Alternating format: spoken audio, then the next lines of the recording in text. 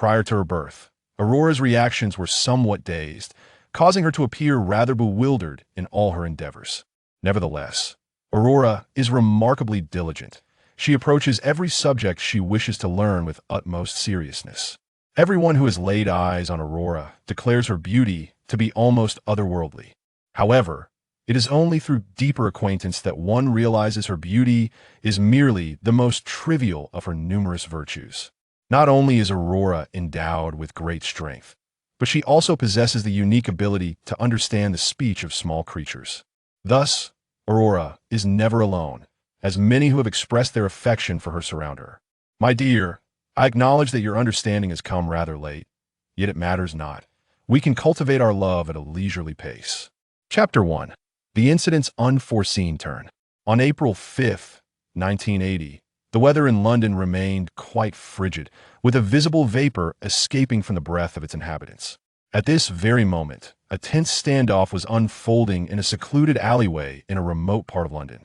Should anyone take notice, they would discover a quaint little abode.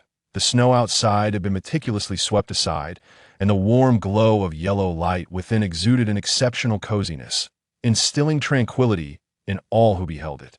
Indeed, prior to this moment, the household was inhabited by a remarkably happy family. John Greller was a journalist for a newspaper, devotedly interviewing individuals and diligently fulfilling his professional duties. Each morning, as he departed, he would bestow a kiss upon his wife, Rhoda Celeste. Until this day, Rhoda had been regarded by John as the epitome of a perfect wife.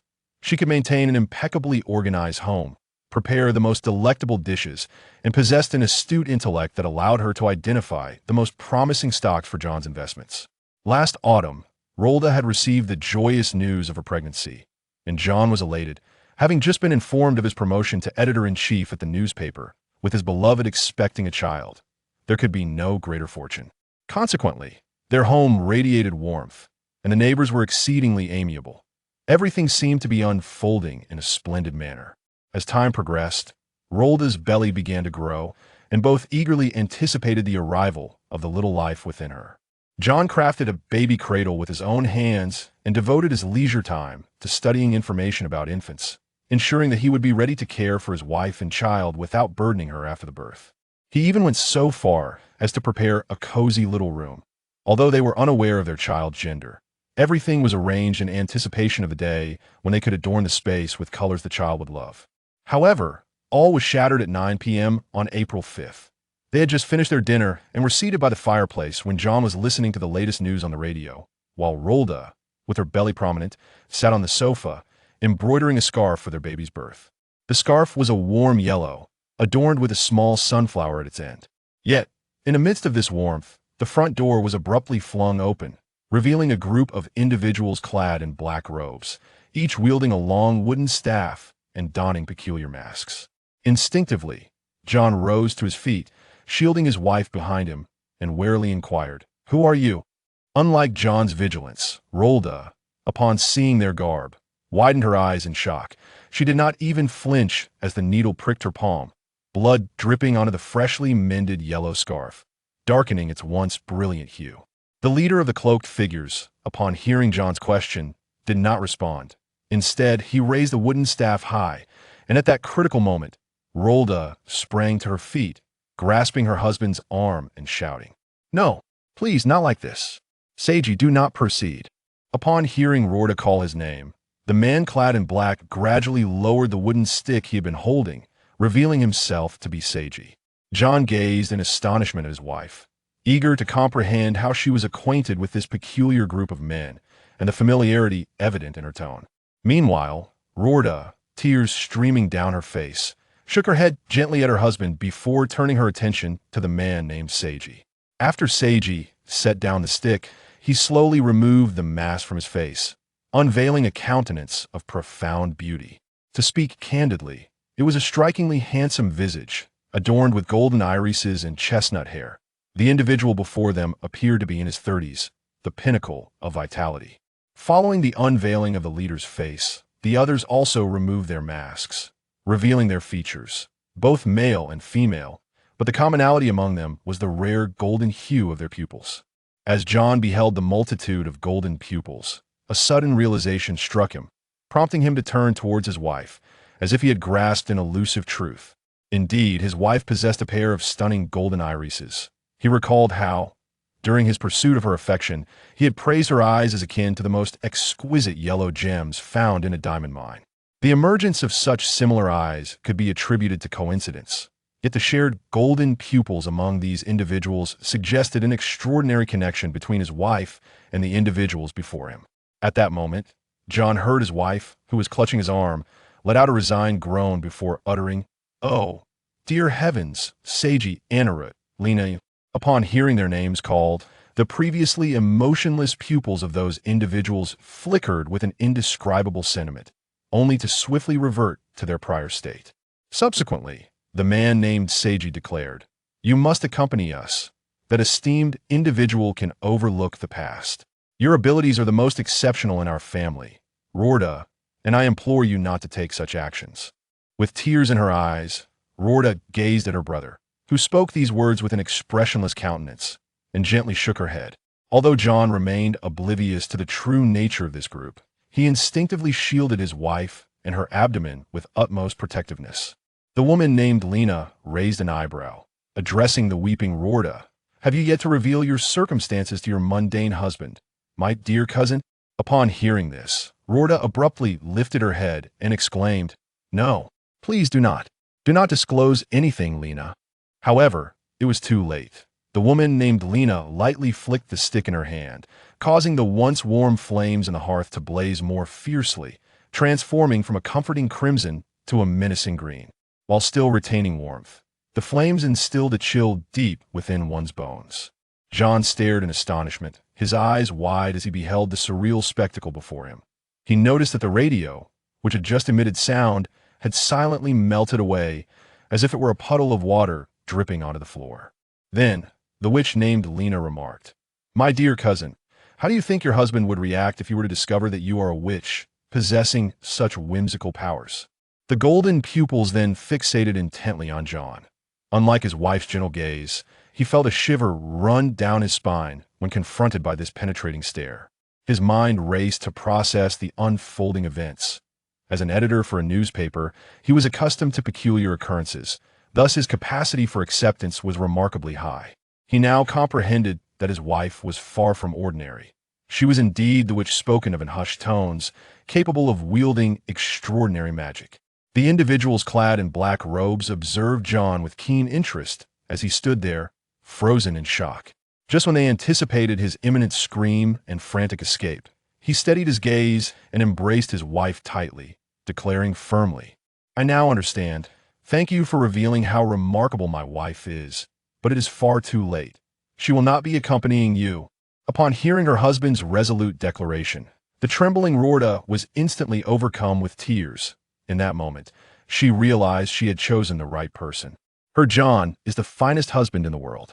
Such a transformation left the three individuals across from her momentarily stunned, for they had never encountered such a love in their lives. However, this is not the time to indulge in romantic sentiments. The man recently addressed as Amlier by Roldas stepped forward, fixing a fierce gaze upon Roldas' abdomen and uttering with venomous intensity, "How could you be carrying the child of that filthy muggle? You are a disgrace to the entire family."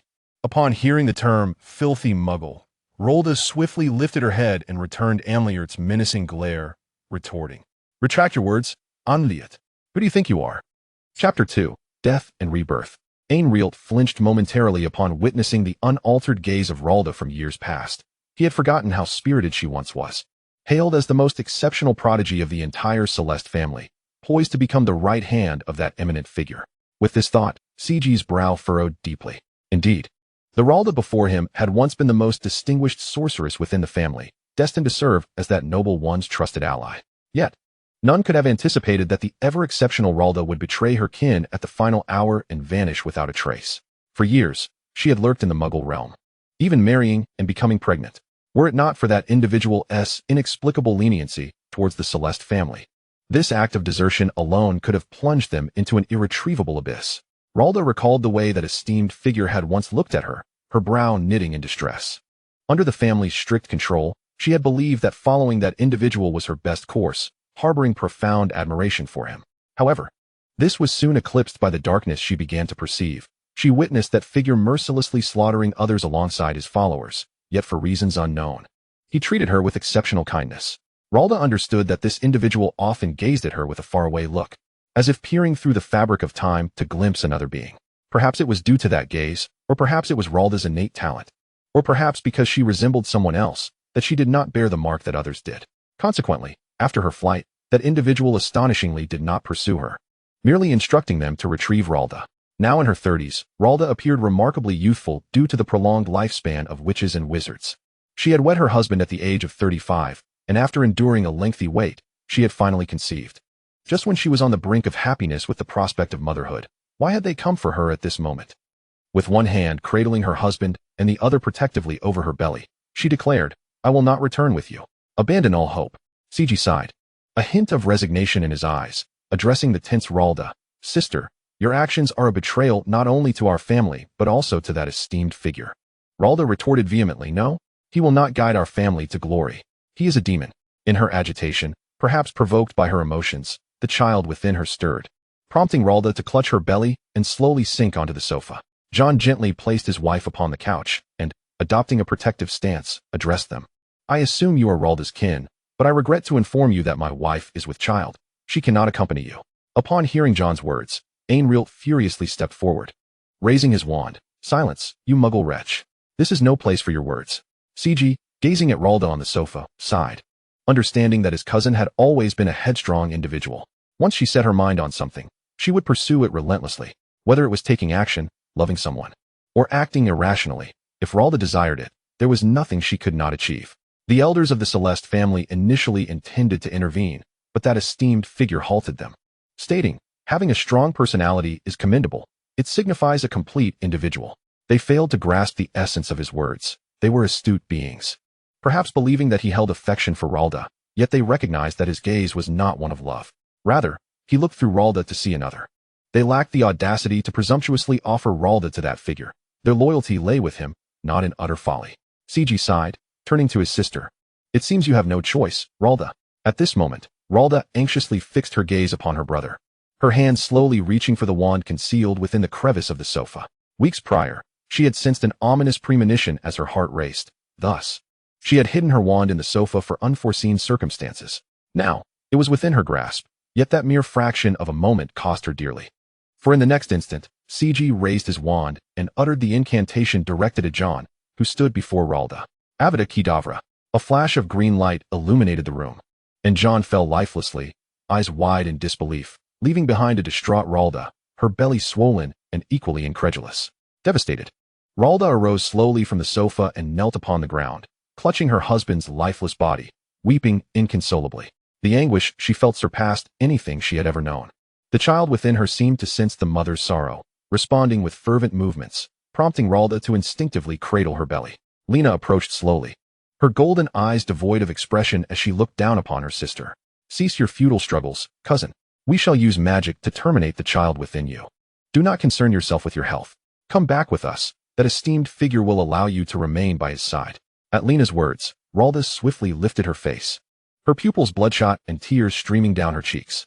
The hatred and grief within her caused Lena's heart to flutter involuntarily. Just a glance was enough to compel Lena to take a step back. Ralda, supporting her aching belly, gradually rose to her feet, her golden eyes fiercely locking onto the figures before her, all of whom were her distant relatives. The reasons for her departure from the family were twofold. First, her aversion to continuing alongside their reckless pursuits, and second, her parents, who were the only truly loving couple within the Celeste family. Though they had united by familial ties, they had gradually nurtured a profound affection, allowing Ralda a blissful childhood.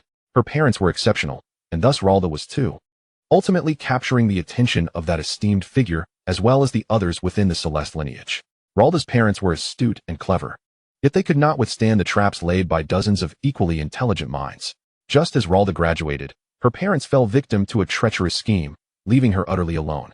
Forced to mature rapidly, she evolved from a merely clever Slytherin girl into a pillar of strength. However, it was not until she turned 20 that she began to discern the underlying truths from the whispers of others. The diary of that individual was discovered by Ralda only when she turned 27, a time when she began to comprehend certain truths. It was then that she stealthily entered their room and stumbled upon the revelations. During that moment, Ralda learned of the treachery inflicted upon her parents by their distant relatives, who had orchestrated a scheme to incite suspicion in a certain esteemed individual who happened to be in an exceedingly volatile state at that time, given her parents' innate talents. Although the tasks before them posed some challenges, they were not insurmountable, and safe return was feasible. Yet, the Celeste family members covertly sabotaged their efforts. In the very moment they turned to leave, one of the Celeste clan unleashed a deadly curse upon them. As they fell, they remained oblivious to the fact that their own longtime acquaintances from the Celeste family were their executioners. It was upon uncovering this truth that Ralda resolutely decided to escape from this predatory environment. Realizing that her current abilities were insufficient to eliminate those responsible, Ralda remained quietly in hiding for several years, until she had eradicated the primary perpetrators of her parents' demise before finally fleeing her family's grasp. However, she never anticipated that she would be compelled to return not only to that emotionally barren family, but also to face the murder of her own husband.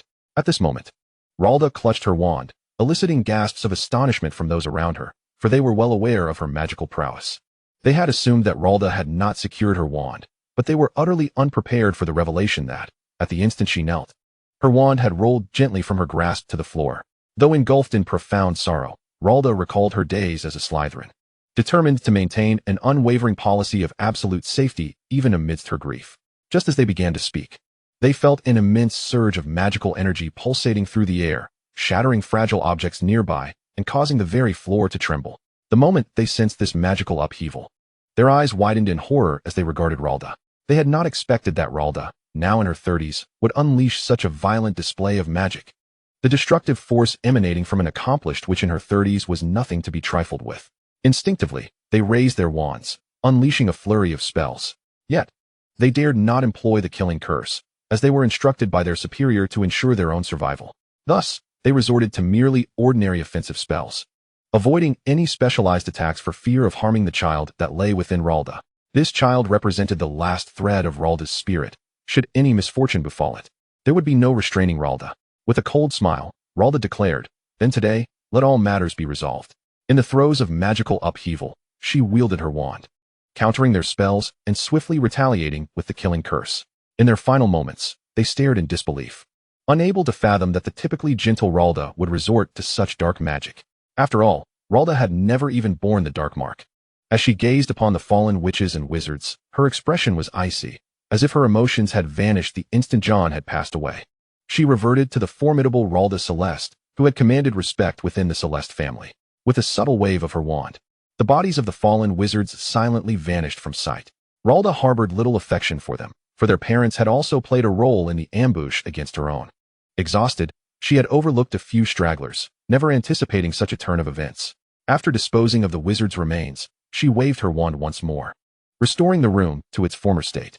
The shattered wooden door returned to its original form, the green flames transformed into vibrant red, and the radio, which had melted into water, solidified back into its original shape. Yet, her beloved John could not be restored.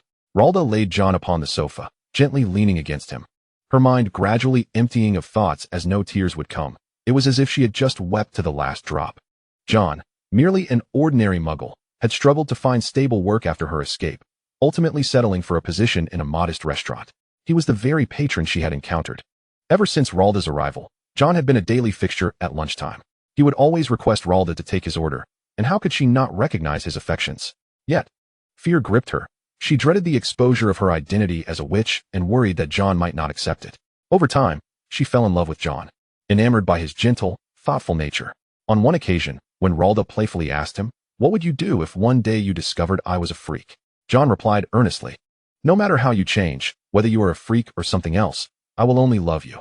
In that moment, Ralda understood that this man genuinely loved her, and she was unwilling to evade her feelings any longer. She yearned to embrace the happiness she had long been denied. Indeed, until his dying breath, John honored his promise, affirming, "No matter what you are, I will only love you." Though the room was warm as spring, Ralda felt an unbearable chill deep within her. She nestled against her husband's embrace, sensing the warmth surrounding her, yet his body grew increasingly cold. Having just endured a magical upheaval, Ralda felt utterly drained, helplessly resting against John. However, the events of that night unfolded rapidly. Suddenly, Ralda sensed a warmth spreading below, and upon glancing down, she discovered that her skirt had become damp. Her waters had broken. Ordinarily, this should not have happened so soon, but the recent surge of magic had precipitated her labor. It was late at night, and the hospital had long since closed. Supporting her belly through the agonizing pain, Ralda made her way to the bed. Fortunately, long ago, they had anticipated such a scenario, preparing pain relief and other essentials on the bedside table, and the bed was arranged as a makeshift infirmary. Enduring the excruciating contractions, Ralda lay on the bed, breathing as instructed in the birthing manual she had previously perused. With a flick of her wand, she alleviated much of the pain, then lay back, keenly feeling her child's movements. Perhaps sensing the calamity that had befallen her, the child showed no signs of struggle. Unlike what Ralda had heard from nurses regarding the delivery process, within half an hour, the child was born, yet Ralda was already drenched in sweat. She bore the excruciating pain as she slowly rose to her feet, cradling her newborn child. Imitating the doctor, she gently patted the infant's bottom, and soon the room was filled with the resounding wail of a baby. It was a girl. With a flick of her wand, Ralda used a cleansing charm to remove the grime from both her daughter and herself, then collapsed onto the bed, exhausted, with her newly born daughter nestled in her arms. Ralda gazed at her daughter, who was astonishingly well behaved. Aside from a brief bout of crying upon her arrival, the little girl now lay quietly, eyes closed. The fine hair on her head, which could be discerned as black, mirrored that of John. Ralda gently rocked her daughter, a wave of sorrow washing over her. In this moment, if circumstances had been different, John would have been beside her, holding their daughter and kissing her forehead. Ralda reminisced about the joyful moments before their child's birth when John had snuggled close, excitedly suggesting names. If it's a boy, we shall call him Bernard Gerler, destined to be a warrior. If it's a girl, she shall be named Aurora Gerler, symbolizing light and bravery, for our child shall be the finest. Thus, Ralda softly swayed her daughter, whispering tenderly, from this day forth, you shall be called Aurora, Aurora Gerler, the best girl of the Gerler family. As the infant lay in her embrace, eyes still shut, the corners of her mouth curled upward at the sound of her mother's voice calling her name. Aurora, light and bravery. Chapter 3, the final conclusion. In the days that followed, Ralda spent her first day soothing her daughter to sleep before sitting beside her husband. Cradling her child, she softly spoke to John. Do you know, John? We have a lovely daughter, the very name you chose, Aurora. Our Aurora is so precious. Would you like to see her? As she spoke, tears streamed down her cheeks, cascading onto the sleeping infant in her arms. The chill of her mother's tears awakened the child, who slowly opened her eyes. It was then that Ralda beheld the golden orbs of her daughter for the first time, her heart racing. Aurora's pupils were identical to her own, yet even more radiant, glimmering like the sun itself. Ralda turned to the still closed eyes of John. Look, John, our Aurora's eyes are just like mine. Though her hair is as dark as yours, she will undoubtedly be beautiful, truly beautiful. This was a fact. Though Ralda could not discern much from the countenance of a newborn, she had encountered many infants during her time at the hospital alongside John. Most of those children were wrinkled and red, far from appealing, but her Aurora emerged pale and delicate, devoid of any unsightliness. Upon opening her eyes and spotting her mother, Aurora reached out her hand and broke into a joyful smile. She was remarkably well-mannered, unlike other infants who wailed incessantly. Instead, she expressed herself through her smiles. Ralda prepared formula for Aurora, though she remained perplexed as to why she could not produce milk, perhaps due to the trauma of having taken lives. Thankfully, they had prepared formula in advance, sparing Ralda from a frantic search. On her first day, Ralda quietly sat beside her husband, alternating between tears and laughter, while Aurora, ever understanding, finished her meal and lay silently in her mother's embrace without causing a fuss. On the second day, Ralda laid her husband to rest. John had no family, with both parents deceased, so only a few of his friends attended the funeral. Ralda honored their agreement by placing her husband in a sandy-colored coffin adorned with a cross embraced by sunflowers. Friends had brought sunflowers, John's favorite bloom, which had first captured Ralda's heart, for they both cherished the vibrant spirit of those flowers, their exuberant growth, a testament to resilience. On the third day, Ralda gathered all of her daughter's belongings and designated a room for John's possessions. By the fourth day, the Celeste family sent more of their kin, and once again, Ralda dispatched them with the same ruthless efficiency. On the fifth day, Ralda returned to the Celeste family, cradling her child. Though she was reluctant to bring Aurora, the pressure from them had left her with no choice, not even the opportunity to seek a nanny. Wrapping her daughter in a sunflower-embroidered blanket, she eschewed apparition, instead taking a long journey to a phone booth, where she utilized an elevator to locate a fireplace.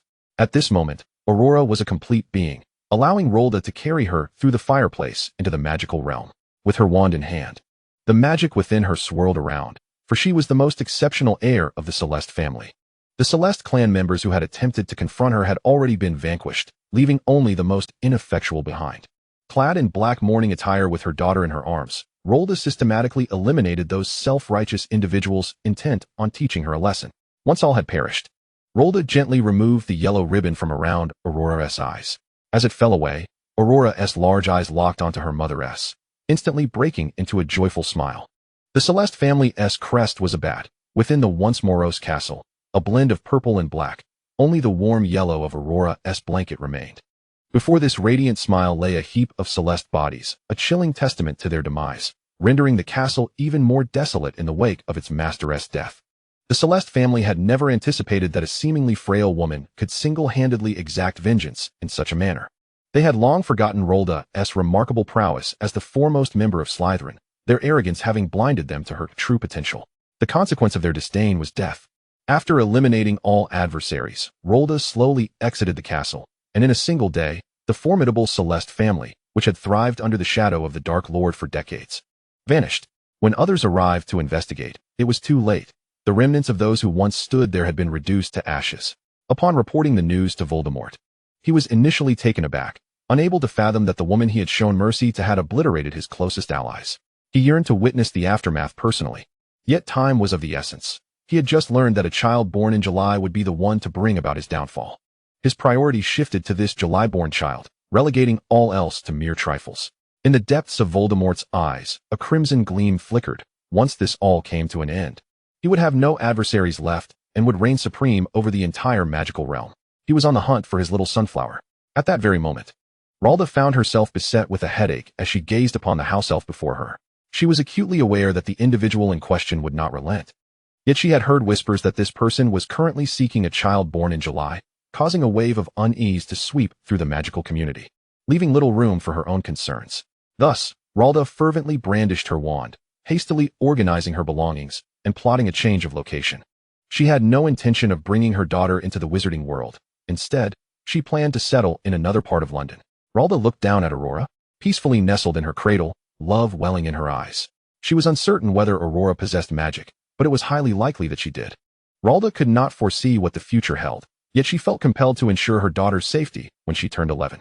She intended to take Aurora to a place devoid of wizards, where, even if her daughter had no wizarding friends, at least she would be secure. However, just as Rolda found an appropriate dwelling, a house elf suddenly appeared before her. She recognized this elf. Her name was Sandra, a gift from her parents when Rolda was 10 years old. This elf had been her companion for many years, a true friend. When Rolda had fled her home, she had not taken Sandra with her, and Sandra had never sought her out, not even when Rolda had annihilated all of Celeste's kin. Yet, at this moment, Sandra stood quietly before Rolda, her large eyes filled with sorrow as she implored, "Please, mistress, do not abandon me. I shall care for the little mistress." Rolda opened her mouth, yet words eluded her. Indeed, Celeste's family now consisted solely of her. The house elves of the Celeste family seemed to have no other purpose than to seek her out. Rolda was oblivious to the fates of the other house elves who had once spoken ill of her. All she knew was that Sandra, who had accompanied her for so long, stood before her now. After a lengthy contemplation, Rolda ultimately acquiesced to Sandra's plea. She had intended to grant Sandra her freedom by giving her a garment. But Sandra adamantly refused the clothing, instead positioning herself closely beside Aurora, declaring, "I wish to follow my mistress for eternity, to care for the little mistress." Rolda had initially contemplated forcefully bestowing the garment upon Sandra, but at that moment, Aurora, nestled in her cradle, gently grasped Sandra's hand through the slats. This simple gesture caused Sandra to burst into tears, kneeling before the cradle and vowing to protect the little mistress.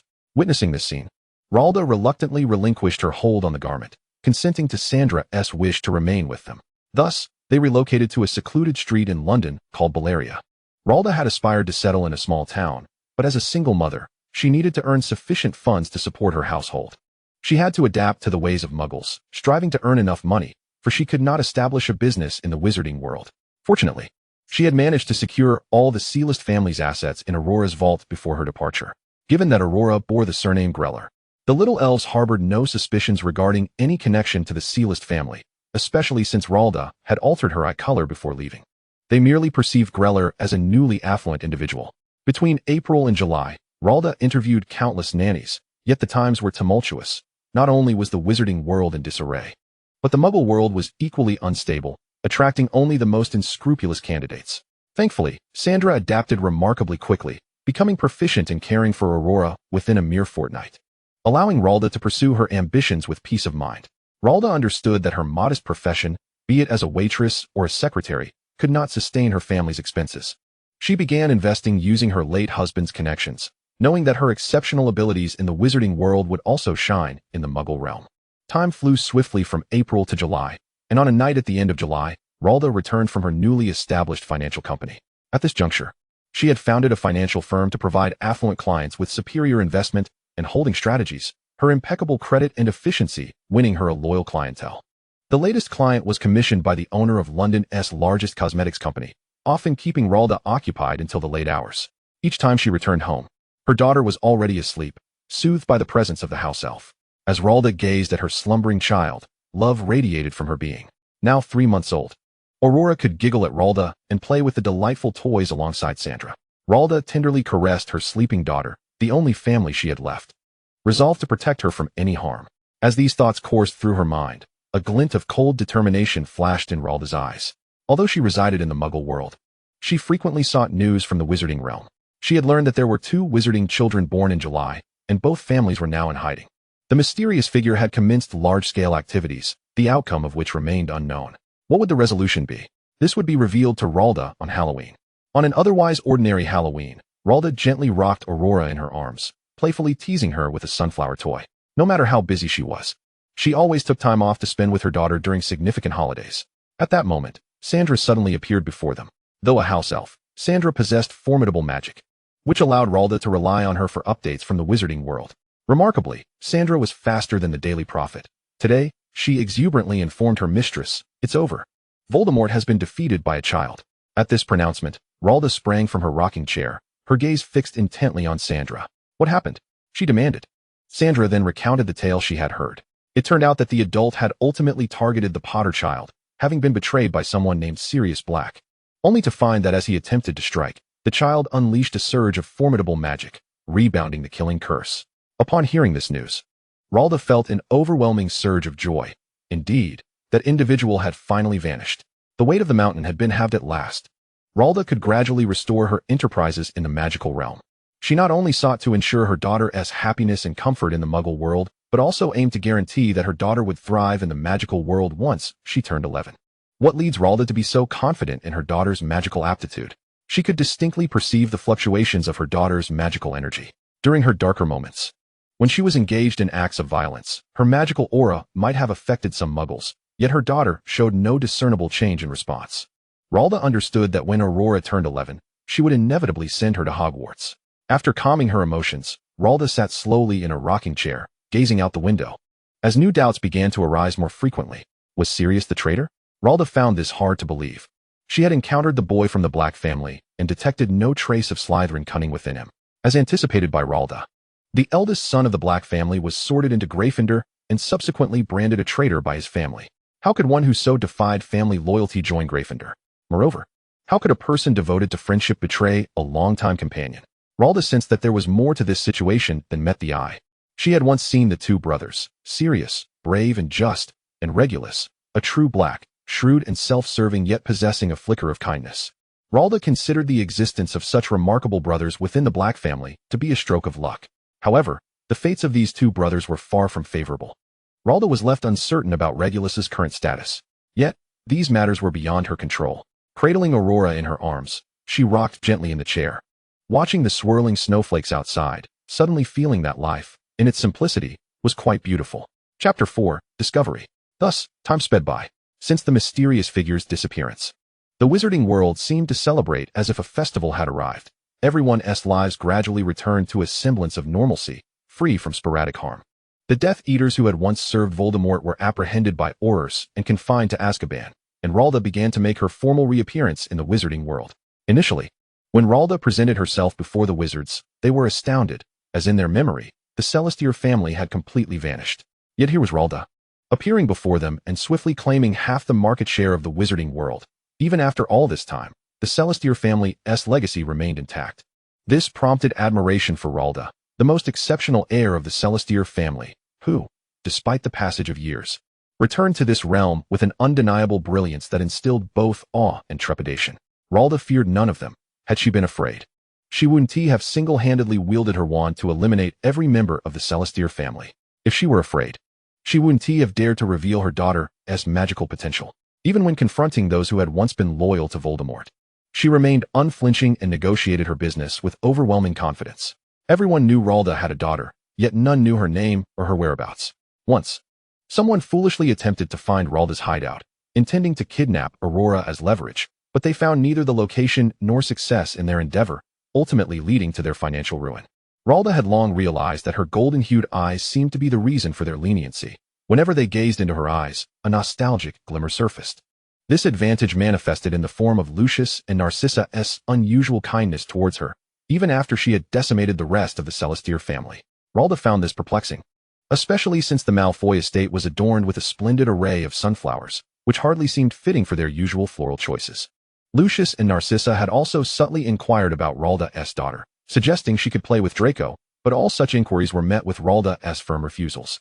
In a moment of unavoidable honesty, she merely stated, "Her name is Laura, she is my dearest daughter, and I love her dearly." Ralda could see the glint of expectation in their eyes gradually transform into calmness upon her utterance of her daughter's name, confirming to her that concealing her daughter's name had been the right choice. Those individuals undoubtedly harbored ulterior motives regarding her daughter, and it seemed that even the Malfoy family, with whom she had collaborated numerous times, sought leverage against her. As time passed, everything appeared to settle into a routine. Yet those with keen intellect understood that the situation was far from resolved, that individual may not have been vanquished entirely. Thus, Ralda diligently protected her daughter, vowing that until Aurora turned 11, she would remain hidden from all prying eyes. 5 years elapsed, and Aurora blossomed into a 5-year-old girl. Throughout these 5 years, Ralda began to notice peculiarities in her daughter. While most children learn simple words by the age of 1 or 2, her daughter only began to articulate mama clearly as she neared 3. Although Aurora displayed no significant differences from other children, exuding joy and playfulness, her responses to various stimuli were notably sluggish. For instance, on one occasion when she stumbled and fell, Aurora took her time to rise, dust herself off, and only after sitting down did she gradually begin to cry. Ralda realized that her daughter might be somewhat delayed in her cognitive responses, but the true gravity of this revelation struck her when Aurora was 4. During a typical conversation, her daughter took an unusually long time to respond, and as Ralda looked at her smiling daughter, a wave of sorrow washed over her. She had long recognized that Aurora's milestones, crawling, walking, and speaking, came much later than those of her peers, and even her emotional responses were slow and measured. Ralda felt a profound sense of melancholy. In that moment of realization, she attributed all her daughter's challenges to herself. The root of the issue, she surmised, likely stemmed from the magical turmoil she experienced during her husband's death, which may have inadvertently affected her daughter while still in the womb. This misfortune had transformed the once promising Aurora into a girl whose responses were notably dulled, rendering her somewhat vacant. Now 5 years old, Aurora's beauty was becoming increasingly striking, and each time Ralda beheld her daughter, she was taken aback by her stunning appearance. The Celeste family is generally not lacking in charm, and Ralda certainly understands this. She is also aware that her daughter, inheriting her beauty, would not be disappointing. However, what Ralda never anticipated was how exceptionally stunning Aurora would become. With her raven-black hair and golden-hued eyes, Aurora is adorned with perfection. Though few have had the privilege of seeing her daughter, everyone who encounters Aurora inevitably expresses a tender affection, the first words out of their mouths invariably being, "Oh my, Ralda, the daughter is simply adorable." Ralda knows all too well that although her daughter is merely 5 years old, her beauty is striking. While beauty combined with other attributes can be a formidable weapon, it cannot stand alone. In that moment, Ralda entertained the thought of not sending Aurora to Hogwarts, but she quickly dispelled it. Hogwarts could help her daughter harness the magical powers within her. Although Ralda possesses impeccable dueling experience, she has not undergone systematic training. Moreover, Hogwarts would offer protection to her daughter from external harm. Though Ralda yearns to shield her daughter for eternity, she recognizes the necessity of growth. She can protect Aurora for a time, but what would happen if she were to die one day? Aurora, lacking any power but possessing a vast inheritance and exquisite beauty, would become a target for those with ill intentions. Reluctantly, Ralda understands that she must send Aurora to Hogwarts for comprehensive training and education. Aurora must mature, must cultivate the strength to confront the malice that may arise in her absence. After coming to this realization, Ralda began, both intentionally and unintentionally, to impart knowledge to Aurora, teaching her things that others may not have learned, but which she could acquire at school. Rolda felt it imperative to teach her daughter earlier than others, as Aurora's learning pace was slow. Yet, Rolda never uttered a word of complaint. Even after Aurora had forgotten many lessons, she gently reassured her, saying, "There's no need to rush, my dear, let us try once more. Her Aurora, her little sunflower, will not forever reside in a greenhouse. She must face the tempestuous storms of the outside world. It is only after the storm that the radiant sun and vibrant rainbow will emerge. As Aurora matures, she, like others, will develop a fondness for flowers such as sunflowers. She adores having sunflower motifs on her dresses and enjoys handkerchiefs adorned with sunflower hues. Aurora is a delightful little girl, plump and cherubic, evoking affection in all who encounter her. Though her reactions may be slow, she possesses a remarkable ability to perceive the emotions of others. Whenever she feels downcast, she tenderly comforts herself by stroking her own cheek with her chubby little hands, saying, "Do not be sad. With effort, all things can be resolved." Aurora is the finest girl in the world, an angel bestowed upon Rolda by Merlin. A little sunflower radiating sunshine. It comforts Rolda to know that, despite Aurora's somewhat sluggish responses, she possesses remarkable strength. Rolda discovered this when Aurora was just 3 years old. While other children of that age could barely move objects within their grasp, little Aurora, at 3, was capable of effortlessly shifting a wooden chair with one hand while seated on the ground. To be clear, this was a chair that Rolda could only move with both hands.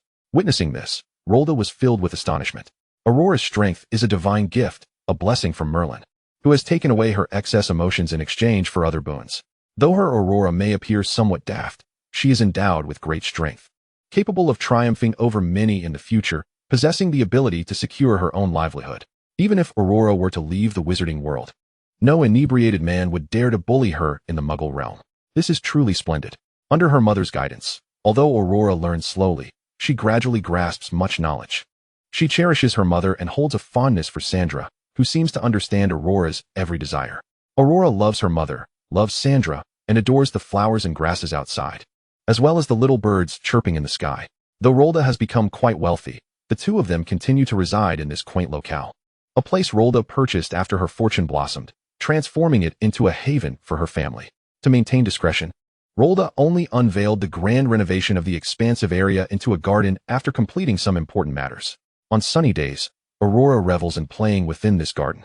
Rolda has also acquired a manor in the magical realm, meticulously furnished, with plans to allow Aurora to invite new friends over during her school holidays for bonding experiences. Thus, Aurora flourishes joyfully. Though she lacks friends, she does not feel lonely. Every morning, upon awakening, she finds herself filled with myriad thoughts in the garden. For reasons unknown, a multitude of little birds always surrounds her, and even rabbits frolic in the garden. These creatures are eager to approach Aurora whenever she is present. They often hop onto her hands, including butterflies, birds, rabbits, and even little hedgehogs. A year has passed, and now Aurora is 6 years old. As usual, after breakfast, Rolda heads off to work, while Aurora, having finished her meal, scampers into her garden, clutching the book her mother gifted her the day before, meticulously sounding out each word. At this moment, Aurora holds a fairy tale book from the Muggle world, focusing on quickly recognizing letters and articulating words fluently. As is customary, the little birds and rabbits flock to Aurora's hands, and she lovingly places them before her, reading together. Aurora kisses the little rabbit in her arms and asks, "Can you understand this, Hill?" Hill is the name Aurora has given this rabbit, expecting the usual response of mere squeaks. She is astonished when this little creature unexpectedly speaks in a language she comprehends. "Of course I can understand it, my dear Aurora." Chapter 5, The Language of Animals. Aurora gazes in disbelief at the little rabbit named Hill, who continues to shake its head in front of the book. "How could I understand? I can only discern the colorful pictures." Before Hill could say anything further, Aurora lifts Hill into the air, her eyes sparkling with excitement, and exclaims, "You can talk." The previously disgruntled rabbit, who had been thumping its hind legs in irritation, came to an abrupt halt upon hearing those words. Hill tilted its head in confusion. "You can understand what I'm saying?" Aurora's golden eyes sparkled with interest and excitement. "Of course. You just said you couldn't comprehend the words above." Upon hearing this, Hill became instantly rigid, and after a moment of silence, it let out a loud howl towards the sky. "Everyone, come quickly. Aurora can understand us now." At this moment, Aurora, who was capable of comprehending the rabbit's speech, was taken aback by the piercing call. She gazed in bewilderment at Hill's jubilant outburst, struggling to grasp what was transpiring with her little rabbit. However, Aurora soon grasped the situation, as in the next instant, A multitude of animals from the garden came rushing over. Even the sparrows, pigeons, and other small birds perched in the trees flew down. In truth, Ralda had long wished to drive the animals away, but upon witnessing their fondness for Aurora, she could not bring herself to do so and merely had Sandra clean up periodically, allowing the garden to gradually transform into a miniature zoo. Thus, when the animals arrived en masse, the spectacle was indeed quite magnificent. Although there had always been many small creatures surrounding Aurora, they had previously communicated in a cacophony of chirps and chattering. While Aurora had not understood them then, their chatter had not hindered their camaraderie. Now, however, upon realizing she could understand Hill, she also found herself able to comprehend their voices, which transformed the previously indistinguishable noises into coherent sentences she could grasp. Oh my, a human can understand us speaking. Hey, little girl, do you know what I'm saying right now? Goodness, this little girl is wonderful. I knew moving here was the right choice. Do you think she'll remember us? She might not even recognize you. After all, she is only 6 years old, still in her infancy as a human, and humans have such long lifespans. In an instant, Aurora's ears were filled with the various chattering of small animals, including rabbits, hedgehogs, kittens, and the little birds in the trees. Although Aurora had always been somewhat slow to react, she was astounded to hear the animals speaking. Yet the overwhelming noise soon became unbearable. At 6 years old, aside from her mother and her pet fairy, she had no other individuals with whom she could communicate normally. The sudden influx of beings capable of conversing with her left Aurora momentarily flustered. After hearing the multitude of chattering voices, Aurora furrowed her brow and painfully covered her ears. Even after she had shielded her ears, the clamor persisted. Fortunately, within the gathering of animals, there was an elderly fox who bellowed, "Silence." Due to the fox's age and wisdom, it was respected among the animals, and upon its command, the cacophony gradually subsided. Aurora finally relaxed her brow and lowered her hands from her ears. The old fox approached her slowly and spoke softly. "How is it that you understand us, Aurora?" This fox had once been a member of a circus, enjoying great popularity in its youth, but as it aged, it was abandoned by the circus folk. Upon overhearing their plans to sell it for a pittance, the fox escaped one fateful night and stumbled into this garden. Upon entering, it felt an overwhelming sense of harmony. All the little animals coexisted peacefully, and even the presence of an outsider like the fox did not incite panic, as they continued with their daily routines. The next day, the fox saw a peculiar little gnome and instinctively bristled, baring its teeth. However, the gnome merely sighed and tossed the fox a sizable piece of meat. As time passed, the old fox gradually made a home in the garden. Having traveled with the circus to many places, it gained considerable wisdom and eventually became the leader among the animals. Aurora recognized this fox, having given it the name Varen, and gently shook her head in response. "I don't know. All I know is that while reading with Hill today, I suddenly could understand what he was saying." Upon hearing Aurora's words, Varen sighed.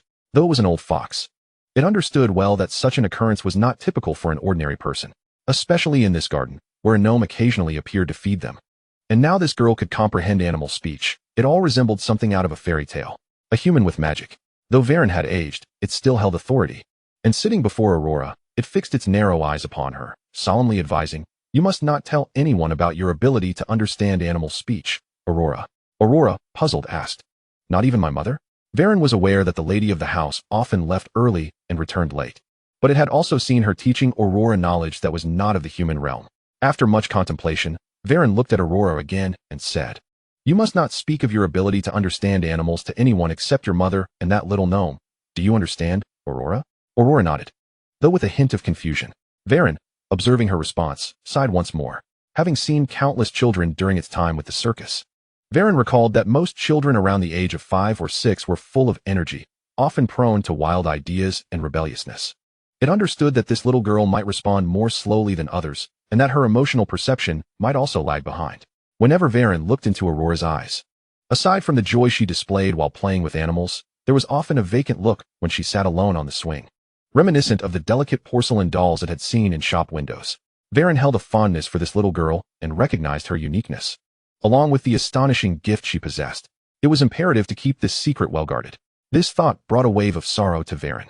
It had once had a child of its own, but that child had ultimately been abandoned elsewhere, and now Varen had no idea where it might be. That child had been its favorite, with the most vibrant red fur of any fox it had ever seen, save for the tip of its tail that bore a hint of black. Thus, Varen convened with the other small animals. Though they were limited in their thoughts compared to humans, they possessed a rudimentary understanding of certain established truths. They understood that this little girl was unlike those others who relentlessly sought to grasp them. intending to pluck their tails and strip their fur for mere sustenance. This little girl treated these small creatures as if they were family. Thus, they collectively safeguarded this secret. Although they still chattered around Aurora, it was no longer as chaotic as it had been at the outset, which had caused Aurora considerable distress. With the newfound ability to converse, the days of Aurora became increasingly vibrant, for these little birds and animals would occasionally venture forth to explore the vast world beyond, a world that Aurora, due to her tender age and lack of companionship, had never set foot outside her own garden. Consequently, these creatures would gather around her, regaling her with tales of the wonders that lay beyond. Each time Aurora heard their stories, her eyes would sparkle with excitement. Although she yearned to explore the outside world, she understood her mother's words from when she was 5. My dear, the angels have decreed that you must wait until you turn 11 to venture outside. For your time was bestowed upon you longer than others. So, without your mother's permission, please refrain from wandering off. Aurora, of course, nodded obediently, for she was resolute and unwavering in her commitments, whether it involved accompanying someone, nurturing a flower, or transforming a swindler's life. Having the ability to hear the animals speak led Aurora to linger in the garden a little longer that day, returning only when her mother came home. Today, Ralda appeared particularly troubled, as she had been compelled to visit the turnover alley due to a batch of alchemical products bearing the mark of dark magic. Just as Ralda was preparing to return after resolving all matters, she was unexpectedly halted by someone tugging at her clothing. Swiftly, Ralda turned, brandishing her wand at the individual, only to discover that it was a gaunt, emaciated old woman, draped in tattered rags that exuded a putrid, ominous aura, with the sole exception of a pristine, translucent crystal ball clutched in her hand.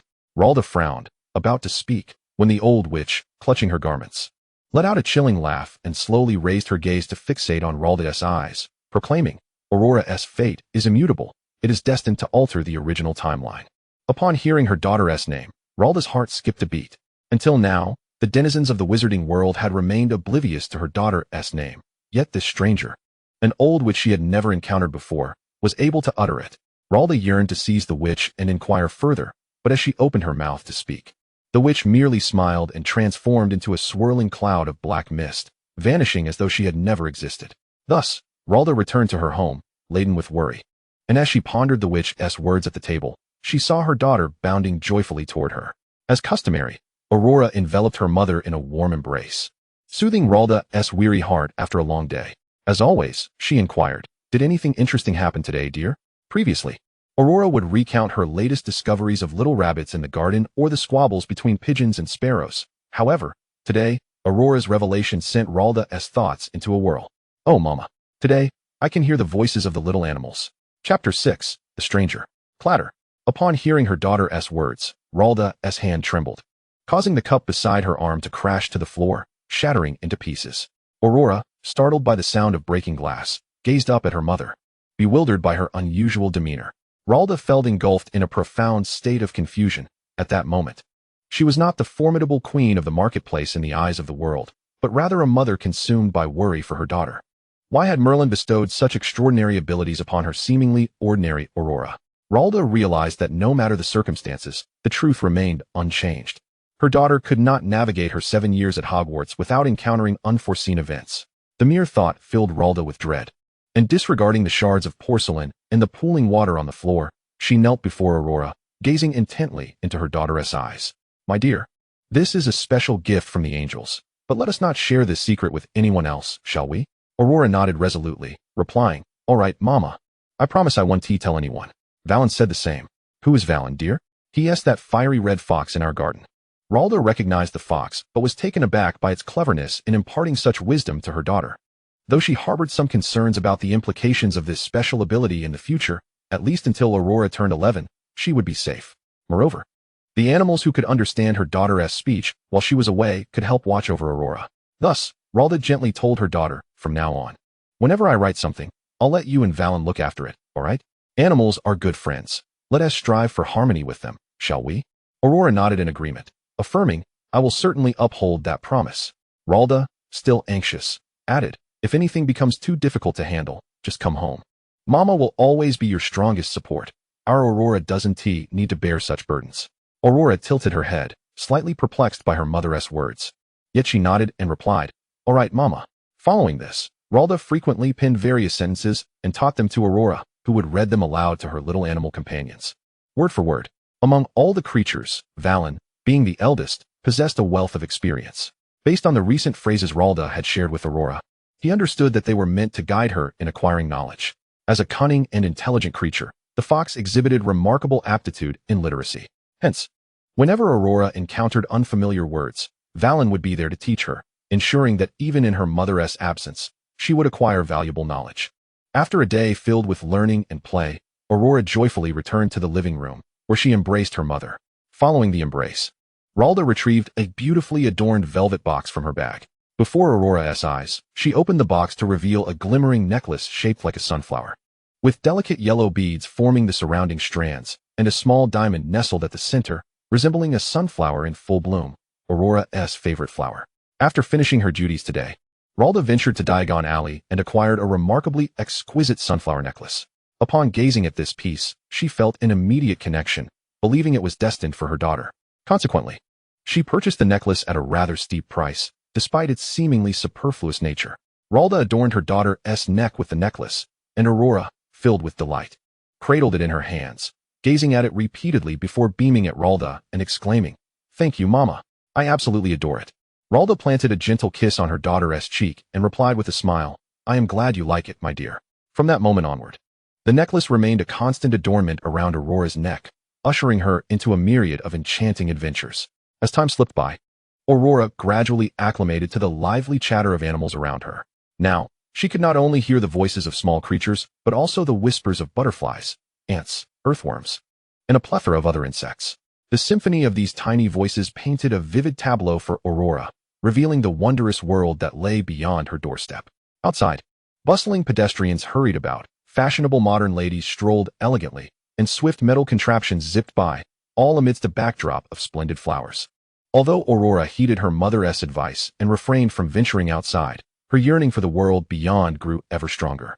On this particular day, after work, Ralda came upon her daughter, who was engaged in conversation with a sparrow. While she found animals charming, Ralda felt it imperative for Aurora to interact with people, otherwise, she might become shy when the time came to attend Hogwarts. Thus, Ralda recalled her recent dealings with a Muggle entertainment company, renowned for its popular films and music, Burt Company. Currently assisting them with their holdings, Ralda understood that even large enterprises could not solely rely on one source of funding. Such enterprises required a diverse financial approach to mitigate the risk of total collapse. Based on her interactions with the company's director and his wife, Ralda found both to be quite remarkable, possessing sharp business acumen and amiable dispositions. Furthermore, she learned that they had a young boy of a similar age to Aurora. Given the parents' demeanor, she surmised the child would be equally delightful, providing Aurora with a potential friend. As luck would have it, the upcoming weekend was free, prompting Ralda to extend an invitation for them to visit. Turning to Aurora, who was still conversing with the little bird, Ralda said, "Darling, we have guests coming over this Saturday. You must be on your best behavior, all right?" Aurora's eyes sparkled with excitement as she looked at her mother, wondering if she would finally meet other people. A mix of exhilaration and nervousness washed over her, leaving her somewhat distracted in the days leading up to the visit. Saturday arrived swiftly, and Aurora donned a lovely pale yellow dress adorned with delicate sunflowers. Her hair was meticulously styled, and she sat poised in her chair, eagerly awaiting the guest's arrival. The clock on the wall struck 9:30 when a sudden knock at the door interrupted the quiet. Instantly, Aurora's hands clenched in anticipation. Ralda gently kissed her daughter's forehead to soothe her nerves before rising to open the door. Upon opening it, Ralda warmly embraced the two guests, greeting them cheerfully as she ushered them inside. Aurora stood up nervously, observing the trio entering her home. They must be the guests her mother spoke of. As she scrutinized them, she noted a man in a black coat and hat, exuding an air of sophistication, accompanied by a lady in a soft blue gown, radiating warmth. Behind them stood a well-dressed young boy with dark hair and eyes, obediently following their lead. Ralda smiled and introduced her daughter, saying, "This is my daughter, Aurora Greller." She then turned to Aurora and added, "Dear, this is Uncle Bert and Aunt Daisy." Aurora, feeling a bit clammy from her nervousness, discreetly wiped her palms on her dress before bowing respectfully to them. "Hello, Aunt Daisy, Uncle Bert. My name is Aurora." Upon hearing this, the woman named Aunt Daisy chuckled and crouched slightly to meet Aurora's gaze, exclaiming, "Oh my, Ralda, your daughter is the most beautiful little girl I have ever seen. From now on, you may call me Aunt Daisy, and that gentleman over there is Uncle Robert, if you please." Aurora nodded shyly, her heart fluttering with joy at the compliment, yet she dutifully replied, "Okay, Aunt Daisy, Uncle Robert." Daisy's smile widened at Aurora's polite address, and she then turned to present the young boy beside her. "This is Aunt Daisy's son. You two can play together." After giving the boy a gentle pat on the back, she encouraged him to speak. Aurora watched as the previously expressionless boy suddenly broke into a smile and extended his hand toward her, saying, "It's a pleasure to meet you. My name is Colderbert." In response, Aurora eagerly mirrored his gesture, reaching out her hand and introducing herself. "I'm delighted to meet you too. I'm Aurora Greller." This marked Aurora's first encounter with a child her own age. While she had previously conversed with small animals, who were mostly innocent, this boy was a peer, a realization that filled her with a mix of excitement and trepidation. After her introduction, Aurora found herself at a loss for words and awkwardly withdrew her hand. Gazing up at him, though they were both 6 years old, Colder stood a head taller, compelling Aurora to look up at him with determination to grow taller herself. Colder, observing the girl before him, recognized that, as the son of a film industry executive, he had encountered numerous striking child stars of varying styles. However, none could compare to the beauty of the girl before him. She was, in Colder's eyes, the most beautiful girl he had ever seen. Chapter 7, The Little Swindler. Colder continued to gaze quietly at Aurora, having witnessed countless aspiring actors seeking fame through film and music within his father's company. While his father did not personally attend auditions, the most exceptional talents would inevitably find their way to his desk. Each star selected through their rigorous process became a household name, renowned for their beauty and unique traits. Most of the child stars currently featured on television were also from their company, and Colder had once considered those golden-haired, blue-eyed girls to be the epitome of beauty in London. However, it was only after encountering the girl named Aurora that he realized the stars they had previously selected paled in comparison to her brilliance. Should Aurora choose to embark on a film career, she would undoubtedly achieve immense fame, bringing significant profits to the company. The moment Keld encountered Aurora, he was momentarily taken aback, as she was the most exquisite girl he had ever seen in 6 years. Though merely 6 years old, he had interacted with the actresses from his father's company, yet he had never felt such nervousness when faced with a stranger like he did today. Even as he greeted her, his palms felt slightly clammy. Seeing the two children exchange pleasantries, Daisy bent down with a smile and said to Aurora, "All right, Aurora, could you take Keld outside to play for a bit? I need to discuss a few matters with your mother." Upon hearing Aunt Daisy's words, Aurora nodded and turned to head outside. However, Ralda noticed that her daughter's movements appeared somewhat awkward, indicating her evident nervousness. In her fluster, Aurora nearly forgot to call Keld. But Daisy promptly patted her son's back and encouraged him. "Go on, take a look at the garden with Aurora." Keld's eyes sparkled for a moment, and after politely bidding farewell to Ralda, he followed Aurora into the garden. Aurora entered the garden first, and as she settled onto a swing, she suddenly realized she had forgotten to invite Keld. In a flurry, she turned to call him back, only to find Keld already seated beside her. Typically, when Aurora sat down, numerous small creatures would gather around her. However, today, upon seeing an unfamiliar boy beside her, the old fox named Valen loudly warned the other animals to keep their distance in order to protect their secret. Valen, who could comprehend much of human speech, stealthily observed the boy from a distance, while the other small birds and creatures could only understand Aurora's words. It was Aurora's first time interacting with a stranger, and she found herself at a loss for words, unsure of how to initiate a conversation. Both sat awkwardly on the swing, lost in their thoughts. Truth be told, Keld longed to say something to this enchanting girl, as she was the most beautiful he had ever encountered. If she were to act in a film, it could potentially yield great financial success. Nevertheless, he understood that Aurora would never consider such a path. Keld cast a sidelong glance at the girl, noting her rare golden-hued pupils and perfectly curled hair that epitomized contemporary fashion. Every feature of her face was harmoniously placed, rendering her instantly lovable to any onlooker. Aurora donned a delicate yellow dress, crafted from fine material, adorned with intricate sunflower embroidery at the hem, and around her neck hung a necklace that appeared to be of considerable value. Keld mused that she resembled a fairy born from sunflowers. From a young age, Keld had been acutely aware that his father's film company was filled with exceptionally attractive individuals, all aspiring to amass great wealth. Yet, he knew that far more talented individuals existed beyond them, as his father encountered promising talents from across England and even from distant lands like China. These individuals were undeniably striking, yet out of the multitude, only one or two would ultimately be selected to star in a costly film that would achieve recognition. Thankfully, his parents were not fools. They had built their company to its current stature through shrewd judgment. Some parents recommended their children to Keld, hoping to utilize his connections. But he would merely smile and respond, "Their looks haven't reached the level where I would consider them." However, upon meeting Aurora, Keld felt instantly compelled. The moment he laid eyes on her, He was certain that if she suggested a film, he would not hesitate to persuade his father to invest. Keld had encountered numerous individuals and had never faltered in social situations, yet for some inexplicable reason, being with Aurora rendered him speechless.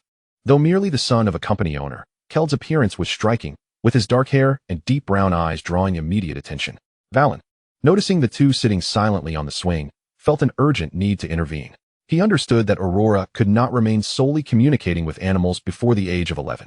The thought processes of animals differed vastly from those of humans. She needed to engage with different beings to better understand the world.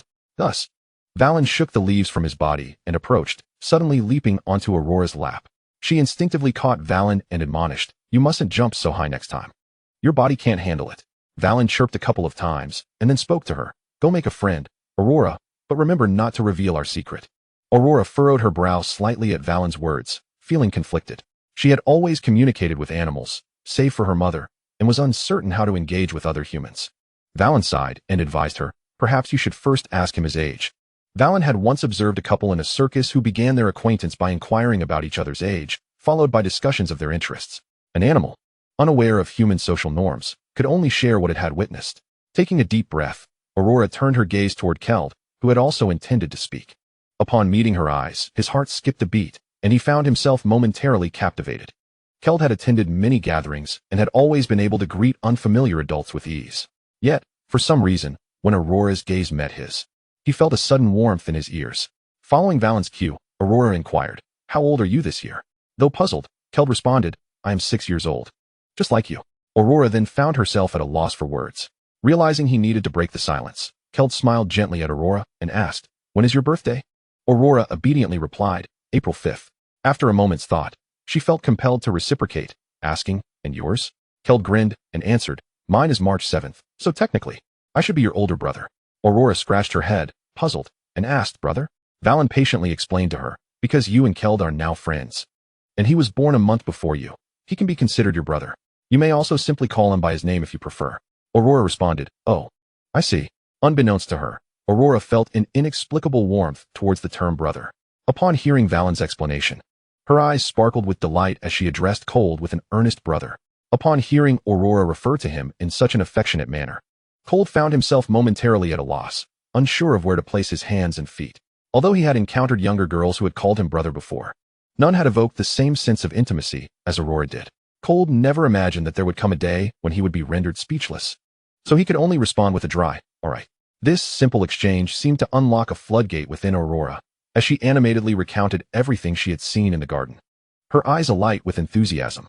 However, just as she was about to divulge a certain secret, Valen, perched on her lap, would intervene at the crucial moment.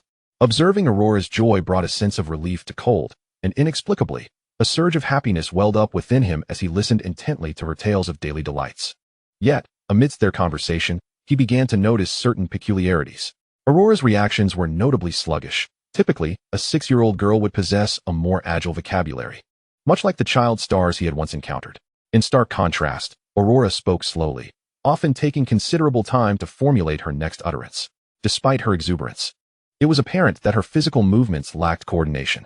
Cold had observed many 6-year-old girls during film shoots, usually lively and sprightly, but Aurora seemed to embody the innocence of a 4-year-old. This realization prompted Cold to ponder deeply the nature of her condition. Although he was merely 6 himself, he grasped concepts more swiftly than his peers. Aurora was undeniably beautiful, yet her cognitive processing appeared somewhat delayed. As this understanding dawned on him, a wave of melancholy washed over Cold. It seemed that divinity was not entirely equitable when bestowing beauty. It often extracted a price in return.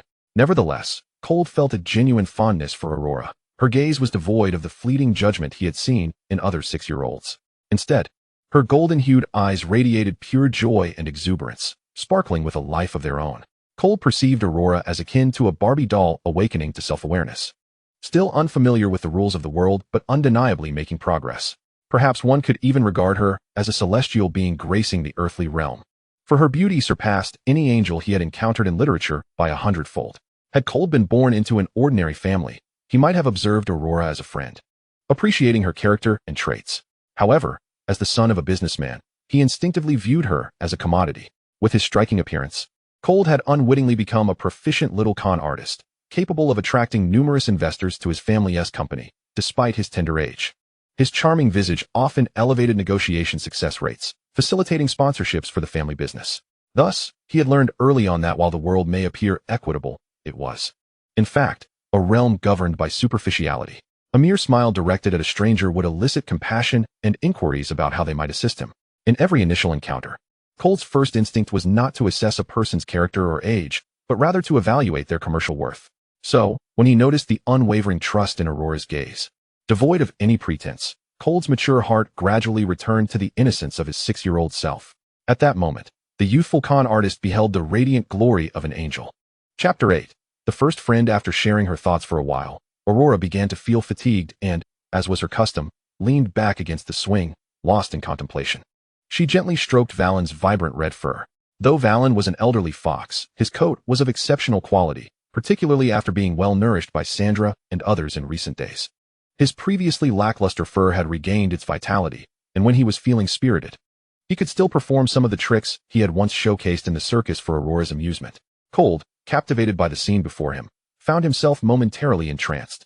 Sunlight filtered through the leaves shading the swing, casting a warm glow upon Aurora's face, causing him to involuntarily hold his breath.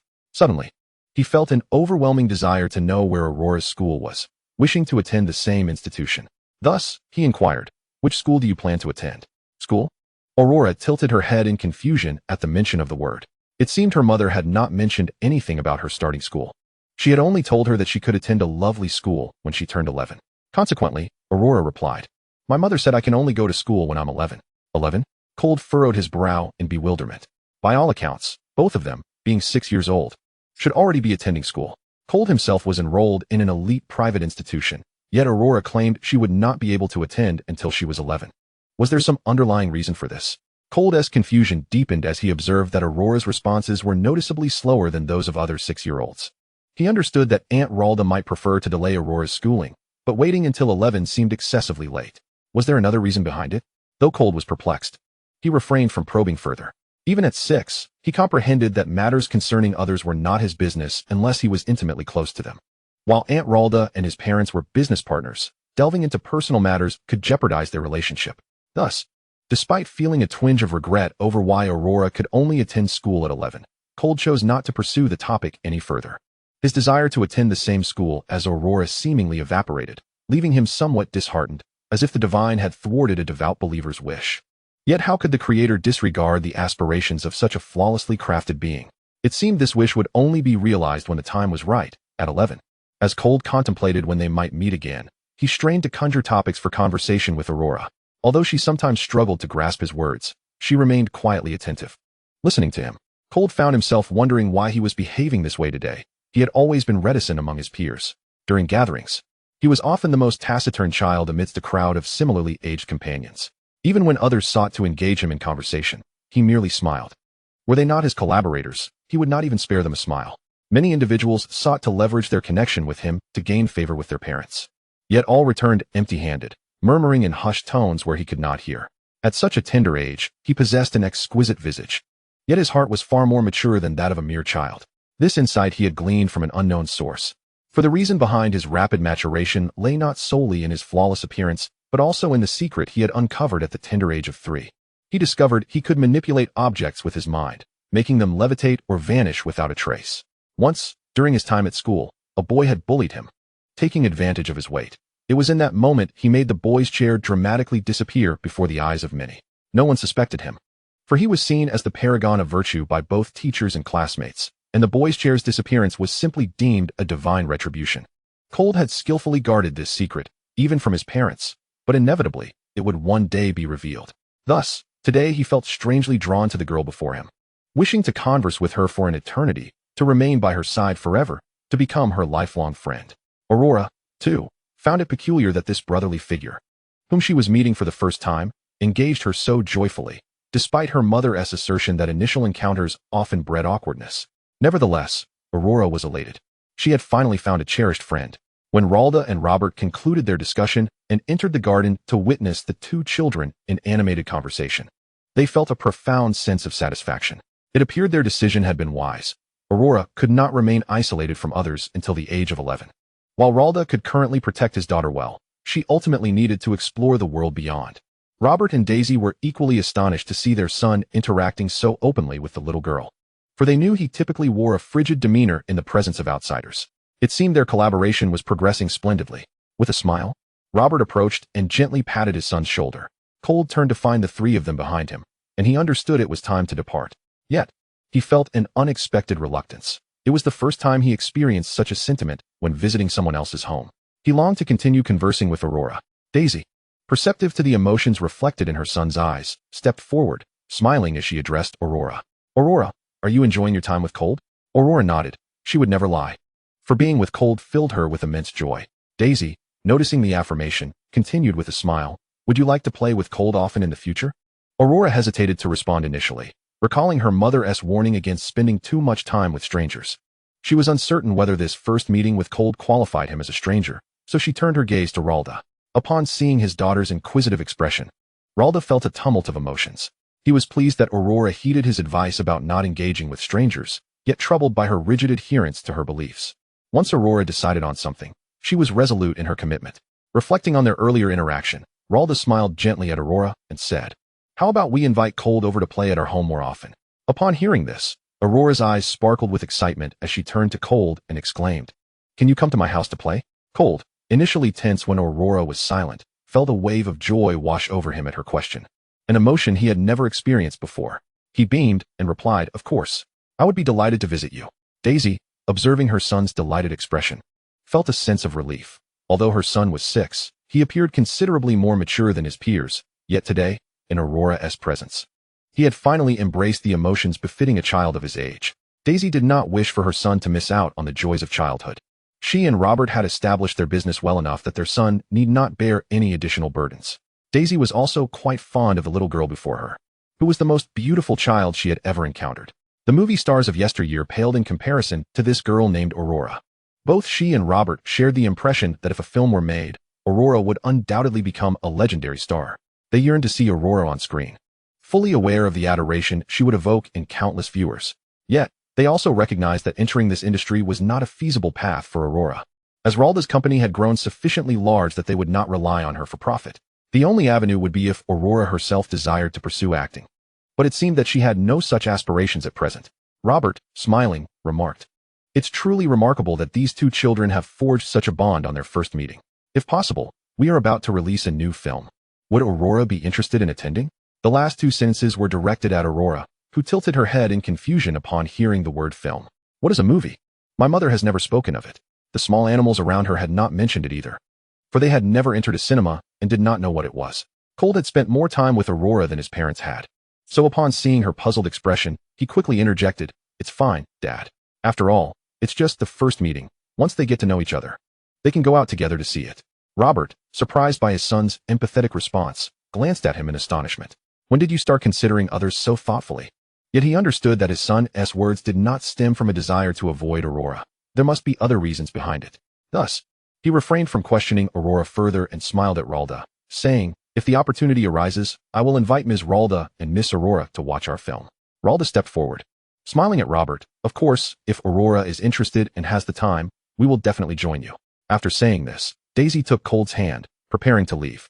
As they reached the entrance, Cold felt a twinge of reluctance as he bid farewell to Aurora. Daisy lowered her head to kiss Aurora's delicate cheek, glanced at her son, and then smiled as she addressed Aurora. "We shall meet again next time, my dear." Aurora obediently nodded, then bid them farewell using the parting words her mother had taught her. "Goodbye, Uncle Robert, Aunt Daisy, goodbye, Brother Cord." Cord, feeling a twinge of reluctance, looked at Aurora and said, "We'll see each other again, Aurora, but you mustn't forget me." Aurora resolutely nodded, and after seeing them off, she turned to her notebook and wrote, "Do not forget Cord." On the way back, Cord gradually realized that he had been unusually affected today.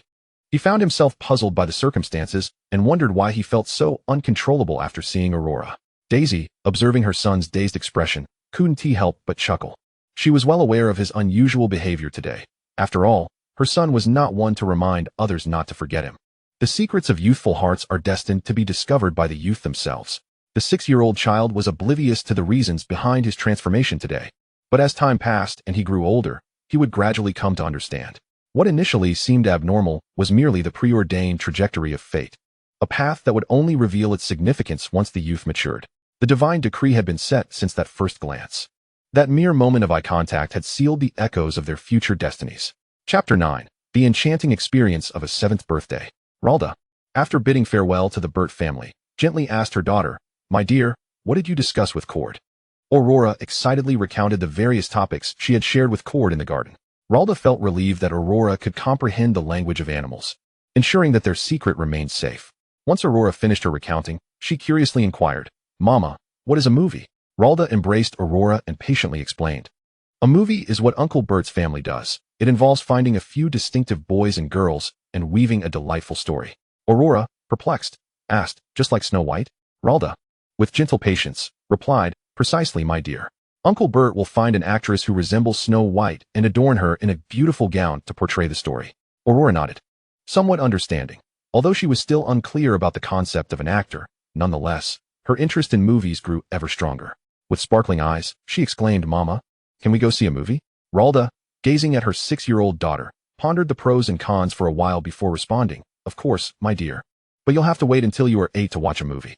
Aurora, bursting with excitement, asked, "So when I turn 8, can I go see a movie with Brother Cord?" Ralda smiled and nodded, "Absolutely, my dear."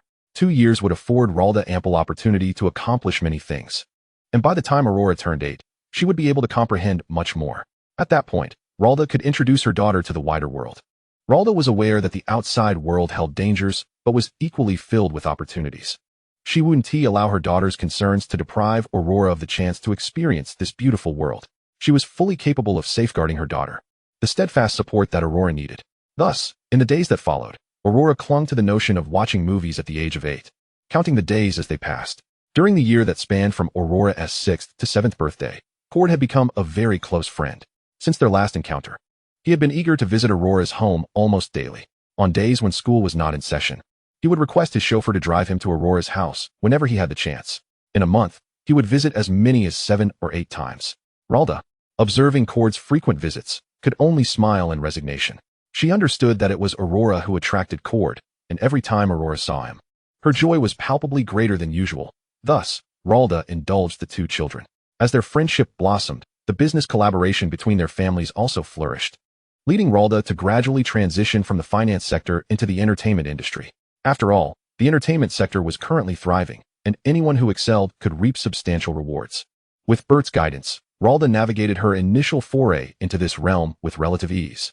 Although Cord felt a twinge of disappointment upon hearing that Aurora would have to wait until she turned 8 to see a movie, meaning he couldn't take her to the latest releases for 2 years, he remained unperturbed. As the son of a film company owner, he could simply arrange for any film he wished to see. When the time came, Aurora could watch whatever she desired.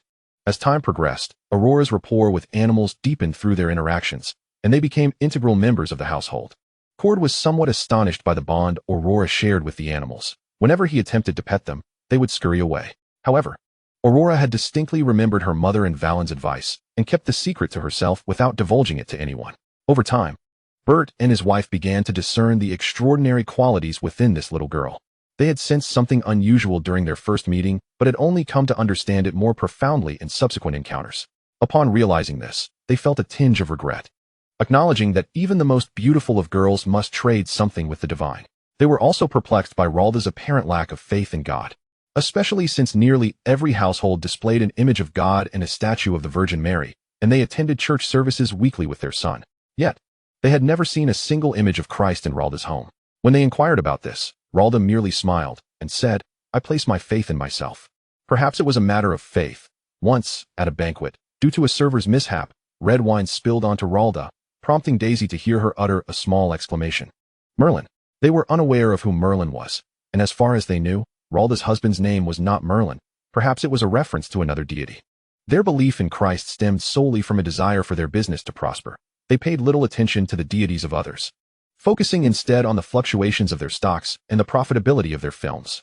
Each time Cord interacted with Aurora, he would impart knowledge not found in textbooks, and Aurora would eagerly bombard him with questions.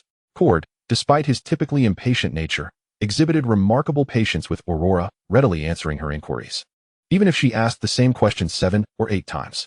In their time together, Cord also discovered that Aurora possessed a strength surpassing that of others. In a moment of whimsy, he decided to engage in an arm wrestling match with Aurora, just as he prepared to let her win. The petite girl effortlessly turned the tables on him. Cold could distinctly sense the extraordinary strength emanating from this seemingly ordinary child, a notion that was further corroborated by their subsequent matches.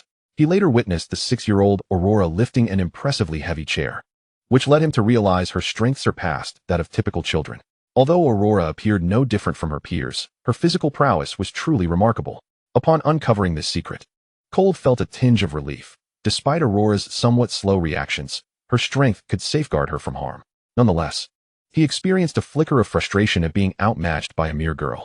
In the aftermath of this revelation, the Burt family was astonished to find their son, who had previously shown little interest in exercise, rising early each day to jog. Was this not a positive development? Time slipped by swiftly, and Aurora's 7th birthday was approaching. In previous years, her celebrations had been modest, shared only with her mother and Sandra. On this special day, the creatures of the garden would present her with handmade wreaths and their most cherished treasures. Though these gifts often consisted of a particularly lovely flower, a well-formed branch, or a colorful stone, Aurora treasured them dearly. In recognition of this, Sandra constructed a small house in the garden, filled with birthday gifts from the animals. However, there were so many presents that if they were all placed inside, it would appear rather chaotic. This year, in addition to her mother, the animals, and Sandra, the Burt family joined Aurora's home to celebrate her birthday. That evening, the now 7-year-old Aurora donned a delicate yellow princess dress and a small crown, a gift from Cold, who had persistently persuaded his father to purchase it for her. This crown, deemed the most exquisite in the jewelry store, seemed destined for Aurora, with yellow gemstones that mirrored the hue of her eyes, though they paled in comparison to her brilliance. Every exquisite adornment in the world merely complemented Aurora's natural beauty, rather than overshadowing it. Aurora's dress was a present from Rolda, while the Burt couple, uncertain of what to give, opted for the most popular doll toy and a charming sunflower hairpin. Thus, Aurora's 7th birthday unfolded joyfully under the blessings of the Burt couple and her mother. Cold stood beside Aurora, lighting 7 candles atop her cake, watching as she closed her eyes to make a wish before blowing them out. He sang the birthday song, a tune he typically avoided even on his own special day, yet the joy in his eyes was unmistakable.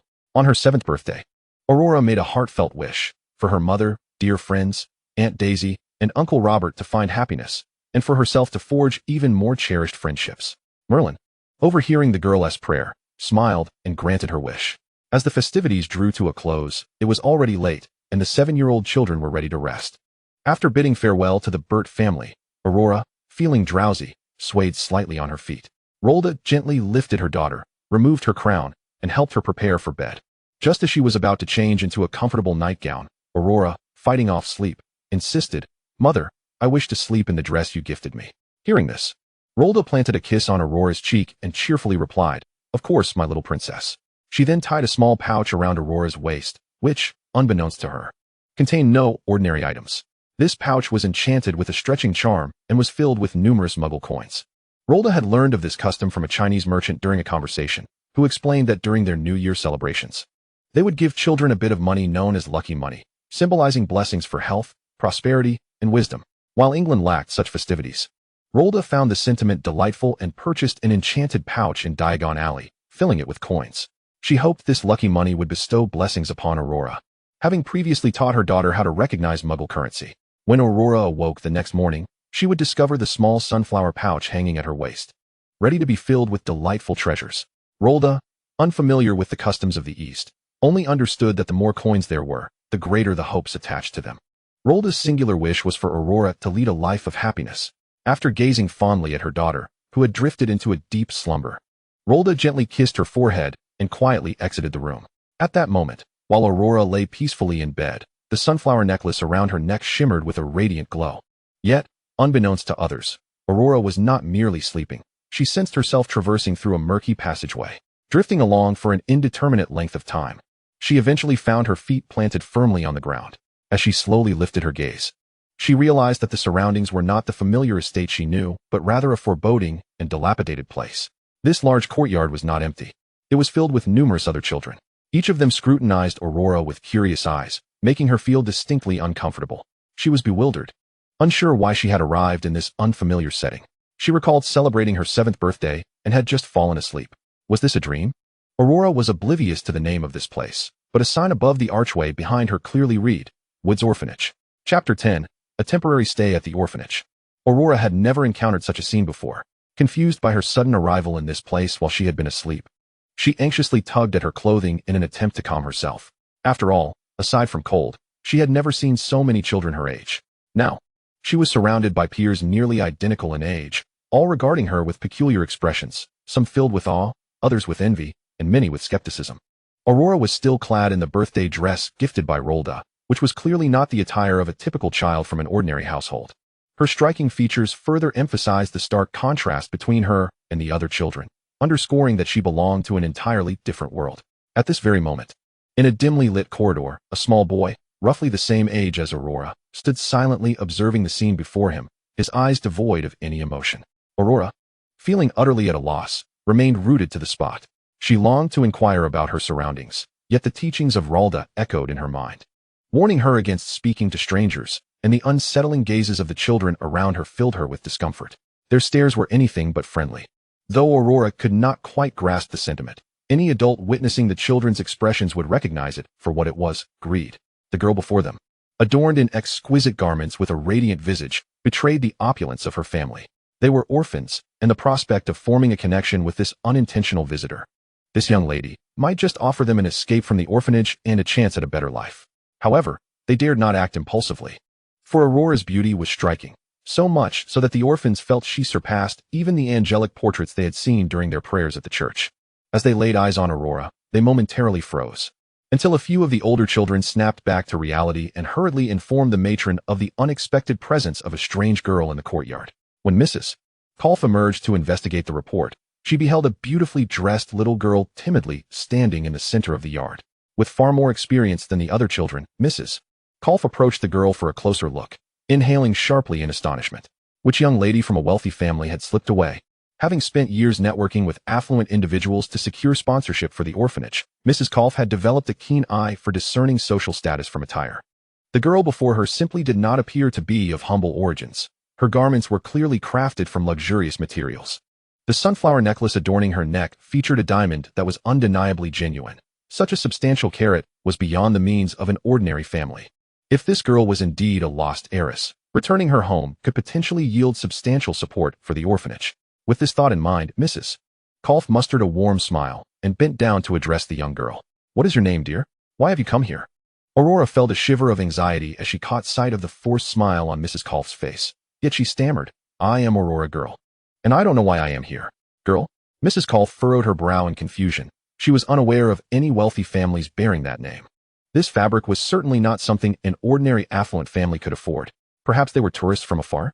With this in mind, Mrs. Kolf again summoned a smile, asking, "So, Aurora, do you know where your parents are?" Upon hearing the mention of her parents, tears streamed down Aurora's cheeks. A 6-year-old, bewildered and lost in this unfamiliar place, found herself overwhelmed by emotion when questioned about her parents. Aurora's sobs were not the loud, earth-shattering cries typical of children. Instead, she wept silently, her nose quivering as she choked out, "I don't know, and I don't understand why I am here." Aurora's exquisite beauty even softened the usually unsentimental Mrs. Kolf's heart at the sight of the tearful child. For the first time, she gently knelt and stroked the girl's hair, saying, "If you do not mind, Aurora, you may stay in this orphanage for a while. I will help you search for your parents, all right?" Orphanage. Aurora paused her tears, her eyes glistening as she asked Mrs. Kolf, "What does orphanage mean?" Mrs. Kolf realized that a young lady like Aurora had likely never heard of an orphanage. Thus, she patiently explained, "An orphanage is a place where children without parents, or whose parents are struggling, can live. We provide these children with basic care until they reach adulthood and teach them how to become self-sufficient." As she spoke, Mrs. Kolf found it remarkable that she was displaying such patience, a feeling she rarely extended to children, especially those who cried. The other children, observing this interaction, were equally astonished to see Mrs. Kolf, who usually spoke harshly to them, being so gentle with a stranger. Only then did Aurora recall that Cord had once mentioned the orphanage, as the Burt family donated funds annually to support a specific orphanage, showcasing their kindness and generosity. Consequently, Aurora had formed an impression of orphanages as impoverished places. Suddenly inspired to contribute, she remembered her mother's words, "When others help you, you must also offer help in return." Determined, Aurora thought to give some money to the orphanage, recalling her mother's lessons on the nation's currency and understanding that only this currency could procure goods. However, she realized she had not brought any money with her, which disheartened her. Just then, she noticed a small sunflower bag hanging from her left side. Aurora recalled that she had not had this bag before sleeping. So she removed it and opened it, discovering a note inside. As she read the succinct message, it stated, "This is a gift for my darling. It can hold many useful items." The note did not instruct Aurora on the spell for expansion, but merely indicated that the bag was akin to a treasure chest, capable of producing numerous items. Tentatively, she reached in and grasped a thick stack of flat objects. Upon inspecting them, she realized they were the very currency her mother had taught her about. Overjoyed, Aurora eagerly thrust the money into Mrs. Kolf's hands, looking up with sparkling eyes as she said, "Thank you for letting me stay here. Mother said that if one is to stay, they must pay. Do you think this is enough?" At that moment, Aurora did not fully comprehend the value of the currency. She merely recognized it as money and understood the numbers inscribed upon it. After counting the bills, Mrs. Kolf felt her hands tremble. This sum could sustain the children in the orphanage through the spring, potentially even improving their meals. Stunned by the generosity of the little girl before her, Mrs. Kolf found herself momentarily speechless. Perplexed by Mrs. Kolf's gaze fixed on the money, Aurora thought she had not given enough and reached back into the bag to produce another handful to offer her, asking, "Is this sufficient?" Regaining her composure, Mrs. Kolf tremulously accepted the money from Aurora's hands, her voice shaking as she replied, "Yes, it is more than enough. Oh God, this is no mere lady's daughter. Could she be a princess of some kingdom? After all, the young ladies from affluent families that Madame Cole has encountered have never displayed such generosity as this young girl, who boldly presents so much money." Madame Cole's eyes gleamed with fervor as she fixated on the bag, sensing an aura of enchantment surrounding it, as though it contained even more wealth. She was tempted to seize the bag for herself, along with the exquisite sunflower necklace adorning the girl's neck. However, Madame Cole was no fool. The girl's recent display of wealth revealed the depth of her family's affection for her. Should she act rashly and the girl confide in her family, Madame Cole would find herself in dire straits. Besides, the sum already seemed ample, and it appeared the young girl was rather naive. She could always resort to deceiving a bit more in the future. With this thought, Madame Cole's smile grew ever more radiant as she affectionately grasped Aurora's shoulder and inquired, "Of course it is sufficient, my dear. Which room would you like to stay in?" But as soon as the words left her lips, regret washed over her. Due to the current economic downturn, many parents, unable to care for their newborns, abandon them at the orphanage's doorstep.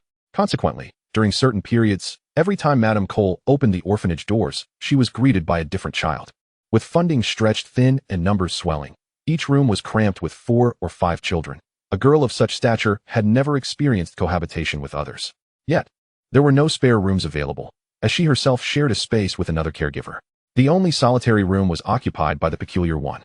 A wave of dismay and distaste crossed Madame Cole's face as she contemplated the implications of her earlier grandstanding regarding the money and her promise to find the girl's parents. Just as she was about to grit her teeth and relinquish her room, she heard a voice that filled her with loathing. "There is still an empty room with me. If Madame Cole does not mind, Aurora can stay with me." Upon hearing this voice, Madame Cole turned with distaste to find the very boy she despised standing straight behind her, obscured beneath the shade of a large tree. His expression hidden by the interplay of light and shadow. She gazed at the boy with disdain, a wretched child forsaken by God. Yet, it seemed that only this one room was available for solitary occupancy. As Madame Cole harbored selfish thoughts about asking Aurora, her gaze fell upon the girl, who was staring vacantly at the boy before her. Aurora, inexplicably, did not feel uncomfortable under the boy's gaze as other children did. Had she possessed a little more insight, she might have discerned that the boy's eyes lacked the greed that characterized those of other children. Perhaps it was present, but well concealed. From the boy, Aurora sensed a familiar signal, one she would only comprehend much later as a hallmark of witches, a mutual attraction among them. Thus, for the first time, Aurora mustered the courage to voice a request to Madame Cole, whom she had just met. "May I stay with him?"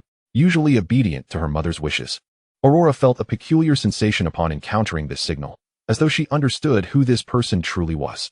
The curiosity of the 6-year-old girl was insatiable. This request would forge a connection for their future encounters. Madame Cole regarded the boy with distaste. This child, abandoned by his mother at the orphanage, had initially hoped to garner support through his striking appearance. Yet, to her surprise, this oddity possessed an inexplicable power that frightened away many potential benefactors.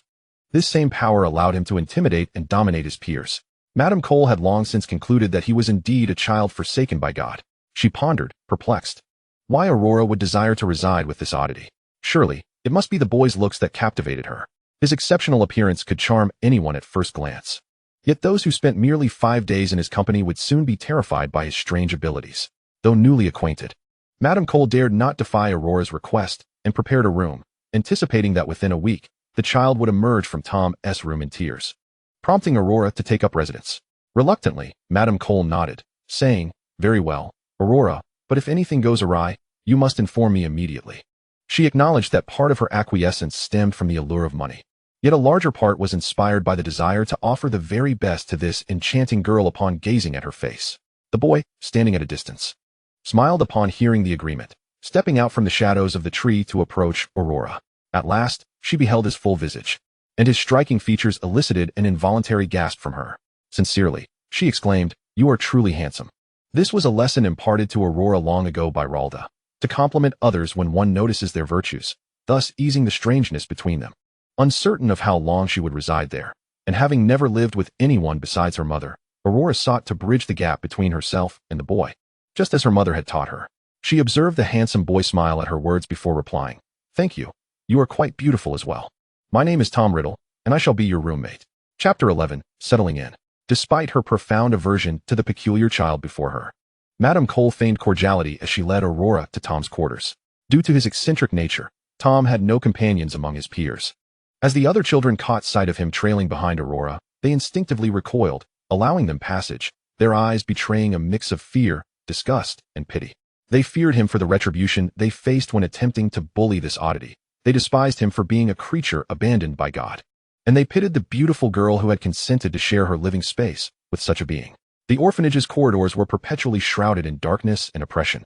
Indifferent to the seasons, even in spring, Aurora could not suppress a shiver. Tom's room lay deeper within the orphanage, and as they ventured further, the isolation of the environment intensified.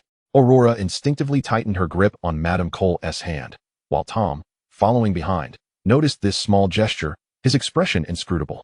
At last, they arrived at Tom's room. Madame Cole opened the door, revealing a starkly furnished space. This is a place that Aurora has never encountered within her own home. Even the storage room at her house is somewhat larger than this. Inside, there is merely a diminutive bed, a wooden cabinet for storing items, and a rudimentary table. Aurora is witnessing such a starkly simple scene for the first time, reminiscent of the attic described in the story her mother told her about Cinderella. At that moment, Aurora suddenly perceives Tom as somewhat akin to a Cinderella figure. Mrs. Cole, observing the young girl beside her, notes that although the child's eyes reflect confusion, she has, at least, refrained from throwing a tantrum, which brings a sigh of relief. Thankfully, this young girl does not exhibit the capricious behavior of the privileged young ladies she has dealt with in the past. Now that Aurora resides here, this room cannot remain as austere as it is for Tom, nor can it be perpetually locked away. At the very least, it requires a new bed. Contemplating this, Mrs. Cole glances at the girl's excessively ornate gown and lets out a resigned sigh. She must find some ordinary clothing for the girl that is at least made of decent fabric. Thus, she crouches down, revealing a benevolent smile, and says, "Why don't you get acquainted with Tom, dear? I shall fetch you a garment." Aurora obediently nods and steps into the cramped little room alongside Tom, but Mrs. Cole, still somewhat concerned for Tom, closes the door behind her.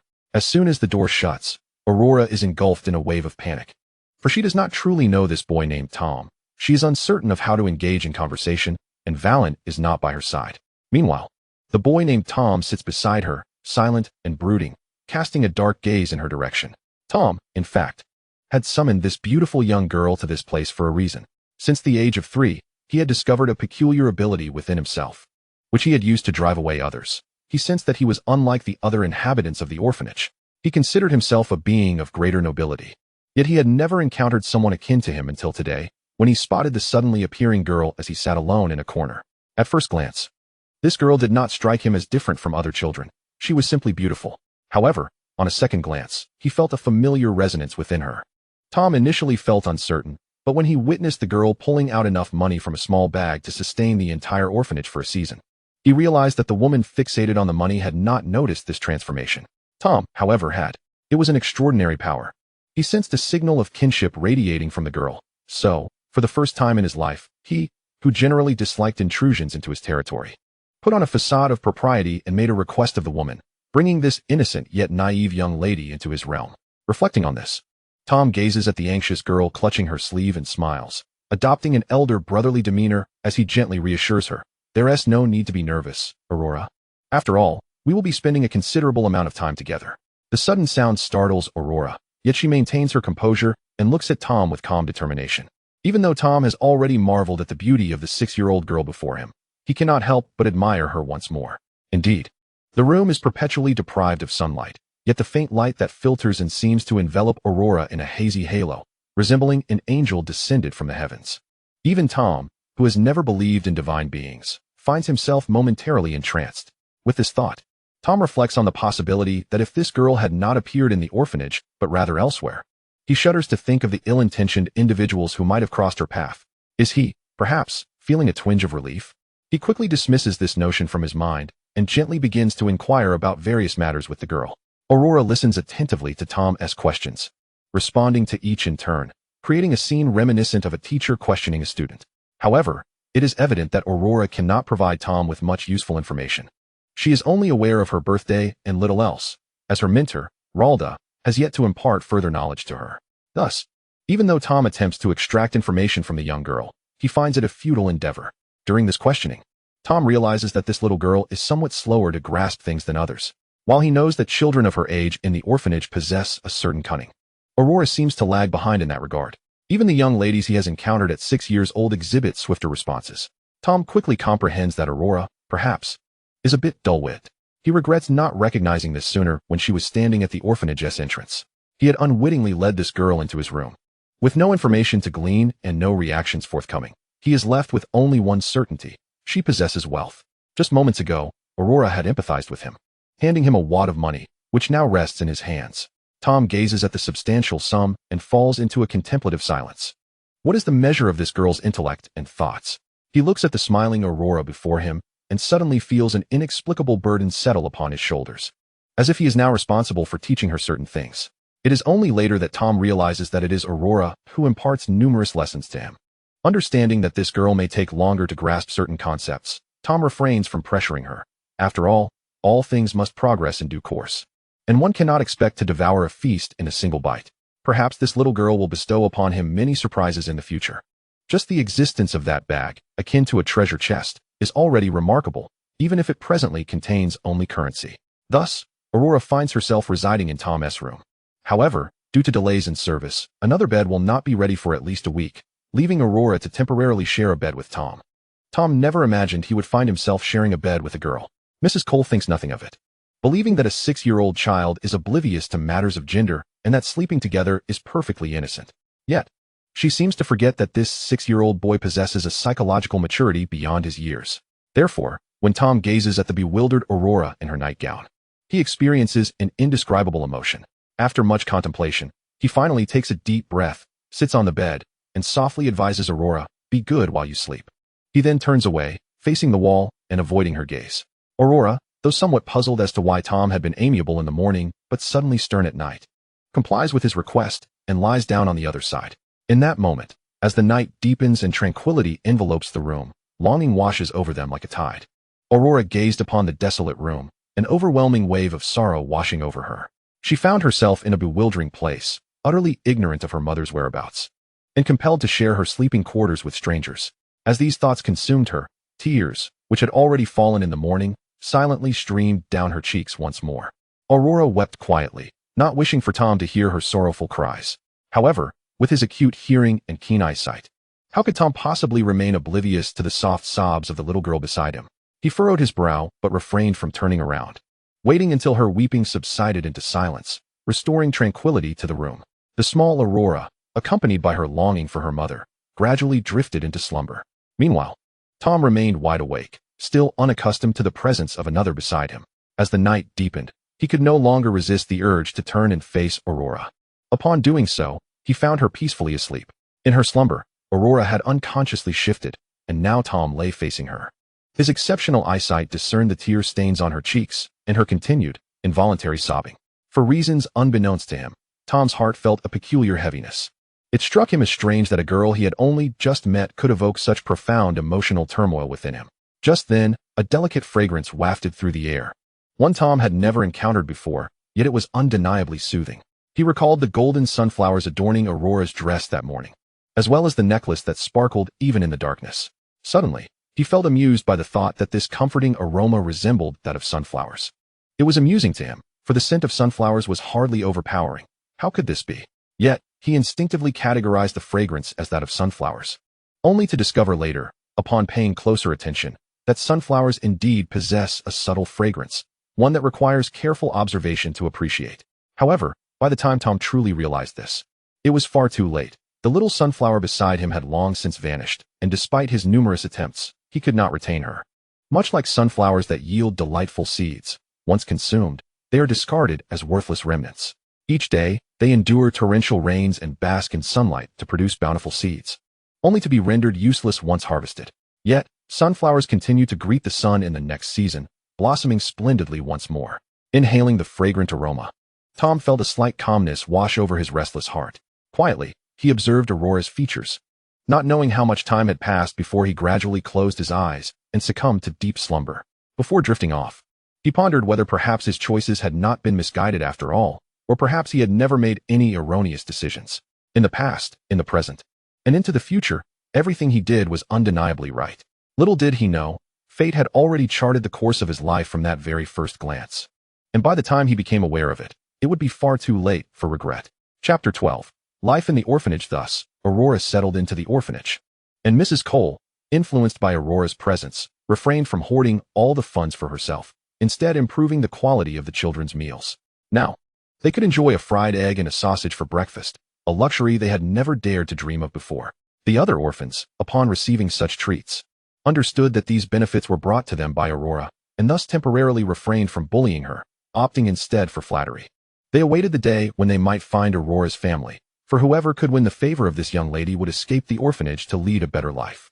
Consequently, Aurora's clothing was of finer fabric than that of the others, while Mrs. Cole diligently sought information about the Gurler family. However, the only lead she had was that a newspaper editor named Roger Gurler resided nearby. Yet it was clear that this Gurler could not possibly possess the wealth to purchase such expensive dresses and necklaces. Ever since Aurora's arrival, Tom's demeanor had inexplicably softened, and he no longer lurked like a ghost in the shadows. Initially, Aurora found the children's flattery a bit disconcerting, but over time, her little mind began to perceive their kindness. They played with her and shared an abundance of curious tales. Since moving into the same room as Aurora, Tom found himself inexplicably feeling a sense of protectiveness, standing at a distance to quietly observe her interactions with the other orphans. His aura deterred those who might wish to provoke her. He watched as the children gazed at Aurora with a mix of admiration and greed. Noticing one of the older children, after feigning a tragic story, prompting Aurora to compassionately withdraw some bills from her wallet to give to him. This act opened Pandora's box.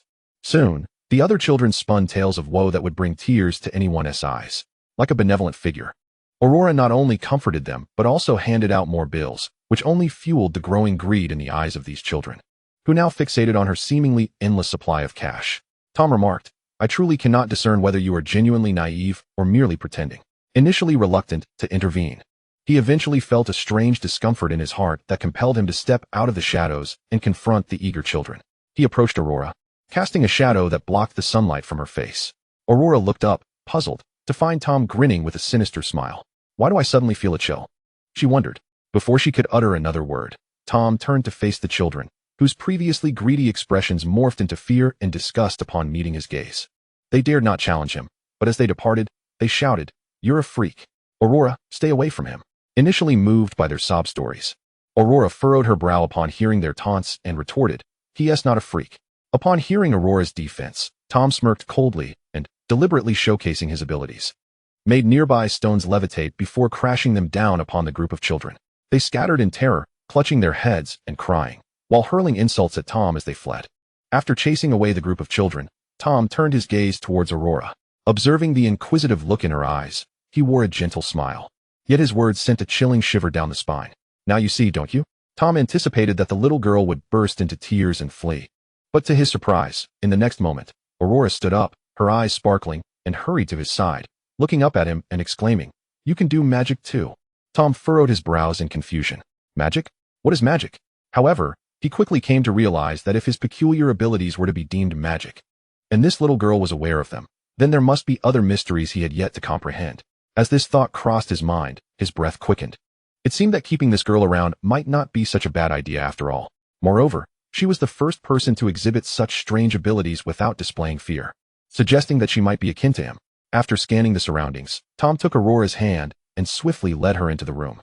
locking the door behind them with fluidity before sitting across from her, face to face. "What is magic?" he inquired. Aurora, witnessing Tom's first display of excitement, instinctively recoiled slightly, but still answered his question. "Magic is like what my mother and Sandra can do. It can transform one thing into another and make objects float." It appeared he was correct. This girl was indeed of his kind, both possessing the gift of magic, both exceptional beings in their own right. With this in mind, Tom eagerly pressed on. "Is there anything else? Perhaps about the school we'll attend?" Aurora shook her head. "I don't know. My mother only said I can go to a school when I turn 11. So, it seemed he would have to wait until 11 to attend this school." Although Tom was unaware of its name, he surmised that it must be a place filled with wizards who wielded magic. Encouragingly, Tom said, "Next time, could you ask your mother for more information about this school?"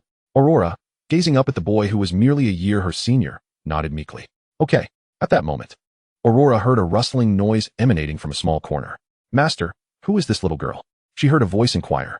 Tom, upon hearing this voice, responded in a hissing tone, "Just a sudden appearance, not much of a threat." After uttering that, Tom's eyes glinted mischievously, and he snapped his fingers, summoning forth his pet that had been lurking in the shadows. Aurora then beheld a black snake slithering slowly onto the bed, coiling around Tom's wrist. Its cold, emotionless gaze fixated on Aurora, and its tongue flickered fervently. Observing Aurora's immobile stance, Tom felt an unexpected surge of delight. Gently stroking the snake's head and raising it towards her. "Isn't it beautiful?" he asked. As Aurora stared at the snake, it continued to hiss. Yet she could understand its words. In her garden, she had a pair of snakes that had given birth to a clutch the previous winter. Despite their seemingly dangerous appearance, they were non-venomous and often shared tidbits about the happenings underground with her. Thus, she felt little fear towards snakes and met the creature's gaze directly. Noticing Aurora's calm demeanor, Tom's interest piqued. The snake, realizing Aurora did not react with fear as others did, excitedly remarked to Tom, "Master, she doesn't seem afraid of me." Tom replied with intrigue, "Perhaps she has never encountered a snake before. She might just be naive." Aurora, uncertain whether to disclose her ability to understand the snake's language, instinctively retorted, "I'm not naive." Realizing her slip, she quickly covered her mouth, her eyes wide with fear as she glanced at Tom. After her exclamation, both Tom and the snake froze for a moment, their gazes locked onto Aurora. Tom narrowed his eyes, a flicker of red light shimmering within, and intently asked, "You understand what we're saying?"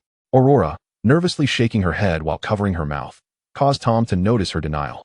Consequently, the snake coiled around Tom's arm began to slide down slowly, inching its way toward Aurora. Feeling the coldness of its touch, goosebumps prickled her skin. In her garden, the snakes had entwined themselves around her too, yet they had never instilled the same level of anxiety within her as this one did. Aurora was at a loss. Her eyes fixated on the snake, and tears welled up and spilled over, yet she continued to stifle her sobs, allowing them to cascade down her cheeks. Tom sighed. Addressing the snake, "Come here, Mill." Obediently, the snake returned to Tom's hand. Only after the snake retreated did Aurora gradually lower her hand from her mouth, instinctively wiping away her tears as she began to sob softly. Seeing the young girl weep, Tom sighed again. Perhaps he should comfort her, for he had much to learn from this little one. In the past, when he had faced the other children at the orphanage, their cries had irked him greatly. Yet, at this moment, Aurora's quiet sobbing felt strangely endearing to him, a remarkable sentiment indeed. Unaware of this newfound feeling, Tom realized that it mattered little. He still needed Aurora to glean information. Thus, he gently reached out, brushing the tears from her face, and spoke softly, "All right, I understand. I won't ask any more. Please stop crying."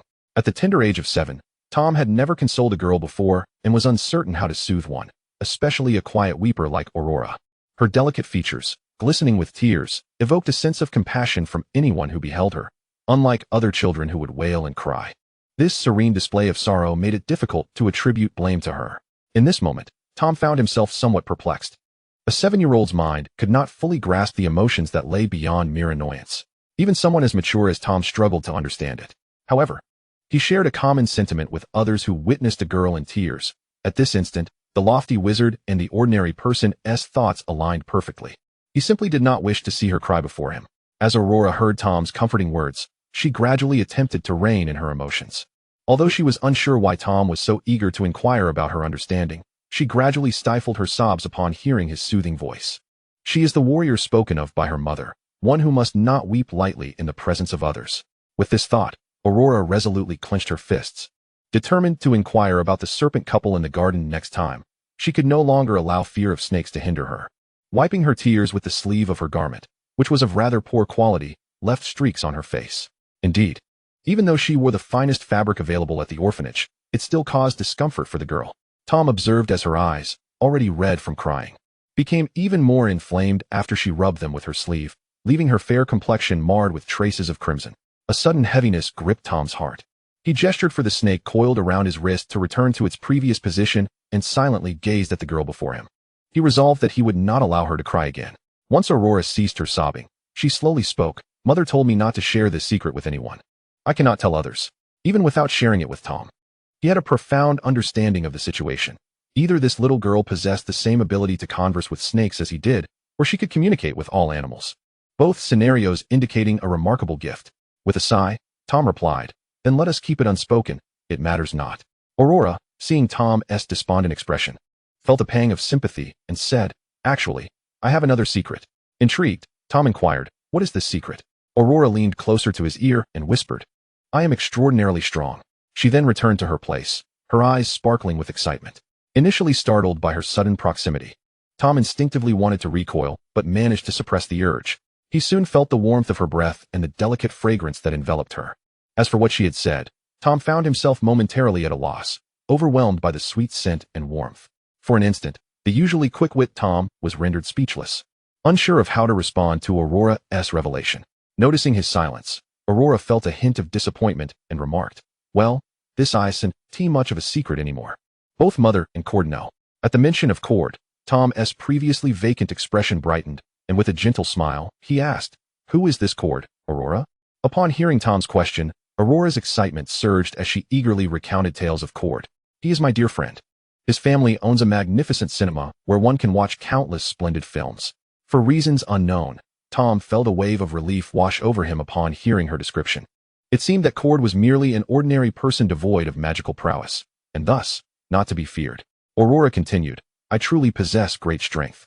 I always win when arm wrestling against my brother." Tom, captivated by the defiant glint in Aurora's eyes, found himself instinctively ruffling her hair, a smirk playing on his lips. Indeed, Aurora was strong, but she must not refer to him as brother. Why not? She queried, perplexed. In that moment, the eloquent Tom found himself at a loss for words, struggling to devise a reasonable explanation. After a long pause, he finally managed to stammer out, "Just don't call me that." Aurora sensed something peculiar about Tom's demeanor and did not acquiesce to his request. "If you tell me not to call you that, then I simply want tea." Although the discussion ended on an awkward note, it seemed to draw the two closer than before, and Tom felt less resistant to the idea of sharing a bed with Aurora. Each night, as she slept beside him, the sweet fragrance she carried lulled him into a deeper slumber than ever before. Subsequently, Tom employed his so-called freakish methods to dissuade Mrs. Cole from attempting to fit another bed into their cramped quarters. As time went on, Aurora gradually forgot about the earlier incident. She became accustomed to sleeping alongside them, assured that her sleeping posture was unproblematic. After the other children had called Tom a freak, Aurora distanced herself from them, dedicating more time to Tom, who began to teach her things she found perplexing. The snake that had once frightened her remained hidden, safely tucked away by Tom. Although Aurora felt she would no longer fear the serpent, she might still tremble upon encountering it. In the days that followed, Tom realized that Aurora's claim of immense strength was indeed true, as she continued to play with him, undeterred by his peculiar abilities. Consequently, the other children deemed her just as much of an outcast as Tom, and regardless of her wealth, she was still cast aside by fate. Thus, a group of children conspired to corner Aurora before a tree, intent on forcing her to surrender a bag she possessed. Upon witnessing this scene, Tom instinctively rushed to intervene, but was taken aback when he saw one of the boys attempting to seize Aurora being swiftly caught by her wrist. With a gentle shove, she sent him sprawling away. Tom found himself halting in his tracks, though the stones hovering behind him remained suspended. As the children watched their leader toppled, they surged forward in anger, only to be similarly dispatched by Aurora. Regardless of their gender, none possessed strength that could rival hers, even at the age of 7 or 8. Standing resolutely before the tree, Aurora addressed the fallen children with conviction. "It is wrong to take what belongs to others. My mother taught me that one must not steal. It is an erroneous act." She had read stories of protagonists who overcame villains by reclaiming what was stolen, and thus she emulated their actions, toppling the children who sought to pilfer her belongings. Though her legs trembled uncontrollably, she firmly chastised the children sprawled on the ground. As Tom approached, chuckling at the sight of Aurora's triumph over the other children, He placed a comforting hand on her shoulder and cast a cool glance at those who attempted to rise and speak. When they met his icy gaze, a shiver ran through them, robbing them of their courage. They could only limp away, nursing their sore bodies. After they departed, Tom sat beside the trembling Aurora, gently assuring her, "You did wonderfully, do not be afraid." At the tender age of 7, it was the first time Tom uttered words of comfort that felt out of character for him. Yet, as time went on, he grew more adept at offering solace, particularly when it came to Aurora alone. Mrs. Cole was taken aback for quite some time after hearing the reports from the children. She never expected that the little girl possessed such peculiar abilities. A wave of sorrow washed over her as she pondered why there were such strange beings in her orphanage. Despite her awareness of Aurora's eccentricities, she dared not treat her harshly, for Aurora, with her unusual talents, was not as inconsequential as Tom. In the end, Mrs. Cole sternly reprimanded the children who sought to bully Aurora. Though they glared at her with resentment, they dared not act further. Subsequently, they found themselves beset by a series of misfortunes. Cherished toys and books mysteriously vanished, or they would inexplicably find a stone striking their foreheads as they wandered about. Fear gripped them, and they whispered among themselves, suspecting that their retaliation against Aurora had summoned these calamities, rendering even their furious glares toward her a thing of the past. Tom, witnessing the effectiveness of his scheme, smiled with satisfaction. It appeared those children were not entirely dim-witted. Thus, 2 weeks passed smoothly. Yet no one could uncover the whereabouts of Aurora's parents. Although she gradually acclimated to the unpalatable food and the chilly atmosphere of the orphanage, she often found herself yearning for home, for Ralda's embrace, the little creatures in her garden, and for Curd. She wondered how they fared now. During such moments, Aurora would secretly retreat behind the woods to weep. Yet, despite her efforts to evade others, Tom always managed to find her hiding place with uncanny precision, silently keeping her company. Though Tom could offer little solace, his presence gradually diminished the frequency of Aurora's tears. While she had made good friends here and Tom taught her many delightful things, her heart still longed for home. Chapter 13. Good friends. As time passed, Mrs. Cole still had not located Aurora's family. Aurora became increasingly accustomed to life in the orphanage. Although the meals were not as delectable as those at home, they were at least edible. Mrs. Cole, intent on capturing this golden opportunity, scoured the entire neighborhood for anyone bearing the surname Girl. However, apart from a modest newspaper editor, she found no one else. The editor? It was uncertain whether he could sustain himself, just as Mrs. Cole began to question whether the little girl had misremembered her name. She heard a knock at the door. Upon opening it, she discovered today's envelope. Curiously, she opened the letter to find that it announced a wealthy gentleman had randomly chosen to support the orphanage. Mrs. Cole felt an overwhelming sense of good fortune. Although the beautiful girl named Aurora might be another oddity like Tom, she had nevertheless provided her with a substantial sum of money, and now, a gentleman had selected this orphanage for his benevolence. Such luck was extraordinary. The orphanage had previously received support from affluent families, and Mrs. Cole was well acquainted with the process. Wealthy benefactors sought to donate to the orphanage, hoping to gain some notoriety through newspaper coverage, thereby enhancing their own reputation while reaping both fame and fortune. Each time a benefactor visited, they would bring along a reporter from the newspaper, and all Mrs. Cole needed to do was ensure the children were neatly presented. The reporters would capture some heartwarming images for publication, resulting in a generous income. The merchants gained esteem, while the orphanage received funds. It was a mutually beneficial arrangement. Upon reviewing the letter, Mrs. Cole noted that the gentleman's visit was scheduled for this Saturday, and today was already Thursday. Seizing the opportunity during dinner, she gathered the children and informed them to wear their best prayer garments on Sunday. The children of the orphanage, seasoned veterans of various donation ceremonies, quickly understood Mrs.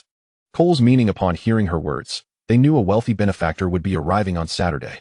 However, Aurora remained oblivious to the significance of this event, prompting Mrs. Cole to approach her directly. "Aurora, you two must wear the white prayer dress I gave you tomorrow. I will arrange your position, all right?" Aurora, unsure of the purpose, nodded obediently. Mrs. Cole planned to place Aurora in a prominent spot. For once the little girl graced the pages of the newspaper, perhaps that family would catch sight of her. Yet Mrs. Cole found it peculiar that, despite her fondness for the girl, she had not seen any missing person notices regarding Aurora in the newspapers lately. Eventually, Mrs. Cole began to waver. She decided that if, after the newspaper publication, no one came forth to adopt Aurora, then the girl would share the same fate as the other orphans, regardless of the money she had received. As for Tom, Mrs. Cole shot him a disdainful glance, thinking he should remain confined to his room on Saturday, just as he had in the past. Although she had once placed Tom at the forefront due to his striking appearance, whenever benefactors arrived, unpleasant incidents would invariably occur. Mrs. Cole instinctively believed Tom was the cause. leading her to confine him within the house. Although troubles still arose, with the perpetrator absent from the scene, she could easily deflect any blame. After Tom and Aurora finished dinner and returned to the dormitory, Aurora carefully retrieved the white dress designated for prayer. She had never prayed at home, as there were no sacred images to inspire such rituals, but here, she was required to pray to God weekly, and during meals. She had to fold her hands and recite incomprehensible phrases. Although Aurora did not fully understand, she still clasped her hands together, sending blessings to each of her good friends. Once she set the dress aside, she lay on her bed and asked Tom, "Will you be going tomorrow as well?" Tom replied with a cold smile, "I suppose so." Aurora, unable to contain her curiosity, inquired, "What do you think will happen on Saturday? Will they find my mother?" Tom sighed inwardly, looking at Aurora, who had never experienced such donation events. He recalled that he had once been placed at the forefront due to his looks. But whenever those hypocritical individuals laid eyes upon him, their initially self-serving gazes morphed into something far more sinister. Tom found it utterly revolting, observing Aurora's bright-eyed wonder. Tom understood all too well why Mrs. Cole had insisted she wear the prayer dress. When Aurora donned that attire, she truly resembled an angel sent by God. Once her image graced the newspaper, Tom dared not imagine the predatory glances that would undoubtedly follow. Suddenly, a sense of danger washed over him, and he stared intently at Aurora, declaring, "You must not attend on Saturday." Aurora tilted her head in confusion, asking, "Why not?" Tom gazed at the perplexed Aurora before him, suddenly beset by an overwhelming sense of helplessness.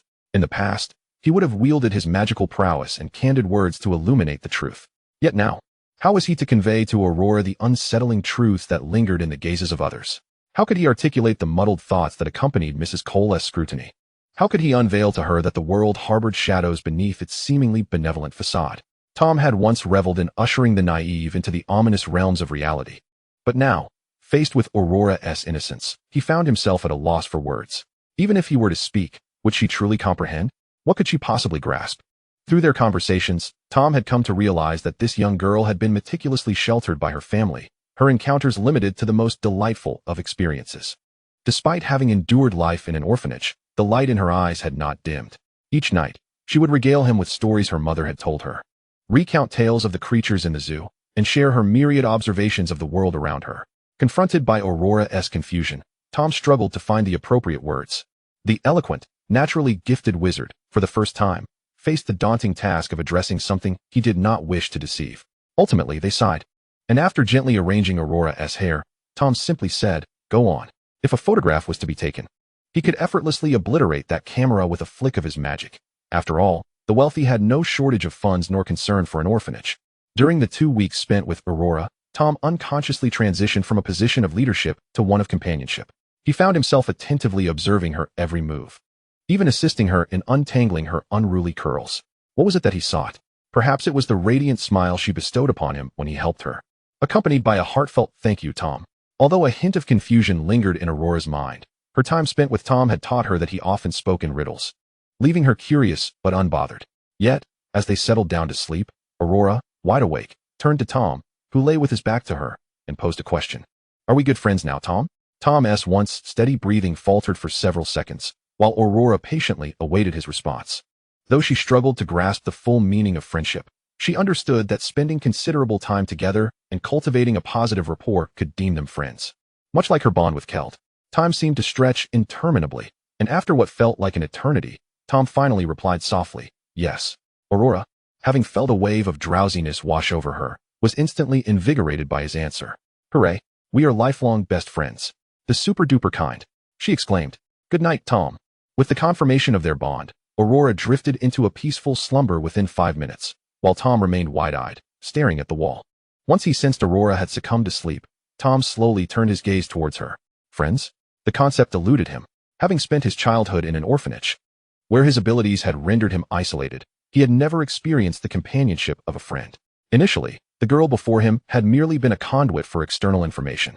It was only upon hearing her inquiry that he pondered their relationship. Were they indeed friends? He was uncertain, bewildered, and devoid of understanding. Tom had never comprehended the essence of friendship, nor did he know what it should resemble. For the first time, confusion flickered in his typically emotionless eyes. Was this manner of interaction indicative of friendship? He realized that during his time with Aurora, he had not felt discomfort or annoyance. Perhaps this was the feeling of camaraderie. Thus, when he heard her joyous proclamation, he instinctively uttered a soft yes. Lifelong best friends, Tom murmured to himself, only to quickly smirk at the absurdity of the idea. How could this girl possibly be his lifelong friend? She was like a sunflower, a beacon of hope, while he resembled a venomous serpent, rooted in a mire of despair. How could two souls from such disparate backgrounds, with such divergent thoughts, forge a friendship? Tom was bewildered, yet he found himself inexplicably acquiescing to the notion of friendship. Very well, let us play the part of friends, for this young girl is still useful to me. Thus, 7-year-old Tom discovered a justifiable reason to consider himself Aurora's friend, and contentedly closed his eyes. Chapter 14. Peculiar feelings and disappearance. Time swiftly ushered in Saturday, and Aurora donned her pristine prayer robe, the sunlight casting an ethereal glow upon her, rendering her akin to an angel. After Mrs. Cole escorted Aurora outside, she promptly slammed the door shut, effectively severing Tom's line of sight and securing it with several locks. Aurora, puzzled, looked up at Mrs. Cole and asked, "Isn't Tom coming?" "He doesn't wish to join. He belongs locked away in that room," Mrs. Cole replied, for reasons unbeknownst to her. Aurora was suddenly imbued with a sense of courage, perhaps inspired by the previous night's affirmation of their friendship. Standing her ground, she declared, "If Tom isn't going, then neither am I." Mrs. Cole attempted to forcibly drag Aurora away, but quickly discovered that she could not budge the resolute girl. When Aurora grasped her wrist, Mrs. Cole winced as if it were about to snap. With a gaze reminiscent of how she regarded Tom, Mrs. Cole looked at the defiant child before her. Yet, Aurora stood firm and reiterated, "If he isn't going, then I won't either." Mrs. Cole, exasperated, surveyed the stubborn girl, realizing she could not overpower her. In resignation, she reluctantly unlocked the heavy door and forcefully pushed it open, addressing Tom with irritation. "Come along, Tom, your friend has secured this opportunity for you." Tom regarded Mrs. Cole with a cool demeanor before breaking into a gentle smile. "Thank you, madam." The words sent a shiver down Mrs. Cole's spine, prompting her to step back. But Aurora swiftly seized Tom's hand and declared, "Let us go together." When Tom felt the tender touch of her hand, he momentarily froze. Although he had spent 3 weeks in Aurora's company, he had never before touched her. Today, it was she who initiated the contact, and he allowed her to lead him to the front yard. At that moment, the Lord had yet to arrive. The first guests were a newspaper editor and a child wielding a camera. The child lowered his head, fiddling with his camera, while the orphans gathered around him, curiously observing. Accompanying him were the editor-in-chief of the district's daily newspaper and his son, an inquisitive 8-year-old, who was visiting for the first time to capture photographs. Thus, when the boy caught sight of an extraordinarily beautiful little girl emerging, his eyes widened with astonishment, prompting him to approach her with the desire to strike up a conversation. Just as he was about to speak, another boy suddenly appeared before him, and the intensity of the newcomer's gaze sent a shiver down his spine. Initially inclined to retreat, the boy felt an inexplicable sense of familiarity upon seeing the girl, compelling him to awkwardly smile instead. "Hello there, little one. I'm here to take your pictures. My name is John Gerler. What is yours?" "Gerler?" Tom frowned upon hearing the name, recognizing it as that of Aurora's surname. Aurora, too, perked up at the mention of Gerler and promptly approached the boy, fixating her gaze upon him. As John noticed the girl's intense stare, he experienced a peculiar sense of recognition, as if they shared an unspoken bond. He then handed her a candy with a smile, saying, "Hello, little girl. My name is John Gerler. What is yours?" When Aurora met the boy's gaze, she too felt an uncanny sense of familiarity. She took the candy, placed it in her bag, and solemnly responded, "Aurora, Aurora Gerler." John stared in astonishment at the girl before him, taken aback by the fact that they shared the same surname. He excitedly called out to his father nearby, "Dad, have we lost a sister here?" Upon hearing his son's exclamation, Roger Gerler approached with a hint of impatience, inquiring, "What is it now?" John eagerly explained, "Dad, this little girl has the same last name as us." Roger scrutinized the girl before him, noting her black hair and golden eyes. Even a man accustomed to the beauty of many fashionable women found himself captivated by this child's striking appearance. However, the more he observed, the more he felt something was amiss. The girl bore little resemblance to him, yet there were undeniable similarities to his son's features. A sense of strangeness washed over Roger, which John excitedly pointed out. "Look, Aurora resembles me a little, Dad." Mrs. Cole, overhearing the conversation, interjected with annoyance. "This little girl mysteriously appeared here last month. She is not your lost sister. The dress she wore when she arrived cost more than your entire household could afford. And just look at the necklace around her neck. Can you afford something like that?" Having established a connection with the editor for sponsorship purposes, Mrs. Cole spoke rather freely to Roger. After hearing her words, Roger felt a sense of relief, though an inexplicable discomfort lingered in his heart. Whenever he looked at the girl, he felt a surge of paternal affection, Yet upon seeing her necklace, he dismissed it as mere illusion. After all, their family could indeed not afford such a necklace. John continued to gaze at Aurora, and suddenly, he reached out to pat her head. It was unusual for anyone to touch her hair, especially a stranger, yet today, Aurora stood still, allowing him to do so. Meanwhile, Tom quietly observed, his expression unreadable, though the stones beneath them began to tremble. John found himself increasingly drawn to Aurora. Unable to restrain his exclamation, "I feel as though you could be my daughter." Naturally, this remark elicited a playful smack from his father, who scolded, "You're only 8. Already thinking about having children?" John, undeterred, scurried away while exclaiming, "When I find a wife, she must have eyes like yours." Roger delivered another light smack to the back of John's head, retorting, "Let us see if anyone will want you first." Unperturbed, John continued to smile at Claire, asking, "Where are your parents, Aurora?" Mentioning her parents brought a hint of sadness to Aurora's expression. "I don't know where my mom is. I've never met my dad. Mom said he went on a trip and would be gone for a very long time." John's anger surged upon hearing this. Appalled at the irresponsibility of a man who would abandon his wife and child for a journey. With indignation, he declared, "A father like that is not a good father. When I become a dad, I will never be like that." Though 8-year-old John did not comprehend the full implications of a long journey, Roger understood all too well. His heart ached for the girl before him. A mother raising such a beautiful child must have endured countless hardships. As this realization dawned on Roger, he sighed deeply, only to feel further irritation at his son's antics, delivering yet another light slap to the back of John's head.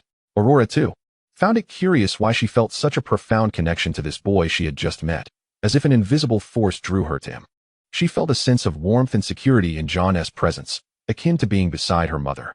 In the midst of their conversation, the benefactor arrived, clad in the stiff, formal attire typical of high society, complete with a meticulously groomed mustache. Yet, the scrutiny and disdain in his eyes were unmistakable. Aurora felt an unsettling discomfort as she regarded him for the first time. As predicted, upon laying eyes on Aurora, the man's expression shifted. His previously narrowed eyes widened with desire, unabashedly fixating on her. Alarmed, Aurora instinctively clutched Tom's hand, retreating slightly. Tom, sensing her fear, instinctively shielded her, casting a cold glare at the man before them. In turn, the man's eyes gleamed with renewed interest at the sight of Tom. Realizing the orphanage had indeed chosen well, stumbling upon 2 remarkably beautiful children, he contemplated the possibilities of presenting them to the administrative minister, his smile growing more insincere. Mrs. Cole could sense the shift in the man's demeanor, interpreting the increased weight of the money in his hand as a favorable sign. She recognized his intentions, understanding that if it meant earning more for herself, she could part with Aurora. After all, she had already done her utmost for the girl, conveniently forgetting the monetary debt Aurora had incurred, which would allow her to remain there for an entire year. Tom's originally black pupils gradually transformed into a striking red, and with this change in his gaze, the air around him shifted dramatically. How could he cast such a filthy look at Aurora? Just as the man reveled in his thoughts of imminent wealth and promotion, he suddenly noticed the stones surrounding him levitating, accompanied by various branches and unidentified objects. His expression morphed from excitement to confusion and fear, and Mrs. Cole was taken aback by the scene unfolding before her. "Damn, Tom, he has done it again." Just as Mrs. Cole intended to seize Tom and forcibly escort him back, it was already too late. The stones came crashing down upon the man within a second, striking him with considerable force as they descended rapidly. The man yelped in pain, failing even to retrieve the money handed to Mrs. Cole, and fled the orphanage in a panic, accompanied by the other 2 who had followed him. Meanwhile, the Geller father and son merely observed the farce without intervening. In fact, the moment the stones began to float, they had felt an unsettling sensation upon witnessing the man's gaze fixed upon Aurora. They had already set down their equipment, preparing to offer a mild greeting to the gentleman, only to be astonished by the inexplicable levitating stones. John, seeing Mrs. Cole in a fit of rage, approached her with a cheeky grin, unafraid. "Oh dear Mrs. Cole, I fear there won't be any photographs this time, but don't be angry. The money is still in your hands, isn't it?" At that moment, Mrs. Cole was nearly seething with rage. Even if that man couldn't take the money now, he would surely return it later. The thought only intensified her fury as she glared at Tom, striding towards him with an accusatory finger outstretched. "You freak. Why hasn't he God struck you down?" Upon hearing these words, Aurora rushed forward without a second thought, facing Mrs. Cole defiantly. "He is not a freak." At this point, Mrs. Cole was overwhelmed with anger. Tom had once again ruined her fundraising efforts, and she turned her ire towards Aurora, shouting, "You're a freak too." Aurora, never having been scolded before, felt at a loss for words. John, noticing the little girl's distress, approached Mrs. Cole with a serious demeanor. "How can you treat a young girl like that?" Mrs. Cole retaliated indiscriminately. "What do you care? You're just a filthy newspaper writer." Just then, Tom coldly interjected. "Then perhaps Mr. John should write about how Aurora paid Mrs. Cole £500 last month." John turned in shock, looking at Tom. His eyes filled with confusion as he glanced at Aurora, seemingly seeking confirmation from the girl. "Is that true?" Aurora, unsure of the exact amount she had given Mrs. Cole, felt Tom squeeze her hand, and in that instant, she understood. Puffing out her chest, she stammered, "Why, yes." Mrs. Cole, now furious and red-faced, shouted at Tom. Where did that £500 come from? However, John, being clever, took out his notebook and began to write, stating, "Mrs.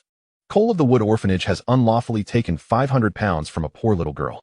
At that moment, Mrs. Cole realized that a newspaper editor could fabricate stories.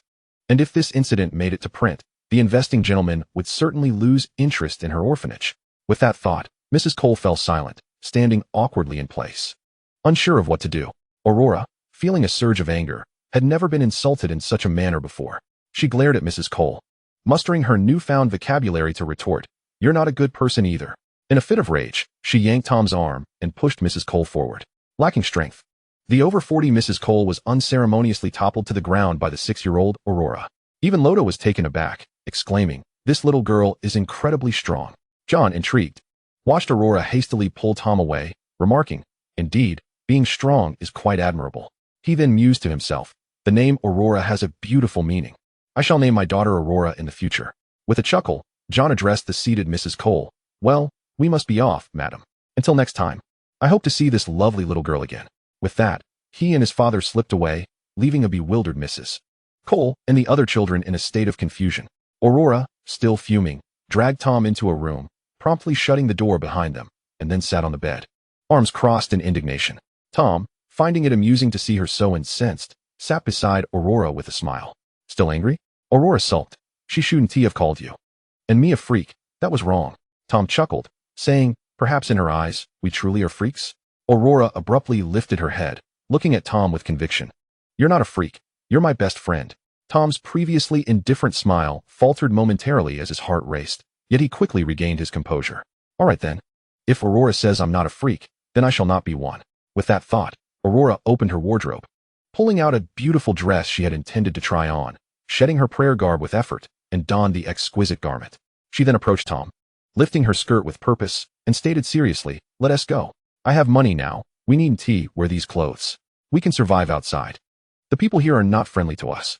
Tom, hesitating to take her hand, propped himself up on the bed, gazing at Aurora with a nonchalant smile. "What if our money gets scammed?" Upon hearing this, Aurora slowly lowered her hand, tapping her head, but within 3 seconds, she extended her hand once more, formally offering it to Tom. "You're very clever. I know you're clever. With you, we won't be deceived." Tom looked at the girl before him, the sunlight filtering through the small window, casting a radiant glow upon Aurora's head, reminiscent of their first meeting, as if an angel draped her in a veil of white. Even the sunflower necklace hanging at her chest shimmered with a bright glimmer at that moment. Tom's gaze shifted back to the outstretched hand of the girl before him. A sudden, reckless thought crossed his mind. He yearned to take her hand at that moment, to deviate from his plan. And though it may not have been the most prudent choice, he still wished to take the chance. The 7-year-old Tom's heart raced wildly in that instant as he slowly sat up, carefully placing his left hand atop the girl's hand. At the moment of relinquishment, the lines of fate intricately intertwined within the palm of his hand, completing a tapestry of destiny. Tom gazed at Aurora before him, finally revealing a sincere smile. "All right. Yet before Tom could finish his sentence, the girl who had so fervently extended her hand to him suddenly vanished into thin air. Just moments ago, he had felt the warmth of her palm, and now he found himself engulfed in an icy solitude once more. Tom's left hand remained outstretched in that gesture. As he sat motionless on the bed for what seemed like an eternity, so long that by the time he lowered his arm, the sensation had faded entirely. However, it was his mind that felt even more numb at that moment. How could she have just disappeared? Why did she vanish so abruptly?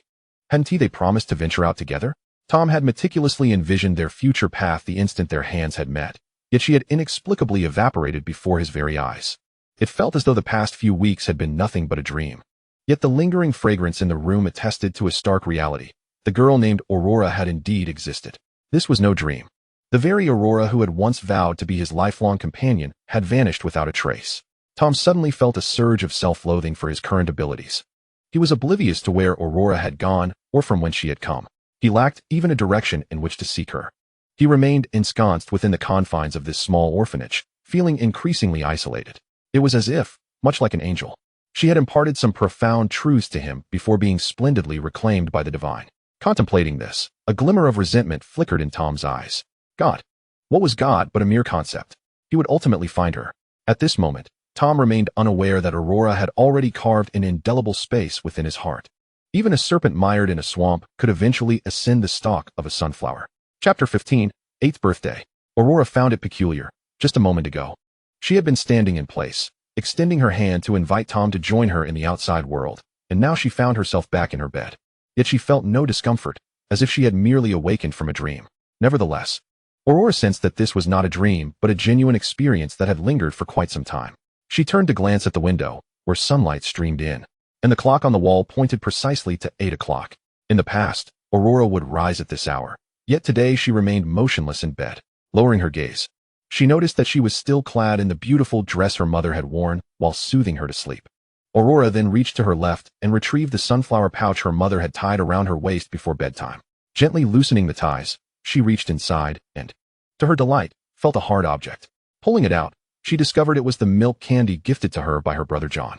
Carefully unwrapping the candy, she extended her tongue to taste it. It was irresistibly sweet, imbued with a delightful milk flavor.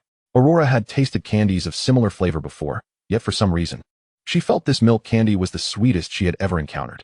Reluctant to consume it entirely, she meticulously rewrapped the candy and returned it to her pouch, tying it back around her waist, which instilled a sense of comfort within her, as if John were still by her side. Thoughts of Tom flooded her mind, and a wave of melancholy washed over her. She had made a decision to venture out with him, yet despite her yearning to return, she wished to bid him a proper farewell rather than reappearing abruptly. She regretted not leaving more money for Tom. Aurora felt he might be quite upset with her for disappearing without a word, leaving no trace behind. Just as she was lost in her thoughts, the door to her room swung open, and she turned to see her mother, whom she had not seen in quite some time. Ralda felt something was amiss today. Her daughter, who usually awoke sweetly each morning to receive her kiss, suddenly leapt from bed and flung herself into Ralda's embrace, weeping. Ralda was uncertain why Aurora cried, but knelt down to gently wipe the tears from her daughter's face, soothingly asking, "What is the matter, my dear? Did you have a nightmare last night?" As she spoke, she held up the pouch Aurora had on her, exclaiming, "Look, this is a little bag from Mommy, filled with many delightful things for you to enjoy, and you can put anything you desire in here. There is no limit. And see, the flowers on the bag are your favorite sunflowers." With tears still streaming down her cheeks, Aurora nodded, choosing not to disclose her experiences from the previous night to Ralda. She simply clung tightly to her mother, whom she felt she hadn't seen in 3 weeks. Ralda, unaware of the events that had transpired the night before, noticed her daughter was unusually clingy that morning, even carrying her to the breakfast table. Realizing Aurora's need for closeness, Ralda took the day off from work to spend quality time with her in the garden. Overjoyed to learn that her mother was free from work that day, Aurora eagerly led Ralda to the garden, where they swung on the swing set. The surrounding animals seemed to sense Aurora's newfound exuberance, as if they had not seen her for ages. Aurora was a girl who found it challenging to keep secrets, yet curiously, she felt compelled to guard the memory of her strange encounter and the peculiar place she had visited. She instinctively understood that this experience was a secret shared solely between her and Tom, one that must remain undisclosed to others. Thus, for the first time, Aurora found herself harboring a secret she wished to conceal, and she managed to do so well until the very end. In the days that followed, time passed languidly. Since her last awakening, Aurora had not revisited the orphanage in her dreams, which left her feeling somewhat wistful, as she had never truly said goodbye to Tom. This sense of longing was tinged with uncertainty about how to return, so she shook her head, burying the thought deep within her heart. As always, she spent her days playing in the garden with the small creatures, diligently learning each word from the book she held, and joyfully engaging with Cord during his visits. Life continued blissfully. After witnessing her daughter's camaraderie with the boy from the Burt family, Ralda's relationship with Robert and their family gradually improved. Since Aurora's birth, Ralda had been preoccupied with work and caring for her daughter, rarely having the chance to connect with anyone. However, with her daughter's friendship with Cord blossoming, Ralda found herself forming a meaningful connection with her first true partner in the Muggle world. Furthermore, Burt and his family, out of concern for their son, would extend their assistance to Aurora during times of difficulty, even allowing some leniency in certain matters. Naturally, Aurora could not accept this generosity with complacency. Instead, she sought to repay their kindness with even greater accomplishments. Ever since Aurora discovered the purpose of the bag from her mother, she had taken to stowing away various useful items within it. This bag was remarkably convenient and seemed weightless, enabling Aurora to not only carry a substantial amount of cash for emergencies, but also to stow away some seemingly chaotic trinkets that, in reality, held little value. Time flew swiftly, and soon Aurora's 8th birthday arrived, celebrated at home with her mother and the Burt family, just as it had in previous years. This year, Aurora appeared even more jubilant than on her 7th birthday, for her mother had promised that the very next day they would venture out to see a movie together. Cord was also visibly excited, having received instructions from his parents to select a film that would allow them exclusive access, ensuring that no one else would intrude upon their viewing experience. With Cord's careful selection, Aurora would be free to watch for as long as she wished. Now a year older, Aurora appeared even more enchanting, as she clasped her hands together and closed her eyes to make a wish beneath the flickering candlelight. Cord found himself momentarily mesmerized. Daisy, observing her son's infatuation, couldn't help but chuckle. Indeed, Aurora was exceptionally beautiful, so much so that even after long playdates, Cord remained captivated. Daisy herself was similarly struck, as even after many encounters with Aurora, she still felt awed by the girl's delicate features. Yet, Daisy felt a sense of relief knowing that Aurora had a formidable mother to protect her. She shuddered to think of the calamity that would befall such a stunning girl in the slums. An excess of beauty, without adequate protection, would inevitably lead to tragedy. For each birthday, Ralda would lavishly commission a bespoke dress exclusively for Aurora, and this year was no exception. Aurora donned a splendid, warm yellow gown, a creation that had been meticulously crafted long ago. As she admired the exquisite garment, memories of wearing a similar dress at 7 flooded back to her, sparking a whimsical thought. Could this dress possess some magical quality? If she were to wear it to bed tonight, might she once again encounter Tom? Though Aurora harbored no fondness for the orphanage, it was home to her dear friends, and she wished to bid farewell to Tom properly. Apologizing for her sudden departure without a word, her mother had once remarked that disappearing without explanation could leave others feeling unsettled. Thus it was imperative to depart with a good reason, though her last exit had not been her choice. Aurora recognized the rudeness of her abrupt departure and resolved to clarify matters with Tom. That evening, despite being utterly exhausted, Aurora turned to Ralda and said, "Mother, I wish to wear this dress to bed tonight." Ralda, planting a gentle kiss on Aurora's cheek, replied tenderly, "Of course, my dear." After helping Aurora with her nighttime routine and tucking her into bed, Ralda kissed her forehead and quietly closed the door, retreating to her own room. As the time for school approached, Ralda found herself increasingly occupied, determined to ensure her daughter's safety. While she could not guarantee absolute security, she aimed to minimize any life-threatening risks. The words of the old witch hung over Ralda like the sword of Damocles, threatening to descend at any moment, compelling her to remain vigilant amidst the ever-changing landscape of their lives. Fortunately, as a witch, she had access to invigorating potions. Had she been an ordinary muggle, she might have succumbed to fatigue long ago. The potions she employed were crafted by none other than Severus Snape, the most esteemed potion master at Hogwarts, with whom she had struck a favorable arrangement long ago. For reasons unknown, perhaps due to Ralda's past encounters with the Dark Lord, Snape offered her his potions at a significantly reduced price. He rarely sold potions to others, as if providing Ralda with a special conduit of convenience. Nevertheless, Ralda was not one to exploit such generosity. She insisted on paying the full price, unwilling to accumulate debts of gratitude, for such obligations are the most challenging to repay. Thus, 8-year-old Aurora, adorned in her delightful gown, once more drifted into a slumber. However, this time, instead of sinking into a deep sleep as usual, she found herself traversing a white corridor, emerging in an unfamiliar place. As her feet touched the ground, Aurora sensed an immediate difference. She surveyed her surroundings, realizing she was in a secluded alley, far removed from the orphanage she had expected. Her initial excitement diminished, replaced by a creeping fear. Had the orphanage been demolished? What of Tom? Worry for her dear friend surged within her, but she quickly became aware of the many watchful eyes surrounding her. The residents of Spider Alley continued their monotonous, unchanging lives, their faces devoid of any vitality. Even the children seemed to be affected by the oppressive atmosphere, their spirits dulled or even frayed. Just as they resigned themselves to yet another unremarkable day, a vision of beauty suddenly appeared in their midst, a little girl in a splendid, frilly dress, a sight unheard of in their dreary alley. The girl, radiant in her yellow gown, seemed to illuminate the shadows, akin to a brilliant ray of sunshine piercing through the gloom. The once dull faces of the alley's inhabitants transformed as they beheld this enchanting girl, Their expressions shifted from apathy to astonishment, and soon they congregated at their doorsteps. Akin to famished hounds catching sight of a meal, their gazes held a mix of wonder, ill intentions, desire, and greed. The fabric of Aurora's dress, even to those unaccustomed to luxury, radiated value, while the golden necklace adorning her neck sparkled brilliantly, even in the dim light of the alley, unmistakably signifying her affluent heritage.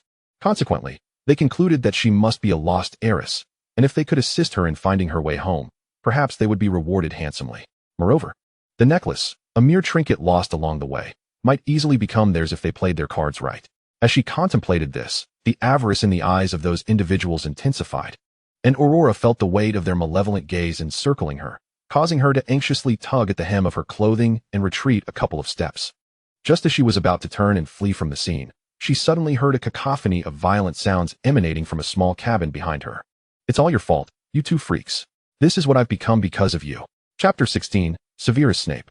Aurora could scarcely bear the term freak, and upon hearing the irate voice, she instinctively halted, turning her gaze toward the source of the commotion. The origin of the voice lay within a dilapidated wooden shack that exuded an air of neglect, creaking ominously. A dwelling only fit for those who could no longer endure life's hardships. Inside, a tumult of crashing noises accompanied a man's furious, labored curses. "If it weren't for you two freaks, I wouldn't be suffering like this."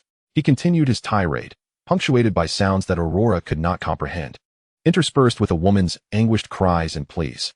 "Stop it. Please, stop."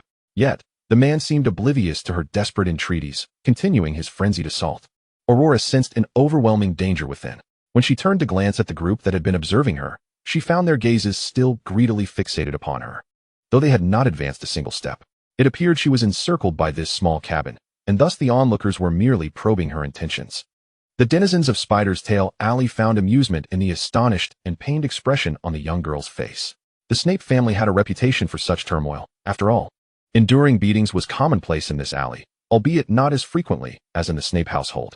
The women and children of the Snape family were no ordinary individuals, possessing peculiar abilities whose origins remained a mystery. They paid little heed to the matter, save for the bored housewives who would engage in loud discussions about it whilst laundering in the early morning. The woman named Prince, upon overhearing their gossip, would merely pull her sleeves down to conceal the scars on her arms and continue her work, leaving the women to snicker in her absence. However, this indifferent attitude eventually wore thin on the gossiping matrons, who soon found new topics to discuss, ceasing their morning laundry conversations about the unfortunate woman who faced beatings at least thrice a week. Aurora had never encountered such brutality. Listening to the cruel cacophony made her timid, yet her mother had taught her that such actions were profoundly wrong. Unsure of what to do, Aurora felt a flicker of resolve to use her own strength to assist the victims. She squeezed her small arms. The strength she possessed could be formidable. With that thought, Aurora cautiously approached the cabin, inching forward until she could peer through the ajar window. What she beheld was far more harrowing than she had anticipated. Drawing a sharp intake of breath from her lips, the once arranged furniture lay in disarray upon the floor, while a seemingly deranged man gripped a woman by her hair, mercilessly kicking her in the back. The woman, who had previously begged for mercy, now seemed unable to utter a word of plea. Beside her, a boy clad in black appeared to have already endured a beating, lacking the strength to rise. Witnessing this scene ignited a surge of fury within Aurora. It was reminiscent of her own experiences in the orphanage, where she had been bullied. In this moment, anger triumphed over fear, for the Redeemer would ultimately bring hope. Aurora surveyed her surroundings and spotted a sizable gray stone beside the cabin, its weight suggesting it would be a challenge for anyone but an adult to lift. Yet, with a burst of determination, she sprinted towards it, effortlessly hoisting the stone before the astonished gazes of those who had been watching her. Instantaneously, the expressions of greed and mockery morphed into shock and disbelief. They had not anticipated that this little girl, scarcely 10 years of age, possessed the strength to lift such a heavy stone with ease.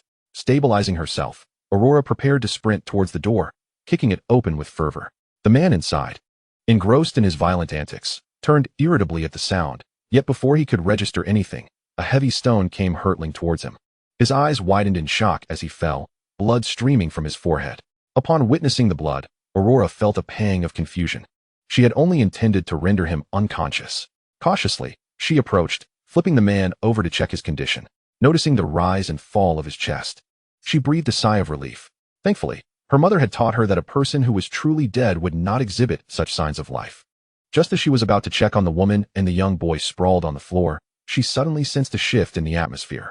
Turning, she saw the spectators who had been lingering at her doorstep now congregating at the cabin's entrance, their eyes alight with morbid curiosity. Aurora's earlier sense of relief was abruptly replaced by a wave of frustration. She felt an inexplicable discontent, realizing that this adventure was far from enjoyable. Stepping forward, she noticed the onlookers instinctively retreat a few paces, having just witnessed the remarkable feat of a girl under 10 lifting a massive stone to incapacitate a man. Aurora approached the door, slamming it shut, effectively shutting out the prying eyes of those outside. She then closed all the gaps in the windows, ensuring that even if they wished to observe, they could not witness the unfolding events within. Ignoring the man bleeding on the ground, Aurora recalled her mother's words about the significance of the rise and fall of a chest.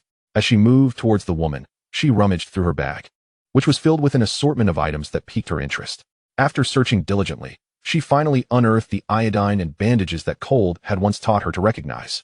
She was uncertain how they had ended up in her bag, likely a remnant from Cold's advice on treating injuries sustained during filming. Regardless, they were fortuitously available, though Aurora was unsure how to utilize them. Gently, she nudged the woman lying on the ground, and upon receiving no response, she effortlessly lifted the frail figure and laid her upon the sofa. At that moment, the woman had succumbed to unconsciousness, leaving Aurora at a loss for what to do next.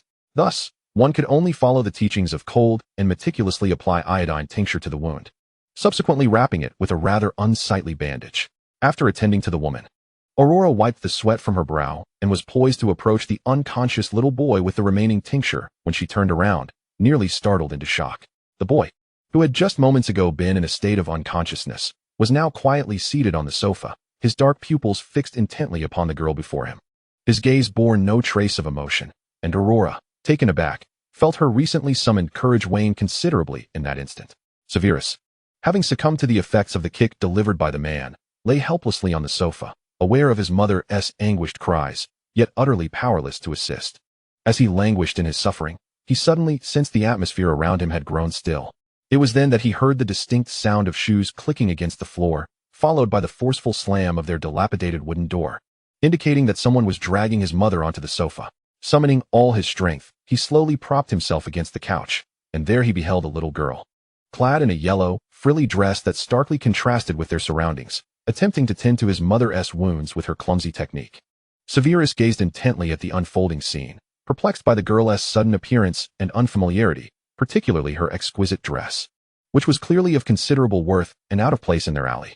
He could not fathom how this girl had managed to render the man lifeless on the ground, and the vitality she exuded pierced Severus's eyes with an unexpected sting. He silently observed as the girl continued to bandage his mother, and when she turned, startled by his gaze, he too was taken aback. At that moment, Severus's pupils contracted. At 8 years old, he was far more mature than most, shaped by the harshness of his environment. Despite his upbringing in Spinner's End, he could distinctly perceive that the girl before him was strikingly beautiful, so much so that he could find no flaw in her appearance. Anyone encountering her would undoubtedly be astonished by her loveliness, particularly the rare golden hue of her eyes. When those eyes locked onto his, Severus felt as though he might be consumed by their depth. Initially startled, the girl then trembled as she hesitantly moved the iodine tincture and bandages toward him, her voice quivering as she spoke. "Hello, this can help you." Severus remained silent, merely watching the girl before him, while Aurora's anxious gaze darted around before she took a deep breath and stammered, "Hello, I'm Aurora. I want to help you." In the girl's eyes, Severus saw none of the derision or disdain characteristic of the children from the alley, but rather a sincere concern that resonated deeply. This was the first time, apart from Lily, that he had encountered such unadulterated compassion and empathy. He could not comprehend why this girl named Aurora would wish to assist him, for they appeared to inhabit entirely different worlds. A profound sense of defeat washed over him. The 8-year-old boy was encountering the sensation of helplessness for the first time. Not knowing how to respond to Severus's prolonged silence, Aurora stood frozen, unsure of what to say, wishing to vanish yet feeling trapped.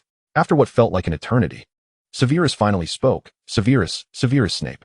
Upon hearing his introduction, Aurora's eyes lit up. His willingness to share his name signified that their conversation could continue. She quickly replied, "This can help. You should know that, and honestly, I don't know how I ended up here, but seeing this scene, Mom always said it was wrong." Severus was at a loss for words. It was evident to anyone that this situation was indeed wrong. What did she mean by sudden appearance? Was she perhaps an angel, sent to rescue this family? Yet, as he observed the girl before him, his initial doubts began to fade. Perhaps she truly was an angel, after all.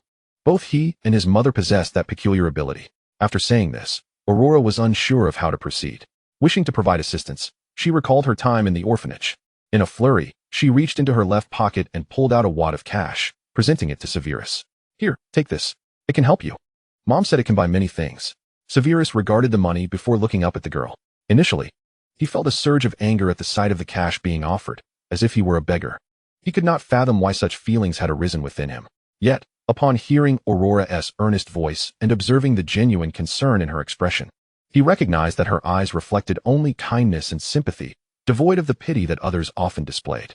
In that moment, he felt as though he were regarded as an equal, rather than the monster the neighbors whispered about, or the object of their disdain.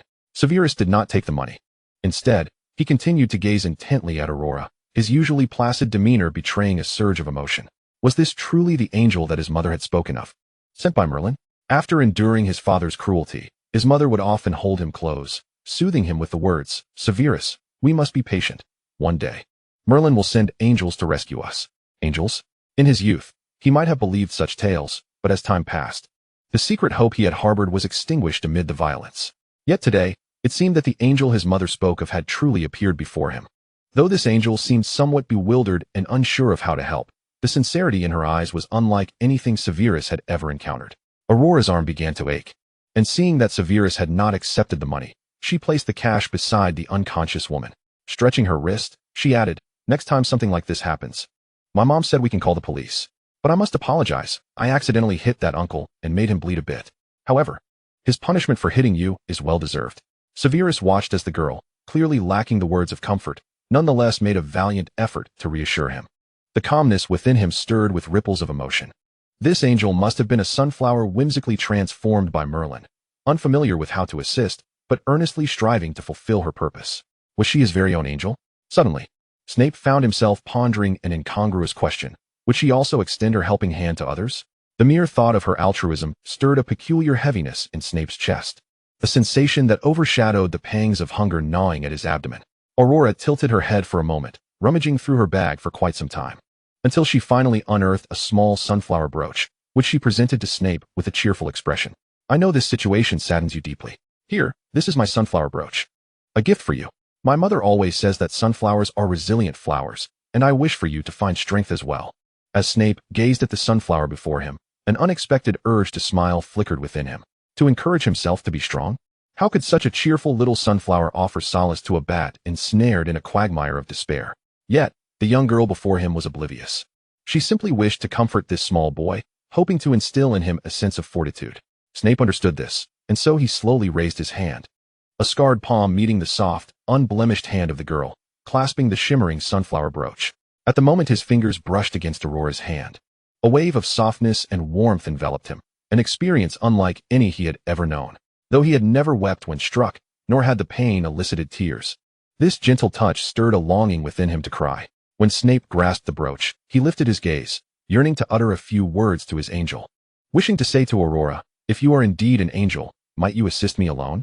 However, that sentiment remained unspoken, for in the instant he raised his eyes, the girl who had stood before him vanished from sight. The time for the angel sent by Merlin to offer redemption had elapsed. The sunflower returned to its garden, while the bat continued to struggle in the depths of the mire. Yet, a mark of the sunflower now adorned the once dark figure of the bat. Snape quietly held the brooch, pressing his face against it, inhaling the delicate fragrance it exuded, an essence reminiscent of the angel, or rather, of Aurora herself. He remained in stillness until his mother awakened, at which point he coldly recounted the events that had transpired, carefully selecting his words. Upon hearing such news, Prince initially believed her son had been struck senseless, but soon discovered the iodine she had never prepared and the unsightly bandages wrapped around her own body, along with a sum of money sufficient for a comfortable life for both mother and son before Snape turned 11 and attended Hogwarts. Prince was perplexed by the source of this unexpected generosity, for no such benevolent soul would exist in their neighborhood. Gradually, she began to entertain the notion that perhaps the angel she had spoken of in her youth had indeed appeared. Consequently, she started to embrace the idea of magic.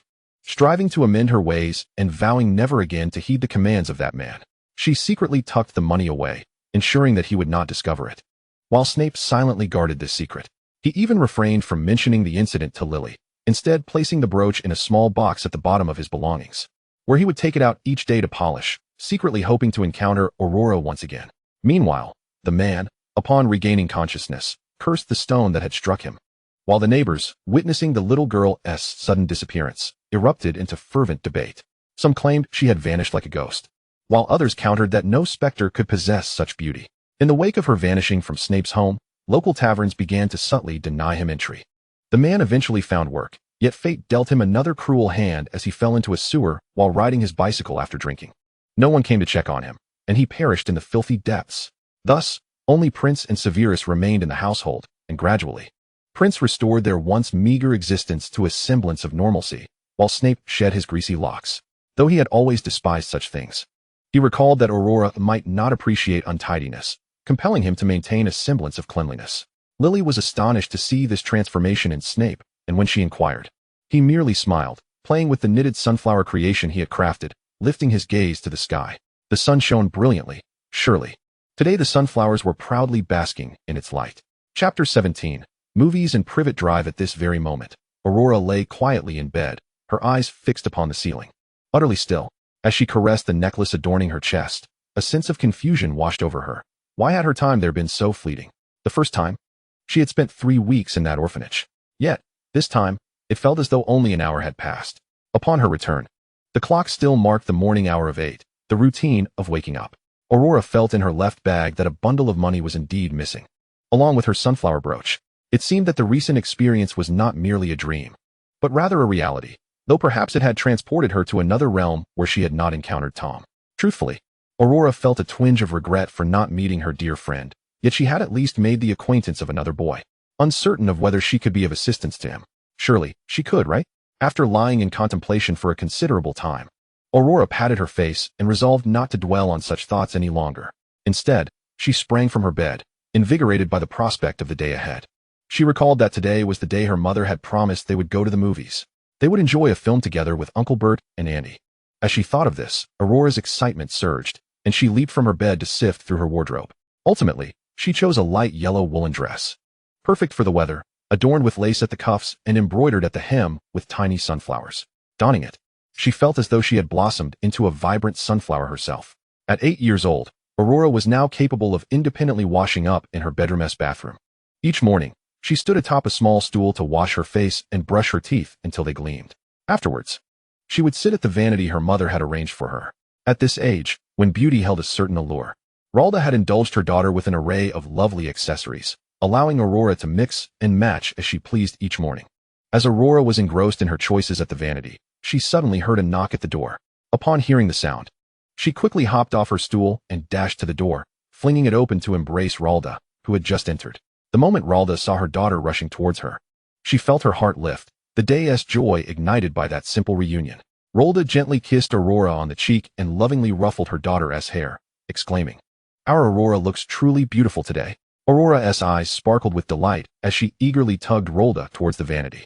Once Aurora took her seat, Ralda picked up the comb from the vanity and began to delicately brush her daughter's cascading black curls, which had grown nearly to her waist.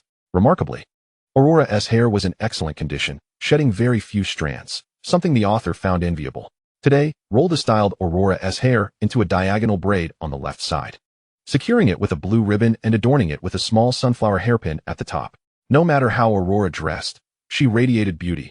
At just 8 years old, the little girl required little embellishment. Merely a diamond hairpin was enough to make her shine resplendently. After completing the hairstyle, Ralda took Aurora's hand and led her downstairs for breakfast. Today, Ralda herself wore a lovely pale yellow dress, the hem embellished with exquisite irises. Typically at the office, Ralda donned dark-colored attire, black or deep blue, which conveyed an air of decisiveness. However, in this moment, as she ventured out with her daughter, she preferred to don matching outfits with Aurora. Shortly after breakfast, a knock echoed from the door. Aurora dashed to open it, launching herself into the arms of the visitor. Naturally, it was the Burt family, and as always, Cord instinctively caught Aurora as she flew into him, his smile radiant. Since Aurora and Cord had spent considerable time together, their relationship had blossomed into a warm familiarity, marked by a big hug each time they met, an expression of welcome. Cord often felt grateful that hugging was a customary practice in this country, allowing him to embrace Aurora without reserve. Upon seeing Aurora today, he was once again taken aback by her beauty. Indeed, no matter what she wore, Aurora captivated him entirely. Cord had also made a special effort with his outfit today. Knowing Aurora adored yellow and sunflowers, thus, he wore a yellow shirt adorned with a small sunflower on the front, perfectly complementing Aurora's dress. After a pleasant exchange of pleasantries between Rolda and the Burt couple, the two families embarked on their journey to the cinema. Originally, they could have taken a car, but Rolda felt that since the cinema was nearby, it would be delightful to walk, especially as this was Aurora's first experience of the outside world. It was essential for her to witness the vibrant tapestry of life beyond their home. Consequently, Burt instructed their driver to wait until the film concluded before returning for them, and they followed closely behind Aurora and Cord as they made their way to the cinema. Aurora held Cord's hand tightly as they stepped outside into a world bursting with color and life. At the street corner, a boy was blowing bubbles, while men in suits and stylishly dressed women hurried along the pedestrian thoroughfare. Various cars of every hue sped down the road, and towering buildings flanked the street, their billboards featuring fashionable and beautiful women. For Aurora, this was her first encounter with such a captivating world. Even in her dreams, she had never witnessed such splendor. With an insatiable curiosity, she observed everything around her, blissfully unaware that others were equally captivated by her presence. As people walked their usual morning routes, their lives unfolded in the customary rhythm of work, yet they were momentarily enchanted by the sight of this extraordinary girl. Aurora seemed to command attention effortlessly, drawing gazes like a magnet, even with Cord's handsome visage beside her. The crowd's eyes lingered on her as she passed, and their astonishment lingered long after her departure. Aurora's presence injected a delightful surprise into the monotony of their mornings, prompting colleagues to excitedly share. "I encountered the most beautiful girl today. She is truly the loveliest I have ever seen." Even the children, initially frolicking on their way to school, slowed their pace, captivated by Aurora's playful glances. At that moment, Aurora became aware of the stares directed at her. When she turned to look, she saw a group of students dressed alike. Finding it amusing, she smiled at them, and her smile seemed to trigger an exuberant response. The children waved enthusiastically, their faces radiant with joy, some even whistling in delight. This was Aurora's first experience of such warmth, and she couldn't help but feel a twinge of nervousness. Sensing her apprehension, Cord stepped forward, shielding her from the gaze of the children as they moved along. After Aurora had walked a distance, the children felt a pang of disappointment, yet when Aurora turned back and beamed at them, waving goodbye, their spirits soared. That simple wave kept them exhilarated even while sitting in their classroom. The journey to the cinema, though not particularly long, felt shorter to Aurora, fueled by her excitement at being out in the world for the first time. Upon entering the cinema, they found it completely empty. Burt and his wife had arranged for a private viewing, allowing both families the freedom to choose any film they desired. Naturally, the children opted for an animated feature, far from the romance films aimed at adults. The movie, showcasing the adventures of two adorable mice, might have seemed mundane to adults, but for Rolda, this was her first time accompanying Aurora to the cinema. She settled quietly beside her daughter, watching the animated characters express a range of emotions and delightful stories unfold. For Aurora, this was a novel experience. As she witnessed the characters come to life on the screen, her eyes sparkled with unparalleled excitement. Although she was thrilled, she remembered Cord's advice to keep her voice down in the cinema, so she clutched her freshly acquired popcorn tightly, determined not to miss a single moment. Cord, to be honest, was not particularly interested in the cartoon characters. Instead, his gaze often drifted towards Aurora, who was engrossed in the film. Watching her joy as she reacted to the animated antics brought him immense happiness. As long as Aurora was delighted, he would always be there for her. The smile that graced Cord's face was a reflection of an emotion he could scarcely comprehend. He genuinely cherished every moment spent with Aurora. In contemporary cinema, most films conclude after just over an hour. Following the viewing of the first two films alongside Rolda, Aurora and Cord remained in the theater to enjoy the third installment, while the Burt couple stepped outside to deliberate on various project details. After the third film ended, Aurora felt a slight strain in her eyes and rubbed them gently. Aware that excessive screen time inevitably leads to fatigue, Cord then suggested to Aurora, "Shall we take a stroll outside?" Aurora's eyes instantly sparkled with excitement as she grasped Cord's hand, exclaiming, "Absolutely." Cord had grown accustomed to holding Aurora's hand, and even many years later, he felt profoundly grateful for the customs of his homeland, which allowed him to openly hold and embrace her. Meanwhile, the three adults outside were engrossed in a pivotal discussion. Upon noticing Aurora's emergence, Rolda paused her conversation, crouched down, and tenderly inquired, "How do you feel, my dear?" Aurora, brimming with enthusiasm, replied, "It was spectacular, Mama. I'm so happy that Cord said he would accompany me to play." Just as Rolda intended to suggest joining them, Daisy interjected, "Let Cord take Aurora to see the sights. there will be company. Turning around, Ralda noticed two burly bodyguards standing behind her, which reminded her of the details she had just been discussing. She then kindly advised Aurora, "My dear, when you go out with Cord, make sure to hold his hand tightly and don't wander off. If you encounter any difficulties, seek assistance from those two gentlemen over there, all right?"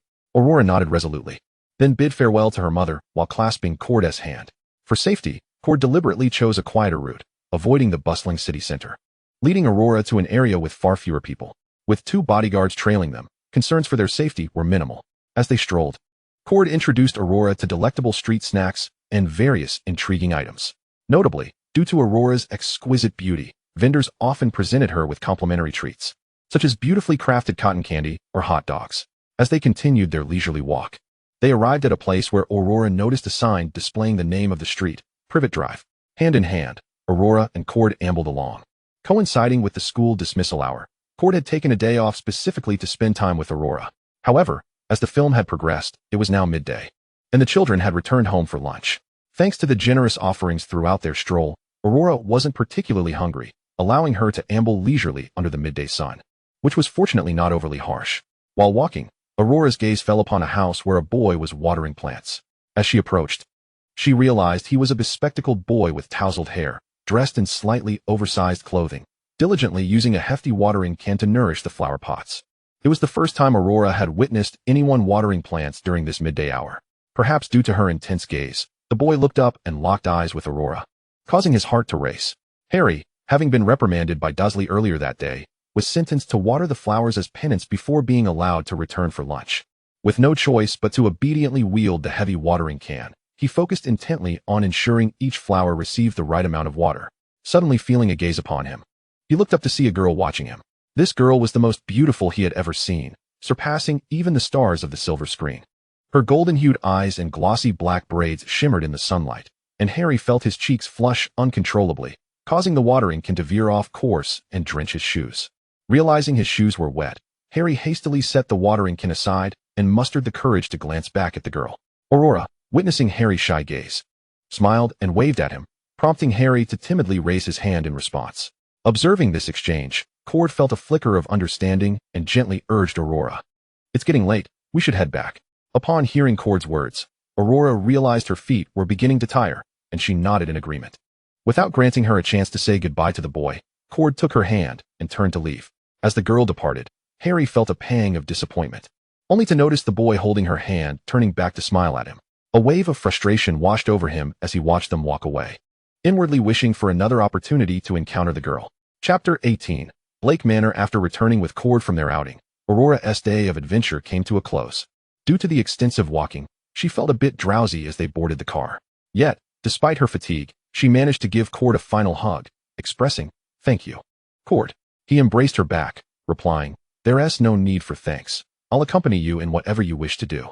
Robert looked on in astonishment at his son, unable to fathom how his once obstinate and independent child could speak so tenderly to a young girl. The thought sparked intrigue within him. If this were the case, it could be quite advantageous, as Aurora hailed from no ordinary family. A union between their families could elevate their business endeavors significantly. Thus, Robert never impeded Cord's companionship with Aurora, yet he found himself puzzled as to why an 8-year-old was not yet attending school. When he inquired about this with Ralda, she would always divert the conversation, either to business matters or remarking, "She will attend school, but not at this moment." Though curious about the type of education Ralda envisioned for Aurora, Robert ultimately chose not to delve deeper, content with his own flourishing enterprise and reassured by Cord's maturity. The prospect of Cord marrying a girl he cherished did not seem daunting. Years later, upon hearing his father's words, Cord chuckled helplessly, then turned his gaze toward the men surrounding Aurora, who were vying for her attention with evident eagerness. Life continued to unfold in a routine manner, devoid of significant change. During her leisure time, Aurora remained dedicated to her studies in the garden, often accompanied by her small animal friends, and sometimes assisted her mother in trimming excess branches and planting her cherished sunflowers. However, ever since Aurora ventured out to play at the age of 8, Colt has frequently taken her along for excursions. Yet, they have not roamed the bustling city. Instead, they often meander along the quaint paths of the countryside, absorbing the local charm and characteristics. In this era, the world is in its youthful prime, experiencing rapid advancements in every aspect, transforming almost daily, with individuals nurturing their most fervent aspirations and passionate wishes. Aurora's life has also begun to blossom. She has evolved from a shy, timid girl, often hiding behind cold, into a spirited and cheerful child. No longer does she shy away when others gaze upon her. Instead, she graciously bestows her smile upon them. When those individuals witness Aurora's radiant smile, it ignites a day filled with joy. After all, the allure of a beautiful person can brighten one's day with just a glance or a smile. Thus, time gradually progressed to Aurora's 9th birthday. This year, her celebration mirrored those of previous years, complete with a splendid cake, a specially tailored dress from her mother, and the Burt family accompanying her for the festivities. As she aged, Aurora grew increasingly perceptive, her beauty blossoming further, and her bond with Cold deepening. Although Cold still harbored a tinge of regret for not being able to attend school with Aurora, the thought of seeing her after class uplifted his spirits. After yet another warm and uneventful birthday celebration, Aurora, adorned in the dress gifted by her mother, nestled into her bed. Rayolda said nothing, merely attributing her daughter's affection for the dress as a typical birthday whim, as had been the case in previous years. At 9, Aurora was now capable of climbing into bed by herself, and before drifting off to sleep, she donned the cumbersome dress, perhaps hoping it would facilitate another encounter with Tom. As her thoughts wandered, Aurora gradually succumbed to slumber. This night was reminiscent of her previous birthday nights, as she first found herself engulfed in a vast, white corridor. Unlike before, she did not stand upon solid ground, but rather felt something beneath her as she settled down. Upon traversing the corridor in a daze, she suddenly heard a voice filled with astonishment nearby. "Who are you?" Aurora turned her head in confusion and beheld a strikingly handsome boy with black curls. His face etched with surprise. His brown eyes, though filled with astonishment, did not evoke any sense of offense within her. Glancing around, Aurora realized she was seated on a swing, a black one, unlike the warm yellow swing at home adorned with sunflower paintings. At that moment, Aurora's shyness, characteristic of her earlier years, dissipated. Although she was in the presence of a stranger, she felt no hesitation in introducing herself. Thus, she leapt off the swing, stood before the boy, bent slightly, and spoke slowly. "Hello, I apologize for my unexpected presence here, but I assure you, I mean no harm. My name is Aurora Gerler." Regulus was not in the best of moods that day. His mother had just scolded his brother, and when he attempted to intervene, Sirius had unceremoniously dismissed him. Bella had laughed heartily from the sidelines, leaving Regulus feeling frustrated, much like the overcast weather devoid of sunlight. Seeking solace, he made an excuse and stepped outside for some fresh air, settling onto his cherished swing, a structure he had built long ago. His mother had intended to dismantle it, but he had employed various strategies to preserve it. Thus, whenever he felt overwhelmed, he would sit on this swing, lost in thought, seeking to alleviate his burdens. As he sat there, gently swaying, he suddenly sensed movement beside him. Turning his head, he was taken aback by the sight of a beautiful girl he had never encountered before, sitting beside him. His heart raced, and he instinctively asked, "Who are you?" Yet, when the girl turned to face him, his heart momentarily halted. She was the most enchanting girl he had ever seen. During past soirees with his mother, he had seen golden-eyed individuals from the celestial family, but none shone as brilliantly as this girl. She sparkled like the most precious topaz amidst a sea of jewels. Regulus found himself momentarily entranced. Only after Aurora finished her introduction did he regain his composure, quickly descending from the swing to nervously extend his hand, introducing himself. "I am Regulus Black. You may call me Rel." It was the first time he had ever permitted someone to address him by a more intimate name upon their first meeting. Upon hearing Regulus's words, Aurora smiled and grasped his outstretched hand, replying, "All right, Rel, you may call me Aurora." The instant Regulus's hand made contact with Aurora's, an inexplicable sensation coursed through him, causing his blood to race as his heart pounded violently. He could sense a delicate fragrance emanating from her, as well as the softness of her hand. At only 8 years old, Regulus was oblivious to the sudden flush of crimson that adorned his ears. He hesitated to withdraw his hand, but, wishing to maintain his gentlemanly demeanor before this newfound acquaintance, gently released her hand, albeit reluctantly. Regulus took a moment to collect himself. Recalling that Aurora had introduced herself with the surname Gerler, he had never encountered that name among the 28 sanctified families or other pureblood lineages. Leaving him puzzled about how this girl had suddenly appeared in the wizarding world, he pondered whether she was a muggle or a witch. But he was certain of one thing. She was not a member of the celestial family, as their golden eyes were typically filled with greed and ambition. Only the elder celestial, named Rayolda, seemed to possess a gaze devoid of such evident emotions. He found an odd resemblance between Rayolda and the girl before him. However, he quickly dismissed that thought. It was implausible for Rayolda to have birthed a girl of such stature. Regulus then noticed the exquisite fabric of Aurora's attire. Recognizing its nobility at first glance, as well as the precious necklace adorning her neck. Even if the girl were a muggle, she must belong to a family of considerable wealth. Contemplating this, Regulus felt a twinge of sadness. His mother detested muggles. He resolved to devise a plan to return this girl to the muggle world, perhaps enlisting Kriaker to assist and employing a memory charm. With this plan in mind, Regulus smiled at Aurora and said, "All right, Aurora, let us sit on the swing and converse." Aurora obediently nodded, then settled onto the swaying black swing. Regulus, adhering to the gentlemanly principle of sparing a lady from embarrassment, initiated the conversation. However, their discourse did not revolve around the realm of wizards. Instead, they exchanged thoughts on their favorite flowers, animals, and various other topics. Aurora was not particularly shy. Upon encountering the boy before her, she sensed a gentle aura emanating from him, which felt devoid of any significant threat.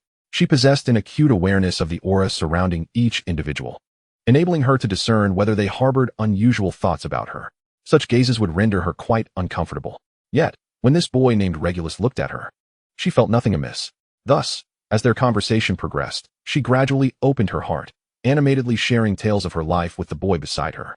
Aurora spoke of the vibrant movies and other wonders from the Muggle world, while Regulus, having lived his entire life within the wizarding realm, had never ventured beyond its confines. Consequently, as Aurora recounted the marvels of the Muggle world, he found himself captivated, gaining a nascent understanding of this unfamiliar domain.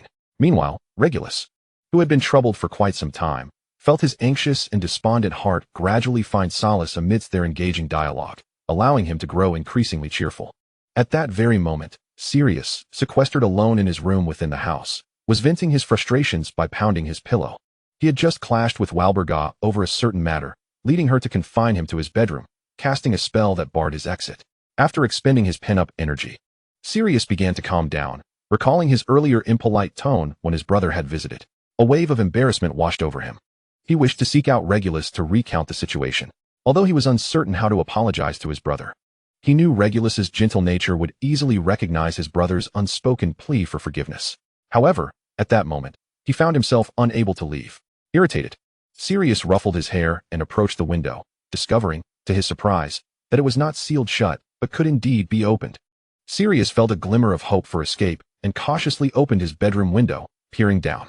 His room was on the second floor, overlooking a vast lawn below, and a miscalculated leap could easily result in injury. Yet, it turned out that Sirius possessed no method of gauging his leap's power.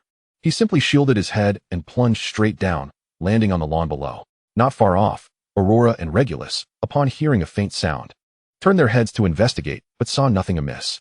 Though puzzled, they chose not to dwell on it. As fate would have it, Sirius emerged relatively unscathed. His body adorned with bruises, yet his neck and wrists remained intact. Grinning through the discomfort, he leaned against the wall and slowly rose, brushing off the grass clippings from his clothes before glancing towards the swing. He understood that whenever Regulus felt troubled, he often sought solace on that swing. So Sirius decided to join him. However, to his astonishment, he noticed a girl with black hair seated beside Regulus. Narrowing his eyes for a clearer view, he discerned that the girl was clad in a yellow dress, a hue not typical within their household. Who could she possibly be? Driven by curiosity, Sirius hobbled over to Regulus's side, just as Regulus was engaged in cheerful conversation with Aurora. "Regulus, who is that?" he called out. Upon hearing his voice, Aurora turned her head, encountering the sight of Sirius, who bore a disheveled appearance, his hair tousled and clothes unkempt. Sirius was taken aback. There seemed to be no other girls of this age in their household. The moment Aurora turned to face him, Sirius halted in his tracks, his eyes widening in disbelief. He gazed at Aurora, his gray eyes trembling with astonishment, rendered speechless. Though Sirius harbored a disdain for such gatherings, he begrudgingly accompanied Walburga, where he had encountered many girls. Yet none matched the beauty of the girl before him. As her gaze locked onto his, Sirius found himself at a loss for how to proceed. He suddenly regretted his decision to seek out Regulus today, feeling out of place in his dusty attire, starkly contrasting with the neatly dressed girl before him. If only he had humbled himself before Walburga today, he thought. Noticing Sirius's stunned demeanor, Aurora cast a puzzled glance at Regulus, who offered a resigned smile and gestured towards Sirius, saying, "This is my brother, Sirius Black." Only upon hearing his brother introduce him did Sirius snap back to reality, forcing himself to overcome the pain in his ankle and approach with an air of feigned dignity. Clearing his throat, he adopted a serious expression as he extended his hand towards Aurora, employing the very etiquette he had once scoffed at. "Indeed, I am Sirius Black. You may call me Sirius." Aurora reciprocated, extending her hand to grasp Sirius's, shaking it warmly as she smiled. "Hello, Sirius. I am Aurora Greller. You may call me Aurora." Sirius, striving to appear mature, nodded but found himself reluctant to release her hand, savoring the softness of her grasp. Regulus, witnessing his brother's behavior, sighed in exasperation and lightly patted Sirius's hand, saying, "Brother, I believe you have held on long enough." Only then did Sirius, momentarily entranced by Aurora's delicate touch, relinquish her hand, blushing slightly as he turned away to discreetly pat his face. He soon regained his composure and, as usual, sat down boisterously on the swing beside Aurora. Sirius promptly inquired, "How did you come to be here?" Aurora replied, "I am not quite sure. I had just finished tidying up with my mother and Sandra before going to bed, and suddenly found myself here." Regulus furrowed his brow at the mention of Sandra, instinctively sensing that this was not merely a name, but something more. He asked Aurora, "Who is Sandra?" Aurora answered, "She is the name of our house elf." Upon hearing this, Regulus let out a sigh of relief. This girl was indeed a witch, which would simplify matters when it came to his mother discovering her. Meanwhile, Sirius, intrigued by the revelation that Aurora was also a witch, inquired about her current residence. Upon learning that she lived in the Muggle world, he became even more fascinated by the girl before him, bombarding her with a myriad of questions about the Muggle realm, hardly allowing her a moment to respond. Regulus had sensed the presence of the girl before him during his conversation with Aurora, perhaps a tad slower than others in his reactions. For her enunciation was clear, yet markedly languid, taking her time to respond to inquiries.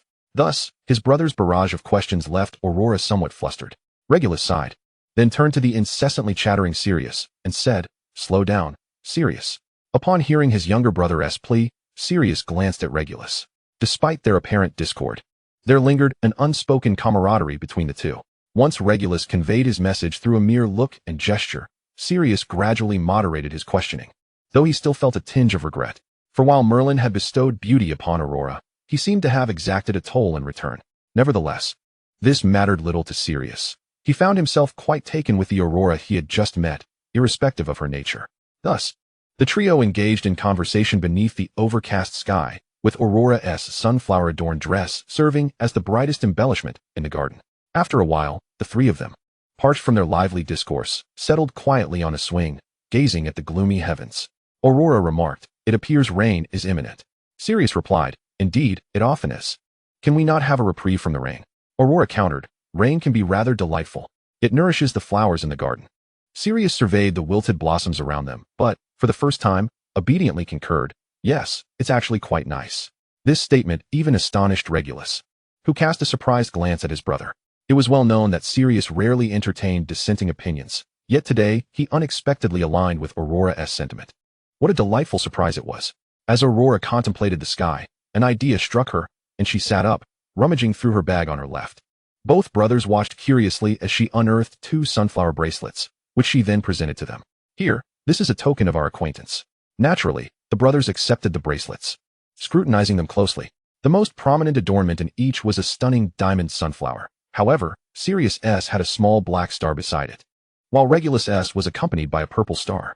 Aurora explained, "I thought of you both because your names contain references to stars, and thus this bracelet seemed fitting for you."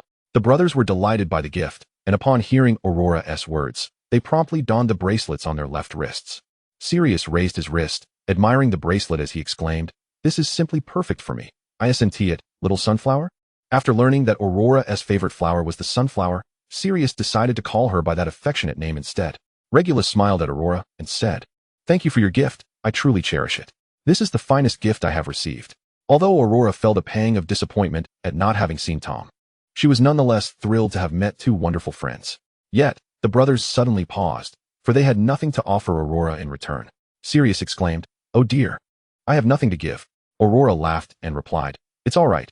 Being friends with you both is the best gift I could ask for." Her words silenced the 2 anxious boys, for both Sirius and Regulus understood that in the realm of pure-blood society, true friendship was a rarity. Yet today, they had heard this girl's unexpected declaration, "Being friends with you is my greatest gift." The established order had shifted, and in that moment, a bond was solidified. After uttering this, Aurora reclined casually on the swing, swaying gently as she gazed at the somber sky, which was becoming increasingly laden with clouds, signaling an impending downpour. Sirius and Regulus stole glances at the girl beside them, and in that instant, an inexplicable understanding blossomed between the brothers. They both yearned to keep her within the confines of the Black household, no matter the means. Regulus, for the first time, wished to defy his mother's edicts, fervently desiring to invite Aurora to remain with them, regardless of her lack of noble lineage or illustrious surname, for reasons beyond mere titles. He simply wished to keep her close. Sirius shared this sentiment, yet he contemplated the numerous times he had defied Walburga. He was willing to heed her words, provided it meant keeping Aurora at the Black residence. However, just as they prepared to voice their thoughts, they watched in disbelief as Aurora, lost in thought, vanished before their very eyes. The two brothers stood frozen, unsure how to react, until the rain began to patter down, jolting them back to reality. The droplets fell upon their chairs, their hair, and clothing, yet the typically image-conscious brothers remained outside, dazed, until they were thoroughly drenched before retreating to the manor.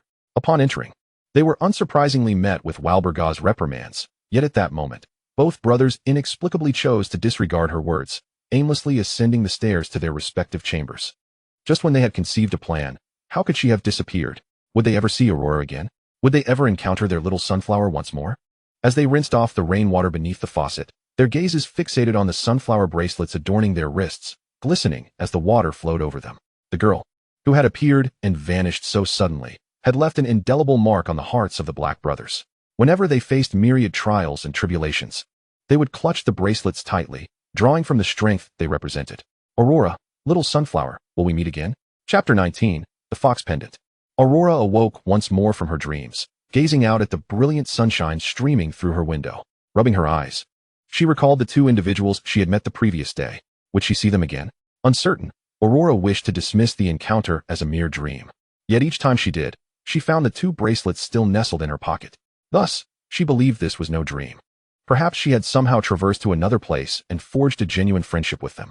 Although she was unsure if they would meet again, Aurora felt a profound joy in having known them and in having become their friend. Aurora found this occurrence exceedingly fascinating. Each year on her birthday, she had the opportunity to meet different friends and forge delightful new bonds. She regarded these annual birthday encounters with her acquaintances as a cherished secret, never divulging it to anyone, not even to the animals at the zoo, who had never heard her mention such matters. At the age of 9, Aurora's life unfolded in a familiar routine. Although Robert had once inquired of Ralda why she did not permit Aurora to attend school, Ralda had deftly dismissed the question with various justifications. She understood that once her daughter received the acceptance letter from Hogwarts at the age of 11, Aurora would be required to spend nearly a full year there. Thus, before Aurora turned 11, Ralda endeavored to impart a wealth of knowledge to her daughter, ensuring that she would be well prepared and safeguarded from any adverse occurrences upon entering the school. Sometimes, Ralda would observe the two children playing joyfully and would ponder how wonderful it would be if Cord could also possess magic, allowing them to attend Hogwarts together. This way, Aurora would have a familiar friend by her side, easing her apprehensions. However, such a prospect seemed unlikely, as Sandra had not set foot in their home since the Burt family had resumed their normal visits.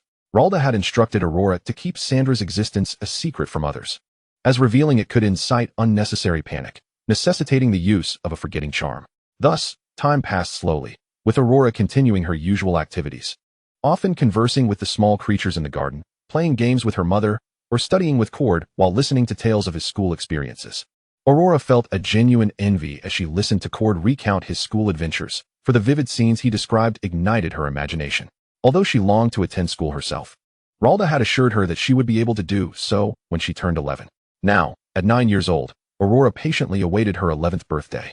Time meandered forward, and soon Aurora's 10th birthday arrived. This year's celebration had concluded, and next year would mark her 11th year. In September of the coming year, Aurora would embark on her journey to Hogwarts. As Ralda observed her daughter making a wish over her birthday cake, a complex swirl of emotions washed over her. Ultimately, one must confront all that life presents. Ralda's goal was to pave a smoother path for her daughter. Upon extinguishing the candles, Aurora had officially entered the decade of her life. She had blossomed into an even more enchanting young lady, causing Cord's heart to race uncontrollably every time he beheld her. This evening, much like her previous birthdays, Aurora donned the custom dress made by her mother and drifted into a deep slumber, eagerly anticipating the wonders that awaited her. Would she encounter Tom? Was he faring well at the orphanage? Would she see John? And what of Severus? Was he still enduring hardships at home? Did his father still strike him? Was his room still secure? Thoughts of Sirius and Rael also filled her mind. How were they faring? The more she dreamed, the more people she wished to meet. Aurora treasured her friends dearly, yet she hoped for unique experiences in the coming year. As Aurora succumbed to sleep, She traversed the familiar white corridor and gently descended to the ground. Looking around, she found herself in an unfamiliar, dilapidated street, with an unsightly orphanage and a black swing. However, her landing spot was a lavish abode, adorned with intricate decorations and inhabited by creatures she did not recognize. Before she could fully observe her surroundings, a voice suddenly emerged from behind her, startling Aurora. "Who are you? What are you doing here?" The unexpected voice sent a jolt through Aurora. Turning around, she beheld a boy of similar age standing at the door, his striking features framed by golden brown hair and captivating brown eyes, all while he regarded her with an intense gaze. Aurora quickly bowed and addressed the boy. "I apologize for intruding. I am unsure how I came to be here. My name is Aurora Grell." The boy remained silent, his penetrating gaze fixed on the girl before him. Little Barty had been in a rather foul mood before opening the door, having just completed a book his father insisted he study. Despite mastering the material well ahead of time, he received no acknowledgement of his efforts, only the admonition to keep striving. Frustrated, Barty had nearly shattered the dishes on the table in a fit of rage, but his mother had gently restrained him, shaking her head with tears in her eyes. Even in his anger, Barty bit his lip to suppress his fury, sitting at the table until his lips bled, indifferent to the pain. Once he concluded his less than satisfactory dinner, he stormed upstairs to his bedroom. As he opened the door, he discovered a girl in a yellow princess dress, her back turned as she examined his room. This led to the earlier exchange where Barty, still simmering with anger, confronted the unexpected visitor. Initially furious at having a stranger invade his sanctuary after a dismal dinner, he yearned to scream, to obliterate everything around him, wishing to take everyone down with him. However, when Aurora turned to face him, the thought of expelling her from his room dissipated as he beheld her beauty. Her golden-hued eyes stood out brightly against the drabness of his room, causing Barty's heart to race. Aurora Grell? He had long been acquainted with the names of the pure-blooded families, including the 28 sacred houses, yet he had never encountered the surname Grell. Moreover, aside from magic, there seemed to be no plausible explanation for how a beautiful girl could materialize in his room so suddenly. Barty squinted, contemplating the unexpected appearance of this lovely stranger. How could this not be considered a conundrum? A smile formed on his lips as he stepped further into the room, closing the door behind him. Aurora watched as the boy approached with a smile, a gesture that inexplicably compelled her to take a few steps back. Noticing her retreat, Barty halted, feeling a pang of regret for his inability to convey warmth through his smile. Standing there politely, he addressed the girl. "Ah, it is a pleasure to meet you, Aurora. My name is Barty Crouch, but you may call me Barty." Aurora, upon hearing little Batty's introduction, gently nodded and addressed him. "I apologize for my sudden appearance in your room. I may vanish for a time, though I cannot ascertain when that might be. Until then, I truly appreciate your kindness." Vanish. Little Batty's smile abruptly faltered. She would disappear? When would that happen? Would she not remain by my side? A wave of agitation surged within him once more, yet he maintained his smile as he replied to the girl. "Is that so? What a wondrous adventure that sounds like. If time permits, would you care to sit down and converse with me?" Aurora readily acquiesced, for little Batty's room boasted a petite sofa perfectly suited for two. At that moment, he found solace in the presence of this small piece of furniture, recalling how he nearly declined it when his mother suggested its purchase. Thus, Aurora began to recount her extraordinary experiences in her realm, alongside the delightful moments she had encountered in the Muggle world, as well as her life shared with small creatures.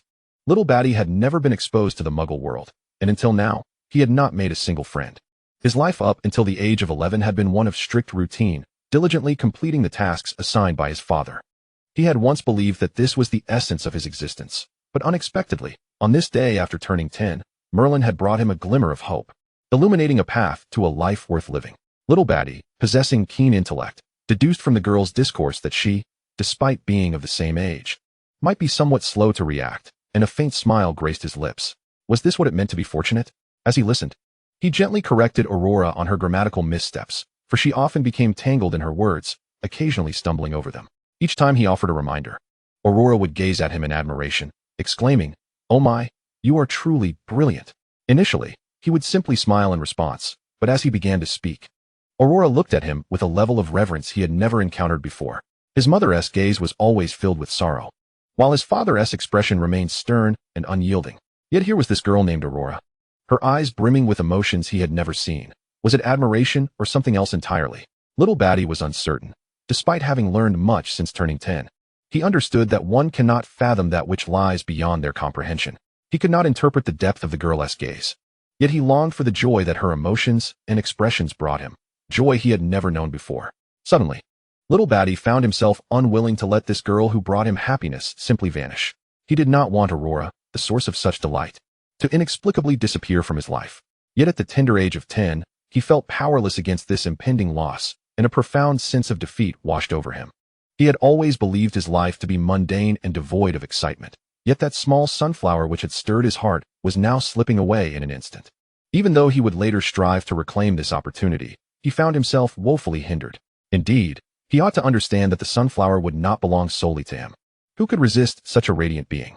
As if sensing Little Batty's momentary sorrow, Aurora lowered her head and rummaged through her seemingly endless bag, eventually retrieving something suitable, which she promptly placed in Little Batty's hands, her eyes sparkling with delight. "This is for you, a token of our newfound friendship." Little Batty glanced down to find a vibrant red fox, its mouth clasping a sunflower, a charming fox pendant. The little fox, with its eyes squinted in contentment, appeared to be in high spirits. This sunflower pendant was one Aurora had selected, for she believed the fox resembled Valen, and since sunflowers were her favorite flowers, she had purchased it.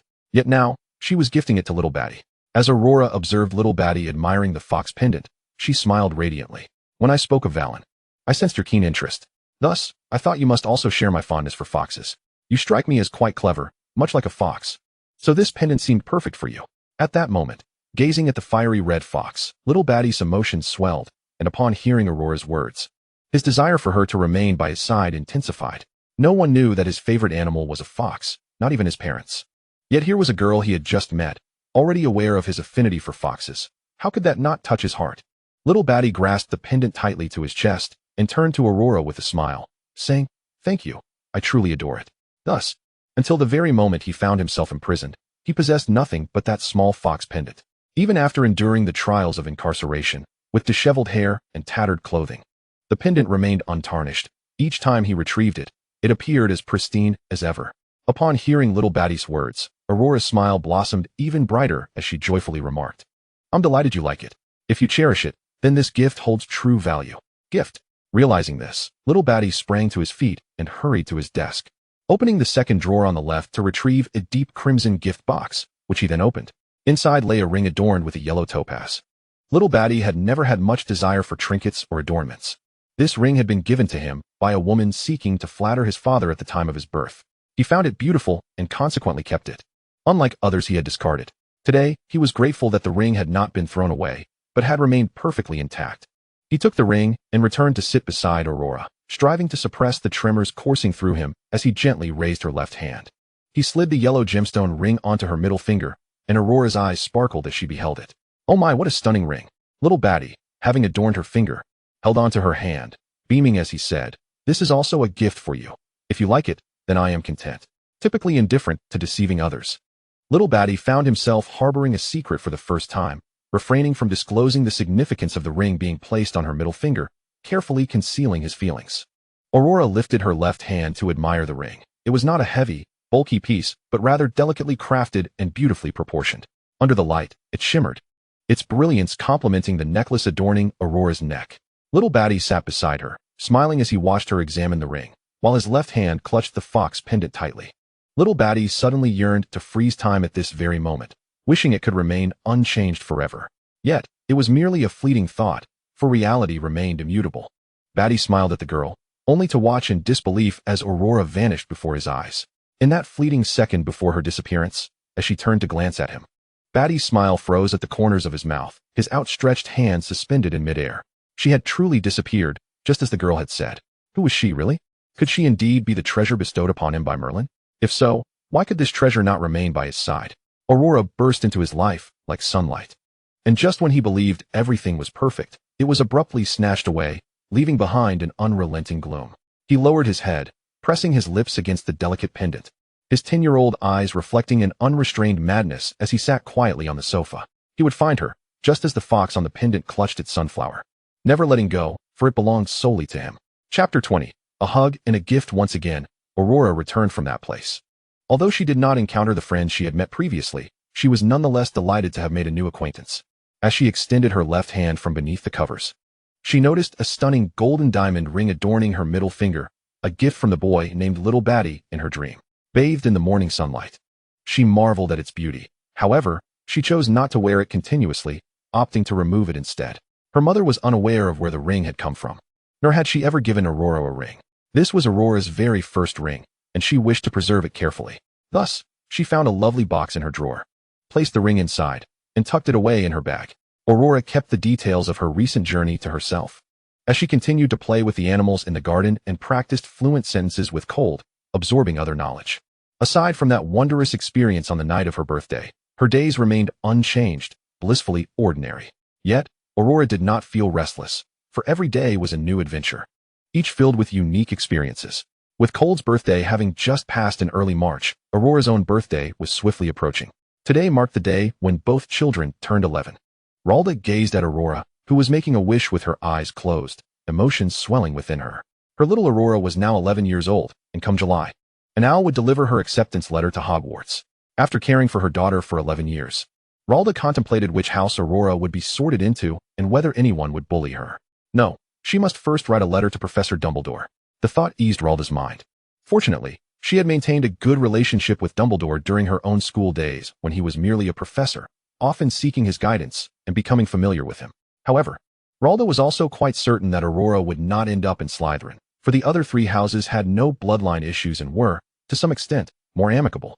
Aurora was brimming with joy today, for she had turned 11, and her mother had told her that she would be going to a new school in September. She had shared this news with Cold, but when Aurora inquired about the specific school, her mother merely replied, "You will find out when you turn 11, dear." Now that Aurora was indeed 11, she would soon discover which school awaited her. Cold observed Aurora, knowing that the young girl would attend a school he knew nothing about. He had inquired about every institution in London and found no school that accepted 11-year-old girls starting from the first year. This thought filled him with concern. Would Aurora go elsewhere? Would he still be able to see her? With this worry lingering in his mind, he found himself somewhat distracted while celebrating Aurora's birthday. Yet, at that moment, Aurora was elated, for not only was she turning 11, but perhaps she would also make new friends tonight. She wondered if those friends she had taught in her dreams were also attending the same school. Her mother had mentioned that children like Aurora would all be sent to the same school. She was curious whether she would reunite with them. With such curiosity in her heart, after bidding farewell to the Burt family and saying good night to Ralda, Aurora completed her evening routine and nestled into her bed, gradually drifting off to sleep. Once again, she found herself in a familiar white corridor, standing on the somewhat untidy concrete floor. Before she could fully comprehend her surroundings, she was suddenly seized by the wrist. Startled by this unexpected person, Aurora felt a chill from the hand gripping her wrist. However, as she regained her composure and focused, she realized it was none other than Tom, whom she had not seen in quite some time. Tom, now grown, appeared more mature and composed than the last time they had met. After Aurora's disappearance, Tom had quietly spent the money she had given him to improve his living situation, ensuring he had a place to stay. Yet, he had not left the orphanage. Instead, he remained in those small rooms, as Mrs. Cole had refrained from provoking him following the mysterious girl's vanishing. After that strange girl's disappearance, Tom had worn an expression devoid of emotion, his empty gaze sending shivers down Mrs. Cole's spine. Using the money Aurora gifted him, Tom had renovated the cramped quarters, patiently waiting for an unknown presence. A person he did not know when would arrive, year after year. Just when Tom believed that turning 11 would be just another ordinary year, he was quietly hiding in his room, engrossed in a book he had purchased. However, as if sensing something, he suddenly lifted his head, a flash of red gleaming in his eyes, and there stood the girl he had long awaited. Unable to contain his excitement any longer, Tom hastily set the book aside, leaped to his feet, and grasped Aurora's wrist. Yet, despite his eagerness, he held her gently, as if fearing she might vanish once more. His once dark pupils were gradually replaced by a crimson hue, and Aurora, who had also grown and blossomed into a more beautiful version of herself, stood before him. Tom's heart raced as he longed to ask the girl about her whereabouts over the past years. Why had she suddenly disappeared? Why hadn't they had the chance to say goodbye? Yet, at this moment, an overwhelming silence enveloped him, leaving him at a loss for words. He merely gazed intently at the girl before him, unwilling to divert his gaze even for a fraction of a second. Aurora, upon noticing Tom, was equally elated every birthday. She had wished fervently to see him again. The guilt of their last abrupt farewell weighed heavily on her heart, and now, on the momentous occasion of her 11th birthday, she had miraculously reunited with him. With a radiant smile, she exclaimed, "Tom, I'm back," and, in a burst of excitement, she rushed forward and enveloped him in a warm embrace. Caught off guard by this sudden display of affection, Tom gently released his grip on her wrist, feeling the fervor of her hug envelop him completely. As he listened to Aurora's animated chatter, she apologized profusely. I truly didn't mean to vanish last time. I had no idea how it happened, nor did I know how to return. Thankfully, I'm here now. Tom could hear her words. Yet he was also acutely aware of the rapid, incredible beating of his own heart. Slowly, he placed his trembling hand on her back, reciprocating the embrace that smelled faintly of sunflowers. He lowered his head, burying it in the crook of her neck. They remained entwined for what felt like an eternity. Although Aurora sensed that perhaps their embrace had lingered too long, the memory of her previous departure quelled her hesitation, and she stood still, allowing Tom to hold her. She continued to ramble. I truly didn't do it on purpose. And look at you, you've grown. We're both 11 now. Which means we'll be going to Hogwarts this year. Will we see each other then? In his excitement, Tom momentarily forgot that they existed in different timelines. Simply responding to her with a few affirmatives, yes, we will definitely meet. Time slipped by unnoticed until Tom finally released her from his embrace. And they settled together on the edge of the bed as they had in the past. Aurora animatedly recounted her experiences over the years, sharing tales of a spectacular movie she had seen and all the delightful activities she had partaken in within the Muggle world. Tom sat quietly beside her, absorbing her words, captivated by the wonders of the outside world she described. The emotions reflected in his eyes at that moment were ones he had never shown to anyone else. As they spoke, Aurora felt a slight dryness in her throat and suddenly recalled that during her last departure, she had left no gift for Tom. After concluding her story, she bent down to rummage through her bag and finally produced a ring, a striking piece that was unlike her usual style. The ring was intricately designed to resemble a black snake, its eyes glimmering with rubies, exuding an air of opulence. Aurora held the ring in both hands before Tom, her eyes sparkling with excitement as she declared, "Look, this is a gift I prepared for you. I think it suits you perfectly." This gift had been chosen when Aurora was just 9, inspired by her adventures in the Muggle world, which had ignited her parents' enthusiasm for acquiring various beautiful items to adorn her. In a shop, Aurora had immediately been drawn to this ring, believing it to be a fitting token for Tom, and she had urged her mother to purchase it. Although her mother had found her choice rather peculiar, she had acquiesced, thus making it a gift specifically for Tom. Tom gazed at the girl before him, presenting her treasure with pride. The ring was indeed beautiful, yet he felt it paled in comparison to Aurora's eyes. He reached out, accepting the ring, and smiled at her. "It's lovely. I truly like it." Over the years, Tom had also prepared gifts for her, but he had ultimately deemed them unworthy of someone as remarkable as Aurora, discarding them all. A flicker of determination ignited within him. It was not too late to find something that perfectly suited her. No, he realized for the first time that no adornment in the world could enhance Aurora's natural beauty. Any embellishment would merely be an afterthought in her presence. Thus, the ring found its permanent place on Tom's left middle finger, remaining there until the end of time.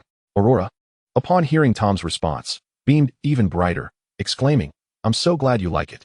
It was then, captivated by her radiant smile, that Tom dared to ask the question that had been lingering in his mind. "Will you leave again this time?" Tom no longer sought answers about the school. He was prepared to explore that mystery on his own terms. What he truly wished to know was whether Aurora would depart once more. Aurora, upon hearing his question, scratched her head in distress. "I'm not entirely sure. While I love being with you, I do have my mother and my beloved animal companions waiting for me." As she spoke, a sudden thought struck her, and she grasped Tom's hand tightly, saying, "Come back with me. I'll tell my mother. You're a wizard just like me. Then everything will be perfect." Just as Tom was about to respond, a memory surfaced. Aurora had mentioned her birthday. It dawned on him that she hailed from decades in the future. A wave of panic washed over him. What would he become in those years? Would he grow old, become weary, or develop a scruffy beard? Would he change so much that Aurora wouldn't recognize him? At that moment, a primal fear of mortality gripped Tom. He did not wish to age or lose his youthful appearance, all while waiting for Aurora's time to arrive. Seeing Tom's prolonged silence, Aurora assumed he was reluctant to return with her. Although a twinge of disappointment flickered within her, she respected her friend's choices. She then rummaged through her bag and pulled out a handful of bills, thrusting them into Tom's hands. "Take these for now. If you don't want to come back with me, you can buy lots of things at school. When we meet again there, I can help you." Tom gazed down at the determined Aurora stuffing money into his hands, her bright smile tinged with a hint of bittersweetness. "All right, I'll be waiting for your help at school," he replied. How could he explain to her that they existed in different years? By the time Aurora could meet him at the same point in time again, he would no longer be young. The desire to live long surged within him. He wished to endure, to remain unchanged until the day Aurora arrived. Unaware of the subtle sadness in Tom's smile, Aurora patted her chest confidently and assured him, "Don't worry, I'll definitely help you." She then shifted the conversation to other topics, while Tom cherished this precious moment, fully aware that Aurora would eventually vanish again. Though he yearned to uncover the reasons behind her disappearances, he felt powerless to do so. He could hardly contain his eagerness to attend the magical school she had described, longing to acquire the knowledge that would allow him to keep Aurora by his side forever. As time gradually passed, Tom dared not even blink, his gaze fixed intently upon the girl before him. Even when Aurora fell silent, lost in a dreamy stare at the ceiling, Tom's eyes remained unwaveringly glued to her face. He wished to capture this moment of Aurora, no matter what expression adorned her features. As Aurora continued speaking, she began to feel a hint of fatigue. Although she seldom experienced weariness in her dreams, the prolonged discourse suddenly unveiled a fatigue she had never known. She blinked her eyes and, in a faint voice, addressed Tom. "I feel a bit tired, Tom. I would like to sleep for a while." Upon hearing these words, Tom's heart skipped a beat. He understood that the girl was on the verge of vanishing, yet he could not fathom why this moment felt so fleeting. He pressed his fingers into his palm, and just as he was about to utter something with a smile, the girl leaned unsteadily onto his shoulder. Tom released his tightly clenched hand, momentarily oblivious to the blood he had drawn from his palm, or perhaps having fleetingly forgotten the pain. Slowly, he reached out to pull the girl into his embrace, lowering his head gently. At that moment, their breaths intertwined, and the blood that had trickled from his fingers stained the beautiful fabric of her dress. Tom held the girl tightly yet cautiously, fearing to squeeze too hard. The disappearance struck him with such suddenness that he barely had time to linger in the moment. The girl he had been holding had abruptly vanished from his arms. The warmth that had enveloped him dissipated swiftly, leaving him clutching a void of icy air. The lingering fragrance of the girl still lingered in the room, and Tom gradually buried his face in his hands. When he finally raised his head, he discovered bloodstains adorning his face. His crimson eyes glimmered ominously in the dim atmosphere, and the remnants of blood on his fair complexion rendered him even more perilous. "I shall find you one day, and then you shall remain by my side forever. I am most intrigued by you." Chapter 21. The 11-year-old Owl. After her disappearance, Aurora awoke once more in her bed, as if returning from a dream. However, she found it peculiar that she had grown weary after merely spending a short afternoon in that realm. Perhaps it was some mystical force at play. Aurora was uncertain. Yet she had at least provided Tom with a gift and sufficient funds. If they crossed paths at school, she could assist him then. Aurora felt a profound curiosity about the school she was destined to attend. What kind of institution awaited her? Were there others like her within its walls? Would she find good friends there? Despite her eagerness, Ralda remained tight-lipped in the face of her daughter's inquiries, insisting on waiting for the arrival of the owl on July 1st. Time flew by, and before long, 3 months had passed, leading them to July 1st. Aurora, as was her custom, rose at 8 in the morning, and after freshening up, she shared breakfast with Ralda. However, today, Ralda appeared particularly anxious during their meal, a fact even the usually oblivious Aurora could discern. This curiosity was soon resolved with the arrival of an owl. Just as mother and daughter sat down to breakfast, an owl swooped in, tapping on the window. Ralda, seemingly anticipating this moment, promptly stood up and opened the window to let the owl in. Aurora beheld a gray owl that landed directly on the table, clutching a letter in its talons. Upon entering, the owl dropped the letter before Aurora and began to express its grievances. "Goodness, this place is truly difficult to find. I was nearly exhausted." Upon hearing the owl's lament, Aurora quickly tore off a piece of bread from her plate and offered it to the owl. "Thank you for your hard work. Please have a little." The owl, startled by this sudden voice, turned its head in confusion and found a particularly beautiful young girl gazing at it with bright eyes. It approached cautiously and asked, "Can you understand me?" Aurora smiled and replied, "Of course. You just mentioned how challenging it was to find this place, so I truly appreciate your effort." The owl felt it was having a legendary day, not only able to comprehend human speech, but also able to converse. It resolved to share this remarkable experience with the other birds once it reached the school. "Come and envy me, fellow birds." After thanking little Aurora, the owl began to peck at the small pieces of bread and the fresh water provided. Aurora, intrigued by the letter on the table, picked it up and looked at her mother with curiosity. "What is this, Mama?" Ralda gazed at her daughter and finally provided the clarification she sought. "This is your school acceptance letter, my dear. Open it and see." Upon hearing this, Aurora's eyes sparkled with excitement as she realized this was her acceptance letter. She eagerly tore open the white envelope and began to read the contents line by line. The message was straightforward, having learned some sentences from a young age. She recognized the words despite still being a bit slow in her reading. To Miss Aurora Geller, at the dining table beside apartment 5, Valeria Street. History of Magic. Authored by Bashida Bashit. Theory of Magic. Authored by Abby Woflin. Beginner's Guide to Transfiguration. Authored by Emery Switch. 1,000 Magical Herbs and Fungi. Authored by Philitis Pole. Magical Potions and Elixirs. Authored by Arseny Gig. Fantastic Beasts and Where to Find Them, authored by Newt Scamander. Required items: 3 or more plain school robes, 2 beginner-level wizarding pewter cauldrons, your very own wand. Additionally, you may bring an owl to school for convenient correspondence, or any one of the following: a cat, a toad, or a rat. The owl will be cared for in the school's owlery, while other pets will require your own supervision. Aurora gazed at the letter in astonishment and exclaimed to her mother, "Mama, I've been accepted to Hogwarts." Ralda smiled and kissed her daughter's cheek, saying, "My darling is truly remarkable. I graduated from that school as well." Upon hearing that her mother was also an alumnus of Hogwarts, Aurora's curiosity about the school intensified. Recognizing that the receipt of the acceptance letter meant it was time to impart some important information to her daughter, Ralda sat beside Aurora and said, "Dear, we need to respond to this letter so that the owl can deliver it for us, and then I will share more about the school with you, all right?" Aurora nodded, then turned around and ran upstairs back to her bedroom. She took out a piece of yellow parchment that gave off a faint fragrance along with a pen, sat at the dining table, and carefully wrote a reply stroke by stroke. "Thank you, Hogwarts, for being willing to admit me. I will report on time on September 1st. Aurora Gurler." After finishing the letter, Ralda wrapped the paper with a yellow ribbon and tied it to the owl's claw. Aurora gently touched the owl's head and said, "Thank you for your hard work, little owl." The owl rubbed affectionately against Aurora's fingers and said, "It's fine. It's fine. The bread in your house is very delicious." Then the owl flapped its wings on the dining table, turned around, rushed out of the window, flew into the sky, and placed Aurora's reply letter on the professor's desk. After Ralda watched the owl fly away, she got up and closed the window. Just as she sat down, preparing to tell her daughter what kind of school Hogwarts was, she suddenly heard a burst of urgent knocking from outside the door. Ralda felt a little puzzled. Who could have come to the house at this time, and in such a hurry? The moment she opened the door, she saw Cold, covered in sweat on his forehead and breathing heavily. Ralda was instantly confused. Today was clearly Monday. Why would Cold suddenly appear here? Just as she was about to ask, Cold immediately raised the thing in his hand. "Do you know this, Aunt Ralda?" Ralda looked closely and instantly widened her eyes, because the seal on the letter was exactly the Hogwarts crest. Could it be that Cold also? Thinking of this, Ralda's pupils trembled. She took the letter, opened it, glanced at the contents, then hurriedly pulled Cold into the house and made him sit beside Aurora. She bent down and said to the two 11-year-old children, "Now this matter is no longer just about me and Aurora. I need to inform your parents and tell them something." After saying that, Ralda hurried to the phone and dialed Daisy's number. At this moment, Cold, who was sitting in the chair, finally had a chance to catch his breath. Today happened to be Monday, the day he was supposed to go to school. The school was not far from his home, a noble private school. So today Cold planned to walk to school.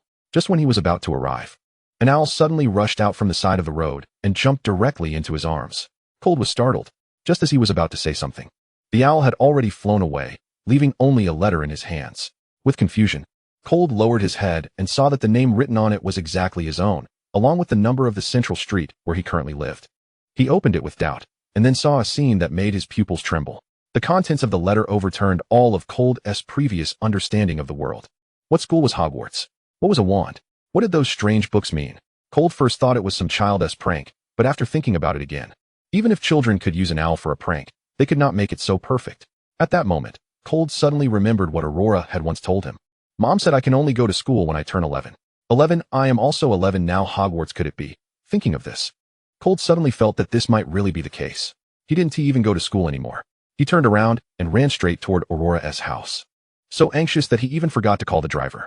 So when he knocked on the door, his forehead was covered with sweat, and he was panting heavily. But he still handed the envelope to Ralda at the first moment. Just as Cold expected, this was not an ordinary prank letter. Aunt Ralda probably knew something.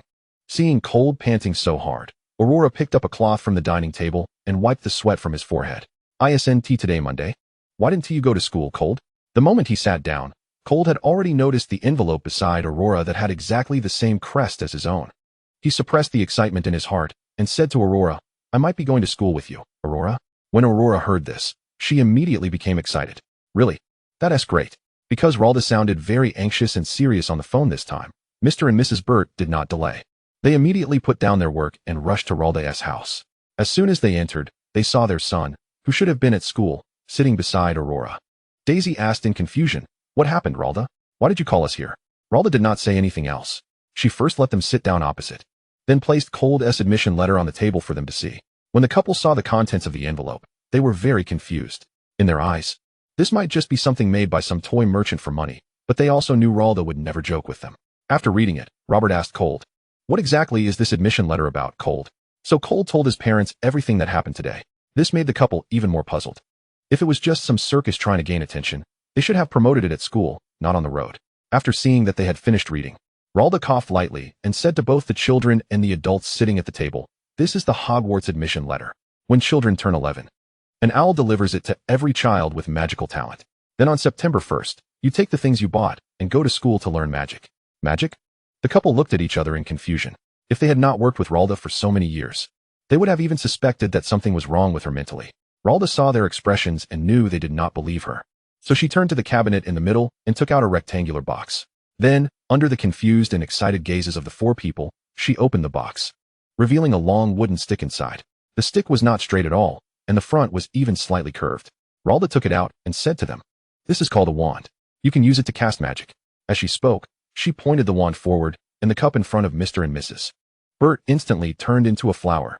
Aurora let out a surprised sound at the magical scene, and Cold also became excited when he saw it.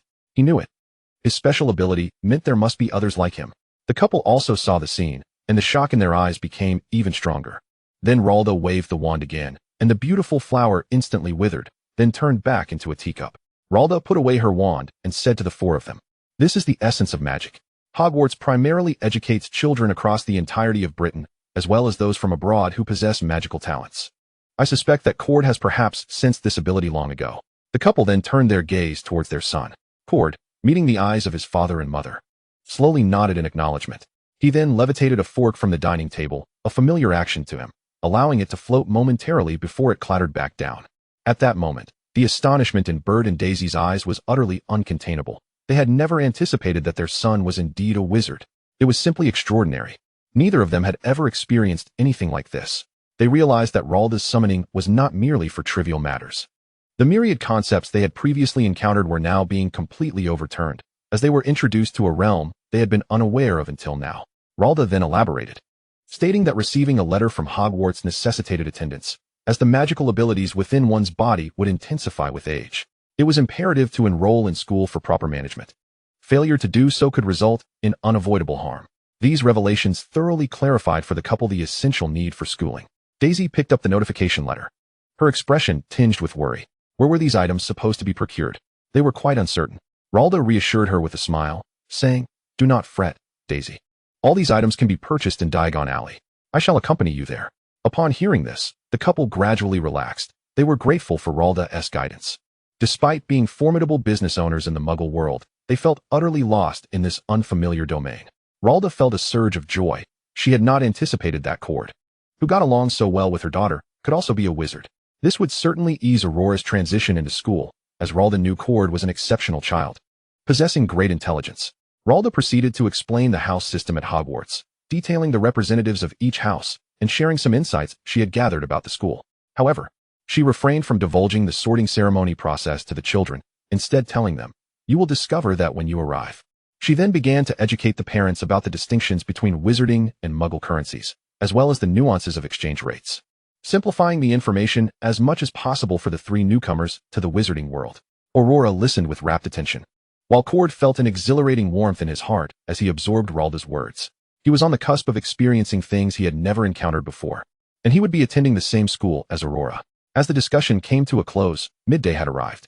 Ralda concluded by emphasizing that their magic must remain concealed from Muggles, even to the extent that it should not be captured on film.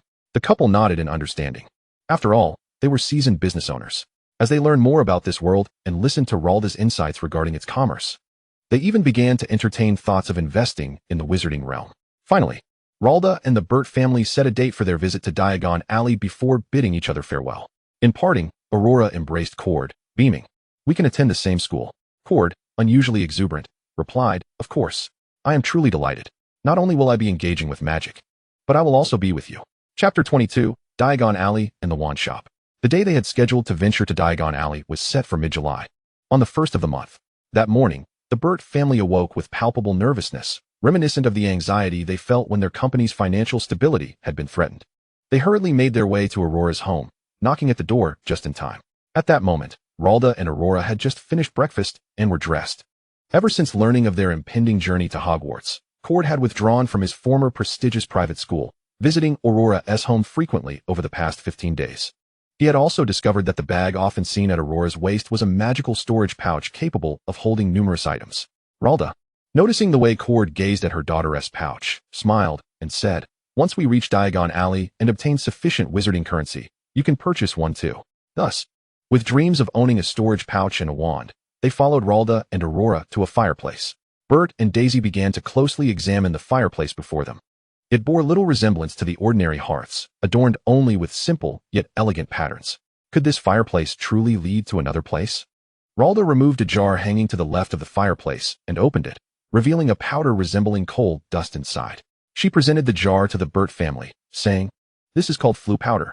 When the time comes, each of you will take a handful of this powder, step into the fireplace, clearly state your destination, and then sprinkle the powder to embark on your journey." The couple exchanged curious glances, feeling a mix of intrigue and caution regarding this unknown method. Just as Robert was about to grasp a handful of powder to try it, Cord leapt ahead.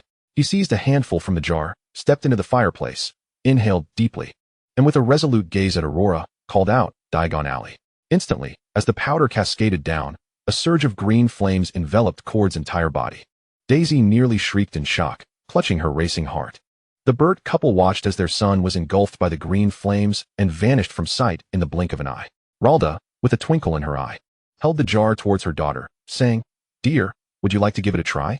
Aurora, having witnessed her mother use the flue powder to enter the fireplace before, was eager to experience it herself. Nodding enthusiastically, she grabbed a handful of the powder and hurried to the fireplace, calling out her destination. As the green flames erupted once more, Aurora too disappeared into the hearth. Ralda then passed the jar to Bert and Daisy, who swallowed hard before tremblingly taking their own handfuls of powder and stepping into the fireplace, each uttering their chosen destination. Ralda, being the most familiar with the process, was the last to join them. As Cord emerged from the fireplace, he was momentarily stunned by the sights before him. It appeared to be a bustling tavern resembling a common area, filled with a cacophony of people in attire unlike anything he had ever encountered before, clad in long robes of every imaginable color. As another flame flickered to life, Cord turned to see Aurora approaching him. Disregarding his own trepidation, he swiftly grasped her hand. The moment Aurora emerged to his side, countless pairs of eyes in the tavern were drawn to her. Even those who had their backs turned were alerted by their companions to glance in her direction. Instantly, the two children became the center of attention within the establishment. Fortunately, in the next moment, Bert and his wife successfully traversed through the fireplace and arrived in the same space. As merchants well-versed in the Muggle world, they immediately sensed that something was amiss upon their entry. Although they were astonished by the attire of the patrons and the decor of the tavern, they instinctively shielded the two children.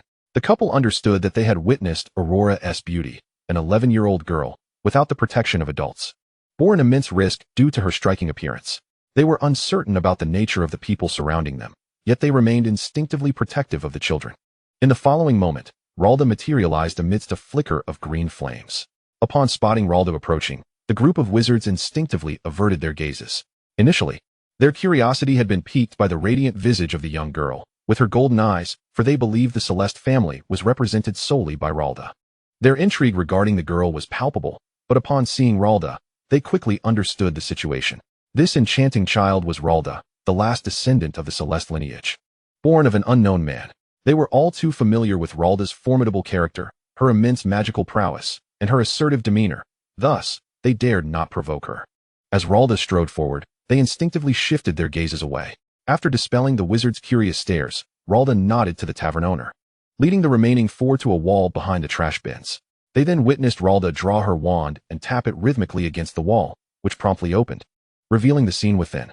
Apart from Ralda, the others were instantly filled with astonishment and delight, for they beheld a world starkly different from that of Muggles.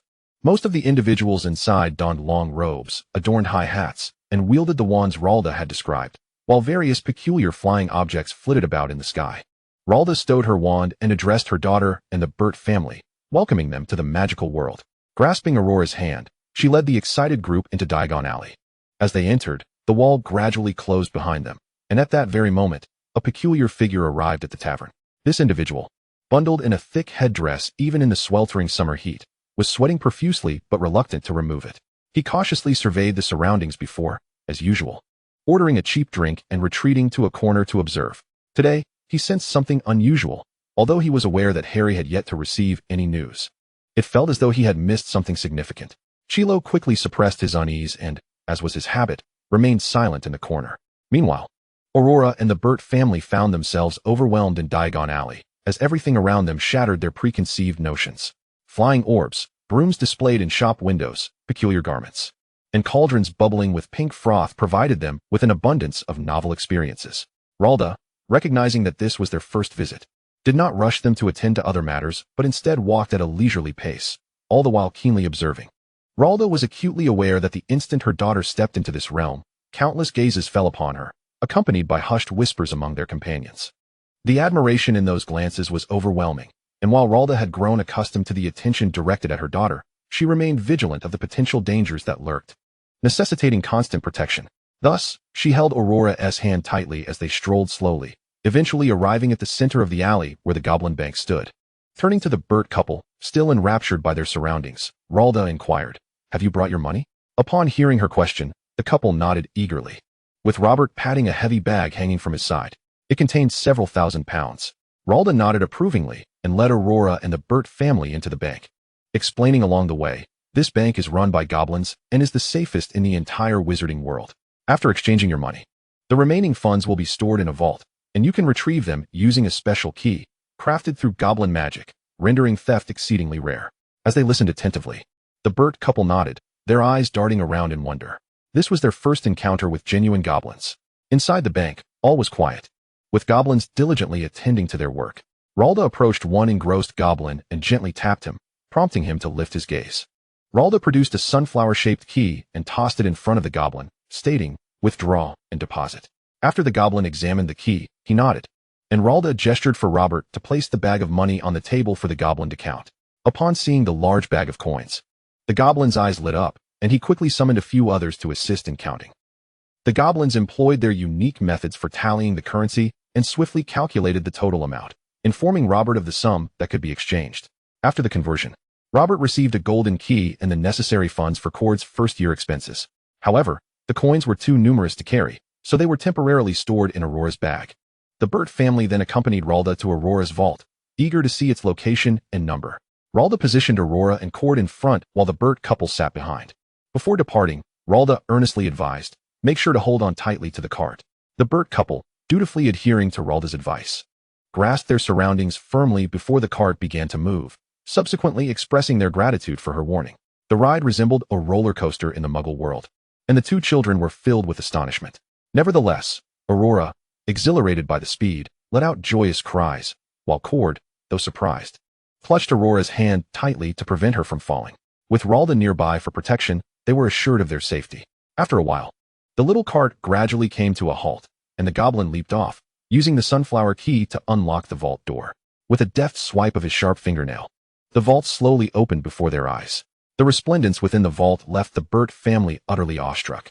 It was undeniably the wealth amassed by the Sealist family and the expenditures accrued by Ralda over the years in the wizarding world.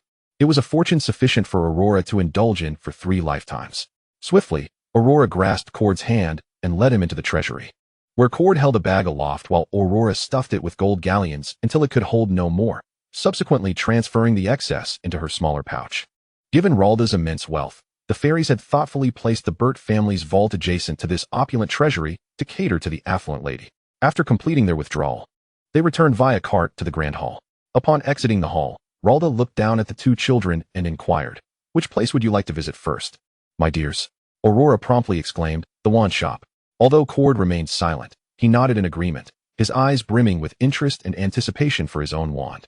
With a nod, Ralda replied, "Then let us proceed."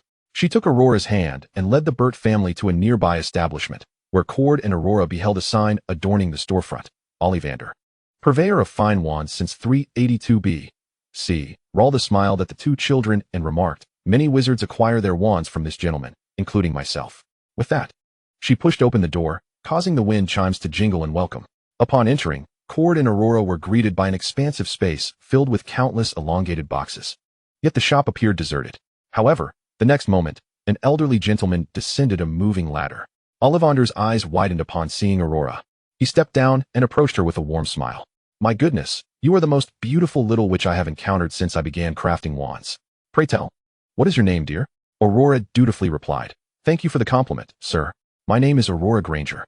Upon hearing this, Ollivander nodded with delight and then glanced up at the beaming Ralda, exclaiming, "Ah, it's you, Ralda.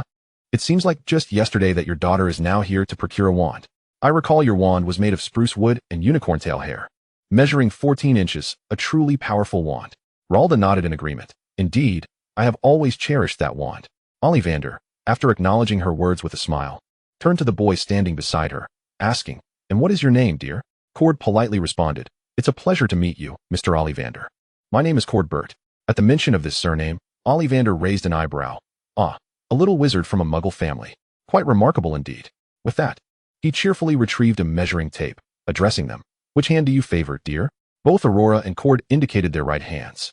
Ollivander then asked Aurora to raise her right hand for precise measurement before turning to rummage through a multitude of boxes. After a brief moment, Ollivander produced a white box and presented a wand to Aurora, saying, "Cherry wood, dragon heartstring, 13 inches, a wand of unique power. Give it a wave, child." Aurora complied, and as she waved the wand, it sparked with brilliant flashes of light. Bewildered, she looked to Ollivander, who gently took the wand from her grasp, chuckling. "It appears it is not a match. Remember, dear, it is the wand that chooses the wizard. There is always a wand suited to you." Gazing into Aurora's golden-hued eyes, Ollivander suddenly had an epiphany. He turned and retrieved a long box adorned with a sunflower motif, opening it to reveal another wand, which he handed to Aurora. The moment she grasped it, she felt a profound connection with the wand, instinctively waving it to unleash a soft glow from its tip. It seemed as though this wand had been crafted exclusively for her, possessing a muted elegance devoid of ostentatious embellishments, save for a delicate sunflower carved at the end. Ollivander beamed at Aurora, stating, "It appears this wand is indeed suited for you. Ash wood, unicorn tail hair, 13 inches, a wand of great loyalty, never to betray its master, and particularly adept at healing magic. It seems fate has intertwined your paths, both you and your mother sharing the same unicorn tail hair."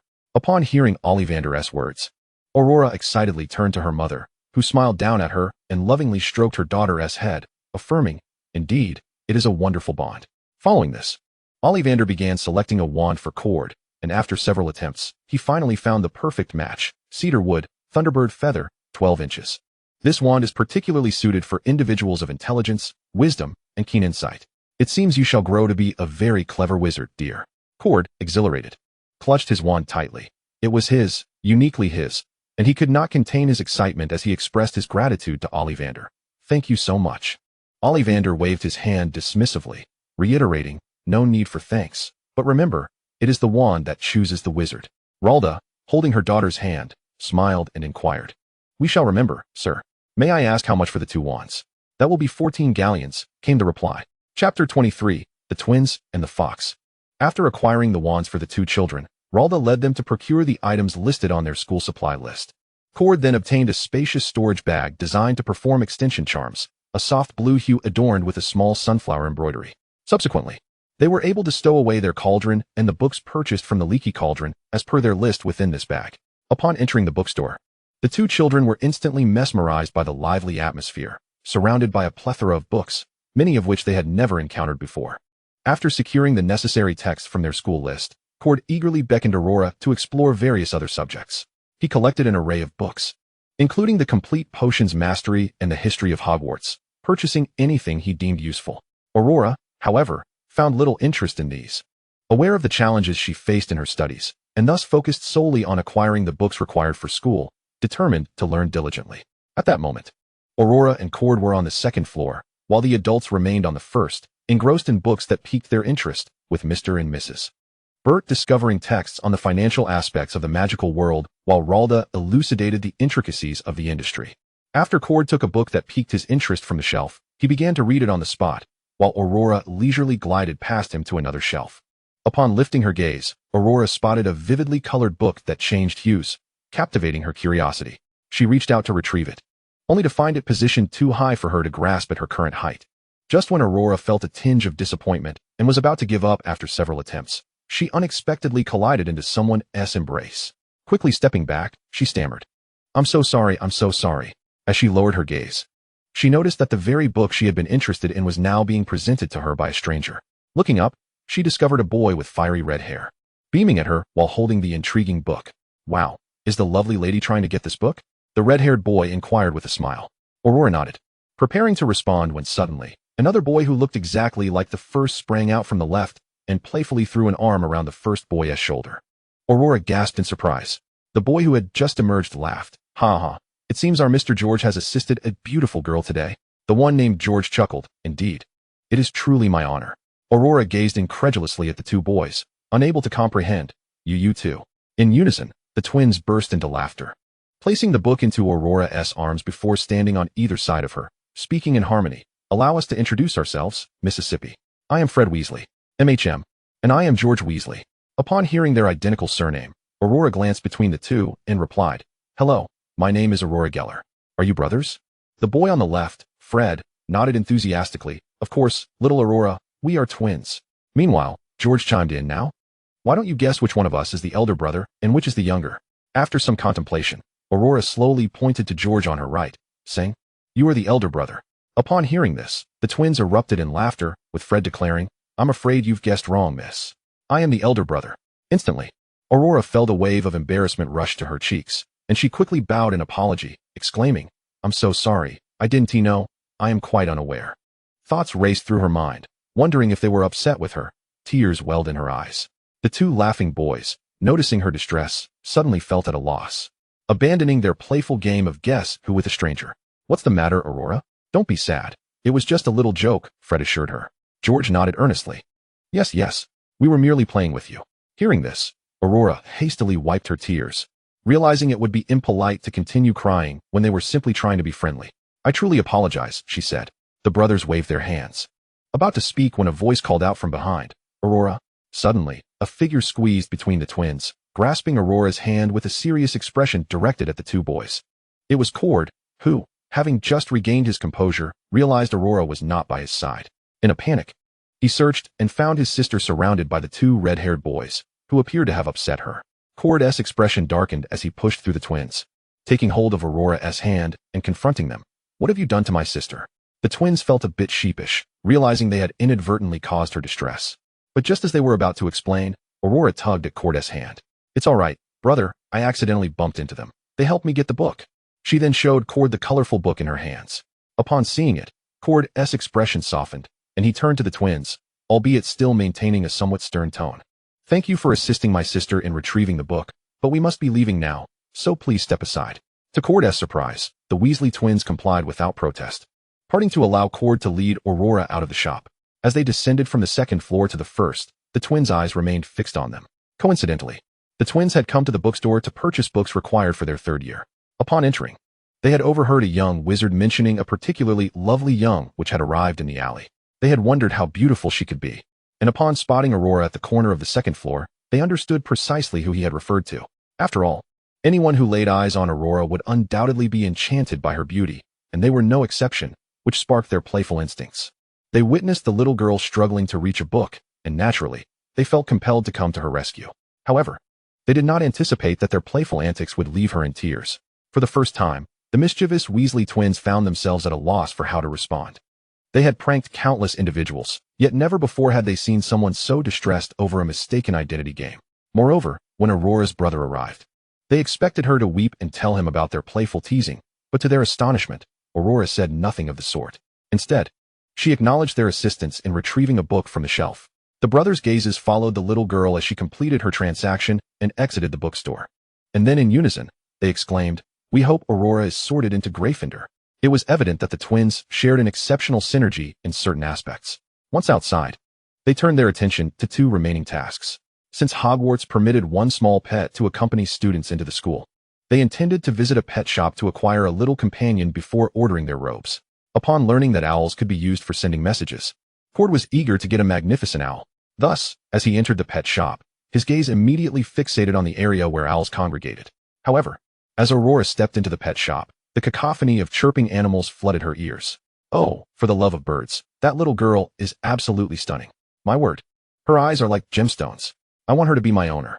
As Aurora ventured further into the shop, the previously indifferent animals flocked around her, creating a scene so extraordinary that even the shopkeeper had never witnessed it before. She hurriedly grabbed her wand to intervene. Aurora was momentarily dazzled by the array of animals clamoring for her attention, each one seemingly vying to declare its affection for her. Choose me. Choose me quickly. Aurora felt as though her eyes were about to burst from excitement. Just as she began to grapple with her indecision, she unexpectedly caught sight of a fiery red figure nestled in a corner. Upon focusing her gaze, she discovered a particularly vibrant little fox, lethargically sprawled within its cage. Its fur was a brilliant scarlet, the tip of its tail adorned with a hint of black, and its deep gray eyes were strikingly beautiful. The moment Aurora laid eyes on this little fox, she was reminded of her garden companion, Valen, and a sudden desire to adopt this fox surged within her. Thus, she approached the cage and crouched down. Hello.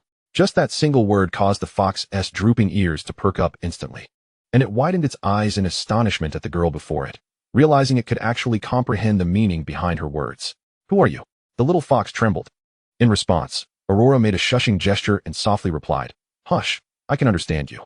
My name is Aurora, Aurora Greller. I like you. Would you like to come home with me? Upon hearing Aurora's words and realizing it could understand her, the little fox's eyes grew wide with disbelief as it gazed at the lovely girl before it. You really can understand me? It asked. Aurora nodded firmly in affirmation. When the little fox heard that this beautiful girl had another fox at home, an inexplicable feeling began to swirl within its heart. Abandoned by a circus performer shortly after birth, it had been left to struggle alone, and when it failed to excel in training at over a year old, it was discarded. Consequently, it had grown wary of humans, feigning illness to deter contact. However, after hearing Aurora speak, it was the first time it entertained the notion of wanting to accompany her. Thus, for the first time, the previously listless fox nodded and said to Aurora, All right, I wish to go home with you. Overjoyed by this affirmative reply, Aurora beamed and raised her hand to signal the shopkeeper. Hello, I would like to adopt this fox. The shopkeeper, surprised by the girl's choice, had certainly noticed her beauty and was aware that the pets longed for her as their owner. Yet, she had not anticipated that the girl would select this particular fox. This fox had been brought in not long ago, reportedly a sickly creature from the Muggle world's circus. The owner had taken pity on the little fox, unwilling to let it roam the streets. Despite its striking fur, many had wanted to adopt it, but the fox had always appeared sickly, baring its teeth at anyone who approached. Yet today, to everyone's astonishment, it stood up and affectionately nuzzled the girl's hand. Perhaps the little girl's beauty stirred something in the fox's heart. With this thought, the shopkeeper smiled and said, Of course, dear. Let me prepare a new cage for this little fox. After receiving permission, the shopkeeper carefully replaced the old cage with a more splendid one, and the once lethargic fox seemed to regain its vigor upon hearing the complaints of the other animals. Why was it chosen? Indeed, a sickly creature like it was selected. The fox huffed proudly and declared to them, My fur is the most vibrant in the shop, and my owner can understand my words. As soon as the fox uttered these words, the entire pet shop fell silent, all eyes turning to Aurora. Understanding that she must keep this secret, Aurora merely nodded slightly. Yet this subtle gesture did not escape the keen eyes of the other animals. In an instant, the shop erupted into chaos once more. Choose me. Choose me. I can fly faster than anyone. Choose me. I'm the brightest frog in the pond. The pet shop, which had just settled down, was now alive with commotion again.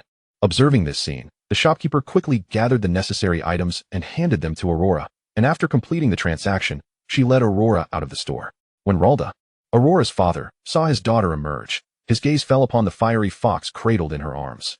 He smiled and kissed her cheek, asking, Do you like this fox? My dear?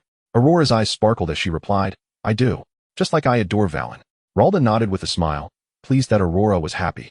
As long as she liked it, he had no objections to what she chose to raise. Shortly thereafter, Cord also selected a pet. A black owl with striking golden eyes reminiscent of Aurora's. This resemblance was precisely why Cord had chosen the owl, the moment he saw its eyes. He was reminded of Aurora. After selecting their pets, the family proceeded to the final stop on their journey, where they needed to order 3 plain wizarding robes as per their list. The ordering process went smoothly, and Aurora and Cord obediently stood on stools, allowing the rather flirtatious tailor to measure them, much to Aurora's amusement. Because of Aurora's captivating beauty, the shopkeeper ultimately waived the fee, permitting Aurora to wear the robe for a photo before letting her go. This photograph would later hang prominently in the shop, attracting more customers. Chapter 24, Names and the Start of School. After completing their shopping, the family returned through the fireplace to the Muggle world. Having endured such a long day, they were somewhat fatigued, yet the thrill of their first magical encounter sparkled in their eyes despite their exhaustion. Cord gently caressed his wand, feeling that it suited him. It had chosen him, as only clever and perceptive individuals could earn such a bond. Aurora, equally excited, waved her wand while cradling her newly adopted little fox. As night fell, knowing that the Burt family was aware of the existence of magic, Ralda summoned Sandra to appear before them, quickly preparing a sumptuous dinner. At first, the family was startled to see Sandra, having never encountered such an unusual creature before, save for the animated shows meant for children. This was their first experience with magic in reality. Ralda then educated them about the history and identity of house elves, which captivated the family, leading them to marvel at the loyalty of these magical beings. They are more efficient than 10 housemates. After dinner, which extended into the late hours of the night, Aurora excitedly bid farewell to court. Once the Burt family departed, she joyfully cradled her newly adopted fox and headed to the garden. Upon arriving in the garden, Aurora called out, "Valen, I've brought home a new little fox." With a single utterance, the once drowsy little creatures awakened in unison, flocking to Aurora's side to observe the enchanting little fox. Upon noticing the multitude of beings, both airborne and terrestrial, converging towards her, the fox instinctively bared its teeth and bristled in alarm.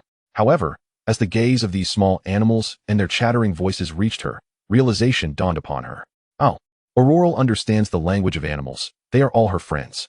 Valen, upon hearing Aurora's words, ambled over with a deliberate pace, her advanced age rendering her movements considerably slower than before. As she approached and beheld the fox cradled in Aurora's arms, her eyes widened in astonishment, and she hastened towards them. The fox, sensing Valen's presence, leapt from Aurora's embrace and dashed towards her. In that fleeting moment, their noses touched, a silent acknowledgement that transcended appearances. In that instant, the fox recognized Valen as her most cherished companion through the scent that enveloped her. Foxes lack the emotional depth of humans, especially Valen, who had long since shed tears after her capture by humans in the zoo. She could scarcely remember the last time she had wept, but upon the gentle touch of her nose against the little fox, the familiar scent evoked tears from the corners of her eyes. She emitted a tender call, and the little fox responded with a soft, affectionate whimper. The two foxes nestled closely together in a moment of profound connection. Aurora, witnessing this poignant scene, seemed to grasp the significance of the moment. She cautiously approached and knelt beside Valen, inquiring, "Valen, is this the daughter you once spoke of?" Valen remained silent, yet her actions spoke volumes. As she tenderly groomed her daughter's fur with a gentleness that surpassed even her initial reaction to Aurora, understanding dawned upon Aurora by sheer happenstance. She had reunited Valen with the daughter she had lost in the circus. Excitedly, she recounted her encounter with the little fox in Diagon Alley and the surrounding animals. Having heard tales of Valen's lost daughter, rejoiced at the reunion. After sharing her story, Aurora eagerly asked Valen, "What name do you wish to give her?" Valen gazed at her daughter nestled beside her, recalling that she had chosen a name for her long ago, one that belonged to a human girl who had treated her with great kindness. That name was Ariel. Valen remembered how the girl had said, "Hey little fox, my name means spirit. Don't forget me." Valen found the name beautiful, cherished it, and promised never to forget her. Thus, she replied to Aurora, "Of course, let her be called Ariel." Aurora nodded solemnly, stroking the little fox's fur. "From now on, you shall have a name, Ariel." After pronouncing the name, Aurora appeared lost in thought, her expression tinged with melancholy. Valen, noticing her friend's contemplative demeanor, gently inquired, "What troubles you, Aurora?" Aurora hesitated, but ultimately expressed her concerns. "I chose the name Ariel because I intend to bring a pet to Hogwarts. Yet she is your long-lost daughter, and I am uncertain how to proceed." Valen recalled Aurora's earlier words about selecting a charming creature in Diagon Alley to accompany her at Hogwarts, a place where companionship would surely bring joy during her prolonged stay. While Valen felt a pang of sorrow at the thought of her daughter venturing away, she recognized her own age and fragility. After so many years, she had come to see Aurora as her own child. Time was fleeting, and Valen understood that being reunited with her daughter was a precious gift in her twilight years. She gently touched Ariel's forehead and said to Aurora, "Go forth. Dear one, seeing my daughter once more has already brought me immense joy." Then, addressing Ariel, she added, "My dear, I know you yearn to explore the world with Aurora, and your mother shall not stand in your way. However, be aware that the world outside can be perilous. You must face it with the same courage as Aurora." Ariel nodded resolutely and replied, "I understand, mother." Aurora, relieved by Valen's words, felt reassured, for the task of selecting another companion for Hogwarts was indeed a daunting one. After a brief moment, Aurora excused herself and entered the house, leaving Valen to enjoy precious moments with Ariel. Once inside, Aurora excitedly exclaimed to her mother, "Mother, I have named my fox. It shall be called Ariel." Upon hearing this name, Ralda recalled its meaning, Ariel, the bright spirit. She then thought of her own daughter's name, Aurora, the goddess of dawn, symbolizing light and bravery. It was as if this little fox, akin to a spirit of the goddess, would forever guard Aurora's side, An exquisite name indeed. Ralda kissed her daughter's cheek with affection, smiling as she said, "What a beautiful name, my dear. It means spirit." Aurora beamed with joy, thrilled that her little fox bore such a lovely name. Yet, after a day filled with adventures and conversations with the woodland creatures, fatigue washed over her. After bestowing a goodnight kiss upon her mother, she retreated to her room, summoning her remaining strength to cleanse herself in the washroom before donning her comfortable pajamas and slipping beneath the covers. Closing her eyes, she awaited the dawn of a new day. "Good night, my beloved." Following the conclusion of their journey to Diagon Alley, Cord had been visiting Aurora's home with increasing frequency, each time laden with hefty tomes acquired during their adventure. Grateful for the magically capacious bag that allowed him to carry such volumes, he would have struggled otherwise. The acceptance letter had announced the school's commencement on September 1st, alongside a station name that the Burt family found utterly perplexing. Thankfully, Ralda was present to guide them, preventing them from floundering like headless chickens. Throughout August and September, Ralda had set aside some of her work to remain at home, patiently imparting knowledge from the books to Aurora and Cord. Aurora learned at a leisurely pace. For instance, grasping various spell concepts took her considerable time to memorize. Yet Ralda understood that her teaching aimed to prepare Aurora for her return to school, ensuring she would not fall behind. However, it was Cord's remarkable aptitude that astonished Ralda, for she was aware of his status as a Muggle wizard, yet the talent he displayed was nothing short of surprising. He possesses an extraordinary aptitude for learning, swiftly grasping the intricacies of potion ingredients with but a single reading, and able to recite them in their entirety while offering his own insights. Subsequently, Ralda conducted an experiment to assess the magical abilities of the two children. Aurora, having taken her time to learn, found herself stumbling in her spellcasting. However, she ultimately succeeded in conjuring a few basic spells. In contrast, Cord, upon entering the magical realm, became utterly captivated by this enchanting world. He immersed himself in a hefty tome that Aurora struggled to comprehend, occasionally sharing snippets of knowledge with her, even though she often found it difficult to retain all that he imparted. His aptitude for magic was equally impressive. Within just 3 to 4 days, he mastered the first-year foundational spells that he had studied. Thus, by the end of the month, Cord took on the role of guiding Aurora through the essentials of her studies and the art of wand-waving. A month may seem neither too swift nor too slow. However, time flew by like the flick of Merlin's wand, and soon September 1st, the day of their departure, arrived. The couple had meticulously prepared ample luggage for their son, understanding that their next reunion would only occur at Christmas. Consequently, their children's cart brimmed with belongings, as Ralda had informed Bert and Daisy that upon boarding the train, house elves would be on hand to manage their luggage, alleviating any concern about the children's ability to carry it. On the morning of September 1st, they arrived punctually at London's Central Station. Since the acceptance letter specified Platform 9, they bypassed the first 8 platforms and hurried towards the space between platforms 9 and 10. Under Ralda's guidance, the group found themselves before an unassuming wall, their peculiar luggage seemingly unnoticed by passers-by. Ralda explained, "This area is under a Muggle-repelling charm, hence those without magic cannot perceive us." As they ventured into the magical world, the couple gradually became accustomed to the term Muggle, used by wizards to refer to non-magical individuals, initially intrigued by this nomenclature. Ralda, bending down to support one child's back, instructed them, "Do you see that wall ahead? Run straight into it." At the sound of her words, both children turned to Ralda with astonished expressions. With a smile, she clarified, "Platform 9 houses the train to Hogwarts, and you must understand this." After hearing her explanation, the children exchanged glances, swallowed nervously, and propelled themselves forward, pushing the cart with determination. To their surprise, rather than pain, they experienced a brief darkness before emerging in a new location. Bert and Daisy, witnessing their son and Aurora push the cart through the wall, were left utterly astonished. What further wonders might the magical world hold that they were yet to discover? Ralda, observing the children's successful passage, turned to the couple and said, "Let us accompany our children as they embark on this journey." At that moment, the two children gazed around with wide-eyed curiosity, noticing many others like them, carts in tow, accompanied by strange creatures, preparing to board the train. Some children were of similar age, while others were older. As Cord entered, he instinctively positioned himself protectively in front of Aurora. Many observers caught sight of a lovely little girl, but failed to glimpse her face before she boarded. They felt a twinge of regret, yet reassured themselves that they would all reunite at Hogwarts and soon learn one another's identities. Just as the children were curiously surveying their surroundings, Ralda's voice rang out from behind. "Well, did I deceive you?" Aurora, brimming with excitement, turned to her mother and exclaimed, "Of course not. This is incredible, Mom." Ralda affectionately ruffled her daughter's hair and replied, "Indeed, even more wonders await you at school. The adults imparted final words of encouragement to their children.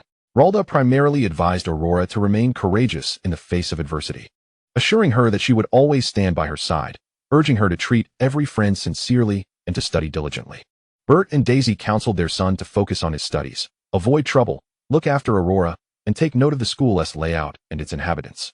With their child only 11 years old, soon to reside in an unfamiliar place for several months, it was natural for any parent to feel apprehensive.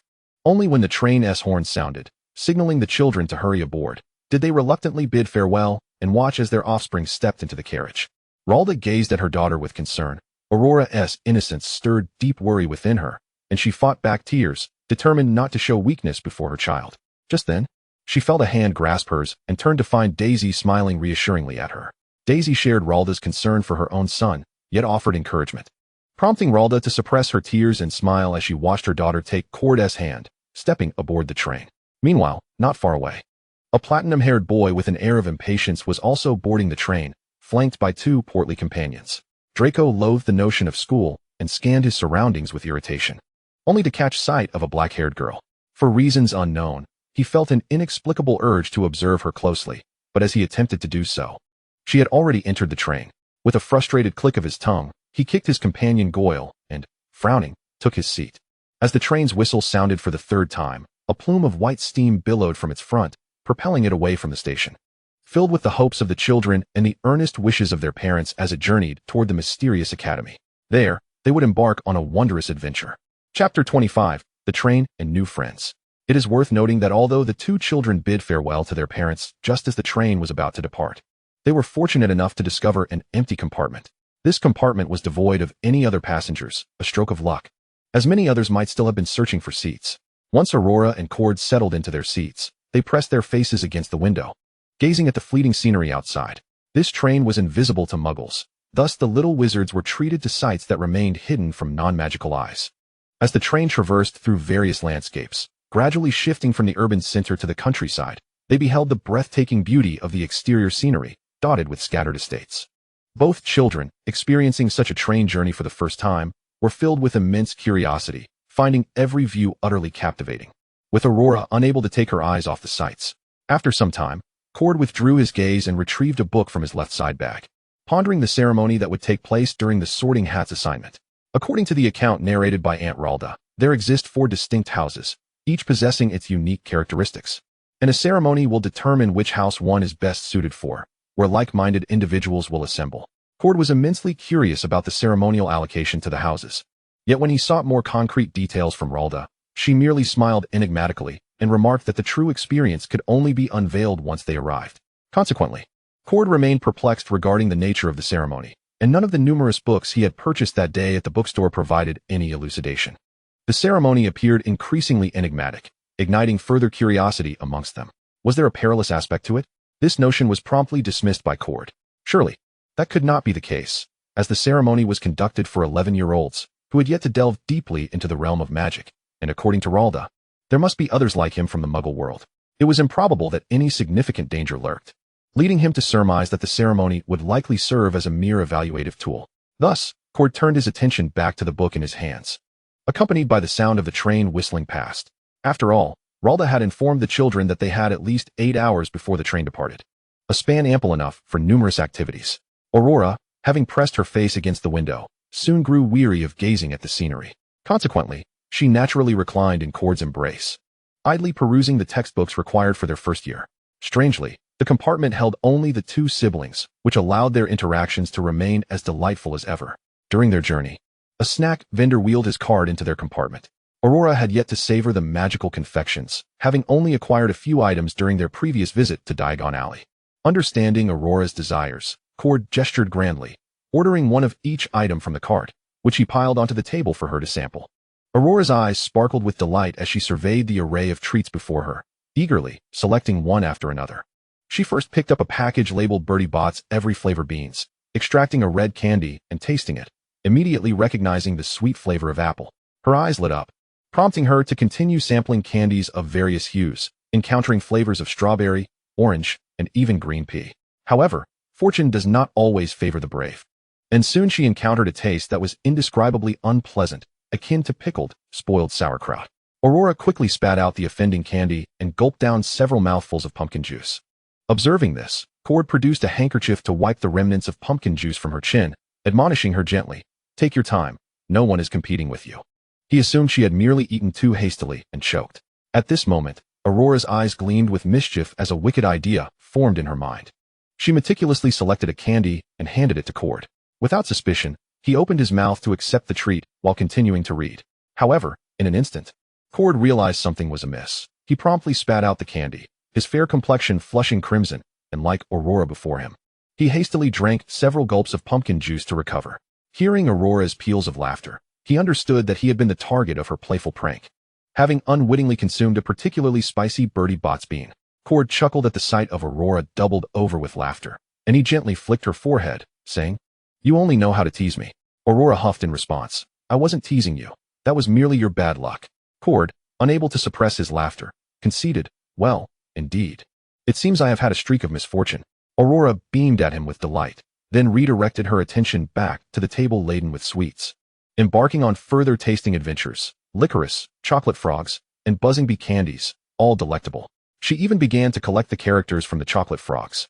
Time passed slowly, and the brightness outside faded as the sun descended, giving way to a starry sky. Just as the siblings were idly flipping through their books, a knock resounded at the compartment door, which swung open moments later. They glanced up to find a girl with curly brown hair, a smattering of freckles, and slightly prominent front teeth.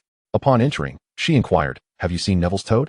Aurora and Cord exchanged a glance and shook their heads. Cord then replied to the girl standing outside the compartment, "I'm sorry, we haven't seen it." Upon catching sight of Aurora, the girl's face suddenly flushed a peculiar shade of red. She nervously scratched her cheek and stammered, "No, it's fine. I apologize for disturbing you. My name is Hermione Granger. You can just call me Hermione." Upon her entrance, Hermione had instinctively posed her question, but upon closer inspection, she was captivated by the striking beauty of the girl before her, with her flowing black curls and radiant golden eyes. Hermione was certain that, having lived in the Muggle world for so long and having seen countless movie stars with her parents, none could rival the beauty of the girl before her.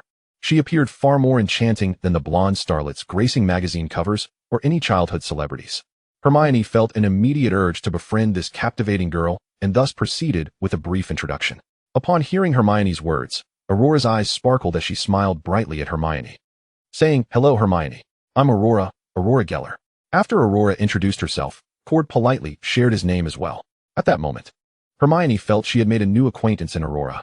Though she yearned to sit across from her and discuss various matters, she was still committed to helping Neville find his toad. A promise made must be fulfilled. Therefore, Hermione could only say to Aurora, "It was a pleasure to meet you. Aurora, I hope we end up in the same house. I need to help Neville find his toad now. See you at school." With that, she decisively closed the compartment door and hurried off to the next carriage to inquire further. Aurora watched Hermione rush away, her eyes sparkling with excitement as she exclaimed to Cord, "I met someone new. Will I be able to make good friends at Hogwarts?"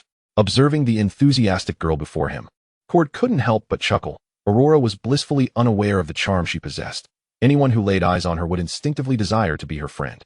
Yet, Cord simply replied, "Of course, Aurora will be very popular at school." Aurora then began to chatter animatedly with Cord about the prospect of making friends at school and the adventures they might share. After conversing for a while, Cord looked at the time and, taking Aurora by the hand, led her into the boys' and girls' changing rooms to don the plain school robes they had ordered. They then patiently awaited the train's arrival at their destination. As night descended, the train finally came to a halt at the terminal. Once the train stopped, Aurora, clad in her simple robe, took Cord's hand, and together they inhaled deeply before stepping into this unfamiliar realm. From this moment forth, their magical journey would commence here. Outside the train, other young wizards disembarked in clusters, chattering animatedly. Cord observed that those who appeared older than them were merrily traversing another aisle, while the first-year students stood bewildered in place. However, a solution soon presented itself. In the next moment, Cord heard a deep voice bellowing, "First years, gather here. First years, gather here." The two turned towards the source of the commotion, their eyes widening in astonishment as they beheld an enormous giant holding a lantern, calling out to them. It was their first encounter with someone of such colossal stature. Indeed, the wizarding world was full of wonders. Upon hearing the call, the first-year students, who had previously seemed like headless flies, hurried towards the source of the voice, and Cord protectively held on to Aurora. Fortunately, the dim lighting obscured the giant's features, and since Aurora had dark hair, The other young wizards did not notice her, all nervously clenching their fists as they approached. After the giant had shouted for quite some time and saw that the first years had gathered, he waved his hand and instructed them, now, form groups of 4 and board the boats in an orderly fashion. Upon hearing this, Cord grasped Aurora's hand and made his way to the nearest boat, sitting down. Shortly thereafter, 2 other students approached and asked, "Excuse me, is this seat taken? May we sit here?" Aurora, brimming with excitement, immediately replied, "Of course. Come in and sit." Thus, the 2 young wizards joined them, taking a seat opposite the pair. When Hannah Abio settled into the boat, she finally caught a clear glimpse of the girl who had spoken earlier, but in that instant, her face flushed with embarrassment. She was breathtakingly beautiful, like a star. Aurora gazed at the girl across from her, who possessed a head of curly brown hair and gem-like eyes sparkling on her round face, and cheerfully introduced herself. "Hello. I'm Aurora Grell, and this is my brother, Cordbert. What about you?" Hannah, jolted back to reality by Aurora's introduction, quickly responded, "Oh, hello. I'm Hannah Abio. And this is the boy who shared my compartment. His name is Felix Roman." Upon hearing this, the boy named Felix nodded and smiled at Aurora. Although only 11 years old, he sported gold-rimmed glasses, and his brown hair and blue eyes rendered him rather handsome. Aurora excitedly shifted closer to Hannah, and Felix naturally took a seat next to Cord. Aurora clasped Hannah's hand and said, "Hello, Hannah. Can we be friends?" "Of course. Why not?"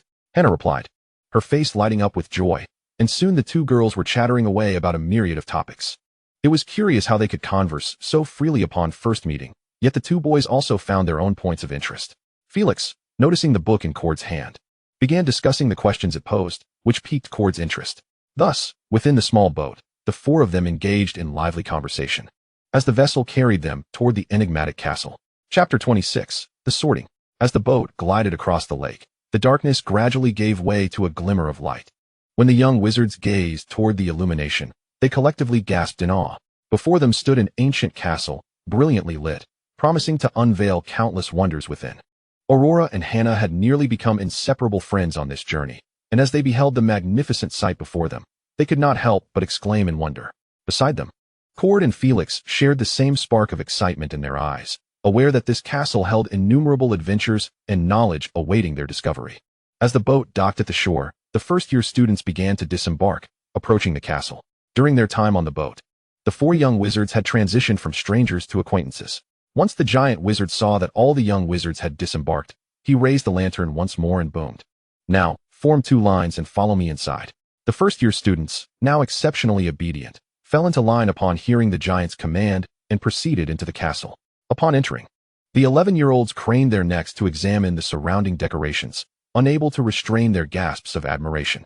Aurora's eyes sparkled as she took in the grandeur of this castle, which was far more beautiful and lively than the ancient fortress she had once visited with Cord, though they had not been permitted to venture within.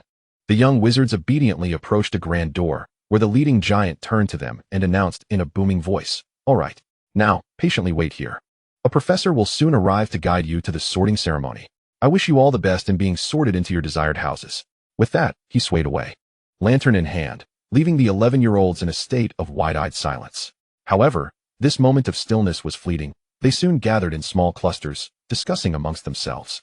Cord listened to the surrounding chatter, knowing that among them were descendants of wizards, yet all he heard were concerns about the sorting ceremony. Even the wizarding descendants were uncertain. Aurora and Hannah were engrossed in their own lively discussion regarding the impending sorting ceremony when a sudden commotion erupted nearby. The 2 girls looked up to see a boy with neatly combed golden hair striding boldly toward a bespectacled boy. The boy then proclaimed, "My father said Harry Potter will be starting this year as well. I suppose this must be the famous Harry Potter. I'm Draco Malfoy." In an instant, the mention of this name ignited a stir among the crowd, for Harry Potter was a name that resonated profoundly among them. Every young wizard had heard tales of Harry Potter from their parents, and even those born of Muggle lineage knew of the illustrious Harry Potter through the pages of books. Aurora experienced a similar sensation. Upon receiving her acceptance letter, she was captivated by her mother's tales of a certain boy, igniting an insatiable curiosity within her. She eagerly grasped Hannah's hand, urging her forward to catch a glimpse of the individual named Harry Potter, for one must see a celebrity to truly appreciate their stature. Subsequently, Aurora quietly positioned herself behind a boy with fiery red hair, who was on the cusp of uttering a cheerful remark when he was suddenly enveloped by an enchanting fragrance from behind. Turning to glance over his shoulder, he was taken aback to find a stunningly beautiful girl gazing ahead, her luminous eyes nearly brushing against Ron's proximity. leaving the young wizard in a state of considerable psychological upheaval. "Bloody hell," he exclaimed, redirecting Aurora's attention toward Ron, who became increasingly flustered upon encountering the golden-hued gaze fixated on him. At that moment, Hermione, who had evidently also taken notice, joyfully approached Aurora, exclaiming, "Aurora." When Aurora turned, she recognized the girl with the delightful curly hair she had seen on the train, whose name she believed to be Hermione. Excitement surged through Aurora as she waved back at Hermione. The earlier tension in the air, initially palpable, dissipated with Ron's startled exclamation and Hermione's delighted call, prompting everyone to focus on the source of the commotion. Soon after, they beheld what they considered the most exquisite girl they had ever encountered before the age of 11. Smiling at the curly-haired Hermione, a wave of hushed whispers swept through the crowd, each child marveling at the girl's beauty at this tender age. Distinctions of attractiveness were often blurred, yet Aurora managed to epitomize their collective aesthetic. Harry and Draco, too, turned their attention in her direction, and Harry instantly recognized her as the girl he had encountered while watering flowers at the age of 8. Her facial features were so distinctive that no celebrity he had seen on television could compare to that singular moment. He had assumed he would never encounter someone so remarkable again, yet here she was, a witch. This revelation meant they would be classmates. Excitement sparkled in Harry's green eyes, momentarily overshadowing Draco's disdainful demeanor. At that instant, Draco was also captivated by the girl before him, momentarily at a loss for words. He realized that the dark-haired girl he had met before boarding the train was indeed Aurora, the sole individual worthy of his desire to be acquainted with at Hogwarts. Suddenly, he thought to put Harry Potter on hold. There would be ample time to get to know him later, but for now, he felt compelled to engage with that enchanting girl. Just as he prepared to step forward, he was unexpectedly tapped on the shoulder from behind. Irritated, Draco turned to see a witch dressed in a green gown and adorned with a high-collared wizard hat, gazing down at him. Instantly, he suppressed his annoyance and rejoined his group. The other young wizards also noticed the witch holding a parchment standing before them, prompting them to quiet down and line up neatly in 2 rows. Once the witch observed the little wizards had settled, she began to speak. "Welcome to Hogwarts. I am your Transfiguration Professor. You may call me Professor McGonagall. I will now escort you to the Great Hall for the sorting ceremony." After addressing the students, she watched as they arranged themselves into 2 orderly lines. Once they were properly aligned, she turned and led them to the grand doors of the hall. Upon entering, the young wizards were met with awe as they beheld rows of bright candles floating gracefully above them, while below, older wizards clad in robes peered curiously at them from their seats. At this moment, Hermione also recognized Hannah and quietly leaned down to converse with the 2 girls, saying, "That's done with the levitation charm. I read about it in a short history of Hogwarts." The 2 girls nodded in understanding, their attention now drawn to their surroundings. However, unbeknownst to Aurora, a watchful gaze from the professor's table was intently following her. Severus Snape observed the scene before him with a sense of ennui. This year was much like any other, save for the addition of Harry Potter, Lily's child. Nothing else appeared particularly significant. But then, Aurora entered, and Snape's eyes widened in astonishment. He nearly lost composure and stood up, only to be restrained by Dumbledore, who shot him an amused glance and shook his head. Gradually, Snape settled back into his seat, though his gaze remained fixated on the girl, unwavering in its intensity. Finally, after what felt like an eternity, he was once again in her presence, his hand tightly clutching the brooch, tracing the familiar patterns etched upon it in a bid to quell his inner excitement. At that moment, the exhilarated Snape failed to notice that Quirrell was also slowly turning to face Aurora, subtly shifting the portion of his turban that concealed his face toward her. Professor McGonagall led the young wizards into the Great Hall and stepped forward to stand by a chair that held a tattered hat. She then turned to the students and announced, "It is time for your sorting ceremony. When your name is called, please come forward to don the sorting hat. It will determine your house." Upon hearing Professor McGonagall's words, the little wizards erupted in a chorus of lamentations. Some were relieved that it wouldn't be overly difficult, while others complained about their older siblings having misled them. The older students, witnessing the first year's dramatic reactions, could not help but burst into laughter. This had become a beloved tradition at Hogwarts. Suddenly, the tattered hat perched on the chair split open its brim and began to sing a tuneless, incomprehensible song. Once the hat concluded its performance, the sorting ceremony commenced. Hannah Abbott was the first name called. Hannah took a deep breath, and Aurora encouraged her with a reassuring pat on the hand. Under Aurora's supportive gaze, Hannah slowly approached, seated herself upon the chair, and donned the sorting hat. After a moment of contemplation, the hat boomed out the name of the house suited for Hannah, Hufflepuff. Instantly, a table adorned with a yellow banner featuring a badger erupted into applause. Overjoyed, Hannah leapt from her seat, waved at Aurora, and made her way to join her fellow Hufflepuffs. Following this, the names continued to be called in succession, and Cormac was next in line. He too inhaled deeply, stepping forward to wear the hat. Soon, Cormac heard the hat murmur, "Clever, astute, yet not lacking in courage. I believe you are most suited for this house." Moments later, the Sorting Hat proclaimed, "Ravenclaw." As the resplendent banner of an eagle fluttered above, a fervent applause erupted from the long table beneath it.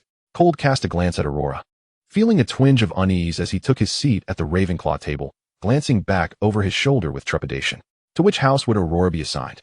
He fervently hoped they would be placed in the same house, allowing him the opportunity to watch over her more easily. After a moment of anticipation, the name Hermione was called, and she briskly made her way to the front. In no time, the Sorting Hat provided its indication, "Gryffindor." Hermione leapt from the stool, offering a gesture of encouragement to Aurora before settling at the Gryffindor table.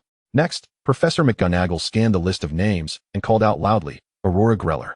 Startled by the sudden announcement of her name, Aurora took a moment to compose herself, clenched her fists in determination, and slowly made her way forward.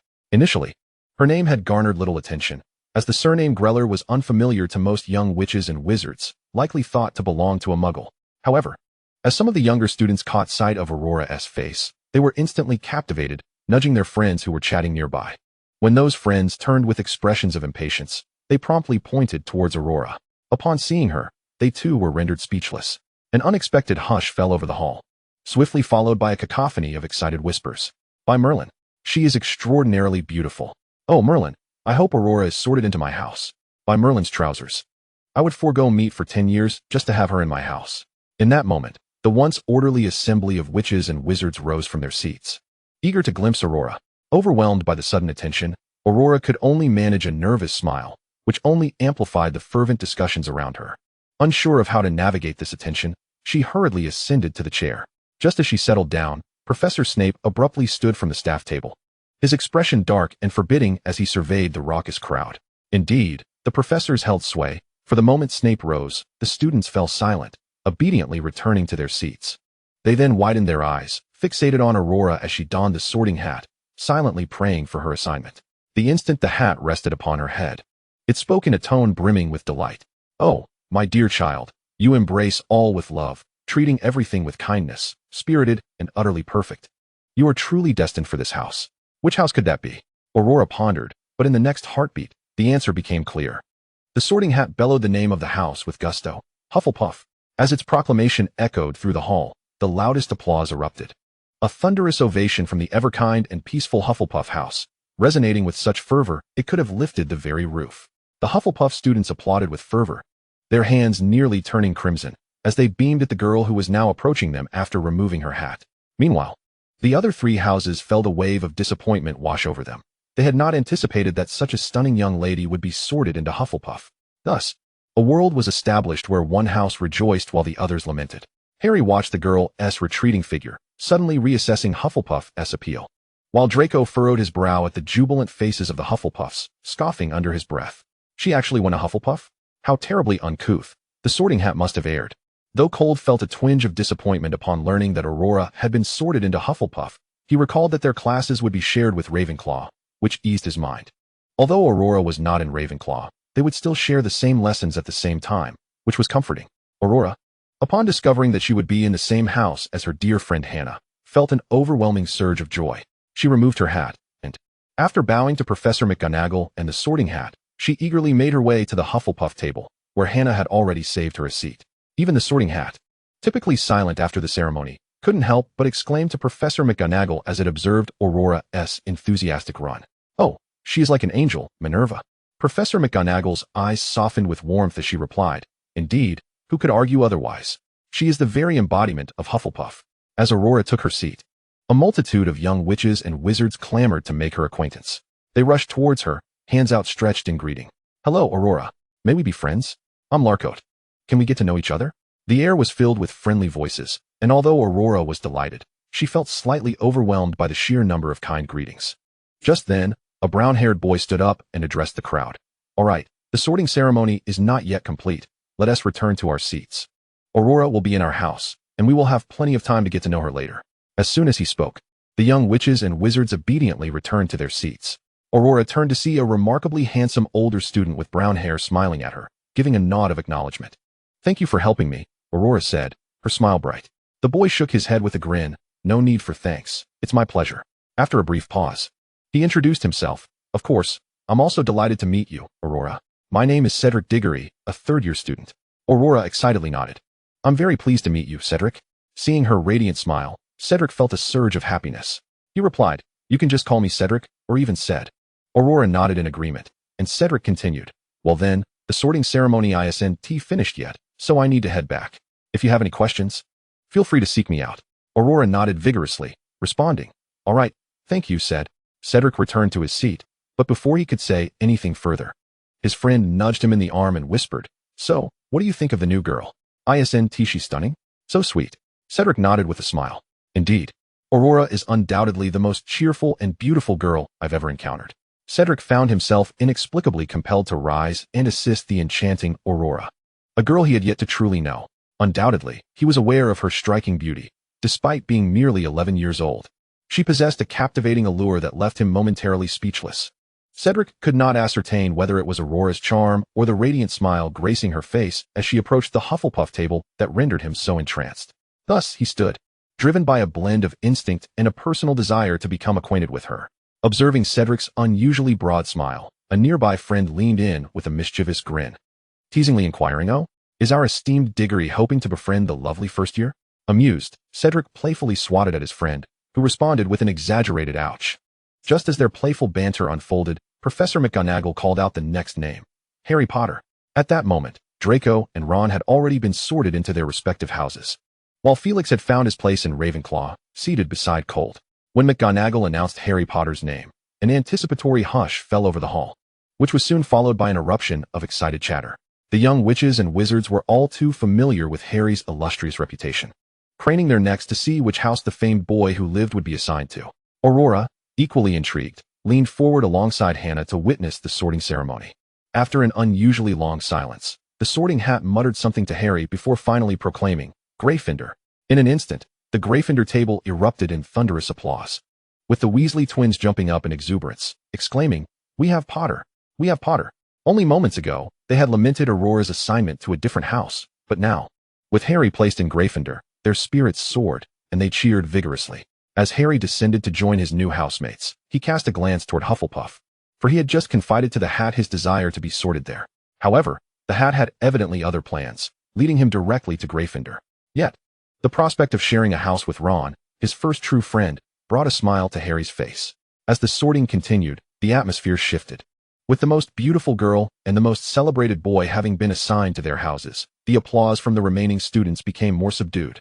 Thus, it was Hufflepuff and Gryffindor that emerged victorious this evening.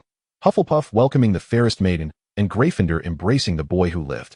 After Harry's sorting, Aurora remained at her table, watching the ceremony unfold alongside her friend. When Professor McGonagall called out Theodore Knott's name, Aurora turned her gaze toward the boy adorned with the sorting hat, who was assigned to Slytherin. To her astonishment, as he descended, his eyes did not drift toward Slytherin, but rather locked onto her own. The boy possessed raven-black hair and striking blue eyes, the latter of which captivated Aurora as they appeared the deepest shade of blue she had ever seen, reminiscent of sapphires. Momentarily lost in his gaze, she was startled when he swiftly averted his eyes after just a fleeting second. Dismissing the moment as inconsequential, Aurora resumed her focus on the sorting ceremony as it proceeded normally. However, another wizard named Blaise Zabinai, also sorted into Slytherin, glanced her way as he took his seat and even winked, leaving Aurora perplexed. Was there something amiss with his eye? Did he experience discomfort? After witnessing two Slytherins behave oddly, Aurora concluded that it would be wise to maintain a distance from Slytherin students. They seemed to embody the peculiarities her mother had described. Eventually, all the young witches and wizards were sorted and settled into their respective tables, their curiosity about their surroundings igniting a lively atmosphere. Professor McGonagall, observing the chatter from her seat, tapped her glass, and silence enveloped the hall. Dumbledore, surveying the assembly, nodded with approval before rising with a warm smile.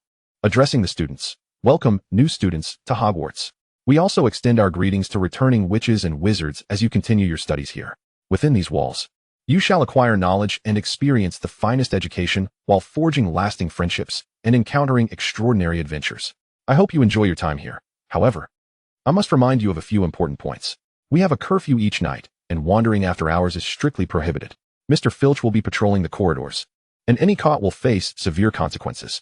Additionally, students should refrain from entering the forbidden forest without permission, and should you wish to remain unscathed, do not venture into the room at the end of the third-floor corridor on the right. I shall conclude my remarks with 4 words: foolishness, sniveling, dregs, twist. With a flourish, Dumbledore waved his hand, and an array of delectable dishes materialized before the students. Aurora and Hannah gasped in awe, their eyes shimmering with delight at the feast laid before them. Eagerly, they seized their forks and began to savor the culinary creations crafted by Hogwarts house elves. As Hannah hailed from a family of witches, she had undoubtedly shared tales of the school as professors, enabling Aurora to learn that they had been escorted by Hagrid, the half-giant keeper of keys and grounds, and Professor McGonagall, who taught transfiguration. Then there was Professor Sprout, the head of Hufflepuff, who instructed the students in herbology, followed by Professor Flitwick, the head of Ravenclaw, and finally, Professor Snape, the head of Slytherin. At the mention of Snape, Hannah shivered, whispering to Aurora, "We must never be late to Professor Snape's class or let a cauldron explode, for he becomes exceedingly irate. He's particularly frightening when angered." The 2 girls discreetly turned their gazes towards Snape, only to find his penetrating stare fixated on them for a brief moment. They quickly averted their eyes, and Hannah, still shaken, patted her chest, exclaiming, "Goodness, let us pray my potions class goes smoothly." Aurora nodded in agreement, yet she felt an odd familiarity in that fleeting glance, as if she had encountered him before. How peculiar. Chapter 28, Roommates. After the feast, the students were directed back to their respective dormitories. Aurora and Hannah obediently queued up, listening to Dumbledore's instructions as the Hufflepuff prefect led the first years to their quarters. By the morrow, Aurora's robe would no longer merely be a plain school garment. It would proudly display the warm yellow badger emblem of Hufflepuff and a matching tie. After waving to Hermione from a distance, Aurora turned to accompany Hannah towards the dormitory, while the prefect elaborated on the features of the Hufflepuff common room along the way. Our common room is situated closest to the kitchens, where delectable dishes are prepared by house elves, a practice initiated by our founder, Helga Hufflepuff, to ensure a stable income for these magical beings. Moreover, the Hufflepuff common room is not far from the Great Hall, and as they strolled, the prefect continued their introduction until they arrived before the entrance. Turning to the first-year wizards with a smile, the prefect welcomed them warmly. "Welcome to Hufflepuff. I trust that those who have arrived here are kind-hearted and full of love. For in Hufflepuff, we have never seen a dark wizard emerge. The founding principles of our house are harmony, friendship, and kindness. I believe that within Hufflepuff, you will forge lasting friendships and gain invaluable experiences." After this, the prefect turned slightly and added, "The method of entering the Hufflepuff common room is quite simple. Do you see that row of vinegar barrels beside us? They are arranged in various scales. All we need to do is tap the barrels with our wands according to Helga Hufflepuff's scale sequence, and the entrance will open." With that, the prefect took their wand and began to tap the barrels in the correct order. After 7 taps, the door to the common room slowly swung open, revealing the enchanting interior. Before leading the young wizards inside, the prefect reiterated, "Do take care not to strike the wrong barrel, or you might find yourself doused in vinegar." Upon hearing this, the first-year students nodded eagerly. Aurora had only observed the prefect's demonstration once, and thus did not remember it too clearly. Feeling a bit flustered, she tugged at Hannah's sleeve and shyly confessed, "I didn't quite catch that." Hannah patted Aurora's hand reassuringly. "It's all right. I didn't remember it clearly either. We can observe how the older students do it." Delighted by Hannah's words, Aurora nodded enthusiastically and followed the crowd into the Hufflepuff common room. Upon entering, Aurora began to take in her surroundings, her lips parting in awe. The Hufflepuff common room exuded warmth, adorned with a plethora of thriving green plants, and the sofas, floors, and table decor all radiated a gentle yellow hue, instilling a sense of tranquility. Notably, in the center of the room hung a portrait of Helga Hufflepuff, who was currently waving at the new arrivals with a welcoming smile. After allowing the first years a moment to admire their surroundings, the prefect turned to them once more. "All right, it is getting late, and you all need to rest. Tomorrow, you will embark on your first class. The boys' dormitory is to the left, and the girls' dormitory to the right, with 4 students per room. You can find your dormitory by referring to the names outside the doors. Your belongings have already been placed in your rooms by the house elves. Also, remember, boys are not permitted to enter the girls' dormitory. Otherwise, unfortunate events may ensue. I hope you all have a pleasant evening. Good night." With that, the first-year students bid the prefect good night and made their way in groups towards their respective staircases to find their dormitories. Aurora and Hannah ascended the stairs together, searching for their rooms according to the names displayed on the doors. To their surprise, they found themselves assigned to the same dormitory. With a joyful cheer, the 2 girls clasped hands and entered their room. Upon opening the door, they discovered their luggage already placed beside their beds. sparing them the dilemma of choosing a sleeping arrangement. Aurora noticed her little fox sprawled on her bed, eyes half closed, clearly exhausted from the 8-hour train journey. Feeling fatigued themselves, the two girls quickly set their belongings in order. Suddenly, the dormitory door swung open again, and they turned to see two more girls entering, fellow dormitory mates. As Aurora smiled and prepared to greet them, one of the newcomers, a blonde girl with striking blue eyes, exclaimed, "I can't believe we share a dormitory." She quickly moved to Aurora's side, her beautiful eyes fixed intently on her, causing Aurora to feel slightly bashful. "You are absolutely stunning. I heard you spoke with the older student, Diggory, from Hufflepuff today. What did you talk about? I want to know." Aurora scratched her face shyly and replied, "Oh, it was nothing much, really. There were just too many people around, so Cedric helped me out." The blonde girl beamed, her eyes sparkling with delight. "Oh, I see. I see. Hee." Suddenly, she snapped her fingers as if recalling something. "Oh dear, how rude of me. I forgot to introduce myself. I'm Olivia Starling. But you can call me Ollie or Olivia." Aurora nodded, just as she was about to introduce herself when Olivia waved her hand dismissively, saying, "No need to introduce yourself. I already know who you are, the most beautiful girl at Hogwarts. I remembered you from the moment I saw you." Aurora felt a mix of surprise and flattery at Olivia's words. However, before she could fully process it, Olivia tugged her towards another girl who was unpacking her things. "This is my friend I met on the train. I can't believe we ended up in the same house, let alone the same dormitory. What a stroke of luck." The girl looked up from her suitcase and smiled at Aurora. "Hello, I'm Caroline Stewart. I remember you, Aurora. Just call me Caroline." Aurora noticed that Caroline possessed a rare crimson hue in her irises, her ash-gray hair complementing her striking red eyes remarkably well. Olivia then chimed in. "Isn't Caroline's eye color extraordinary? Did you know she is a descendant of the former Stuart royal family of England? Their lineage is known for their striking red eyes. Truly fascinating." Aurora marveled at Olivia's revelation, for none of the girls had ever encountered red eyes before, making Caroline's unique appearance all the more enchanting. Upon hearing Olivia's compliment, Caroline smiled back and said, "Your eyes are quite beautiful too." Next, Olivia pulled Aurora over to Hannah, who then introduced herself to Caroline as well. Thus, the four young girls in the Hufflepuff dormitory became acquainted with one another, marking the beginning of their friendship. After exchanging names, they resumed unpacking their belongings. Once they finished, they took turns in the washroom to freshen up before donning their comfortable pajamas.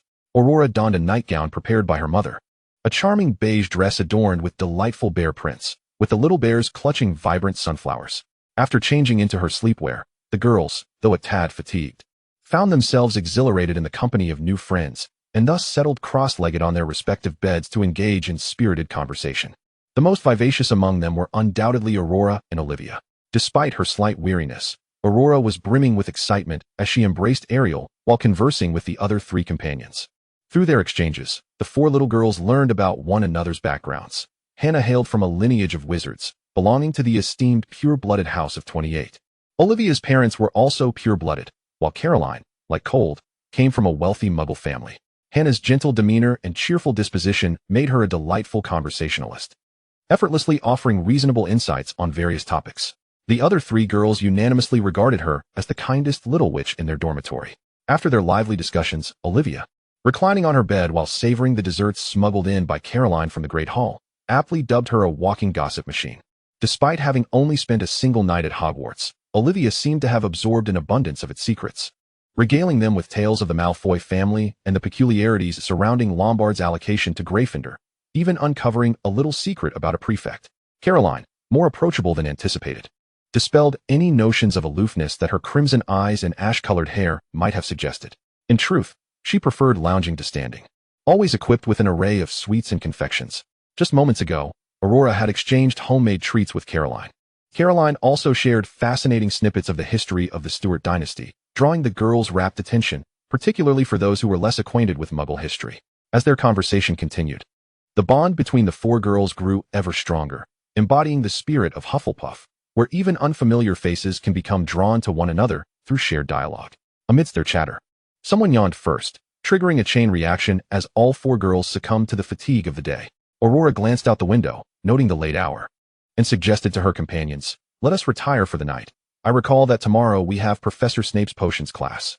The mere mention of Professor Snape's potions class was more effective than any lullaby, especially with Olivia having just elaborated on the notoriously strict head of Slytherin House, known for his lack of warmth, his stern demeanor, and his propensity for deducting points, all while never having been seen to smile. At this thought, A collective shiver ran through the four girls, prompting them to wish each other good night before nestling into their respective beds, eager to drift into slumber, determined to be well prepared for Snape's class the following day. As the curtains by their beds were drawn, the once bright Hufflepuff dormitory was cloaked in darkness. In the quiet, Aurora turned to her companion Ariel and whispered, "Are you tired?" Ariel licked her fur before replying, "I'm quite all right, Aurora, but do be mindful not to speak to me in public places." Aurora nodded, and Ariel nestled her head against Aurora's chest, saying, "Sleep well. We have our first class tomorrow." Embracing her fox tenderly, Aurora slowly closed her eyes and softly uttered, "Good night." Chapter 29, Class. The night passed swiftly, and when the four girls awakened, it was already 8 a.m. As Hogwarts typically chimed a wake-up bell, the girls sprang from their beds at the sound. Perhaps they had already been awake, for it was their first day of classes, and despite the formidable reputation of potions, excitement coursed through them. The four girls hurried through their morning routines, washing, dressing, and preparing their books, until they were ready to hold hands and exit the Hufflepuff dormitory together. Today, their attire was no longer simply black robes. They wore garments adorned with the Hufflepuff crest and complemented by warm yellow ties, the yellow lining harmonizing beautifully with Aurora's gown. As they made their way to the Great Hall, they observed numerous students already dining, and upon entering, many eyes turned toward them, accompanied by hushed whispers. Despite having only spent one night at Hogwarts, it seemed that all had come to a unanimous conclusion. Aurora was the most enchanting girl in the entire school. Even Aurora's three roommates each possessed their own unique charm. The girls settled at the Hufflepuff table, finding suitable spots to enjoy their breakfast while animatedly discussing the new subjects they would encounter in class. Eager for their first lesson, they devoured their meal with remarkable speed, determined to locate their classroom promptly. According to Olivia's description, Professor Snape's classroom was located deep underground and required quite a trek. Thus, the girls hurried through breakfast at an unusually brisk pace, with Aurora and Caroline discreetly stashing away 2 desserts in their bags before hand in hand. They dashed off to their classroom. As they stepped outside, they narrowly brushed past a blonde boy, oblivious to his presence as they focused on their discussion about the classroom's direction. Draco, having been interrupted in his attempt to meet Aurora the day before, was in a particularly foul mood. Accompanied by 2 lackeys, he entered the Great Hall hoping to catch a glimpse of Aurora. However, as he crossed the threshold, he noticed her laughing and conversing with another girl, their paths perfectly aligned to pass him by. He could even catch a hint of the fragrance that lingered in the air as Aurora walked past, an aroma unlike any he had ever encountered, reminiscent of sunflowers from his own garden. In that moment, he felt an impulsive urge to pursue her, but ultimately restrained himself from such a foolish notion. Instead, swaggering over to the Slytherin table, his mind preoccupied with the captivating scent he had just experienced, he resolved to ask his father about concocting that fragrance. It must be noted that Professor Snape's classroom was notoriously difficult to locate. The 4 girls twisted and turned through the corridors before finally arriving in the basement. Just 10 minutes before class began, Cold had arrived early as well, having come 40 minutes ahead of time for his inaugural potions lesson. He breathed a sigh of relief upon spotting Aurora and her friends, grateful for their companionship, which would surely help him navigate the way, sparing Aurora from a lengthy detour. At that moment, Cord had resolved that if Aurora had not arrived 5 minutes before class commenced, he would venture out to find her. Just as the 4 young witches had set their books aside for a brief respite, the large door at the back swung open, and the professors, clad in flowing black robes, approached with hurried strides. Aurora's gaze fell upon Professor Snape, and an array of questions flooded her mind. For he bore a striking resemblance to a boy she had encountered in her dreams, sharing the same name. Yet, Aurora was uncertain about the year she had dreamt of, and her mother had often remarked that many individuals bore the same name in the world. Despite her uncertainty, upon hearing that familiar name, Aurora's trepidation regarding potions class diminished somewhat. Snape ascended the podium with a resolute demeanor, casting a sweeping glance across the room. When his emotionless gaze met Aurora's, it softened momentarily before returning to its usual sternness as he surveyed the other young witches. After a brief silence, he spoke in a low tone. "In my class, I shall instruct you on the art of crafting the finest potions, how to stave off death, create glory, and conjure miracles. Here, there is no need for you to foolishly wave your wands. Simply ensure that your cauldrons do not explode." Wrapping his black robe around him, he surveyed the young witches once more and inquired, "Now, who can tell me what ingredients are required for the Scabbers potion?" At that moment, the young witches collectively exhaled a sigh of relief, for they had anticipated a harsh reprimand from Professor Snape before the lesson commenced. Yet he had swiftly transitioned into the subject matter. It appeared that as long as they did not err, all would be well. The answer regarding the ingredients for the Scabbers potion was provided by Cord from Ravenclaw. After a nod of acknowledgement from Snape, he turned to draw back a curtain and began elucidating the topic. For reasons unknown, Snape's pace of instruction markedly differed from his earlier speech. It was deliberate and meticulous. Initially, as the lesson commenced, Aurora harbored concerns that she might struggle to comprehend Snape's rapid delivery, prompting her to pay unwavering attention. However, upon hearing his measured tone, she felt a wave of relief wash over her, for she could indeed keep pace with his teaching. Once he had thoroughly covered all materials and precautions, it was time for practical application. Aurora partnered with Hannah, while Caroline teamed up with Olivia, and together they diligently followed the steps outlined in their notes and textbooks. The other young witches were equally absorbed, but soon they understood why Snape instilled such fear in the older students. Use your head, sir. Do you think this is the time to heat it? He admonished one student. The snail is suffering an unjust fate in your hands, miss. Although Snape did not resort to outright insults, his sardonic tone caused many young witches to blush in embarrassment. He began his rounds, starting with the Ravenclaw students, addressing almost all of them, while merely glancing at those who performed adequately without uttering a word. Next, he slowly approached the Hufflepuff side, and as he drew near, Aurora and her companions involuntarily shuddered. They had heard Snape's reprimands directed at the Ravenclaw students and felt their hands tremble. As anticipated, when Snape reached the Hufflepuffs, his icy tone remained unchanged, making the already cold dungeon feel even chillier. Gradually, he approached Aurora and her group, where she was grinding the fangs of a serpent. Upon hearing the slow, deliberate footsteps of Snape, her hand trembled as she held her tool. Snape came to a halt beside them, yet remained silent, prompting the two girls to continue their work with trepidation. At that moment, behind them, Snape's serious gaze fixed upon the crown of Aurora's head, observing her earnest efforts despite their imperfections. In that silent exchange, glaciers melted quietly, and spring waters cascaded forth. Snape stood quietly behind Aurora. She and Hannah couldn't help but wonder why the professor remained silent, yet they remained focused on their tasks. Once all the materials were prepared, Aurora and Hannah breathed a sigh of relief, ready to begin brewing the Scabbers potion, having already completed a substantial portion of the preliminary steps. Just then, Snape, standing beside the two girls, finally spoke. Miss Aurora's serpent fangs are ground to the finest consistency. For that, I shall award Hufflepuff 5 points. Upon hearing these words, the two girls exchanged glances, their eyes sparkling with delight. Aurora felt a surge of joy. She had heard Olivia mention that earning points in Snape's class was quite challenging. Yet here she was, receiving 5 points on her very first day. Turning to Snape, Aurora gazed up at him with shining eyes and said, "Thank you, Professor." Snape looked at the girl before him, expressing gratitude, and though he longed to smile, years of habit had dulled his ability to do so. Instead, he merely curled the left corner of his mouth upward and nodded gently. Once Aurora observed Snape nodding in acknowledgement, she turned back to resume her potion-making with Hannah, while Snape departed to attend to other matters. The other young witches were equally astonished that Professor Snape had praised Aurora and awarded her points. Despite it being their first day of class, they had quickly grasped the nature of Snape's character, especially considering that Ravenclaw had just lost 4 points. Consequently, the gazes of their peers toward Aurora became even more admiring. Not only was she beautiful, but she had also contributed points to Hufflepuff.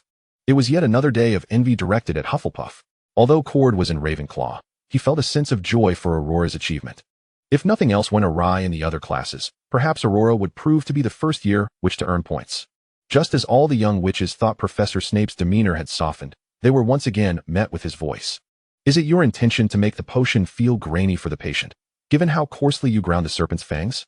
Prompted by his words, the young witches resumed their diligent efforts. Indeed, how could one expect such a sudden transformation? Finally, after what felt like an eternity, class was dismissed, and Aurora and Hannah successfully brewed the Scabbers potion. While it may not have been the finest, it was correct and effective. The moment Snape announced the end of class, all the young witches slumped over their desks, utterly drained. Only a few from Ravenclaw and the exuberant Aurora and Hannah from Hufflepuff remained relatively unscathed. Before departing, Snape collected all the potions and placed them into a single, unified box, containing concoctions brewed by students from various year groups. Useful items can be sent to the infirmary, while those of inferior quality should be discarded without hesitation. As for Aurora's bottle, Severus did not place it in the box. Instead, he tucked it into his sleeve, taking it with him as he departed. When he shifted his gaze back to Aurora, she blinked at him and offered a faint smile. Severus tightened his grip on the vial in his hand and swiftly exited the classroom. Now was not the time. She did not remember me yet, and she was still blissfully unaware. Once this class concluded, the young witches and wizards would head to the Great Hall for lunch, with Aurora having received points, happily chatting animatedly with her friends. Her companions were astonished at Professor Snape's unexpected amiability, as he had remarkably awarded points to Hufflepuff. One must remember that the last time points were awarded felt like a distant memory. Even Olivia updated her gossip repertoire, while Aurora and Caroline nibbled on their pre-meal treats. Listening intently to the chatter, they soon found themselves at the entrance of the bustling Great Hall, where, upon entering, all eyes turned toward Aurora. The speed at which the news spread among the Hufflepuffs and Ravenclaws was impressive. Those already in the hall before Aurora's arrival were aware that the usually strict Severus had, against all odds, granted Hufflepuff 5 points. This led them to muse once more that Aurora's beauty was so captivating that even Professor Snape could not resist. After all, who could possibly ignore such a lovely visage? Aurora was at a loss for how to respond, so she merely smiled awkwardly and waved at them. With that gesture, the previously hushed room erupted into lively discussion once more. Yet, they quickly recognized the girl's discomfort and refrained from fixating their gazes so brazenly upon her. Aurora then sighed in relief, leading her friends to sit at the Hufflepuff table. Shortly after taking their seats, a newcomer unexpectedly joined Aurora at her side, and upon turning her head, she found it was Cedric, the one who had come to her aid the previous evening. Cedric beamed at Aurora and exclaimed, "Congratulations on earning 5 points for Hufflepuff. That is truly remarkable." Aurora, feeling a bit bashful, rubbed the back of her head and replied, "It's what I ought to do. I will continue to strive." Cedric, charmed by the determination reflected in Aurora's eyes, smiled and reassured her, "No worries. You are already doing wonderfully." Meanwhile, Harry from Gryffindor found his gaze drawn irresistibly toward them, wishing to introduce himself to the girl and inform her that they had met before.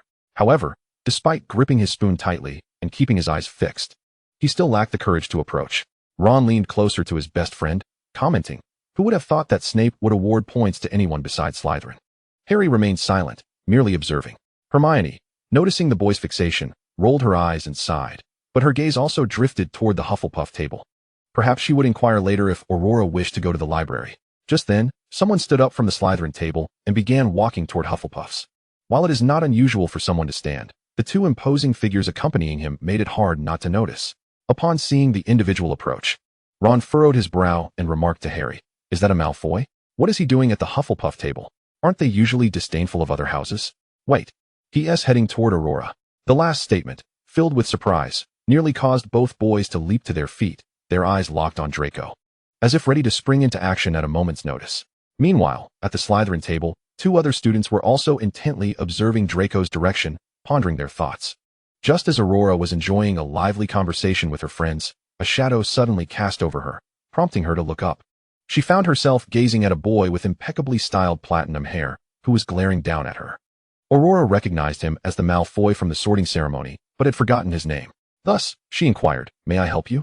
Draco frowned, recalling that he had indeed introduced himself and was puzzled as to why she did not remember. "You don't know my name?" Chapter 30, A Beating. Upon hearing Draco's inquiry, Aurora looked equally perplexed. She furrowed her brow and tentatively replied, "Hello, Malfoy." Upon hearing her utter his surname, Draco felt a surge of indignation. How could she possibly forget his name? He slammed his hand on the table, glaring fiercely at Aurora as he declared, "You dare not remember my name." Aurora was taken aback by the sudden outburst, and Olivia, witnessing Draco's reaction, quickly tugged at Aurora's sleeve and whispered urgently, "Draco, his name is Draco Malfoy." Although Aurora found it odd that she should remember the name of someone called Draco, she felt compelled to quell his anger given his furious demeanor. However, at that moment, Aurora found his behavior rather unreasonable and felt a flicker of irritation herself, responding somewhat curtly, "All right, I know now, Draco. Your name is Draco." Draco, of course, recognized that Aurora's acknowledgement of his name had come from the girl beside her, and had it been any other time, he would have mocked someone for such a slight. Yet, in this instance, Draco took a deep breath and chose to speak calmly, for he was eager to make her acquaintance. After all, knowing a Malfoy was a privilege. He extended his hand toward Aurora, tilting his head back with a haughty expression, and proclaimed, "Now that you know my name, let us be introduced." As knowing a Malfoy is a most esteemed honor, Aurora, observing Draco's outstretched hand, felt a reluctance to become acquainted with him after their earlier encounter. Her mother had once said that one could make good friends at school, but not everyone met the criteria for friendship. This boy named Draco, with his haughty demeanor and sense of superiority, was precisely the type of person her mother had warned her about. Aurora felt a twinge of dislike and shook her head, replying, "Thank you, Draco, but I do not wish to be friends with someone I do not know well." Draco was taken aback. Aurora did not wish to befriend him? No one had ever turned him down before. People typically sought his friendship. His fair complexion flushed crimson with indignation, and he quickly retracted his hand, glaring at the beautiful girl before him as he seethed. You actually do not want to know a Malfoy. I have long asserted that the wizards of Hufflepuff cannot rival the excellence of Slytherin. At that moment, Cedric, who had been quietly protecting Aurora from the sidelines, frowned upon hearing these words and turned to Draco. Mr. Malfoy, I would advise you to watch your language. Draco, upon hearing Cedric's admonition, scoffed disdainfully and surveyed Aurora's companions, remarking, am I wrong? Greller, a surname I've never encountered, and that group beside you. What are they, mudbloods? However, Draco did not finish his sentence, for Aurora, upon hearing him speak of her friends, abruptly rose from her seat, glaring furiously at Draco. You cannot speak of my friends like that. Draco, still reeling from Aurora's indignation, retorted, and what if I do? What will you do about it? He found himself cut short as Aurora, in a sudden burst of fury, swung her fist at Draco. If Aurora had been an ordinary 11-year-old girl, her punch might have merely caused Draco mild discomfort. Yet, she was anything but ordinary. Her blow sent Draco crashing to the ground, clutching his throbbing nose, a warm trickle of blood escaping from beneath his fingers. When he raised his hand to inspect the damage, he was met with a palm full of crimson. He let out a shriek before glancing up at Aurora, who, in her bewildered state, appeared even more enchanting. Draco couldn't help but think to himself, what is wrong with my mind? The commotion undoubtedly drew the attention of everyone present. As Draco succumbed to unconsciousness, gasps erupted from the onlookers, prompting Harry, Ron, and Hermione to rush to Aurora's side without a moment's hesitation. Just then, as Cold entered the Great Hall after leaving the library, he was immediately struck by the sight of a throng gathered around Hufflepuff, quickly discerning Aurora at the center. Looking utterly bewildered, he dashed over to her, only to find the golden-haired boy sprawled on the floor, blood streaming from his nose, while Aurora stood nearby, clearly distressed. Cold instinctively positioned himself protectively beside Aurora, who was still reeling from the encounter. She was at a loss, having only heard Draco insult her friend, and instinctively reacted with a punch. Little did she know her strength was sufficient to knock him out. In a state of panic, Aurora grasped Cold's sleeve, her eyes shimmering with unshed tears. What should I do? I didn't mean to knock him out. At that moment, Cold had gleaned the details of the incident from Caroline's succinct recounting. After listening, he glanced at the unconscious boy and gently patted Aurora's back, speaking slowly. This is not your fault. He should not have spoken of you or your friends in such a manner. Just then, Professor McGonagall approached, kneeling beside the bleeding Draco before rising to regard the tearful and flustered Aurora. She had already gathered the events leading up to this moment from other wizards and understood that Draco had instigated the confrontation. However, she was taken aback by the girl's considerable strength. After attending to Draco's wounds, she summoned Madame Pomfret to escort him to the infirmary, then turned sternly to Aurora. Miss Greller, while I acknowledge that Mr. Malfoy's behavior towards a classmate was inappropriate, I believe it would have been wiser for you to report the matter to a teacher rather than act impulsively. Therefore, I must regrettably deduct 20 points from Hufflepuff for your rashness. However, due to Mr. Malfoy's indiscretion, I shall also deduct 20 points from Slytherin. Upon hearing the penalty imposed on her house, Aurora's tears that she had been holding back flowed freely. She felt a deep sorrow for her impulsive actions. Why had she let her emotions get the better of her? Yet, she could not tolerate anyone speaking ill of her dear friends. Sniffling, she wiped her tears and said, Thank you, Professor McGonagall. I understand, and I won't act this way again. Nodding in acknowledgement, McGonagall turned to disperse the crowd of curious young witches and wizards. Aurora bit her lip, trying to contain her tears, yet inside, she felt a wave of regret. She had just earned points for Hufflepuff in the morning. Only to see them deducted now, she felt utterly disheartened. Turning to her friends and the other Hufflepuff students, she apologized. I'm so sorry. I caused our house to lose points. To her surprise, instead of reproach, her companions rallied around her. How could we be angry? Aurora, do you realize how incredible you were? You knocked him out in one punch. Your strength is amazing. One of them exclaimed. This is not your fault at all. We should blame that Slytherin for his loose tongue. Cedric chimed in. It's not your fault. You were very brave. If it were me, I would have reacted the same way if someone spoke ill of my friends. Aurora's other roommates added, Of course, dear. You should know you were exceptionally courageous. From now on, there will be tales of a brave Hufflepuff who stood up to a Slytherin provocateur. This sentiment encapsulated the essence of Hufflepuff. Innocent, kind-hearted, and warm-hearted. They held friendship as their utmost virtue, with kindness ingrained in their very nature. As Aurora listened to her friend's supportive words, a warm glow surged within her, and she smiled through her tears. However, overwhelmed by emotion, she could only manage a simple "mm." When Harry and his friends observed that Aurora had ceased crying, they breathed a sigh of relief. Ron leaned in to whisper to Harry, "See? It's a good thing you never got to know Draco. Now you understand what kind of person he is." Harry nodded earnestly, agreeing with Ron's assessment. Meanwhile, at the Slytherin table, a strikingly handsome boy cast a knowing smile in Aurora's direction, as if she were a rare sunflower with thorns. Unbeknownst to them, a girl with voluminous hair glared hatefully at Aurora's position, tightly gripping her knife and fork. Slowly, she retreated, racing back to her dormitory to craft an exaggerated account of the incident, sending a decidedly unfriendly letter to Malfoy Manor. If Draco could not awaken, then she would ensure he received the retribution he deserved. For those who strike must face the consequences, mustn't they? That evening, as Lucius concluded his day's work and prepared to unwind, he unexpectedly received a letter bound with a green ribbon. Puzzled by the sender at this hour, he opened it, only to have his pupils dilate in shock. Uncle Lucius, a daring Hufflepuff girl, has knocked Draco unconscious, and he is now bleeding profusely. Utterly unaware of the circumstances in the infirmary, upon witnessing his son being bullied, Lucius felt a surge of disbelief and fury. How could anyone dare to mistreat his son within the hallowed halls of Hogwarts? He yearned to rush over and discern the identity of the audacious girl who had dared to strike Draco. Yet, at this moment, Hogwarts barred all outsiders from entering, compelling him to wait until the morrow, around 10 o'clock, to gain entry. He crumpled the paper in his hand and gazed out the window into the distance, pondering who could be so bold as to assault one bearing the Malfoy name. He had meticulously concealed Draco's lineage to everyone. Draco was regarded as his legitimate son. What audacity could lead someone to attack him within the school grounds? When Narcissa arrived, Lucius brandished the crumpled letter before her, declaring, "Draco has been knocked unconscious at school. I intend to investigate tomorrow." Upon learning that a girl had bested Draco, Narcissa expressed her astonishment, her eyes betraying concern. "Very well. You should make haste in the morning to uncover her identity." Lucius nodded slowly, and the couple fell into a contemplative silence, with Narcissa eventually turning to retreat to her chamber. Lucius remained rooted in place, his fingers absently caressing a silver serpent pendant adorned with a sunflower, a habit he had maintained for years. Whenever beset by troubles or insurmountable dilemmas, he found solace in the pendant, as though she were there by his side. He wondered where she might be now. Chapter 31, Assignments and Visits. The first-year wizards had a rather light schedule, with classes being few and far between, leaving them to tackle the assignments assigned by their professors.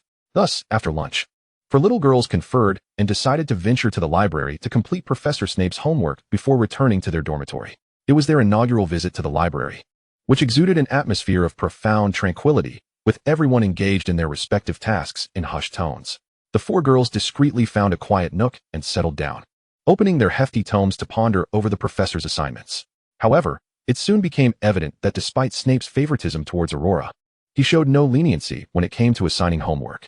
The assignment left the four girls scratching their heads, frantically rifling through their nearby books and whispering amongst themselves, while Aurora's once loose curls began to frizz under the pressure of the task. Midway through, a sense of despair washed over the girls, as they realized that no amount of extra points awarded to Hufflepuffs by Snape could salvage their rapidly fraying brain cells. At that moment, Hermione emerged from around the corner and beheld the four girls slumped in their chairs, defeated. Aurora had even laid her head on the desk, tracing the words on the page with her finger. Hermione had intended to bring along the two boys to work on their assignments after lunch, but Harry and Ron clearly lacked the same diligence, leaving her to navigate to the library alone. After a prolonged conversation with them, she found that only a few seats remained available. Navigating through the labyrinthine aisles, she stumbled upon the four struggling Hufflepuff witches, deep in concentration over their potion assignment. Hermione took a seat across from them, placing her book down and quietly asking, "Is there something you don't understand?" Aurora, upon spotting Hermione, sighed in exasperation. "Professor Snape's assignment is exceedingly difficult. We feel as though we might not be able to finish." Hermione, understanding their plight, Hermione smiled, took Aurora's parchment, and replied, "Though I have yet to attend Professor Snape's class, I have prepared in advance and believe I can assist you." At Hermione's words, the four previously despondent girls perked up, sitting up straight and gathering around Hermione eagerly. True to her word, Hermione quickly identified the issues within Aurora's essay and offered insightful guidance. "You should describe the duration required for brewing the Scabbers potion." With Hermione's patient explanations, even the most obtuse among them, like Aurora, began to grasp the concepts, her face lighting up as she exclaimed, "Thank you, Hermione." Hermione waved her hand dismissively and smiled. "It's no trouble at all. I'm just glad to be of help." As the other three girls, witnessing Aurora's breakthrough, hurriedly presented their own parchments to Hermione for assistance, she continued to provide them with sound advice and solutions. Once they received her insights, They promptly expressed their gratitude and swiftly resumed writing with their quills, while Hermione began to focus on her own transfiguration homework. Finally, just before dinner, all 5 girls successfully completed their assignments. Olivia stretched and, with bright eyes, remarked, "I think you should join Ravenclaw, Hermione. You're incredibly clever." Aurora pondered for a moment before stating, "Well, Hermione could fit into Gryffindor. Her bravery seems to surpass her intelligence."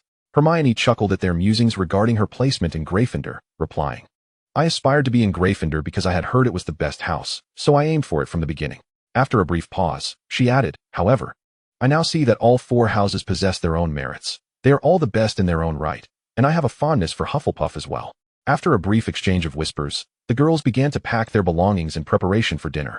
Laughing and chatting, they made their way to the entrance of the Great Hall, where they spotted Harry and Ron, who were also ready to enter. Both boys appeared somewhat taken aback to see Hermione conversing with Aurora, but then recalled that Hermione had already met Aurora during the sorting ceremony. It seemed they had just returned from the library. Had they known, they would have joined her. Hermione waved at the 2 boys, who stood frozen at the entrance, while Aurora's gaze followed Hermione's to land on Harry and Ron. Her eyes sparkled with excitement, for standing before her was the boy her mother had spoken of, the one who had triumphed over great adversity. Aurora dashed up to Harry, her face alight with joy. "Are you Harry Potter?" As Harry saw Aurora rushing towards him, his heart skipped a beat. Upon hearing her question, he nodded slowly, though his attention was captivated by the lingering fragrance that enveloped him as she approached.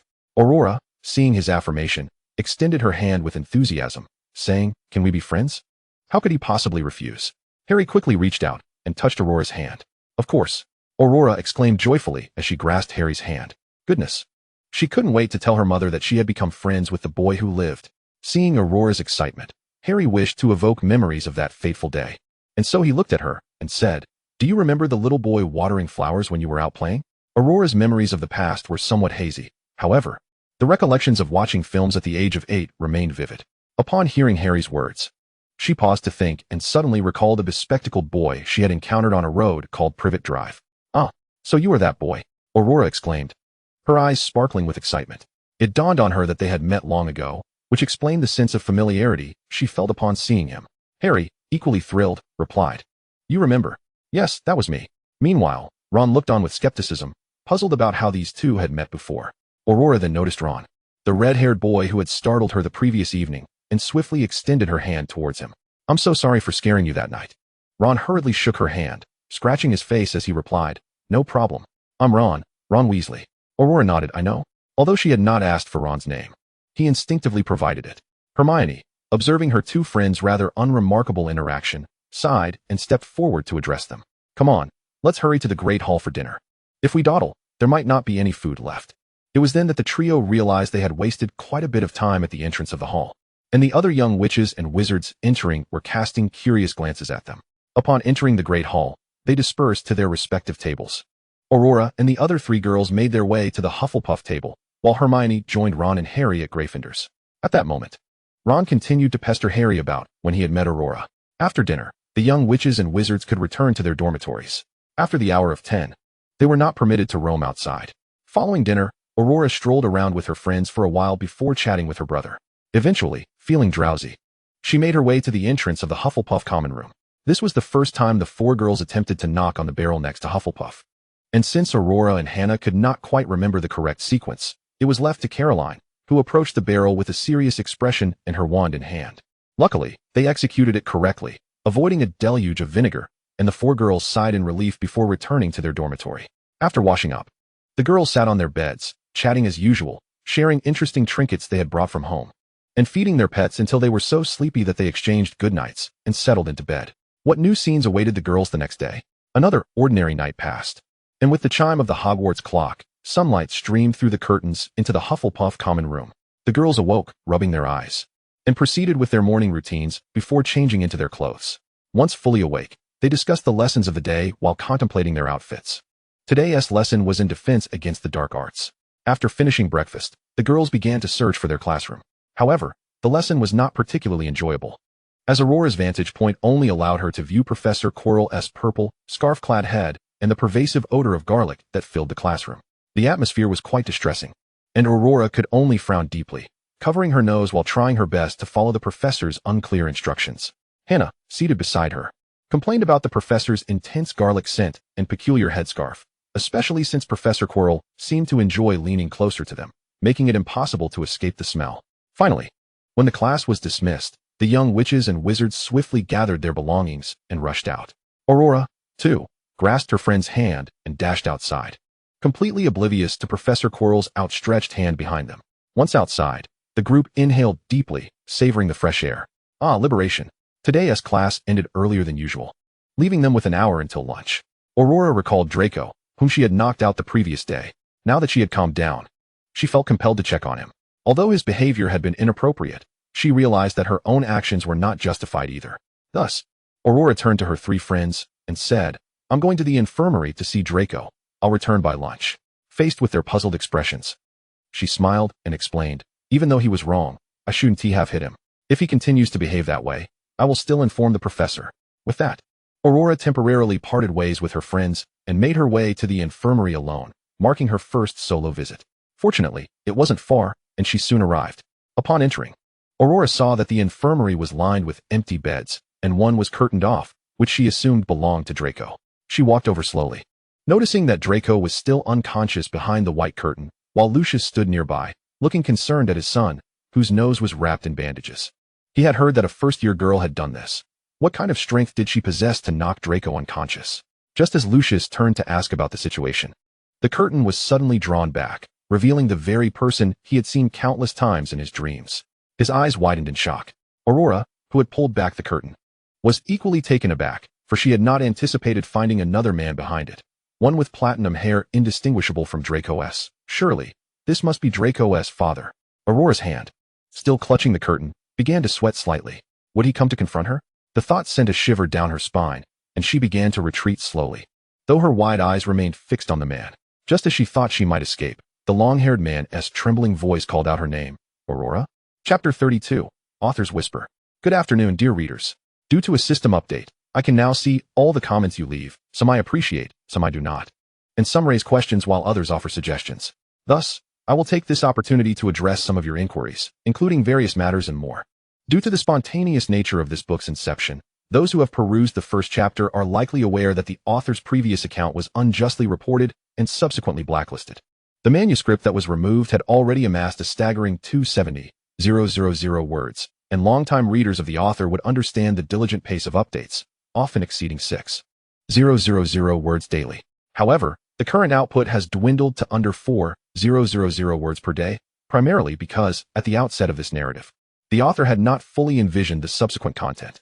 As is well known, crafting a novel necessitates considerable forethought regarding character outlines and the intriguing tales that will unfold, alongside the establishment of a coherent setting. When this book began, the author had merely conceived a foundational premise and character traits, lacking a detailed outline or further content. The sudden and distressing removal of the 270,000 word manuscript left the author in a state of turmoil. Yet the desire to meet the expectations of eagerly awaiting readers compelled them to proceed with this book, starting without a comprehensive outline, only character sketches to guide them. Even the cover and title were hastily devised amidst a flurry of activity. As readers may know, the author is a university student, juggling assignments and presentations, often required to compose in pure English. Thus, during that tumultuous period, the author faced the dual challenge of having their book removed while simultaneously managing academic responsibilities. Consequently, the initial 20,000 words of this book were composed in a mere 2 days. The author has noted the concerns raised by readers, such as the perceived incompleteness of the writing and its robotic tone, as well as the imperfections in character development. Although the author previously maintained a daily output of over 6,000 words, the hurried commencement of this book has resulted in less refined subsequent content. The author is reluctant to write hastily, opting instead for a more deliberate approach, which has inevitably slowed the update frequency. Moreover, the author has embarked on another work, which is a continuation of the previously reported manuscript. The author could not bear the thought of abandoning a project that had already reached several 100,000 words, allowing it to languish in obscurity. Thus, with a heavy heart, they began to outline this new narrative and address other related matters. In this new book, the author has even resorted to using the term light in place of system, having omitted mind-reading abilities and other tropes. The simultaneous effort of managing 2 books has left the author feeling somewhat overwhelmed. Additionally, with final examinations looming just 3 days before the National Day holiday, The author is currently balancing revision with the imperative to update their works, striving not to disappoint readers. Therefore, if there are delays in responses, the author asks for readers' understanding, as they are indeed quite busy at present. Once examinations conclude and the holiday begins, the author will gradually find time to return to a more regular schedule. After all, it is well known that the author is one of the fastest in the HP fandom in terms of updates. There may be numerous errors to rectify, but the author will address these gradually. Much love to each and every one of you. Chapter 33. Friends. When Aurora heard the man before her call out her name, she was momentarily taken aback. How could he possibly know her name? After a moment of contemplation, she steeled herself, taking a step forward to bow deeply before him, exclaiming, "I am truly sorry, sir. I should not have knocked Draco unconscious. But he had no right to mock my friend." With that, she maintained her bow, tightly closing her eyes as she awaited the verdict. At that moment, Lucius found himself momentarily frozen, oblivious to the fact that Aurora was apologizing. The girl he had tirelessly searched for, alongside Narcissa, had appeared before him in this unexpected manner. It dawned on him that she was merely a first-year witch now, and her recent demeanor suggested she had yet to remember him. Nevertheless, it was a joy to see her again. There was still time for everything to be said. With this thought in mind, Lucius slowly knelt before Aurora, gently placing his hand on her shoulder, encouraging her to rise. Observing Aurora with her eyes still tightly shut and her face flushed, he couldn't help but smile. She remained unchanged, just as he remembered her. Lucius, half kneeling, gazed up at Aurora and reassured her, "It is quite all right. I understand. This is not your fault. Draco's thoughtless words are to blame. I will have a word with him."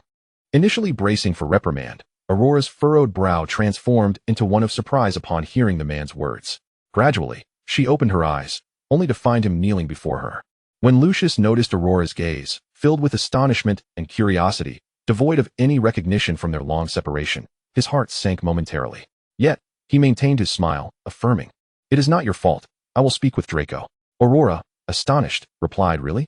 Lucius nodded, taking her hand as he softly introduced himself. "Allow me to reintroduce myself. I am Lucius Malfoy." With that, he gently bowed his head, brushing his forehead lightly against the back of Aurora's hand, akin to a dragonfly alighting on water. Aurora, relieved by Draco's father's politeness, responded, "I am Aurora Greller." Lucius, gazing at the girl introducing herself, yearned to say, "I know your name, I foresee your future, and I remember the words you once spoke to me." Yet, in this moment, he could not express these sentiments. He could only suppress the tremors within him and smile. "It is a pleasure to meet you, Aurora." At that instant, Draco, lying in his hospital bed, slowly began to awaken. Upon noticing his father kneeling before Aurora, he instinctively called out, "Dad." "It was her who hit me." Hearing his son's words, Lucius struggled to contain a smile as he rose and addressed Draco. "This situation arose from your own misjudgment, Draco. I recall teaching you that one should not belittle others." Draco, taken aback, had expected his father to defend him, but was instead faced with a reprimand. Recalling his father's usual sternness, he could only nod in acknowledgement. "I understand, father." Once their exchange concluded, Aurora stepped forward, approaching Draco's bedside.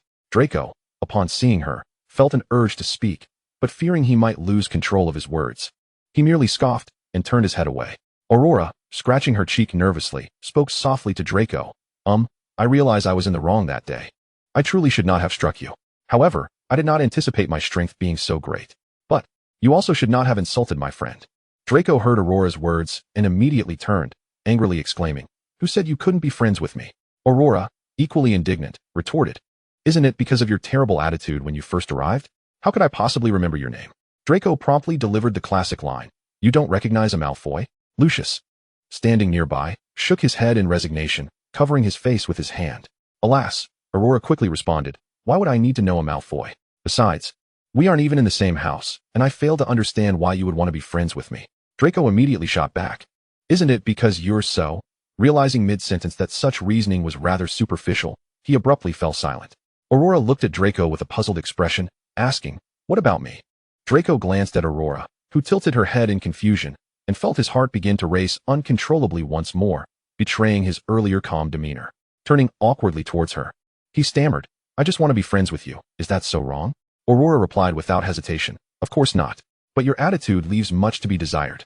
At that moment, Lucius interjected, "Yes, Draco, if you wish to befriend someone, you must first speak to her in a friendly manner." Hearing his father's words, Draco turned back to Aurora. When their eyes met, he saw his own reflection mirrored in her golden irises, causing his cheeks to flush. He could only stammer, "All right.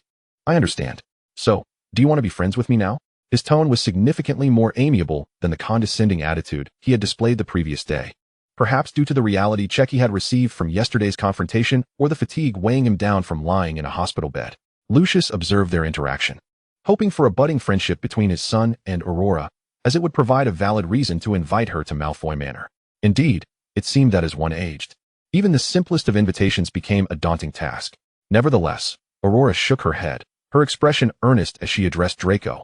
I cannot be friends with you just yet, Draco. You need to apologize for your words. I came to apologize to you. You must do the same. My mother taught me that we must all take responsibility for our actions and words.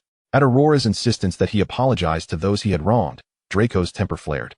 He nearly sat up, glaring at her as he exclaimed, You want me to apologize to them? You want me to apologize to those? Before he could finish, Lucius placed a firm hand on his shoulder, gently yet firmly reminding him, Draco, do you recall how I raised you? Recalling his father's teachings from his childhood. Draco took several deep breaths, closing his eyes for a long moment before reluctantly opening them, and saying to Aurora, Fine, I will speak to her. Yet, in that moment, Draco had no intention of following through. One's beliefs do not change overnight. Although Lucius had instilled in Draco valuable lessons through the butterfly effect of his own youthful experiences, some mindsets remained stubbornly entrenched. When Lucius heard Draco's acquiescence, he nodded with satisfaction and turned to Aurora. I hope that after Draco apologizes, the two of you can become good friends. If you find the time, you are welcome to visit our home. Ralda is also a wonderful partner of mine.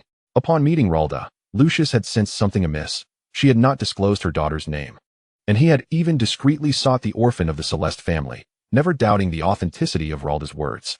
It was clear that the girl before him could not be the Celeste heir, as her attire and necklace spoke of familial affection. It seemed that when one's credibility was too high, even deception could be met with skepticism. At that moment, Madame Pomfrey entered, parting the curtain to inform Lucius, Sir, visiting hours are over. You must return. Hearing her words, Lucius felt the fleeting time had been all too brief. He ought to request an extension from Dumbledore. Reluctantly, he nodded and turned to Draco and Aurora. I must take my leave now. During the holidays, you may bring Aurora along to play, Draco. With that, he lightly tapped Draco's shoulder with his serpent-headed wand and, after casting a glance at Aurora, slowly turned to depart. Thus, the infirmary was left with only Aurora and Draco. Aurora watched Lucius leave and then turned to Draco, saying, Your father is very kind to you. Draco huffed, pride evident in his voice. Of course. My father is the best. Whenever I tell him something, he always makes it right. Upon hearing this, Aurora gazed at Draco with envy. Wow, really? That must feel incredible. Draco looked at Aurora with pride and inquired, What about your father? Is he good to you? At the mention of her father, Aurora's demeanor shifted, her eyes downcast and tinged with sadness. I've never met my father. My mother says he has gone on a long journey, but I don't know where. Draco, feeling regretful, thought to himself, what a thoughtless thing to say. Aurora's wistfulness about her absent father, juxtaposed with Draco's own paternal presence, suddenly cast a shadow over her previously cheerful mood. Tears welling up in her eyes. Seeing Aurora in such distress, Draco panicked, stammering, Oh no, this is my fault. I won't mention my father again. It's my mistake. Suddenly, an idea struck him, and he awkwardly pulled Aurora closer, clumsily attempting to wipe the tears from her cheeks. As it turned out, Draco's efforts were indeed quite unskilled. The delicate skin around Aurora's eyes became slightly red and irritated due to his inept touch, yet ultimately, he succeeded in evoking a smile from her. Aurora chuckled as she wiped her tears and teased, Were you just trying to wipe my tears? Not a single spot was right. Ha ha. Hearing her laughter unexpectedly lightened Draco's mood, yet he still awkwardly remarked, Be grateful. You're the first person I've ever wiped tears for. You must know that Malfoys never wipe tears for anyone else. Aurora playfully replied, All right then, wait until you're more skilled for the next time. Draco flared up in protest, Next time. Aurora looked at him with confusion, What next time? It's not just me. The once fervent Draco suddenly fell silent, gazing at Aurora. Words caught in his throat, yet he could not bring himself to speak his true feelings. I would never wipe tears for anyone else, save for you. After engaging in a playful tussle for a while, Aurora finally became aware of the emptiness in her stomach and turned to Draco, saying, All right. I'm off to lunch now. Don't forget to apologize to my friends. Bye. With that, she dashed out like a whirlwind, pondering whether the dining hall would serve steak today. Draco stared blankly at the emptiness before him. Had she truly left without a care? At that moment, the faint scent of Aurora lingered in the small space, and it seemed as though the moisture from her cheek still clung to Draco's fingertips. He involuntarily twisted his fingers, spreading his hands to bury his face within them. inhaling deeply, surrounded entirely by the fragrance of Aurora. There was no escaping it. "Very well, Aurora. I concede that I still wish to be your friend." Meanwhile, at Malfoy Manor, Lucius had just returned home when Narcissa approached him with a question. "Have you determined which girl it is?" Lucius paused slightly while removing his coat, then looked at Narcissa and replied with deliberate clarity, "It is Aurora." Clatter. The teacup Narcissa had been holding trembled in her grasp at the mention of the name, causing some hot tea to spill onto her hand. Yet, Narcissa seemed oblivious to the burn, hastily placing the cup down and staring intently at Lucius, asking, "Is it really her?" Lucius remained silent. But his lack of response spoke volumes. Indeed, it was her, the unexpected sunflower that had burst into their lives. At this moment, they were about to meet again. Narcissa suppressed her excitement and remarked, "That must be Draco then.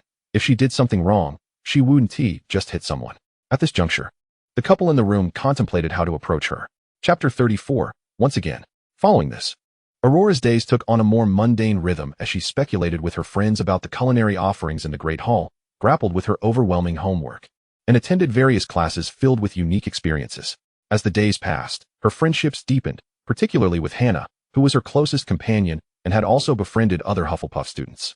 Caroline, hailing from a well-connected family, possessed an innate talent for communication and interacted effortlessly with witches and wizards from all houses.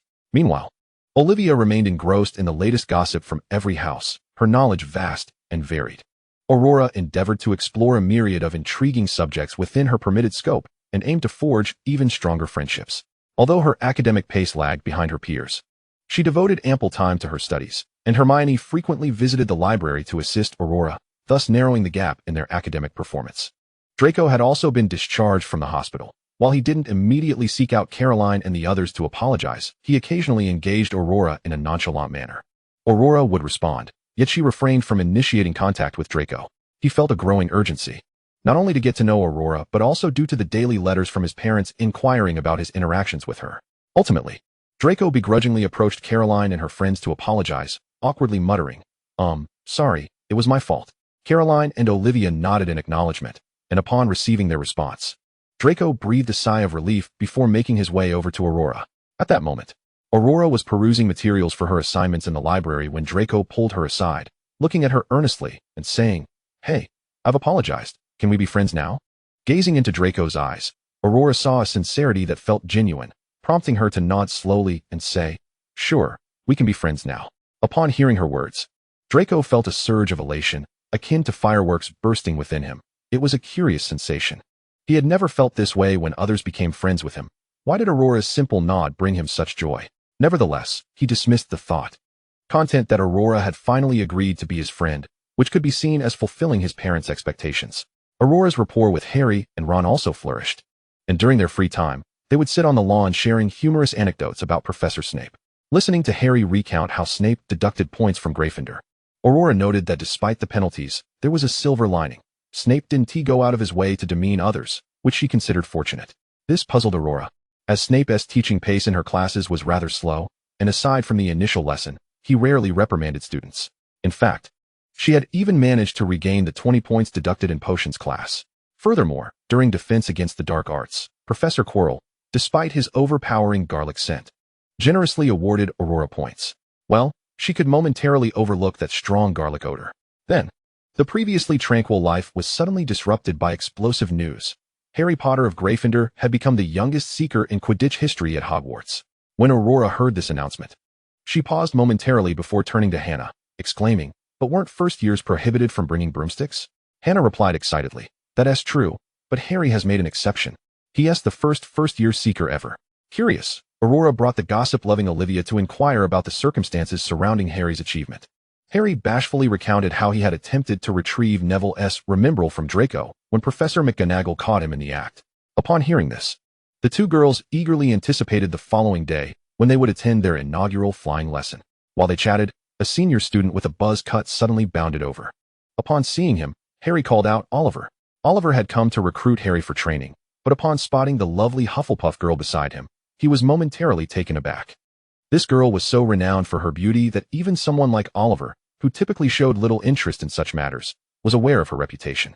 He had even seen Aurora during the sorting ceremony and thought she was stunning, perhaps just shy of the golden snitch, but still remarkably perfect. Oliver had assumed that after Aurora was sorted into Hufflepuff, their paths would diverge, yet he frequently heard tales of her exploits, stories of her knocking someone out, making new friends, or even receiving points from Professor Snape during class. He often spotted Aurora in various places, radiating confidence, liveliness, and sunshine, drawing Oliver's gaze irresistibly toward her.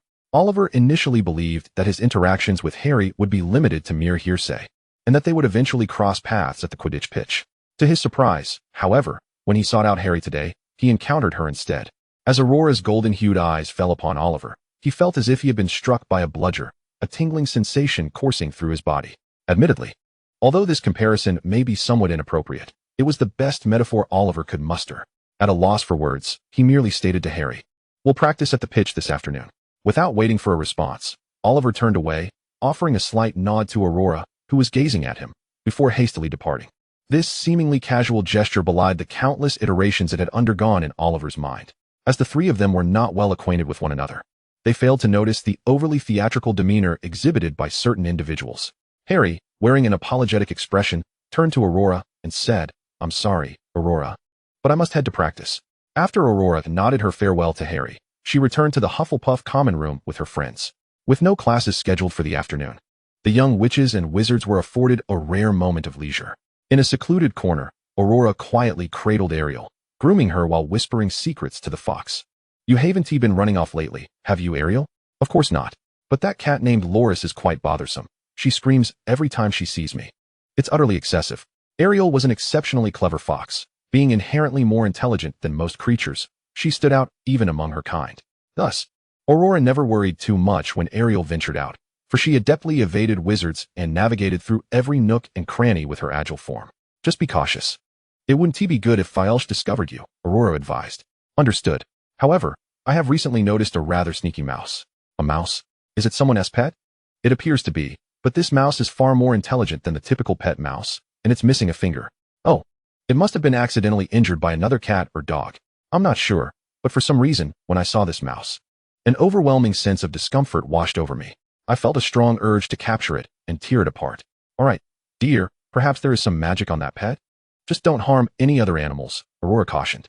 "I understand, Aurora." There was one thing Ariel did not share with Aurora, in her keen perception. The mouse did not seem like a mere pet, but rather akin to a person. When this realization struck her, she was momentarily taken aback, yet dismissed the notion that the signal could be erroneous.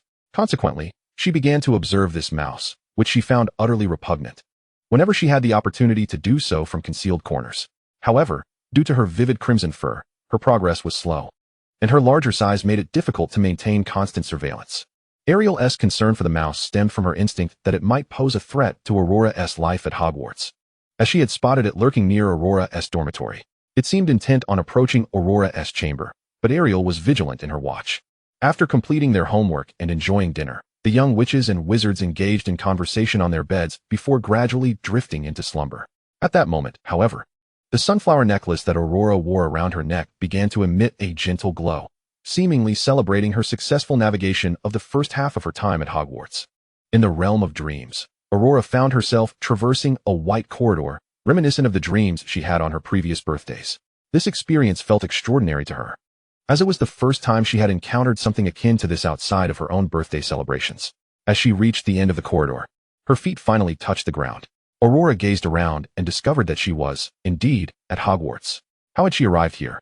Glancing down, she noticed that her nightgown had transformed into Hufflepuff robes, yet she was uncertain of her exact location within Hogwarts. It appeared to be a rather secluded area, seldom frequented by others.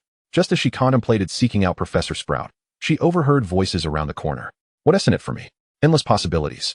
The two boys conversing did not seem to be engaged in a pleasant discussion, and a sense of foreboding washed over Aurora. She began to retreat slowly, only to suddenly feel a sensation at her back. Turning around, she beheld a black snake poised to strike, its crimson eyes fixated on her. "Ah!" A piercing scream shattered the conversation between Tom and Abraxas, their previously expressionless faces transforming into warm, gentle visages. Tom recognized the source of the scream. It seemed his little snake had caught an unwitting eavesdropper. He readied his wand, gathering magical energy to cast a memory charm on this audacious intruder. Having not encountered such a menacing snake in quite some time, Aurora instinctively bolted forward in fright, tumbling into an embrace. Tom, taken aback by this sudden embrace, was about to raise his wand when a familiar fragrance wafted toward him. His wand froze mid-air as he lowered his gaze to the girl in his arms. Aurora? Chapter 35. It is said that when true love descends. In her panicked flight, Aurora collided with a sturdy figure, causing her nose to redden from the impact. The pain triggered physiological tears to well up in her eyes, and she heard a familiar voice calling her name. It sounded like Tom's voice, though it bore a more mature timbre. As she looked up in confusion, she found Tom also frozen in place, their proximity palpable. The moment Aurora gazed upon Tom's cheek, she realized that this was indeed her dear friend, though he appeared far more mature than the last time they met, clad in Slytherin robes. Excitement surged through Aurora, and she leapt with joy before enveloping Tom in a tight embrace. Tom, it's been ages. Have you come to Hogwarts too? Why haven't I seen you in Slytherin? Tom returned her embrace gently, replying, perhaps you haven't been observant enough. Aurora immediately lifted her head, exclaiming, no, I've been quite observant. What year are you in now? Indeed, at this moment, Tom appeared anything but a first-year student. The last time he met Aurora at the age of 11, she had merely been a tad shorter than him, yet now she could barely reach his chest. Tom subtly twitched his fingers, concealing the snake within the folds of his sleeve, and then raised his hand to gently wipe away the physiological tears that had spilled from Aurora after their collision. He offered no words, instead lowering his gaze slightly, his nose brushing against her forehead. The tremors of his breath stirred Aurora's hair, and in that instant, Tom felt an unprecedented sense of tranquility enveloping him, accompanied by the sweet aroma of sunflowers that lingered in the air. It had been far too long since they last met, truly an eternity. Meanwhile, Abraxas, observing from behind, could not help but wonder why Tom had not returned for such an extended period. Moreover, from the sounds emanating ahead, it seemed that the newly appointed leader of Slytherin held a lingering affection for a girl. This could certainly be classified as significant news. As this thought crossed his mind, a flicker of interest ignited in Abraxas's eyes. He slowly rounded the corner, only to behold the formidable Tom, often considered a tempest in Slytherin, now tightly embracing a little girl. No, could it really be? Abraxas's eyes widened in astonishment. He had never witnessed Tom embrace any girl before. Suddenly feeling a twinge of discomfort in his eyes, Abraxas leaned against the wall, arms crossed, and addressed the two in an aloof tone. Mr. and Miss, perhaps we should find another venue for our conversation? Upon hearing Abraxas's words, a glimmer of crimson flickered in Tom's eyes, a slight annoyance washing over him. Yet he reluctantly loosened his embrace around Aurora. After all, Abraxas was an important partner in his current endeavors, and with Tom's release, Aurora tilted her head to gaze at the source of the voice. Abraxas then found himself captivated by a stunning girl with dark curls and enchanting golden eyes, who was now staring wide-eyed at him. He stood momentarily transfixed, his previously crossed arms gradually descending, his gaze fixated on the girl before him. In that moment, he began to comprehend why Tom was so stirred by her presence. He too felt a spark of excitement. All of the complex thoughts that had once clouded his mind dissipated in an instant, leaving only the image of this girl who was now gazing back at him. He suddenly recalled Tom had referred to her as Aurora. Aurora, was she the radiant goddess destined to rescue him from peril? This thought brought to mind a pair of enamored lovers who once told Abraxas, when true love appears, time itself halts. This couple, bound by familial ties, had experienced an instant love at their first meeting, which led them to share such sentiments with Abraxas. He had once dismissed this notion, for in his world, true love seemed a mere illusion, overshadowed by the intertwining of interests and power. They were merely fortunate. Yet, in this moment, he realized he understood, for upon seeing Aurora, he felt as though the very winds had stilled, the cacophony around him faded, and all that remained in his vision was Aurora. At that juncture, Aurora turned to Tom and asked, "Who is he, Tom?" Tom gently ruffled Aurora's hair and replied, "It's nothing, just an inconsequential person." The dialogue jolted Abraxas from his reverie, and with a hint of dissatisfaction, he straightened up and approached them. At this moment, Tom turned slightly, positioning himself protectively in front of Aurora, yet Abraxas had already discerned that the girl before him was from Hufflepuff. Hufflepuff, indeed. Hufflepuffs are all good wizards, Abraxas proclaimed, adopting a pretense of elegance as he bowed slightly. "It is a pleasure to meet you, Aurora. I am Malfoy, Abraxas Malfoy, a 6th year and the head of Slytherin. You may call me up." Aurora, taken aback by Abraxas's formal demeanor, hurriedly returned the bow and replied, "It's a pleasure to meet you. I'm Aurora Greller. 1st year. Just call me Aurora." Abraxas smiled, though a flicker of curiosity flashed within him. Surely, such a striking 1st year which would have caused a stir upon her arrival. Why then did he have no recollection of this girl named Aurora? Had she recently transferred? That seemed unlikely. If she had, he would have received the news firsthand. However, Abraxas understood that this was not the opportune moment to pursue such inquiries. Judging by Tom's demeanor, he seemed privy to some information. Otherwise, he would not exhibit such excitement over this girl. He would inquire further at a more suitable time. Tom then addressed Aurora. I'm already in my 4th year, Aurora. At this, Aurora looked at Tom in astonishment, exclaiming, Goodness, Tom, you're in 4th year. You're already 14. No wonder you've grown so tall. She touched her nose, which had turned red from their earlier collision, and added, When I bumped into you, your body was so solid. It hurt my nose. Why is your body so hard? She curiously poked at the area just above Tom's chest, exclaiming, See? It's particularly hard. Why is your body like this? Her stomach was soft. Why was Tom's body so firm? As Aurora continued to prod him, Tom instinctively tensed, and with her hand exploring his chest, his breath quickened. He then grasped her small hand, looking into her eyes, saying, Boys and girls have different body compositions. You'll understand when you grow up. Aurora withdrew her hand, responding with a thoughtful, Oh, well then, I'll wait until I grow up. I suppose I'll understand when I reach 4th year. At this moment, Tom held Aurora's hand and nodded. Of course, by then you'll know. Observing their comfortable interaction, Abraxas felt a sudden pang of discomfort, and with a smile, he suggested, Shall we find a more comfortable place to converse? Aurora turned her gaze towards Abraxas, suddenly recalling something. She asked, Are you also a Malfoy? Upon hearing her inquiry, Abraxas nodded. Indeed, dear, but what do you mean by also? Aurora replied with curiosity, Do you know Draco? He is also a Malfoy. Draco? Who is Draco? Abraxas inquired, furrowing his brow in confusion. He was well versed in the names of the Malfoy lineage, yet he did not recognize this Draco. Was he an ancestor, or perhaps a descendant? Perhaps there exists a muggle by the name of Malfoy, entirely unrelated to the well-known Malfoy lineage. It seems I shall have to investigate further to uncover the true identity of this Draco. In the meantime, Abraxas merely smiled and shook his head, stating, Not to my knowledge. The Malfoy family does not currently have anyone named Draco. Aurora nodded in acknowledgement, then turned to them with palpable excitement, exclaiming, Tom, guess what? I've been sorted into Hufflepuff. I've made so many new friends there. Tom smiled warmly at Aurora and replied, Is that so? That is splendid news. Hufflepuff is indeed a very welcoming house. Meanwhile, Abraxas, who was listening nearby, couldn't help but raise an eyebrow. Was the sun rising in the west? Tom was actually praising the Hufflepuff house. Well, if Aurora were indeed in Hufflepuff, it would not be such a bad house after all. Although their philosophies might differ. At least they did not stir trouble. It was still tolerable. Aurora continued to chatter animatedly about her classes in Hufflepuff, the delightful food she had tasted, and the intricate assignments she had encountered. Tom listened quietly, holding the girl's hand, reluctant to let go. When Aurora had nearly finished speaking, she suddenly remembered to tell Tom. Tom, do you know? This year we have a super famous boy. He defeated an enemy whose name cannot be spoken. His name is, before she could complete her sentence. Aurora abruptly vanished before their eyes, startling Abraxas, who had never experienced such a phenomenon before.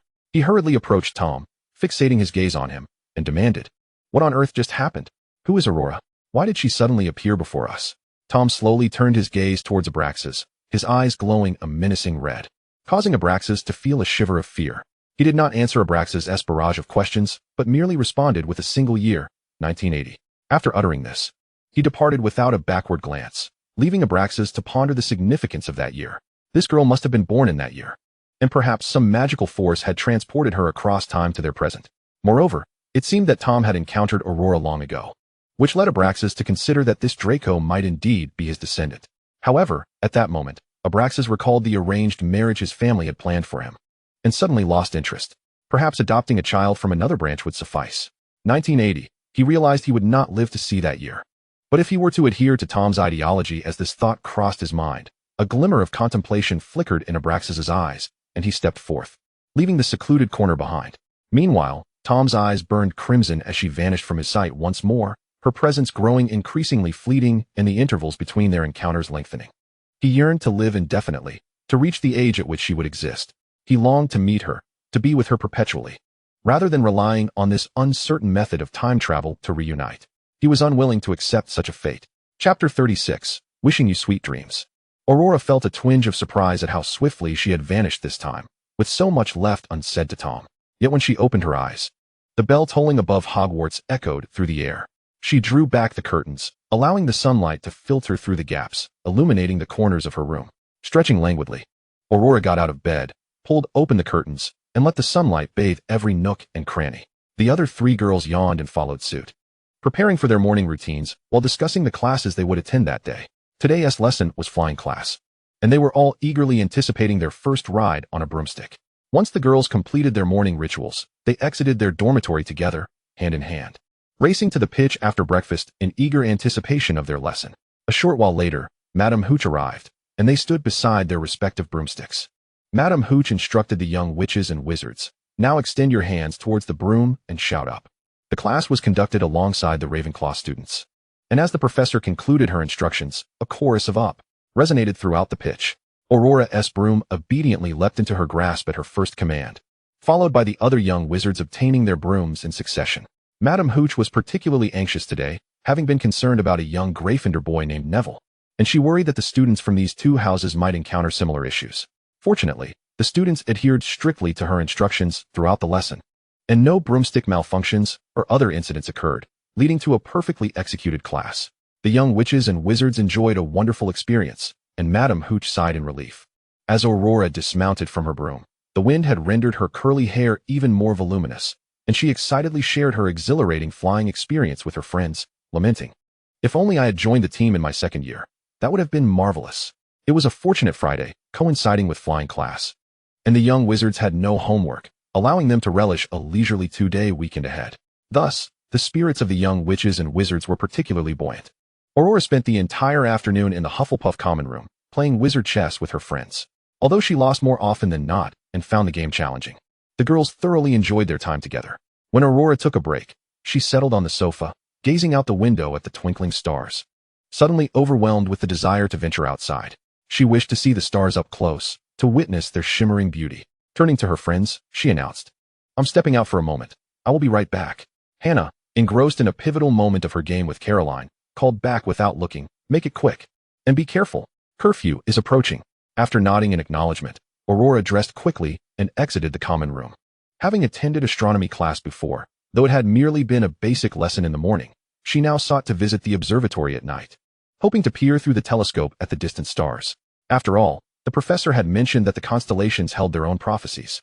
At that moment, the observatory was deserted. Most of the young wizards had either returned to their dormitories in small groups or were buried in their studies within the library.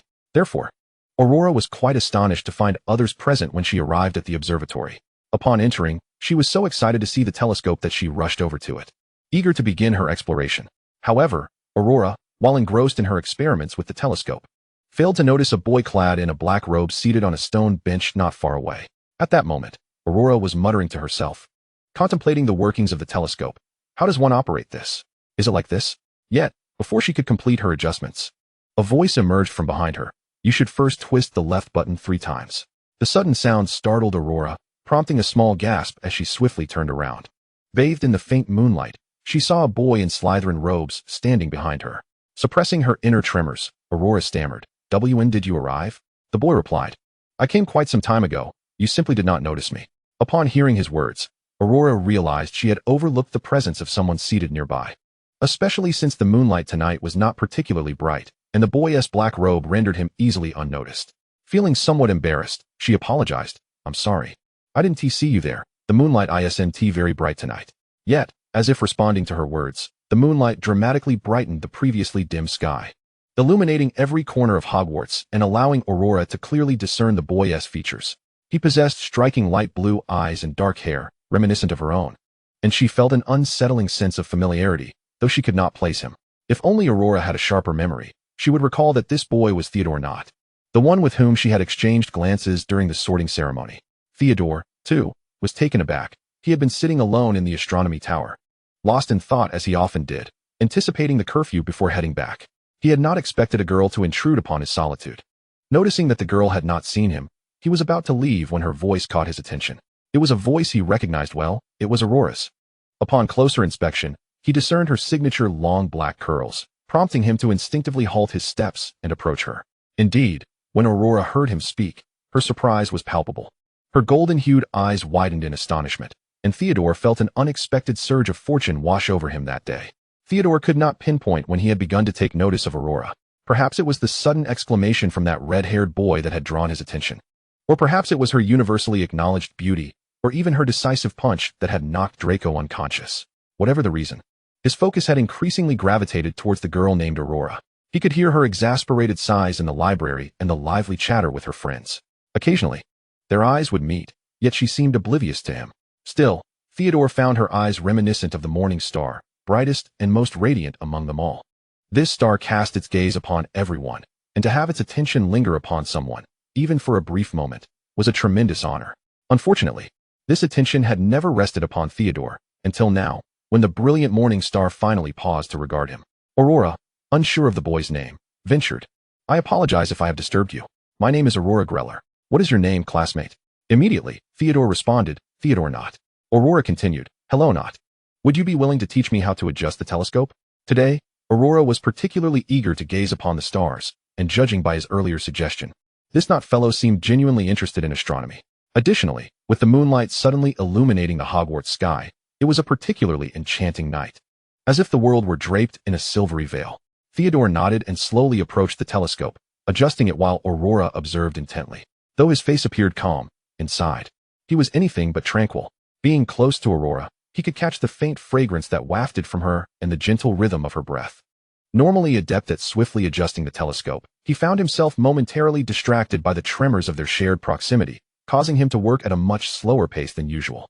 However, he soon completed the adjustments and directed the telescope towards her, saying, "Give it a try." Aurora, brimming with excitement, exclaimed, "Thank you, Knott." She eagerly placed her gaze at the telescope's end, searching the expanse of the night sky.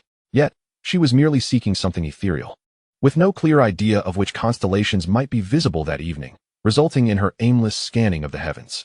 Observing her actions, Theodore let out a sigh and gently placed his hand in front of hers, guiding the telescope. "Tonight, you should be able to see Gemini. Its stars are quite bright. If you turn north, you will also spot the Big Dipper."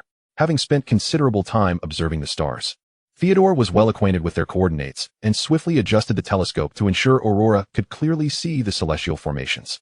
Aurora relinquished her hold. Marveling at the brilliance of the constellations above, Theodore quietly watched the girl, enchanted by the way the moonlight enveloped Aurora in a silvery shroud, enhancing her already radiant presence. After a moment, he glanced at the stars, which twinkled in harmony with the moon. Indeed, the moonlight was exquisite tonight. As Aurora instinctively placed her hand forward while observing the Big Dipper, she suddenly realized she had grasped not the telescope, but rather a cool hand. Startled, she instinctively squeezed, finding the touch pleasant, but it dawned on her that she had inadvertently held Theodore's hand. Quickly retracting her own, she stepped away from the telescope, bowing repeatedly as she stammered, "I'm so sorry, Knott. That was an accident." Theodore, equally shocked by her grasp, found himself surprisingly pleased by the encounter. Clearing his throat, he replied, "It's quite all right. I understand it was unintentional."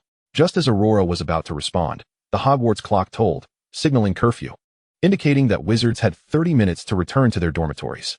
Aurora turned to Theodore, saying, "It's almost curfew. Shall we head back?" Theodore nodded and followed closely behind her as they made their way back. At that moment, Aurora felt a tinge of embarrassment, recalling her earlier mishap of holding his hand. Compounded by their unfamiliarity, left with little to say, she began to glance around, observing the drowsy portraits that adorned the walls and the occasional flicker of Peeves the Poltergeist. Unbeknownst to him, Peppy the Poltergeist exhibited no inclination to cause mischief in the presence of Aurora, instead greeting her with nothing but a cheerful smile before vanishing into the wall. Over time, an unexpected camaraderie blossomed between Aurora and Peppy, at the very least. Peppy refrained from tormenting Aurora or her companions. Meanwhile, Theodore observed Aurora from a distance, his left hand still tinged with her delicate fragrance. As the hour approached, the lights gradually dimmed, prompting the young wizards to hastily return to their dormitories. Soon, they arrived at a crossroads where Theodore had to bid farewell to Aurora. For the Slytherin common room resided below, while the Hufflepuff one was situated near the kitchens. Upon reaching that spot, Aurora turned around and smiled at Theodore, saying, "Goodbye, Knott. May we share a viewing next time, if the opportunity arises?" Theodore nodded, gazing at the smiling visage of the girl before him, nervously twisting his fingers until he finally mustered the courage to respond, "You needn't call me Knott. You may refer to me as Theodore or Theo."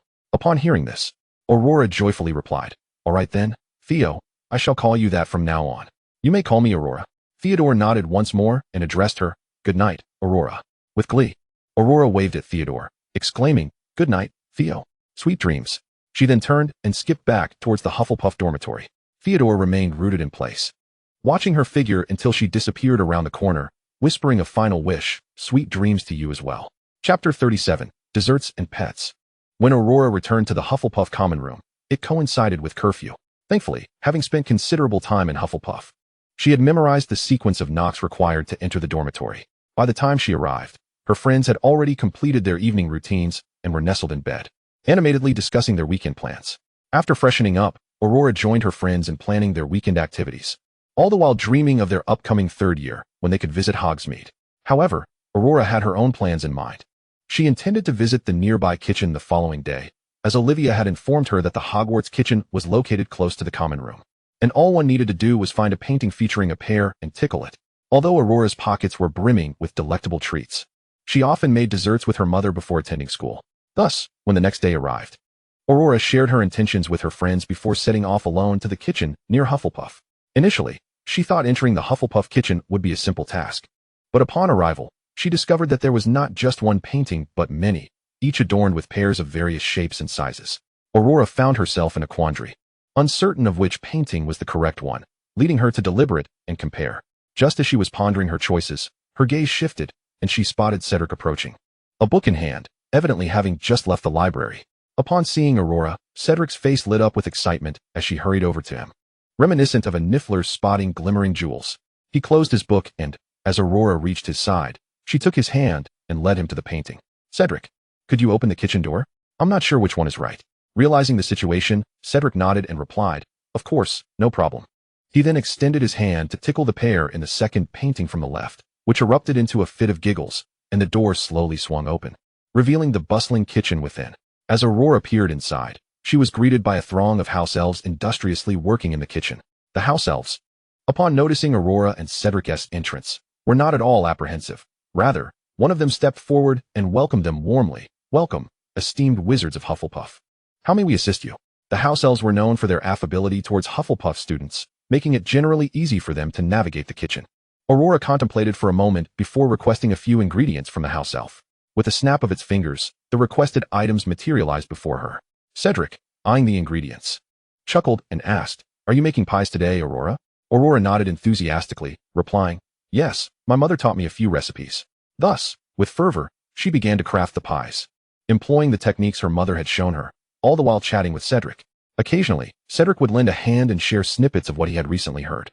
"I noticed that Harry and the others from Gryffindor didn't seem well. It appears they've been through something significant." Aurora recalled hearing Draco, with a mysterious grin, exclaiming on Friday, "Gryffindor's Potter has become a Quidditch player. Professor McGonagall is utterly ridiculous. But no matter, I've arranged a duel with Harry." At the time, Aurora had dismissed it, thinking they were simply going to argue or fight, but upon hearing Cedric's words, she suddenly remembered Draco's statement. Yet, Aurora could not ascertain the truth of it. She would have to inquire with Harry to confirm. As they conversed, the pie in Aurora's hands gradually took shape. While she lacked the skill to create intricate designs, she managed to form round pies filled with peach filling. Once placed in the oven, she clapped her hands together, standing with hands on her hips, admiring her creation with delight. Cedric, grinning beside her, remarked, "Today, I feel incredibly fortunate to be able to taste a pie made by you, Aurora." When the pies emerged from the oven, they were indeed as perfect as Aurora had hoped, neither burnt nor undercooked, with a sumptuous filling. As Cedric took his first bite, he was met with an explosion of peach juice, and his eyes widened in surprise at how delicious Aurora's pie was. Aurora, delighted by Cedric's praise, beamed and offered him several more pastries, exclaiming, "Really? That is wonderful. I always made them with my mother, and I thought this time would end in failure. But I can't believe it turned out so well." She then shared the remaining pies with the house elves before putting the leftovers in her bag to take to her friends. As the event drew to a close, Cedric was seen holding a partially bitten pastry in one hand while balancing several more on a tray in the other. Upon Aurora's emergence, she joined Cedric in returning to the common room, where upon their arrival, Hannah and her companions immediately surrounded them. While distributing the pastry she had made, Aurora explained, "I was initially uncertain about the kitchen's location, but it was Cedric who kindly guided me there." The other two girls nodded in understanding, while Olivia regarded the pair with a mysteriously amused smile, prompting Aurora to feel a twinge of curiosity. "Why do you smile so strangely, Ollie?" Olivia chuckled softly, shaking her head and taking a bite of her pastry, responding, "Oh, it's nothing, just that the pastry is simply delightful." At that moment, Cedric had returned to his dormitory, where his roommate, upon noticing the abundance of pastries in Cedric's grasp, sat up in astonishment and inquired, "Hey, weren't you supposed to be at the library? How did you end up with so many pastries?" Cedric placed the assortment of sweets beside his bed and replied to his brother. They were given to me by someone else. The boy inhaled the aroma and exclaimed, they smell quite delectable. Were these new offerings from the Great Hall today? I didn't see them. He reached out to grab one, but Cedric halted him, looking sheepish as he scratched his face and smiled. These were given to me by Aurora. Upon hearing that it was Aurora who had given Cedric the pastries, his roommate let out an enlightened ah and teased. All right, they are from Aurora, we won't take any. Their playful tone elicited hearty laughter from Cedric and his other two roommates, who then leaned in with a conspiratorial air and said, hey, if anything happens, be sure to let us know. Rest assured, we will devise a plan for you. Cedric patted his friend's shoulder, feigning seriousness as he replied, of course, I shall rely on you. This exchange only served to further amuse the others, creating an atmosphere of camaraderie. The day unfolded peacefully, with the first-year wizards having no other engagements. Aurora, devoid of any assignments that day, spent her time in the common room playing wizard's chess and perusing interesting books with her friends. The following morning, Aurora woke with the intention of inquiring about what had transpired with Harry. When she and her friends made their way to the Great Hall for breakfast, they spotted three rather distracted individuals seated at the Gryffindor table. Aurora hurried over, her tray in hand, and her companions remained silent. The relationship between Gryffindor and Hufflepuff had always been amicable, especially with Aurora in the mix. As Aurora settled beside them, before she could voice her question, Hermione anxiously grasped her hand. While comforting Hermione, Aurora turned to the other two and asked, what on earth happened? Is Draco all right? The mention of Draco seemed to ignite Ron's ire, as he vehemently exclaimed, it's all Draco's fault. He said there would be a showdown among men last night. Yet he didn't even show up. We ended up in quite a predicament because of him. Aurora, puzzled, inquired, what predicament are you referring to? Just as Ron was about to elaborate, Harry pulled on his arm, signaling him to keep his voice down, and leaned closer to whisper to Aurora. We discovered a three-headed monster in that room. The headmaster forbids us from entering.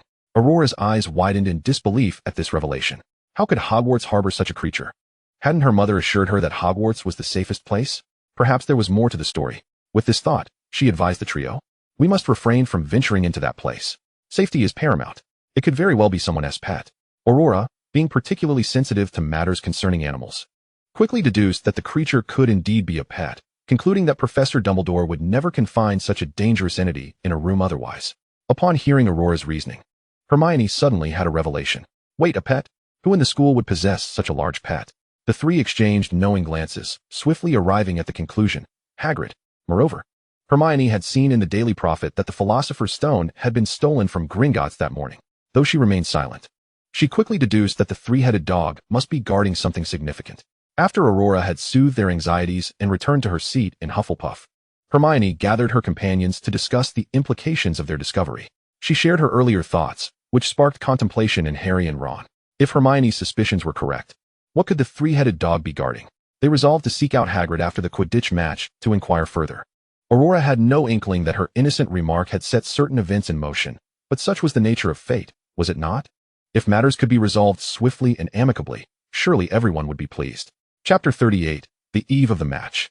Subsequent days passed without significant upheaval, and Aurora joyfully navigated her time at the academy, writing letters to her mother each week. Whenever Ralda read the cheerful contents of her daughter's letters, her worries eased. Aurora soon noticed that Harry had become increasingly busy. Whenever she sought him out in Gryffindor, he was seldom found beside Ron and Hermione. Eventually, she learned that the annual Quidditch match was imminent, and Harry had been preoccupied with training. Excited by the news, as she had aspired to join the Hufflepuff team in her second year, Aurora often persuaded Hannah to accompany her to the pitch to watch Hufflepuff or other teams practice. The players soared on their broomsticks, exuding grace and vigor, while Aurora gazed up at them, resolute in her ambition to join the Hufflepuff Quidditch team when the time came. Today, Aurora ventured to the pitch alone, as Hannah had prior commitments, expecting to witness Hufflepuff in training. She was taken aback to find players clad in red uniforms on the field. Is Gryffindor practicing today? Aurora pondered, but she recalled that each house's team training sessions were not open to others. Thus, upon discerning that the players were indeed from Gryffindor, she decided to turn away. However, barely a few steps into her journey, Aurora felt her collar suddenly seized by someone. Turning around, she discovered it was one of the Weasley twins, clutching her shirt. In truth, the Weasley twins had noticed Aurora's presence as soon as she arrived, prompting them to leap off their broomsticks and rush to her side. During her time at school, Aurora had formed a close friendship with the twins, who frequently offered her samples of their newly concocted candies. Though, of course, they were not of the prank variety. Consequently, Aurora continued to perceive the Weasley twins as mere candy makers, oblivious to the fact that, unbeknownst to her, they provided various conveniences and pranks to a multitude of young wizards with their upgraded treats. It was George who had caught hold of Aurora's collar, beaming at her as he exclaimed, "Why did you run away as soon as you saw us, Miss Aurora?" Fred chimed in, "Indeed. We were just about to greet you when you dashed off. It's quite disheartening." Aurora quickly waved her hands in denial, saying, No. I merely couldn't bear to watch your training methods. I had no other intentions." Upon hearing this, the twins each took one of Aurora's hands and led her to the seating area by the pitch, where they insisted she sit down. Fred then called out loudly, "Oliver, I hope you don't mind if Aurora watches our training." At that moment, Oliver and Harry were also approaching Aurora. To be honest, Aurora was quite eager to observe her good friend's training. When Oliver reached her and saw her sitting obediently in the stands, wide-eyed and watching him, the words of refusal he had intended to utter suddenly faltered. Taking a deep breath, he was about to speak again when the Weasley twins flanked him on either side. "Oliver, just this once. I assure you, little Aurora won't spill a word." Even Harry, standing nearby, looked up at Oliver and said, "I believe Aurora won't say anything, Captain." Oliver replied, "To be honest, I believe that too." Finally, with a resigned sigh, he turned to Aurora and said, "Very well. You may watch, but you must promise not to disclose anything." Upon hearing Oliver's consent, Aurora nodded enthusiastically and exclaimed, "Thank you, Captain Oliver. I promise I won't say a word." Oliver's heart flickered at the sound of Aurora calling him Captain, and after a brief moment, he glanced at the giggling Weasley twins, then furrowed his brow and waved his hand decisively. "Let the training commence, following the plan I just outlined." Oliver's words were undoubtedly effective, as the Weasley twins promptly grabbed their brooms from the side and turned to Aurora, declaring, "Little Aurora, behold our majestic flight in the skies." They then took a few steps forward, mounted their brooms, and soared into the air, accompanied by cheers from above. Aurora's eyes were fixed intently on the Gryffindor players soaring through the sky, a spark of fervor igniting within her. It was evident that Oliver, as captain, possessed remarkable skill. His training regimen was undoubtedly unique, allowing each player to maximize their potential in their respective positions. After a rigorous training session, though everyone was utterly exhausted, they had all made significant progress, especially Harry, who had transformed from being somewhat clumsy and inattentive to adeptly catching flying objects and pursuing them with agility under Oliver's intense training. The impromptu training session lasted about 40 minutes, and when they came back down, each player was panting and drenched in sweat. Upon seeing them descend, Aurora jogged forward and retrieved some paper from her bag to distribute to everyone. The timing was perfect. They had just landed, and while the girls were fine, having handkerchiefs on hand, the boys resorted to using their wands to conjure water to wash their faces, making the paper a perfect solution for wiping away the droplets. As the boys were drying their faces, the girls quickly gathered around Aurora. The Gryffindor players, all upperclassmen except for Harry, surrounded her, chattering animatedly. They affectionately pinched Aurora's cheeks, their admiration for the girl intensifying. Goodness, how could a girl be so adorable, so beautiful, and so sweet? When they playfully pinched Aurora's cheeks and gazed into her bright eyes, their hearts nearly melted. By the time the other boys finished wiping their faces, they found Aurora thoroughly enjoying herself amidst the girls. Indeed, wherever Aurora went, she was bound to be popular. One of the Weasley twins leaped over to stand behind Aurora, and the other girls instantly understood that the boys were nearly finished tidying up. Having just been teasing Aurora, they now needed to freshen up themselves. After giving Aurora's cheeks one last pinch, the girls dispersed in quick succession, prompting Aurora to look up at the Weasley twins, who stood on either side of her, gazing intently. Although the twins had received the paper from Aurora, they still hadn't cleaned themselves up very well. Their hair remained damp at the front, and droplets clung to their chins. Therefore, Aurora took out her handkerchief and reached up to wipe the moisture from their chins. It was truly remarkable how, even in the placement of the droplets, they mirrored each other perfectly. When the Weasley twins noticed Aurora extending the handkerchief to wipe the water from their cheeks, they froze in place, as if struck by an enchantment, standing still in astonishment. As they felt the soft fabric gliding across their faces, their hearts raced, the sound of their beating hearts echoing from their chests to their ears, intensifying with each breath. After she finished, the twins finally snapped back to reality and quickly settled beside Aurora, leaving no space for Harry and Oliver, who had just arrived. They too had noticed Aurora helping the Weasley twins wipe the sweat from their faces and suddenly regretted having cleaned themselves so thoroughly. Sitting closely beside Aurora, they propped their chins on their hands and gazed at her, saying, "Little Aurora is so caring. It truly touches our hearts." "Indeed, we adore you, little Aurora." Aurora, scratching her cheek, replied, "It's nothing really. My mother taught me to help others." Fred chimed in, Aurora's mother sounds like a wonderful woman.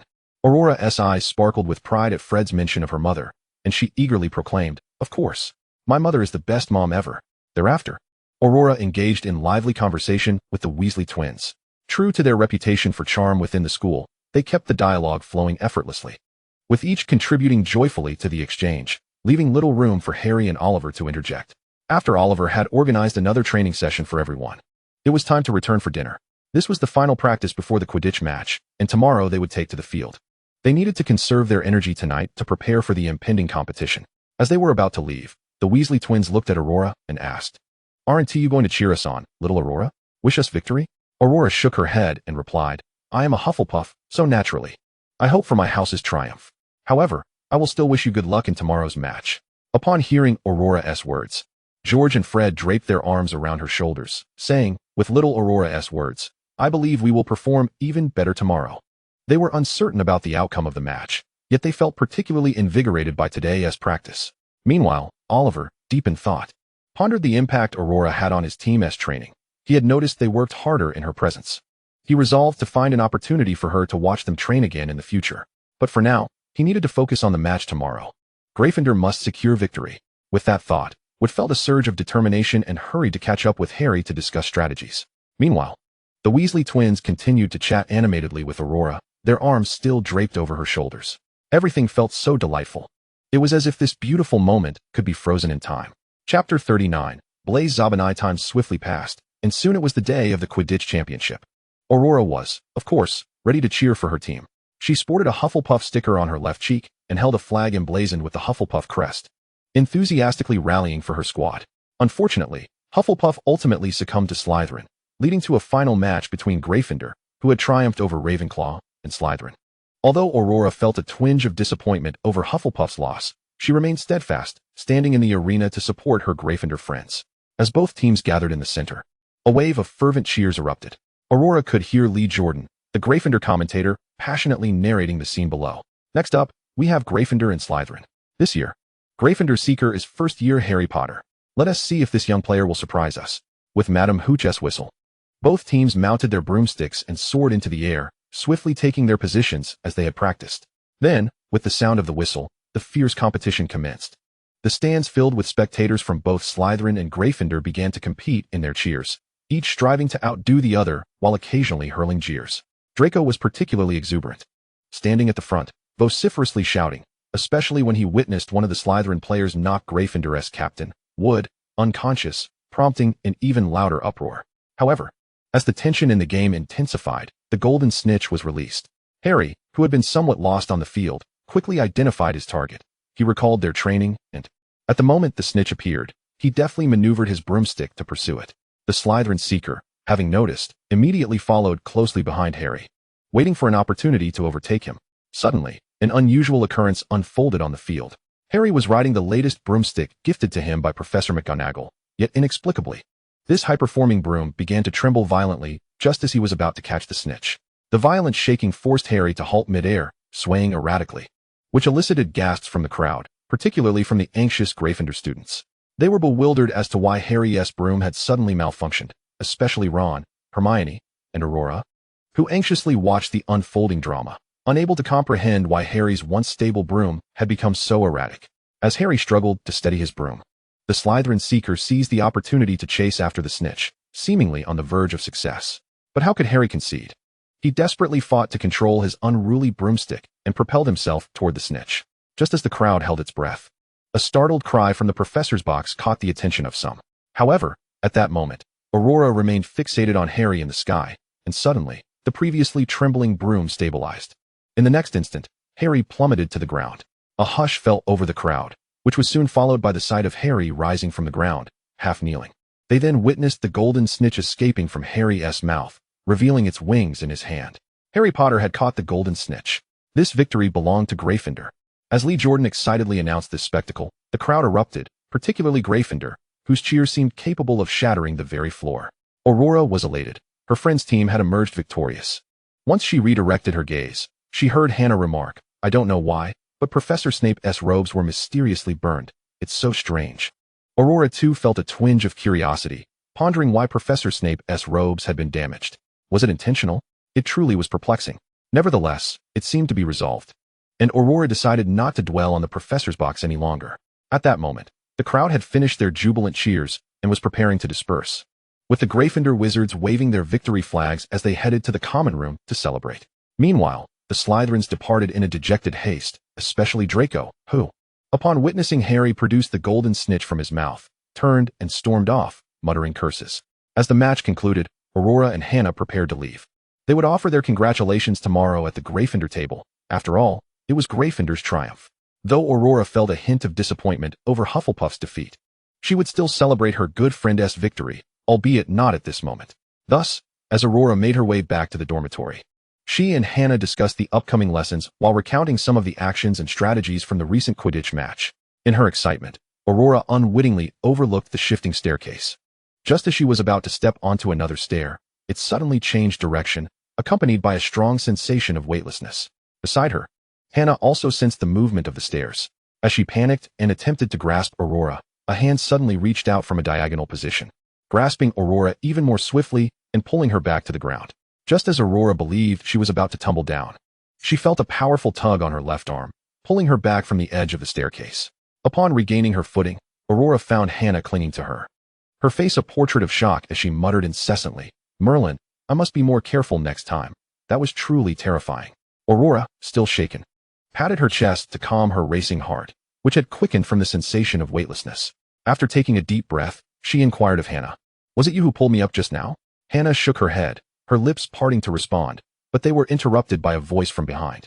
"It was I who pulled you up, Miss Aurora." Turning towards the source of the voice, they beheld an extraordinarily handsome boy clad in Slytherin robes, whose striking appearance elicited an involuntary gasp from Aurora.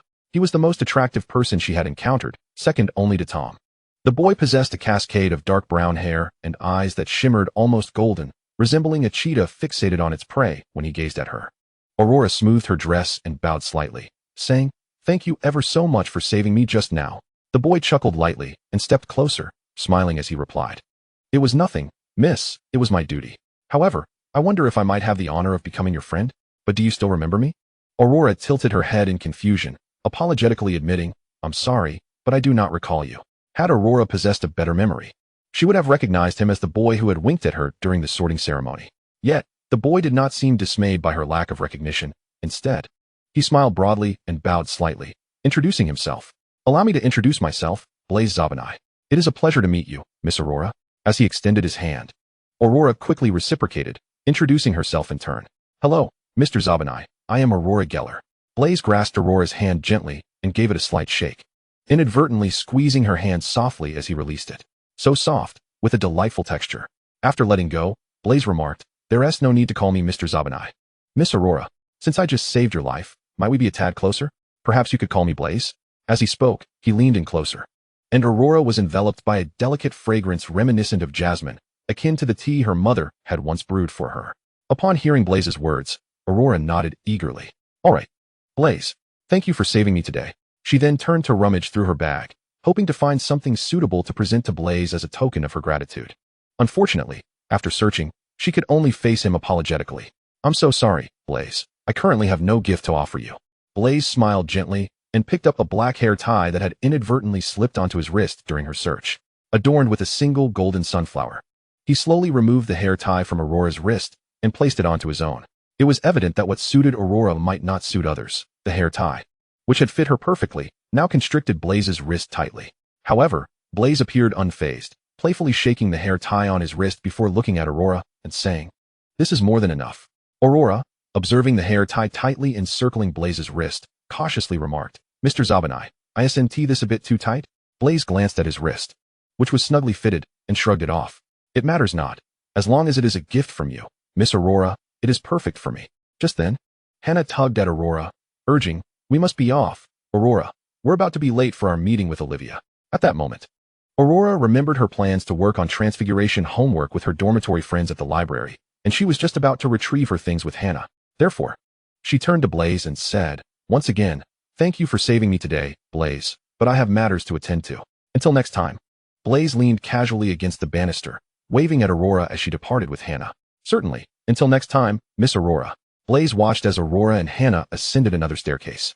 his gaze lingering until she vanished around the corner. He then turned his attention back to the hair tie encircling his wrist, gently caressing it. Clearly, Miss Aurora had no inkling as to why a Slytherin wizard would appear so near the Hufflepuff common room. Nor did she understand why he coveted the hair tie she had once worn. In truth, some had taken notice long before the school year began, anticipating that the girl might have forgotten her actions during the sorting ceremony.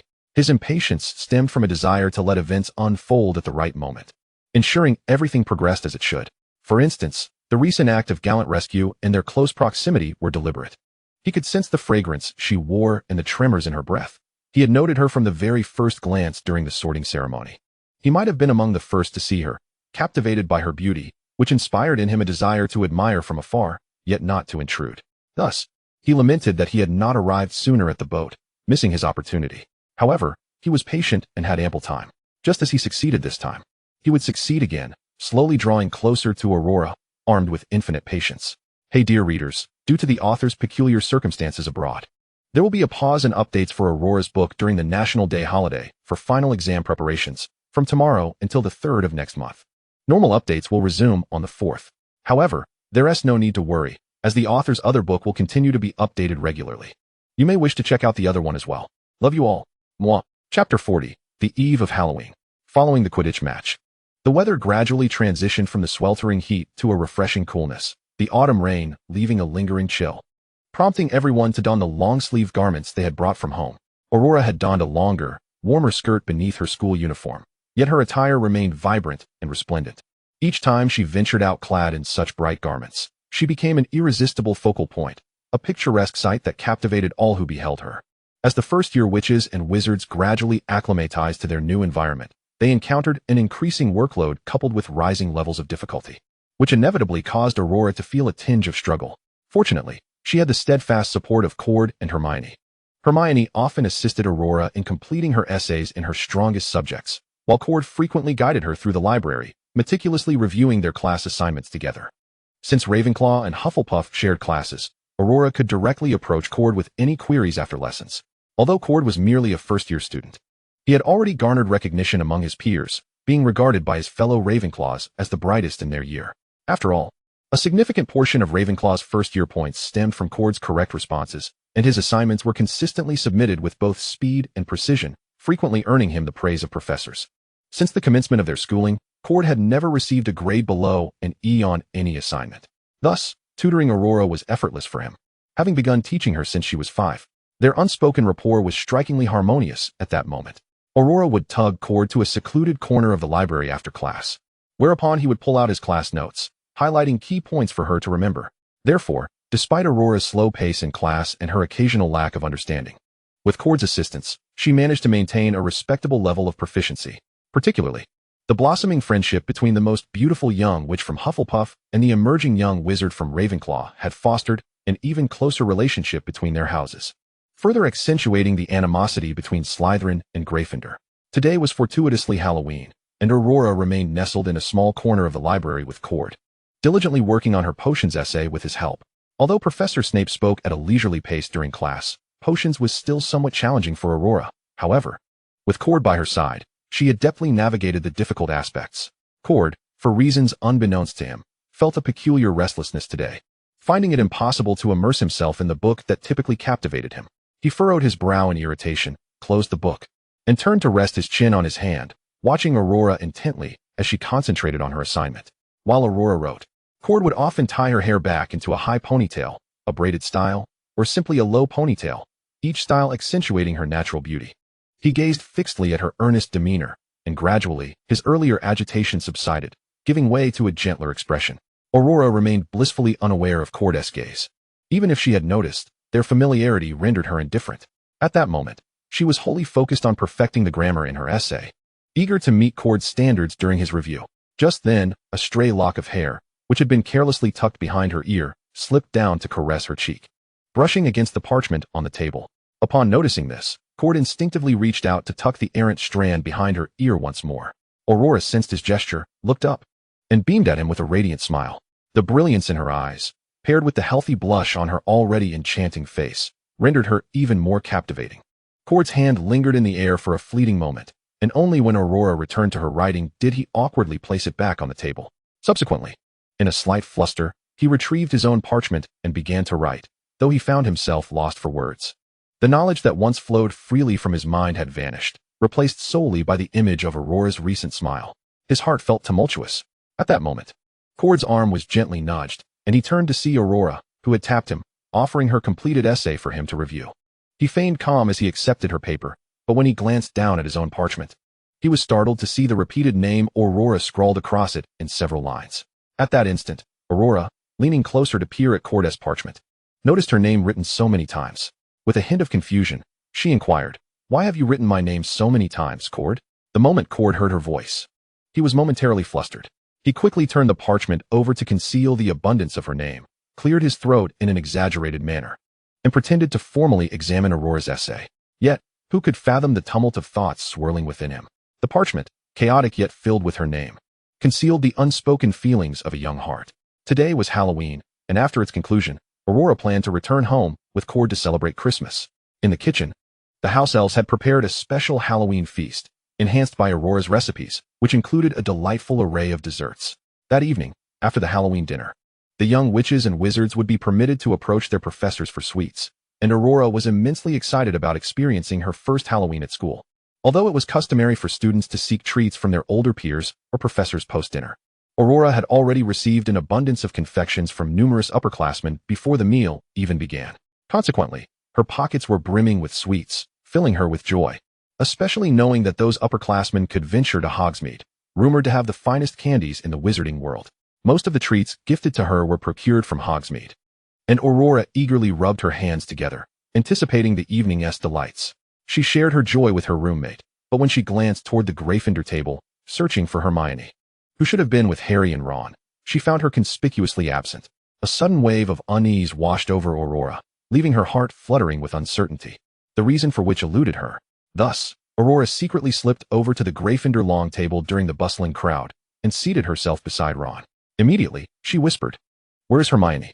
Upon hearing Aurora's inquiry, Ron, who had been enjoying his meal, suddenly froze, his mouth agape in confusion as he glanced at Aurora, unsure of how to respond.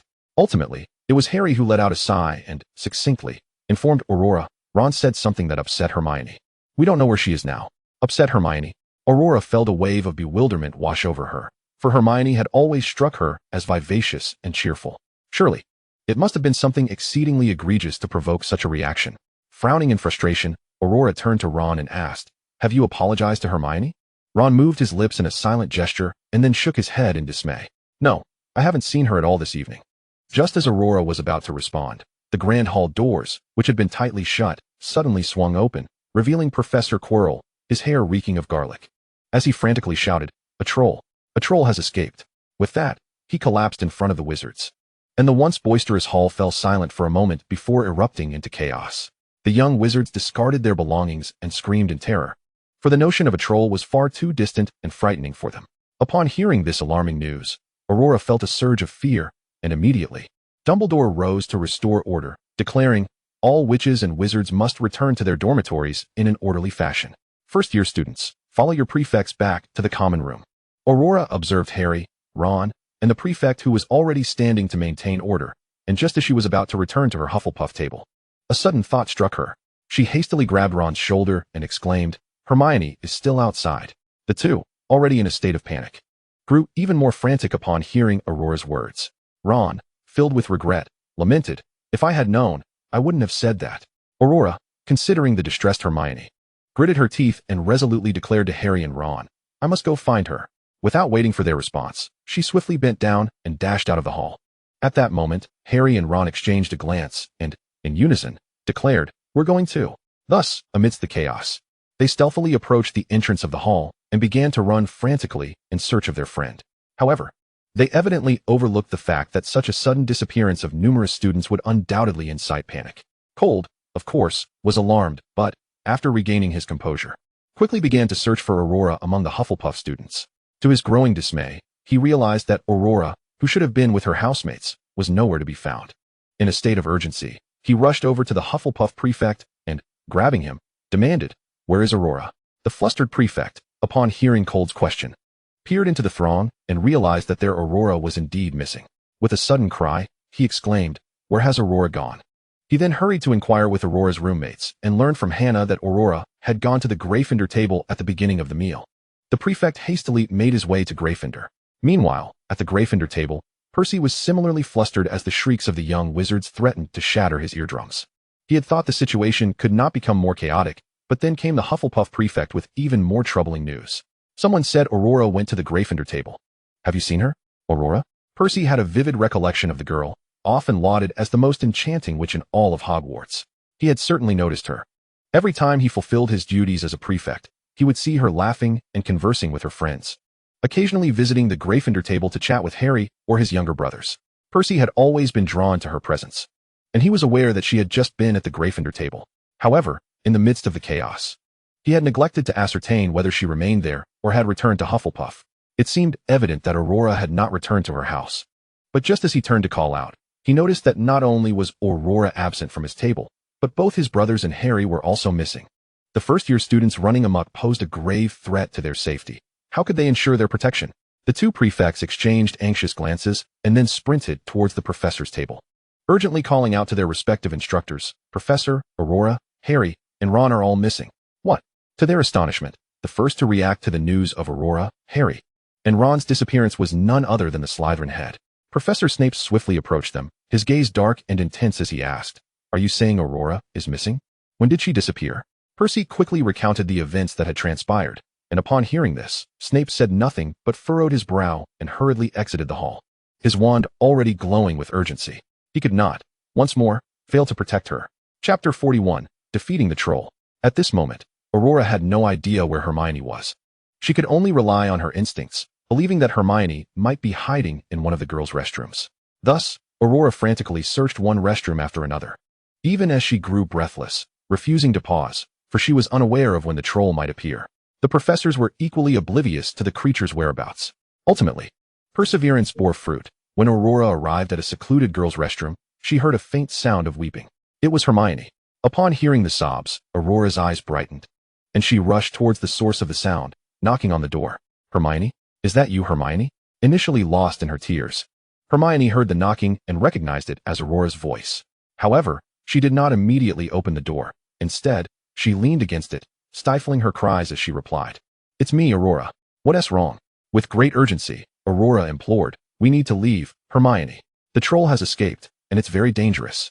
Upon hearing this, Hermione's eyes widened in shock, her tears forgotten. "What? A troll?" Aurora replied anxiously, "Yes. It's complete chaos now." In her desperation, Aurora turned the doorknob. And just as Hermione began to fumble with the lock, the seemingly sturdy handle suddenly snapped under Aurora's frantic twisting.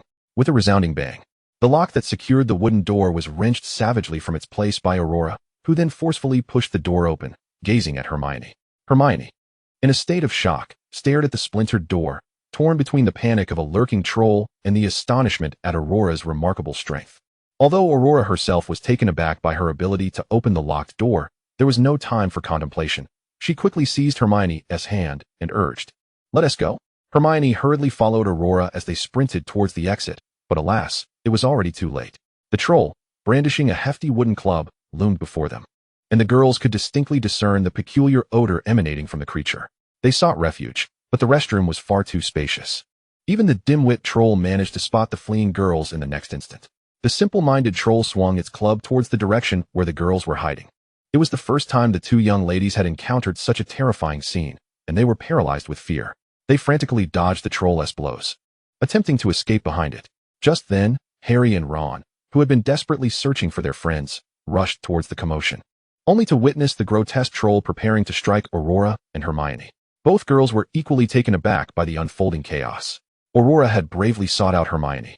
Yet in this moment of peril, both girls trembled, unsure of how to retaliate. They attempted to ready their wands, but the relentless barrage from the troll left them unable to concentrate. Soon, their once fair faces were clouded with dust, and their clothing was tattered and torn. Harry and Ron, upon seeing the dire situation, dashed forward. Harry shouted loudly to divert the troll's attention, and just as he raised his wand to cast a spell, the troll seized it from his grasp. In a swift motion, Harry found himself hoisted into the air by the troll, struggling fiercely, and in a moment of desperation, he jabbed his wand into the troll's nostril. The troll, in agony, flailed its club wildly.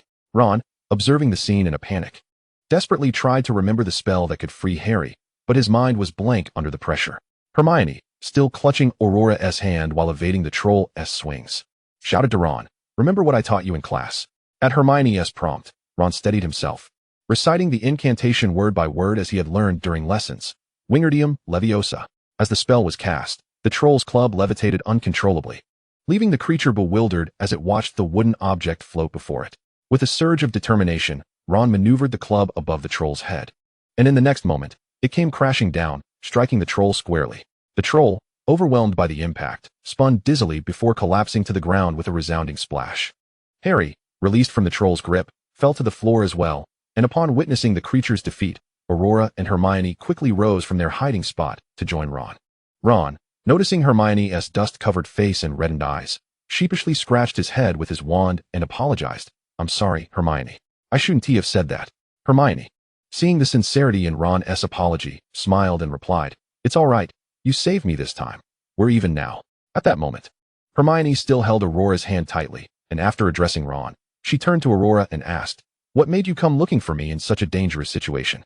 Aurora looked at her earnestly and replied, "Because you are my friend. I could never allow my friend to be in peril." When Hermione heard Aurora's heartfelt declaration, her pupils widened, and her eyes brimmed with emotion. Is this what friendship is? Since arriving in this unfamiliar place, beset by countless obstacles, she had never anticipated that in such a perilous moment, it would be Aurora who rushed to her aid.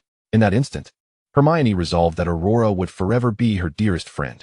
Although the four of them appeared disheveled and covered in grime, the brilliance in their eyes remained undiminished.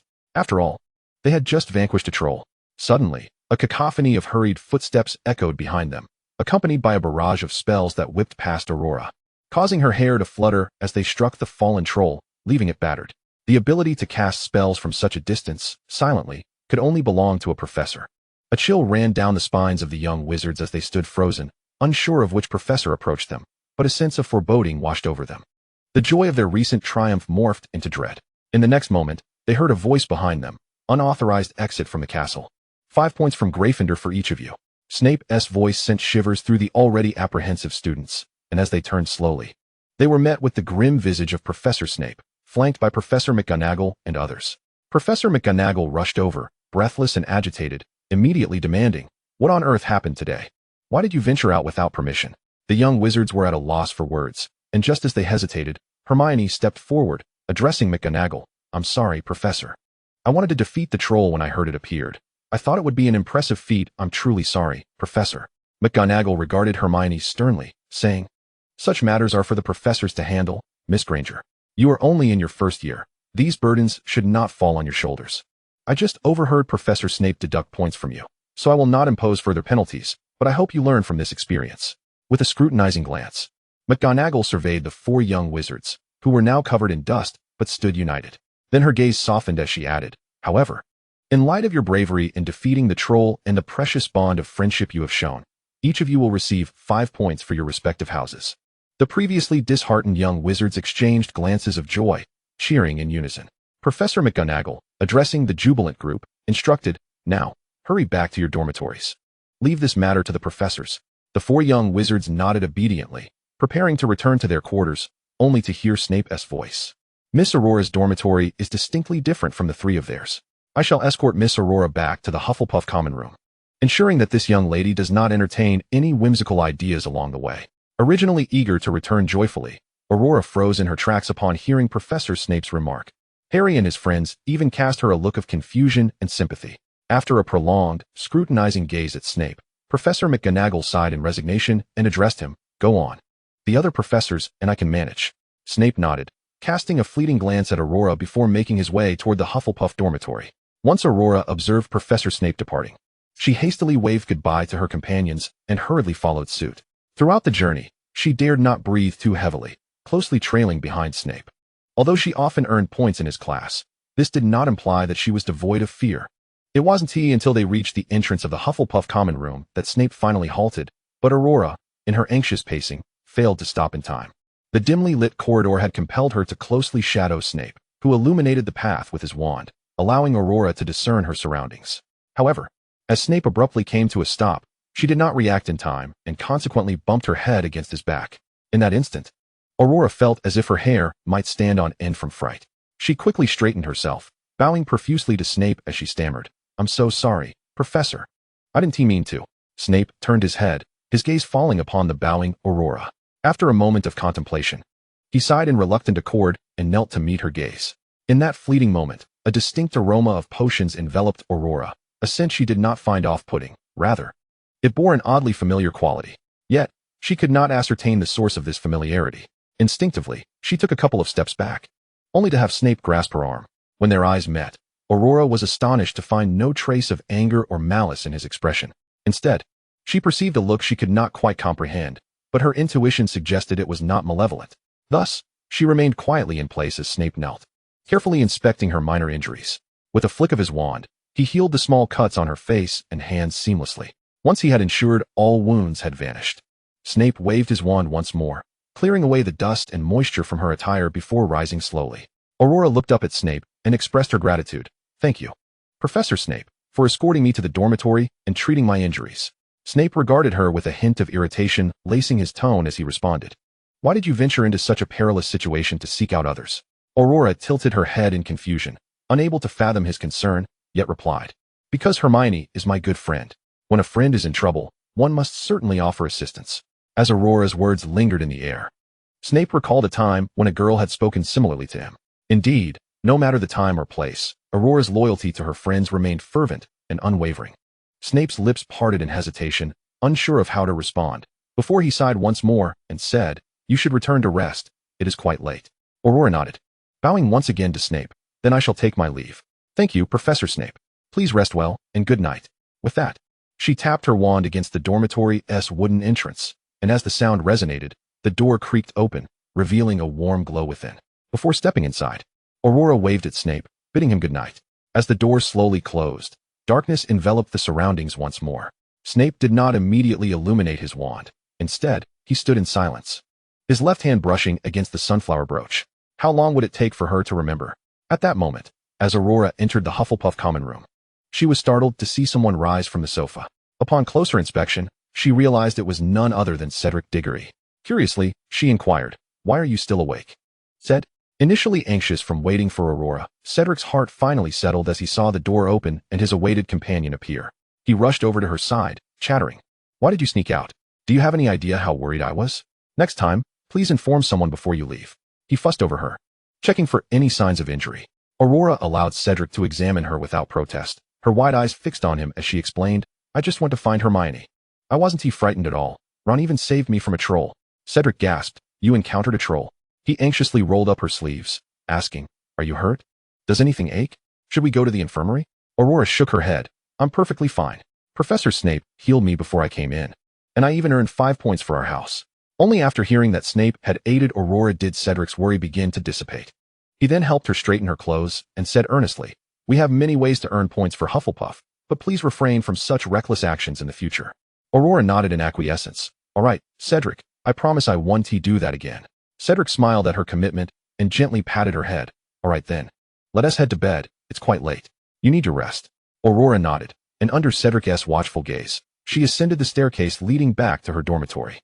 Upon entering, she was immediately bombarded by her 3 roommates, who, like Cedric, inspected her for injuries. Only when they learned she had sustained no serious harm did they breathe a sigh of relief. They closely monitored her as she washed up, then insisted on hearing the tale of her recent adventures. The girls' expressions were animated, reacting dramatically to the twists and turns of Aurora's account. Ultimately, they all concurred. "You must take such risks again." After Aurora assured them she would be more cautious in the future, her 3 roommates finally relented. Afterward, the young girls engaged in a discussion about the presence of trolls at Hogwarts. As twilight descended, they each retreated to their respective beds. Aurora held her fox tightly in her embrace while Ariel, nestled in Aurora's arms, remarked, "I know who released the troll today." Aurora, taken aback by the revelation, gazed at the little fox and inquired, "You know who it was, Ariel?" Ariel nodded and continued, "I was wandering atop the roof's pillars when I spotted a man wrapped in a purple hood sneaking out. Shortly thereafter, the troll emerged from behind." Aurora, astonished by the description of the purple-hooded figure, exclaimed, "It was Professor Quirrell." However, Aurora was perplexed as to why Professor Quirrell, who had clearly unleashed the troll, would then caution everyone to be careful. Aurora herself was uncertain, her small face reflecting a deep inner conflict. Ariel added, "As soon as I saw the troll, I hurried towards the direction the purple-hooded man had taken. In my haste, I accidentally made some noise, and he was quite perceptive. He noticed me immediately. Thankfully, I managed to hide in time and was not discovered." "Oh dear," Aurora said with concern, stroking Ariel. "You must be more careful next time, Ariel." Ariel licked Aurora's cheek and replied, "I understand, Aurora, but you should watch out for that man in the purple hood. I noticed a fresh scarlet scratch on his left hand today. It must have come from something else. You might want to check it out tomorrow." After hearing Ariel's words, Aurora nodded, held her fox tightly, and closed her eyes, drifting into slumber. Who could have known that such a serendipitous discovery would lead to the truth surfacing so swiftly? Chapter 42, Christmas Eve. The following day, thanks to Ron's boisterous voice, news of their victory over the troll and the points earned for their house spread rapidly throughout the school. In a flash, the Hufflepuff students revered Aurora all the more. After all, it was a troll. Aurora had bravely sought out Hermione and had helped in the defeat. Such bravery was remarkable. Upon hearing of Aurora's injury, Draco, disregarding everything else, rushed to the Hufflepuff table, yanked Aurora from her seat, and began to inspect her while frowning with concern. "Why are you so reckless, just like that bunch of Gryffindors? You could have been hurt, you know." Aurora, after enduring numerous examinations from friends and others since that day, had grown weary of the checks. Thus, she grasped Draco's hand and sighed, "I'm fine now, Draco. Professor Snape has already healed me." With Aurora's grip surprisingly strong, Draco found himself unable to break free momentarily. Yet, feeling the warmth of her hand, his ears flushed with embarrassment, and he muttered, "Well, I must inform my father. How could a troll have entered Hogwarts? This is their negligence." Aurora paid little heed to Draco's words, viewing the incident merely as a trivial matter. After all, she was unscathed and had even contributed points to Hufflepuff. She chose not to broadcast the troll's presence, but instead stealthily approached the Gryffindor table and sat beside Hermione. At that moment, the three of them were quietly speculating about the identity of the one who had released the troll. Their consensus was clear. They believed it to be Professor Snape. Thus, when Aurora overheard this, she immediately countered, "It wasn't Professor Snape. It was Professor Quirrell." As soon as she spoke, Harry and the others turned to her with puzzled expressions, asking, "Why would it be Professor Quirrell, Aurora?" Aurora, realizing her oversight, understood that while she knew the answer, she could not divulge her reasoning. Certainly, she could not confess that her fox had informed her. Her eyes darted around in anxiety until she recalled Ariel's words. Suddenly, her eyes widened, and she excitedly exclaimed, "The scar! Professor Quirrell has a scratch on the back of his left hand." Upon hearing this, the three little witches exchanged glances, and they resolved to observe the professor's hand during class. The trio suppressed their questions for the moment, deciding to wait until they could uncover the truth later. Just as Aurora was discussing Christmas plans with the other three, she suddenly sensed someone sitting beside her. Turning her head, she found a stranger, but the look in his eyes suggested he recognized her.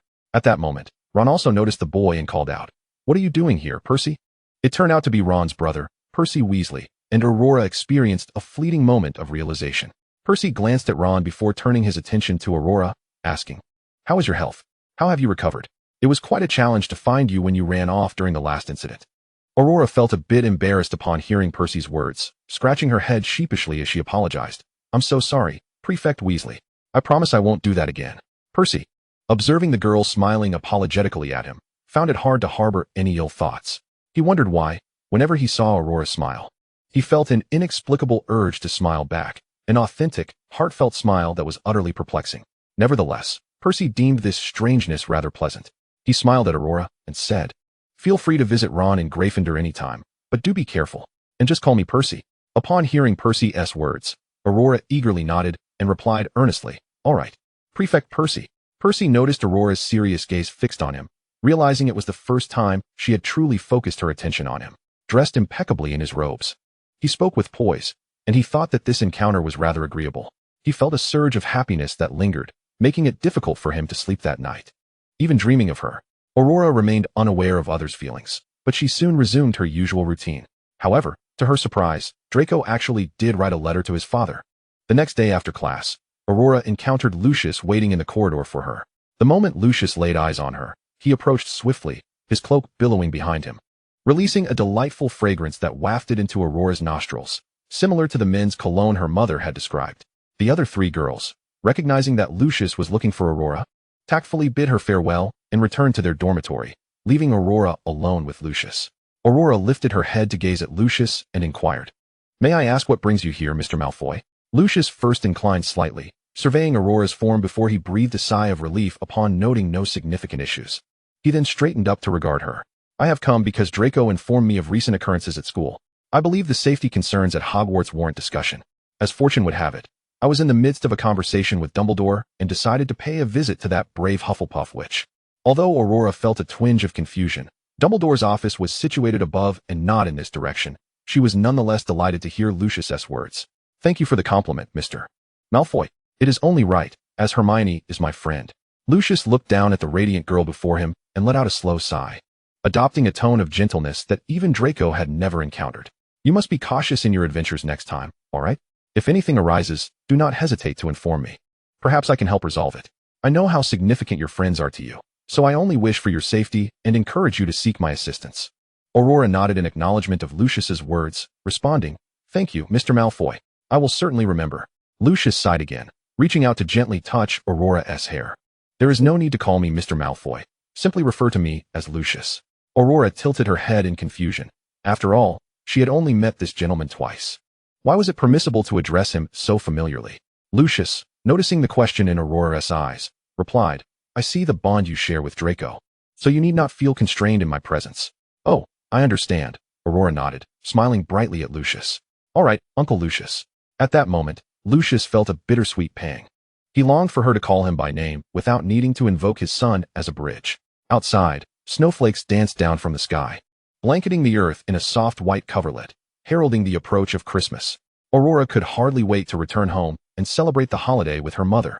She was eager to share the tales of her school experiences, the new friends she had made, the myriad of people she had encountered, and the wealth of knowledge she had acquired. Everything here was so enchanting, and Aurora felt immense joy. The anxiety she had at the beginning of the school year had completely vanished. She had also prepared thoughtful gifts for her dear friends, which they could unwrap come Christmas. Thus, on the eve of the holiday, Aurora donned her warmest attire and stood at the platform, bidding farewell to Harry and Ron alongside Cold and Hermione. She embraced Harry and Ron joyfully, exclaiming, Merry Christmas. The two boys were taken aback by the sudden embrace, feeling their ears flush warmly. Though the brisk wind did well to conceal the faint blush, Cold glanced at the two boys and then scooped Aurora up, saying, All right, we must be off, or we shan't find a seat. Upon hearing this, Aurora waved goodbye to Harry and Ron and turned to embark on the journey home with Hermione and Cold. Fortunately, they discovered an empty compartment shortly after boarding the train. Aurora cheered and settled into a window seat, exhaling onto the glass to draw a large smiley face. Through this cheerful visage, she could clearly see the picturesque scenery outside, filled with a warm, bustling atmosphere. Once the train departed, Cold and Hermione quietly read while Aurora engaged them in conversation from time to time. However, as the train swayed, Aurora began to feel drowsy. Leaning against the window, she closed her eyes and drifted off to sleep, the smiley face on the glass remaining as her companion throughout the 8-hour journey. By nightfall, she would soon be reunited with her mother. As Aurora slept soundly, she dreamt of transforming into a little fox playing joyfully with Ariel, when suddenly, she felt a gentle nudge. As she groggily opened her eyes, she was greeted by a starry sky and bright lights. Rubbing her eyes, she sat up, and Cold, noticing her awakening, brushed the disheveled hair from her face and softly said, We are almost at the station. Aurora nodded, still a bit dazed and weak from sleep, resting her head on Cold's shoulder as she gradually regained her strength. Cold quietly supported her until the train came to a halt. Instinctively, he took her hand, and Aurora grasped Hermione's as they disembarked. The three young wizards soon spotted their parents waiting not far away, with Ralda and Cold's parents standing together. The moment Aurora saw her mother, her eyes sparkled, and she quickly bid farewell to Hermione, pulling Cold along as she dashed toward Ralda. Like a fledgling swallow, she flung herself into Ralda's embrace, who held her tightly after their long separation. Given the cold weather, they could not linger at the train station, so they hurriedly made their way home by car. As they prepared to leave, Aurora waved to Cold, saying, See you tomorrow for Christmas, brother. Cold nodded, replying, See you tomorrow, Aurora. I hope you will like my gift. Afterward, Ralda and Aurora returned to their cozy home, where Aurora had an abundance of stories to share. Throughout the journey, she chattered incessantly, while Ralda listened attentively, her gaze filled with warmth and affection for her daughter. Upon arriving home, Aurora was greeted with enthusiastic warmth from Sandra, while the little fox Ariel dashed from Aurora's arms into the garden, eager to reunite with her mother. It was late, and most of the animals had already settled down for the night, so Aurora chose not to disturb them just yet. At that moment, She nestled in her mother's embrace, joyfully recounting her school adventures, the friends she had made, the knowledge she had gained, and the experiences she had lived through. Although she had shared many of these tales in her letters, Aurora longed to express them directly to her mother. The little cottage was filled with a heartwarming ambience, with a Christmas tree standing proudly in the center of the living room, awaiting the arrival of beautiful gifts the next day. The exterior of the house was adorned with a vibrant array of decorations. On this particular night, Aurora wished to sleep alongside her mother, so she nestled in Ralda's arms, happily chattering away until weariness finally overtook her, and she drifted into a deep slumber. As Aurora succumbed to slumber, the surroundings were enveloped in a profound silence, interrupted only by the crackling of the firewood in the hearth. Ralda gently bestowed a kiss upon Aurora's forehead, tucked her daughter snugly under the covers, and then slowly embraced her, closing her eyes. "Good night, my dear. Merry Christmas." Chapter 43. Christmas Gifts. After a night devoid of dreams, when Aurora awoke in the morning, she was greeted by the faint, delicate fragrance of her mother. The tranquility of the surroundings was palpable, with only the morning sunlight filtering softly through the window and curtains, casting a gentle glow upon the room. As if in a moment of telepathic connection, shortly after Aurora opened her eyes, Ralda too gradually blinked awake. Aurora beamed at Ralda, exclaiming, "Merry Christmas, Mama." Ralda kissed her daughter's cheek, replying with a tender smile, "Merry Christmas, my darling." She playfully tousled Aurora's hair, and together they descended from the bed, preparing to wash up and dress for a joyous Christmas celebration. With their hair tousled from sleep, the mother and daughter, toothbrushes in hand, made their way to the window. In unison, they flung open the curtains, allowing the brilliant sunlight to flood the room, bathing them in its warmth. They stood with hands on their hips, squinting their eyes in delight, savoring the sunlight while brushing their teeth, as the fire in the hearth crackled back to life. Everything exuded an air of happiness. Once they had completed their morning rituals, it was time to select their outfits. In honor of Christmas, they donned matching orange garments, custom designed by Ralda. Ralda fashioned a thick braid for Aurora, draping it over her left shoulder, adorned with a few petite sunflowers. Ralda herself sported a similar braid, resting on her right shoulder. Amidst their preparations, Aurora's chatter never ceased. She jested with her mother while choosing small flowers to wear for the festive occasion. When they finally emerged, Sandra had already set a steaming breakfast on the table. Dressed in a festive shirt, Sandra appeared particularly cheerful. At that moment, the previously barren Christmas tree was now heaped with a multitude of gifts. With a joyful exclamation, Aurora could hardly contain her excitement as she dashed to the base of the tree, eager to unwrap her presents. However, Aurora dutifully listened to her mother and finished her breakfast before leaping from her chair and swiftly kneeling at the foot of the tree to begin unwrapping the mountainous pile of gifts. The first box she opened was a deep blue one, revealing a music box crafted in the likeness of sunflowers, which played a sweet, melodious tune upon winding. This was a gift from Cold, and Aurora cherished it. Every year, Cold's Christmas gifts were always to her liking. Next came her mother's present, a beautifully ornate mirror adorned with rococo patterns, featuring sunflower-shaped decorations at both the top and bottom. Aurora planned to place it on her writing desk at Hogwarts. She then proceeded to unwrap gifts from others. Hermione gifted her a practical encyclopedia, while her 3 roommates also presented her with delightful Christmas gifts. Hannah bestowed upon her a lovely satin ribbon for her hair, and the Weasley twins surprised her with an amusing book wherein the characters moved, with minimal text, relying primarily on illustrations to narrate the tale. Aurora found it utterly fascinating. Next, she unwrapped a gift from Cedric, a bag designed to preserve food. Although Aurora's usual bag could hold a multitude of items, it was incapable of keeping perishables fresh. This new bag, however, would allow her to store her homemade treats without worry of spoilage. Continuing, Aurora unveiled another gift, a small frame resembling a miniature picture holder, inside of which was a scene of a blue ocean floor adorned with golden sunflowers. Upon closer inspection, she realized this was a gift from Theodore Knott, leaving her somewhat puzzled, as she had only encountered him once at the observatory and had forgotten to prepare a gift for him in return. With that thought, Aurora resolved to quickly prepare a present for Theodore.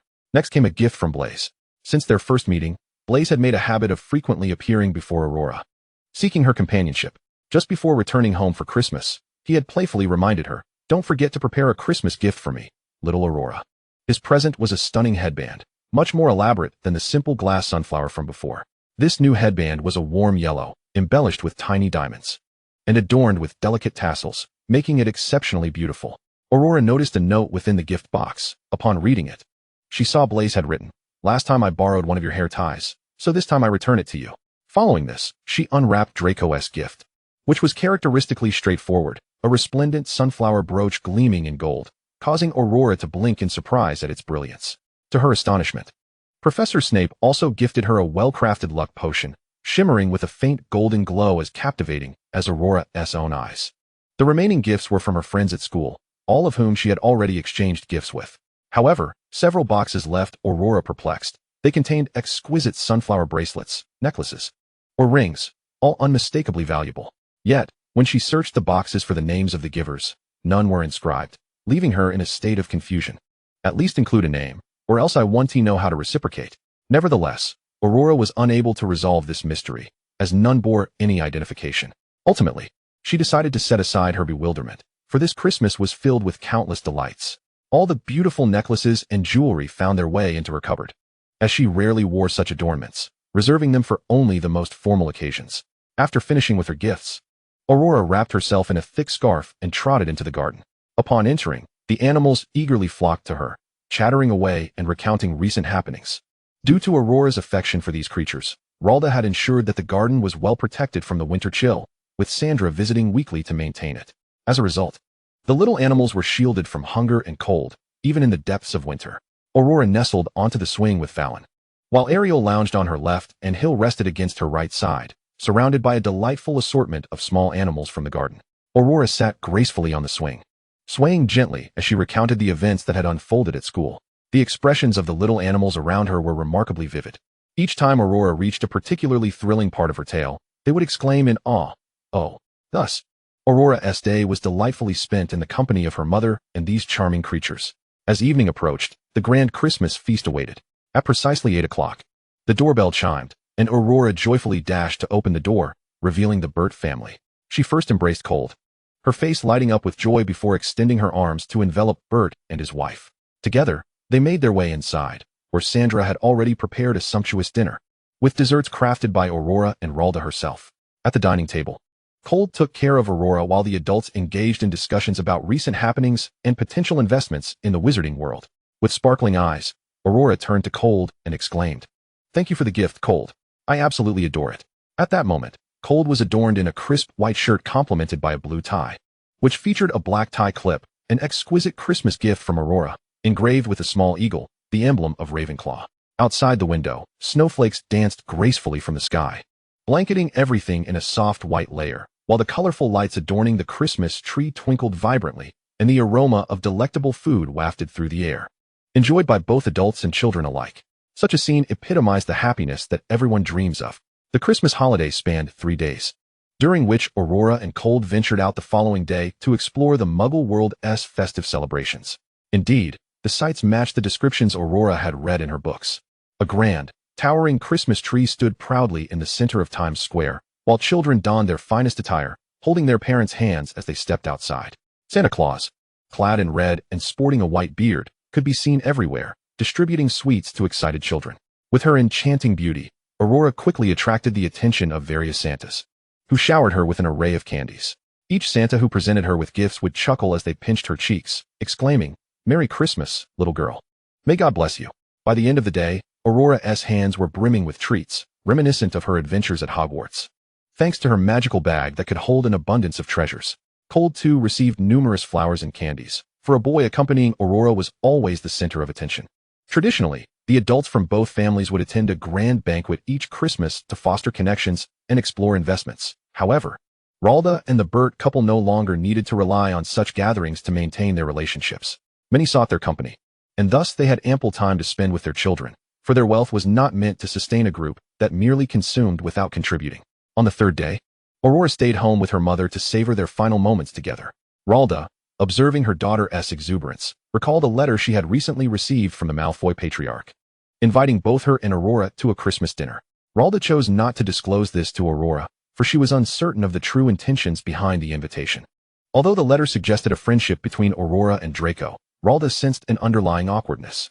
Perhaps it was best to wait and see, to address it in the following year. At that moment, Ralda was unsure of the implications of Lucius's words in the letter, feeling an inexplicable unease, yet unable to articulate why. As a shrewd businesswoman, Ralda often relied on her keen instincts and sixth sense to navigate challenges. Therefore, she tucked the letter away in the deepest part of her drawer. deciding to revisit it later, aware of the Malfoy's cunning nature. The 3-day holiday swiftly drew to a close, and Aurora prepared to return to Hogwarts. Though reluctant to part ways, she gathered her belongings and, hand in hand with her mother and Cold, made her way to platform 9 3/4. The weather was splendid, and as Aurora and Cold bid farewell to their parents and boarded the train, she leaned against the glass, feeling its warmth. Perhaps a result of the sun's gentle rays. As the train began to glide forward, Aurora waved goodbye to her mother and the Burt couple, her heart heavy with sadness, knowing that it would be some time before she would see her mother again, especially since her birthday would be celebrated at Hogwarts. Previously, she had always celebrated alongside her mother and Cold, leaving her curious about how her birthday would unfold this year. Her mind brimmed with countless thoughts, and as she often found it challenging to navigate such complexities, the best solution was to delegate her concerns to Cold. Over the years, Cold had come to understand Aurora's innermost thoughts and, with a gentle smile, he patted her head, assuring her, "We will see Aunt Ralda soon. And we can write letters each week. You can celebrate your birthday however you wish, so there's no need to worry." Upon hearing Cold's comforting words, Aurora perked up, eagerly discussing her birthday plans with him. She expressed her desire to bake a cake, prepare numerous desserts, invite her dear friends to the shores of the Black Lake, and indulge in an array of sweets from Hogsmeade. Cold listened attentively, nodding in agreement, mentally jotting down notes for future reference. Since Aurora wished to create her own confections and cake, he would gladly assist her. He could also design the invitations and request some candies from the older Ravenclaw students, given that he had established a good rapport with them. Cold was always adept at ensuring that every detail was perfectly arranged for Aurora. Amidst their lively chatter, the train whistled as it sped across the snowy plains and meadows. Arriving at Hogwarts,